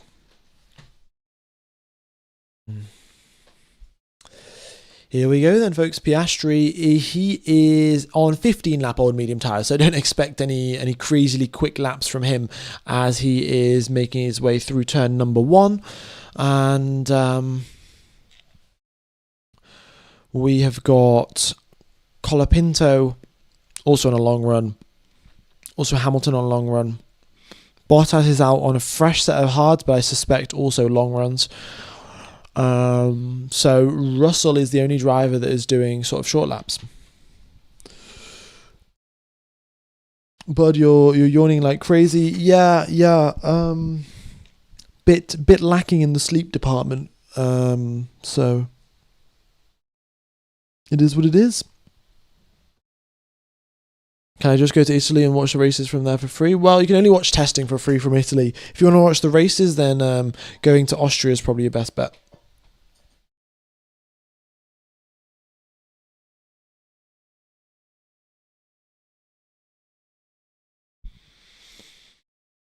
Okay, Oscar Piastri is 138. I mean, the race runs are so much slower, and I can't figure out why. Maybe they're just running lower engine mode. Maybe the cars will actually be that bit slow the race.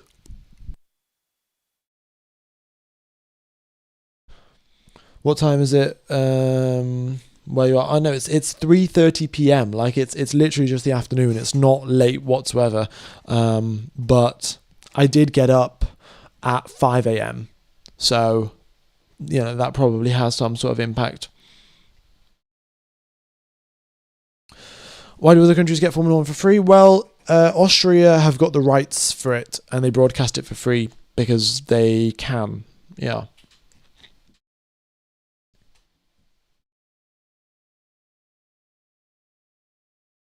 Okay.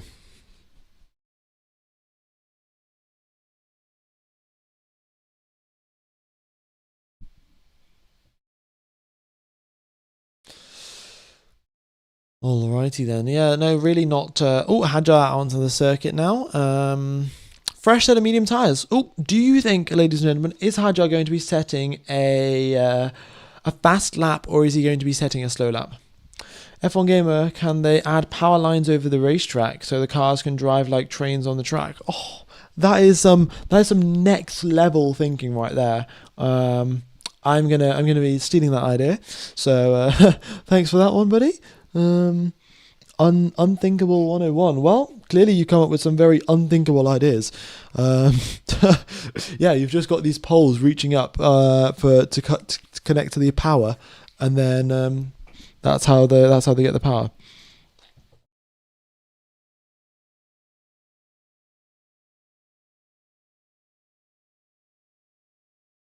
.305 is the fastest I've seen all testing. The small turbo is going to help them out the slow corners. Which corner are you exactly referring to there? WSC Kilsu. 305 kilometers per hour entering into turn 11? Or is it coming across the line?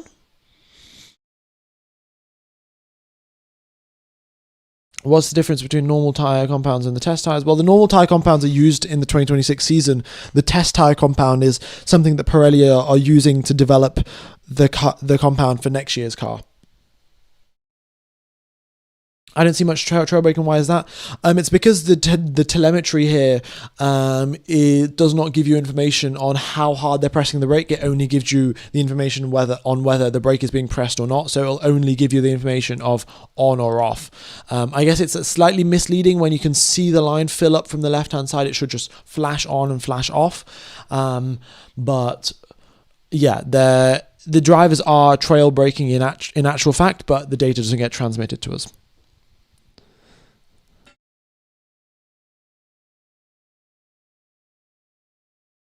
Okay.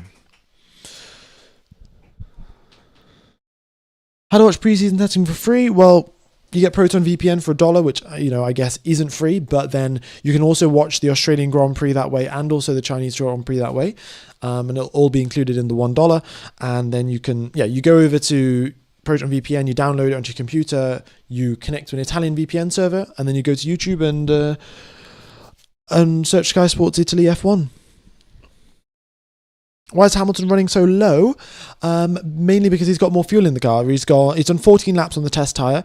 A lot more fuel in the car. The test tyres are also softer than the medium, so they're wearing out pretty quickly. Bahrain's a pretty rough circuit, so that means that the tyres, of course, wear out a lot more. So yeah, when I say Bahrain is a rough circuit, I mean the actual asphalt itself. So the little stones and everything, they are quite jagged or sharp, and they wear out your tyre more than a silky, smooth surface does.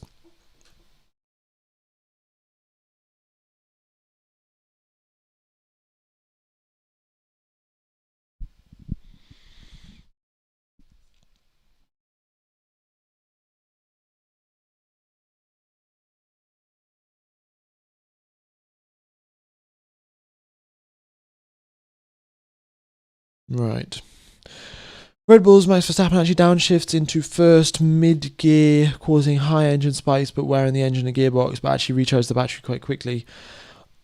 Yeah, I don't know if that was just a piece of information, but yeah, the having high engine revs means that you can recharge the battery more effectively.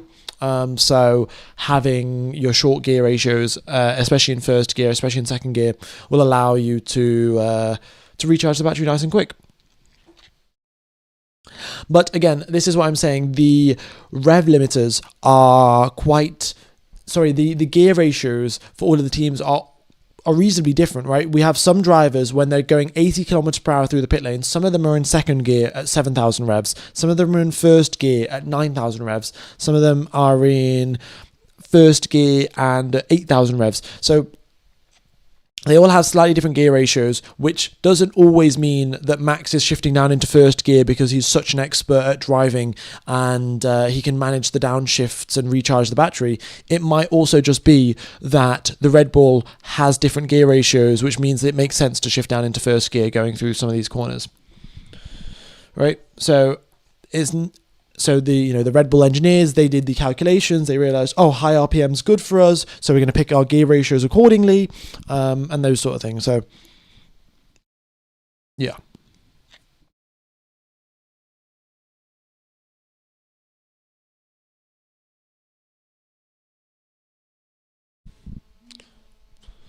Verstappen is driving tomorrow.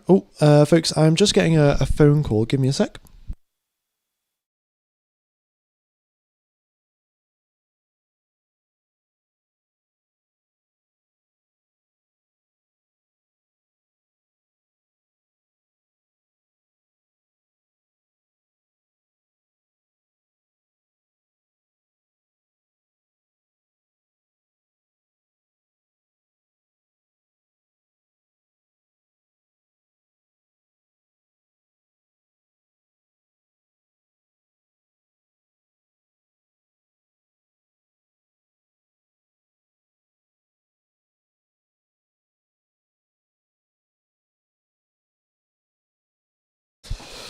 All right.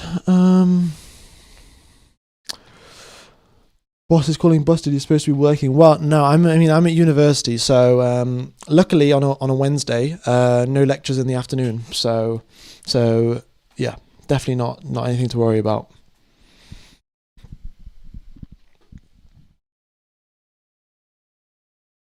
Can we get the battery data? Unfortunately, that has not been published as of yet, so no way to really know if who's at what battery percentage and things like that.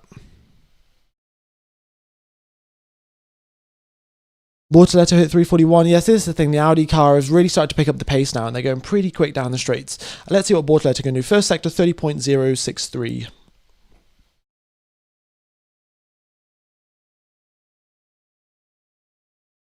Second sector is 41.6, crossing the second sector speed trap at 250 kilometers per hour, so pretty nice and quick there, to be fair. But 1 second down on Piastri in the middle sector, and is 4/10 down, or half a second back in the first sector. So 1.5 seconds back so far. And let's see what he does in the final sector. Does he deploy a whole bunch of battery? Yes, he does. He crosses the line at 291. Wow. Bortoletto across the line. He improves, not enough to gain a position, but Bortoletto crossed the line at 291 kilometers per hour, meaning that, well, yeah, they have a lot of battery left over to deploy it all at the end, and maybe it's slightly more efficient to deploy it in other places rather than saving it just for coming across the line. But that's the quickest that I've seen so far today.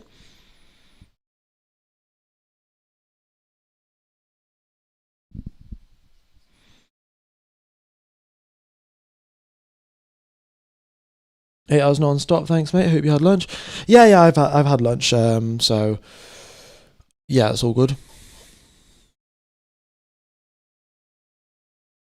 They don't even know how they'll display the battery data. It seems nearly too late. Exactly, yeah. It's we are 2 weeks away from the start of pre-season testing, and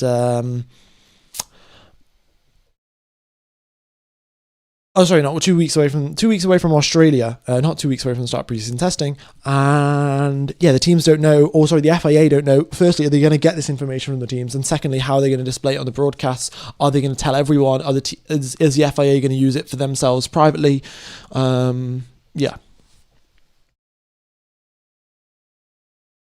No, clearly, my brain is not braining after 8 hours and 56 minutes of commentary. Are they using the new sustainable fuel in this test? Yes, some of the teams are. The Ferrari-powered cars are. Audi is. Reportedly, ExxonMobil have also got their sustainable fuel approved. I wasn't 100% certain on where that news has come from, but it might be that. So I don't know who's ExxonMobil is actually working with, but yeah, they definitely got a few sponsors. Well, they're definitely sponsoring someone. Yeah.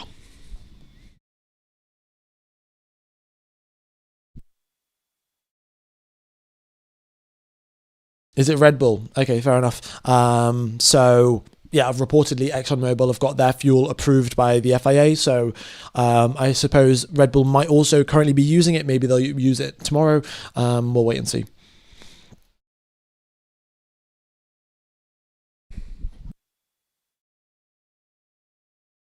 The blue highlights on the sectors is them going into the pit lane or going into the pit lane or back out the pit lane. Yeah, so out the pit lane on the first sector, into the pit lane in the third sector.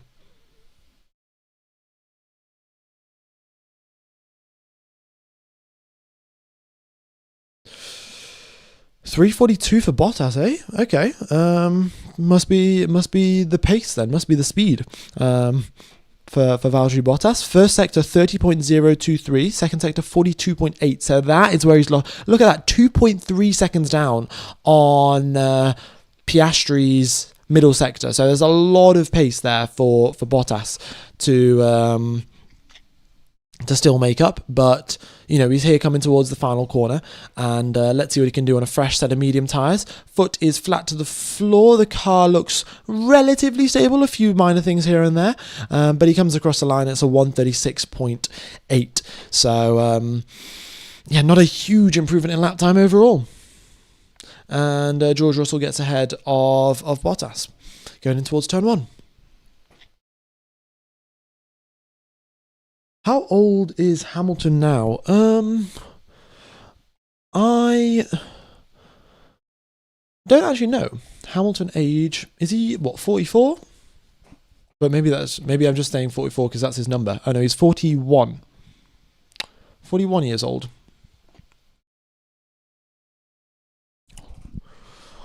Cool. One of the older drivers. Alonso is 44. Fair enough.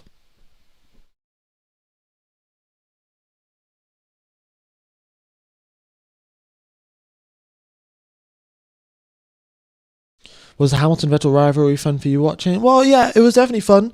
But I sort of watched it, second half of 2018 when it wasn't going so well for Seb. And, I'm a Seb Vettel fan, so it was fun to watch to an extent, but, not all that fun at the end of the day because Seb didn't win.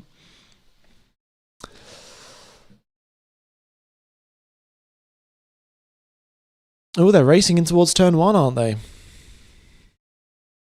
So it's quite good. Hamilton versus Hadjar.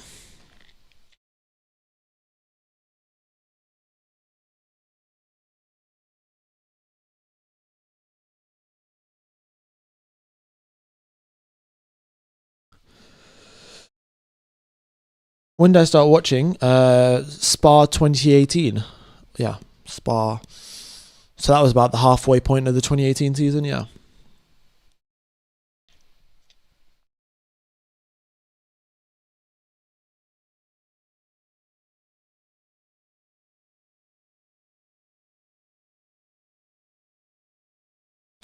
Did Seb's retirement catch you by surprise? No, I sort of saw it coming really, with Aston Martin not being a top team in 2022, and with I sort of expected it to continue that way, and things weren't. Yeah, I sort of expected. I wasn't really too surprised. Max hasn't set a lap because Max is not driving today. Max is driving all day tomorrow. Isaac Hadjar was driving all day today. The race laps are always slower. They can't turn the engine up all the way. They can't optimize the deployment for one lap, and they have to carry enough fuel for the whole race. Yeah, that is the other thing actually, because on a quali lap, what you will do is you will start off on a quali lap, you'll start off your deployment at 100% charge, and then you'll end it on 0. So you don't have to regen all of that, all of the battery. You can just end the lap out on 0, and that's all good. But on a race lap, if you start out at 50% charge, you want to finish the lap also on 50% charge, and then finish the next lap on 50, finish the next lap on 50, and then, on the final 2 laps of the race, maybe you can deploy a bit more to try and make an overtake or something. But yeah, so then that's a lot more managing work that you've got to do to recharge the battery up to 50 every time, and that probably means that's why the race laps are getting a lot slower. So thanks for that answer there. The T tyres are the Pirelli Test tyres. Pirelli Test, yeah.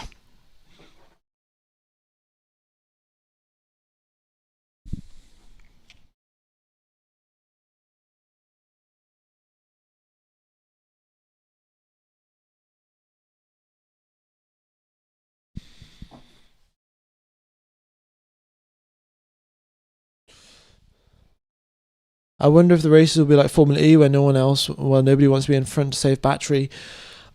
Yeah, I mean, I don't know. I guess we'll just have to wait and see.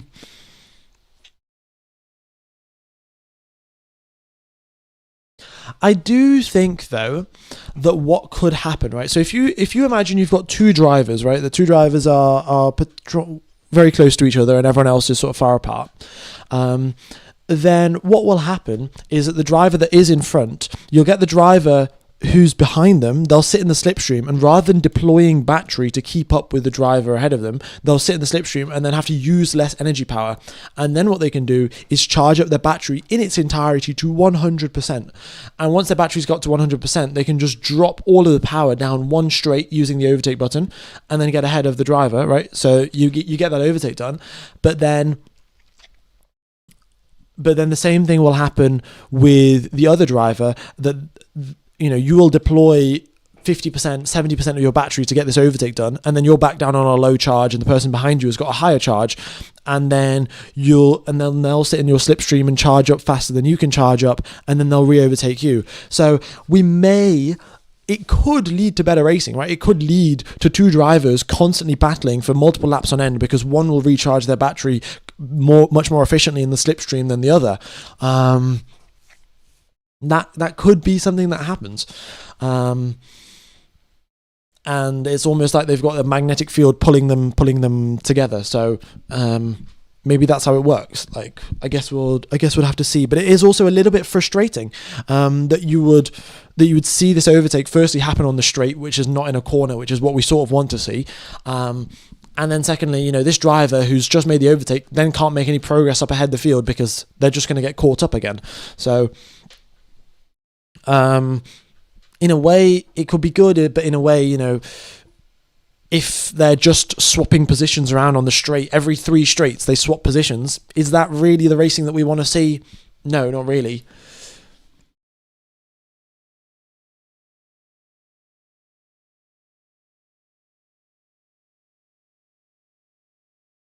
Or like in racing games, you can work together, swapping positions, giving each other electrical charge. Yeah, you could definitely do that as well. But oh, VSC deployed. What's this? Is this because Isaac Hadjar is coming out? Oh no, Isaac Hadjar's just coming out the pit lane. Okay, I think that's separate.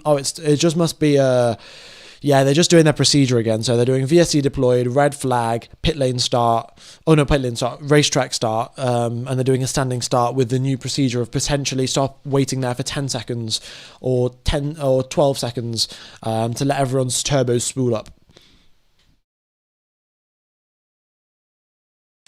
Overall, how do you think Ferrari have done today? Well, I think they've done good. They've showed that they've got some pace, but clearly they've also got some reliability things to work out.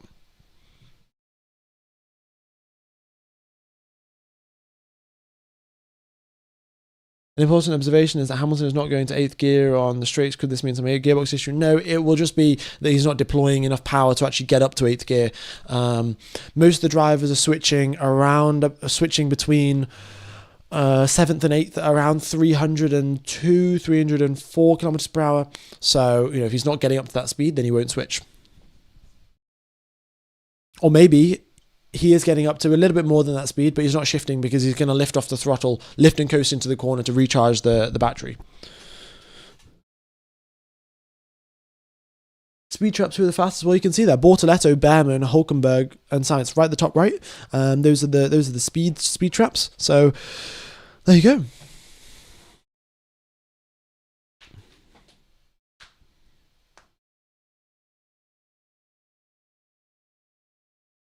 Okay.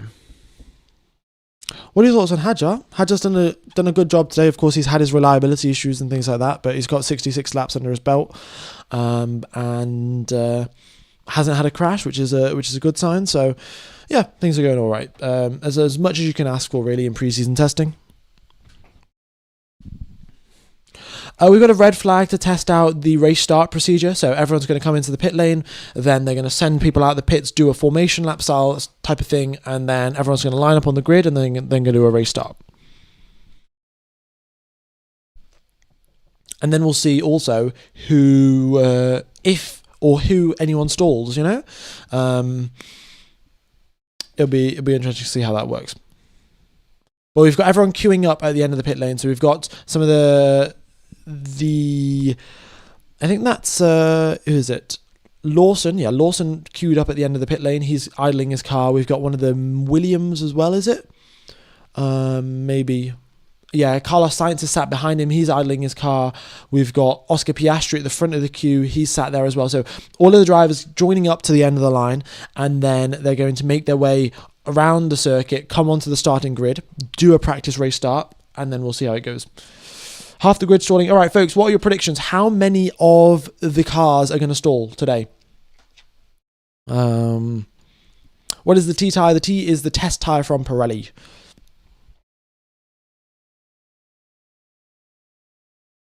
Four cars, I say 3.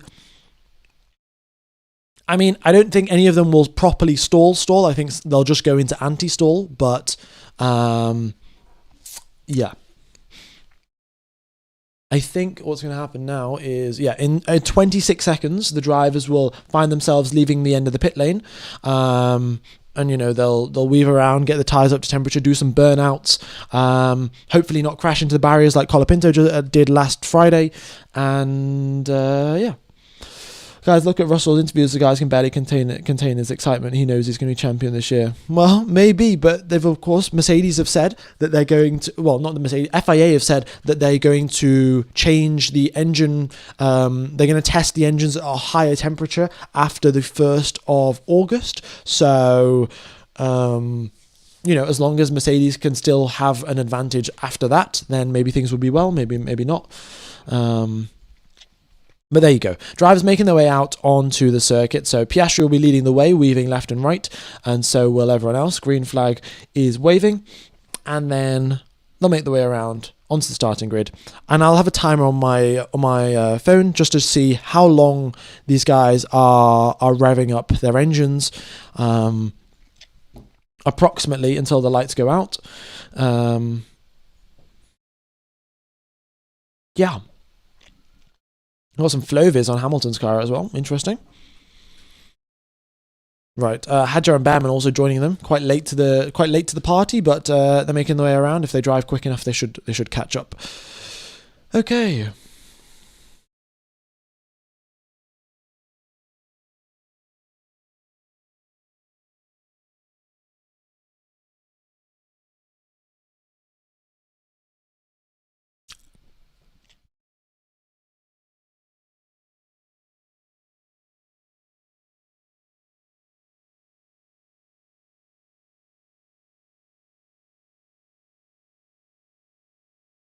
Stroll's not joining. Yeah, I mean, must have had some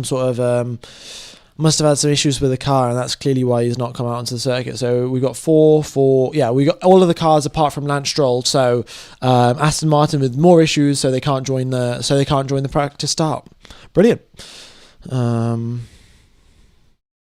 Or if you want to be a delusional Aston Martin fan, then it's actually because they don't want to reveal the fact that Honda have got some amazing anti-lag technology, and they've also got VTEC as well in their engine, and they're actually secretly hiding 500 extra horsepower compared to everyone else. So that's why they're not taking part. Just to make it obvious. Where's Rookie Alonso? Busy with the blondes? No, Rookie Alonso is, I'm sure, getting quite annoyed by the fact that Honda is screwing him over again. But also rather motivated to sort of get on with it and solve some problems. Okay, here we go then. So the cars are now queuing up at the end of on the circuit right now. So let's get the start procedure underway here. So the final car is coming up onto the grid. That's then Hadjar, and then you've got Behrman behind him. So they're all queuing up into their grid positions. They've got the hazards lights flashing like blink, blink, blink. And that is all of the cars on there.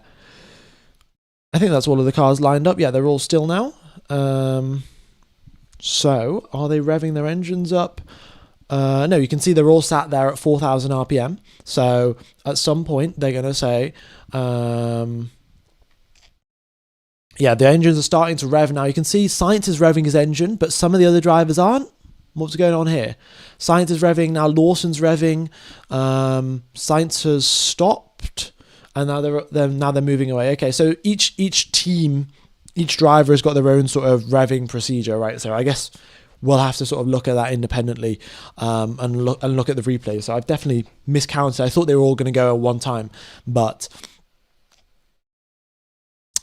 yeah, a new restart procedure there.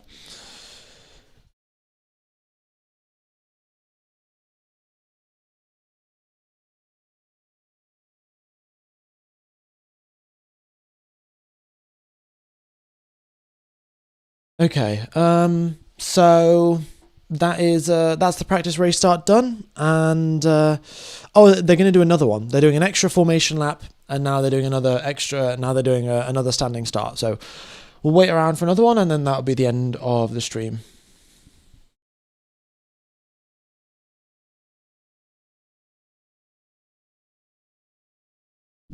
Yeah, I thought they were all going to rev up at the exact same time, and then the lights were going to go out, and they were all going to go.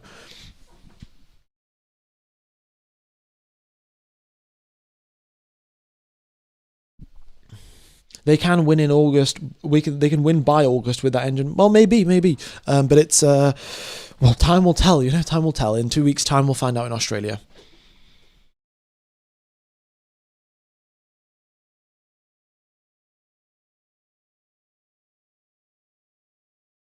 Okay, Bottas is making his way around now. Yeah, so that'll be I think we'll only have 2. I don't think they'll do 3.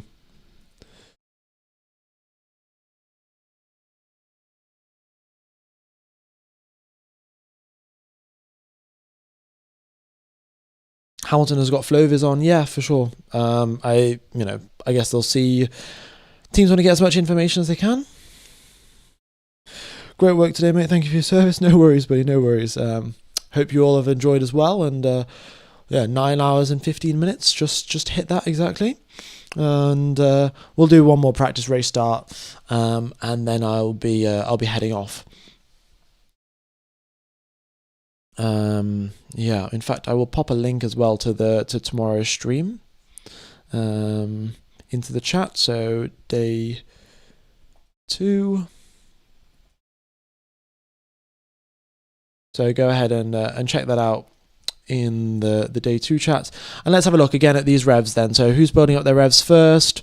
We have got, are they all building up at the same time? Who's at the front? Piastri's at the front, right? So let's see. Piastri currently there in second position. But no, Hamilton behind him is building up revs already. And then they're all building up revs now. And then there you go. Okay. Interesting. So it's much better to just watch this back on the replay, check when they're all doing it. But interesting enough race start. A few drivers weaving all the way out to the left and the right, potentially in case someone stalls ahead of them. But this is what I'm saying, folks. Nobody stalled. And this is because the teams know that if they do stall, firstly, it's going to cause them huge problems for themselves. It could result in huge crash costs again for themselves, right? If you stall the car on the starting grid, then someone rear ends you. That's damaging your gearbox. That's damaging your engine. And that could potentially be huge grid penalties coming your way. It's very expensive to get a new gearbox, very expensive to get a new engine. So the teams will do everything in their power to not have to stall on the race start. I didn't think Russell stalled. Or maybe, did he?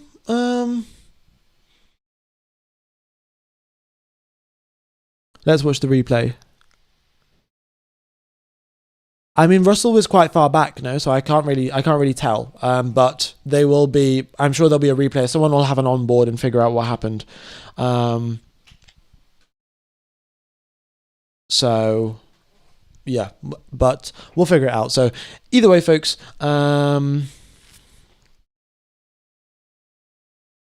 They are showing Russell's onboard. Wait, they're showing Russell driving around right now, but maybe they're going to cut back to his onboard. But.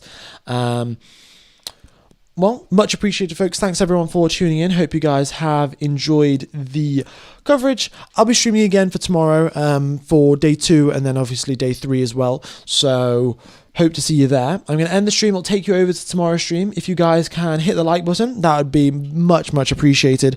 Would really help out the algorithm for tomorrow's stream. Yeah. So hope to see you all tomorrow for more pre-season testing. And should be good. Yeah. See you guys later. Bye-bye.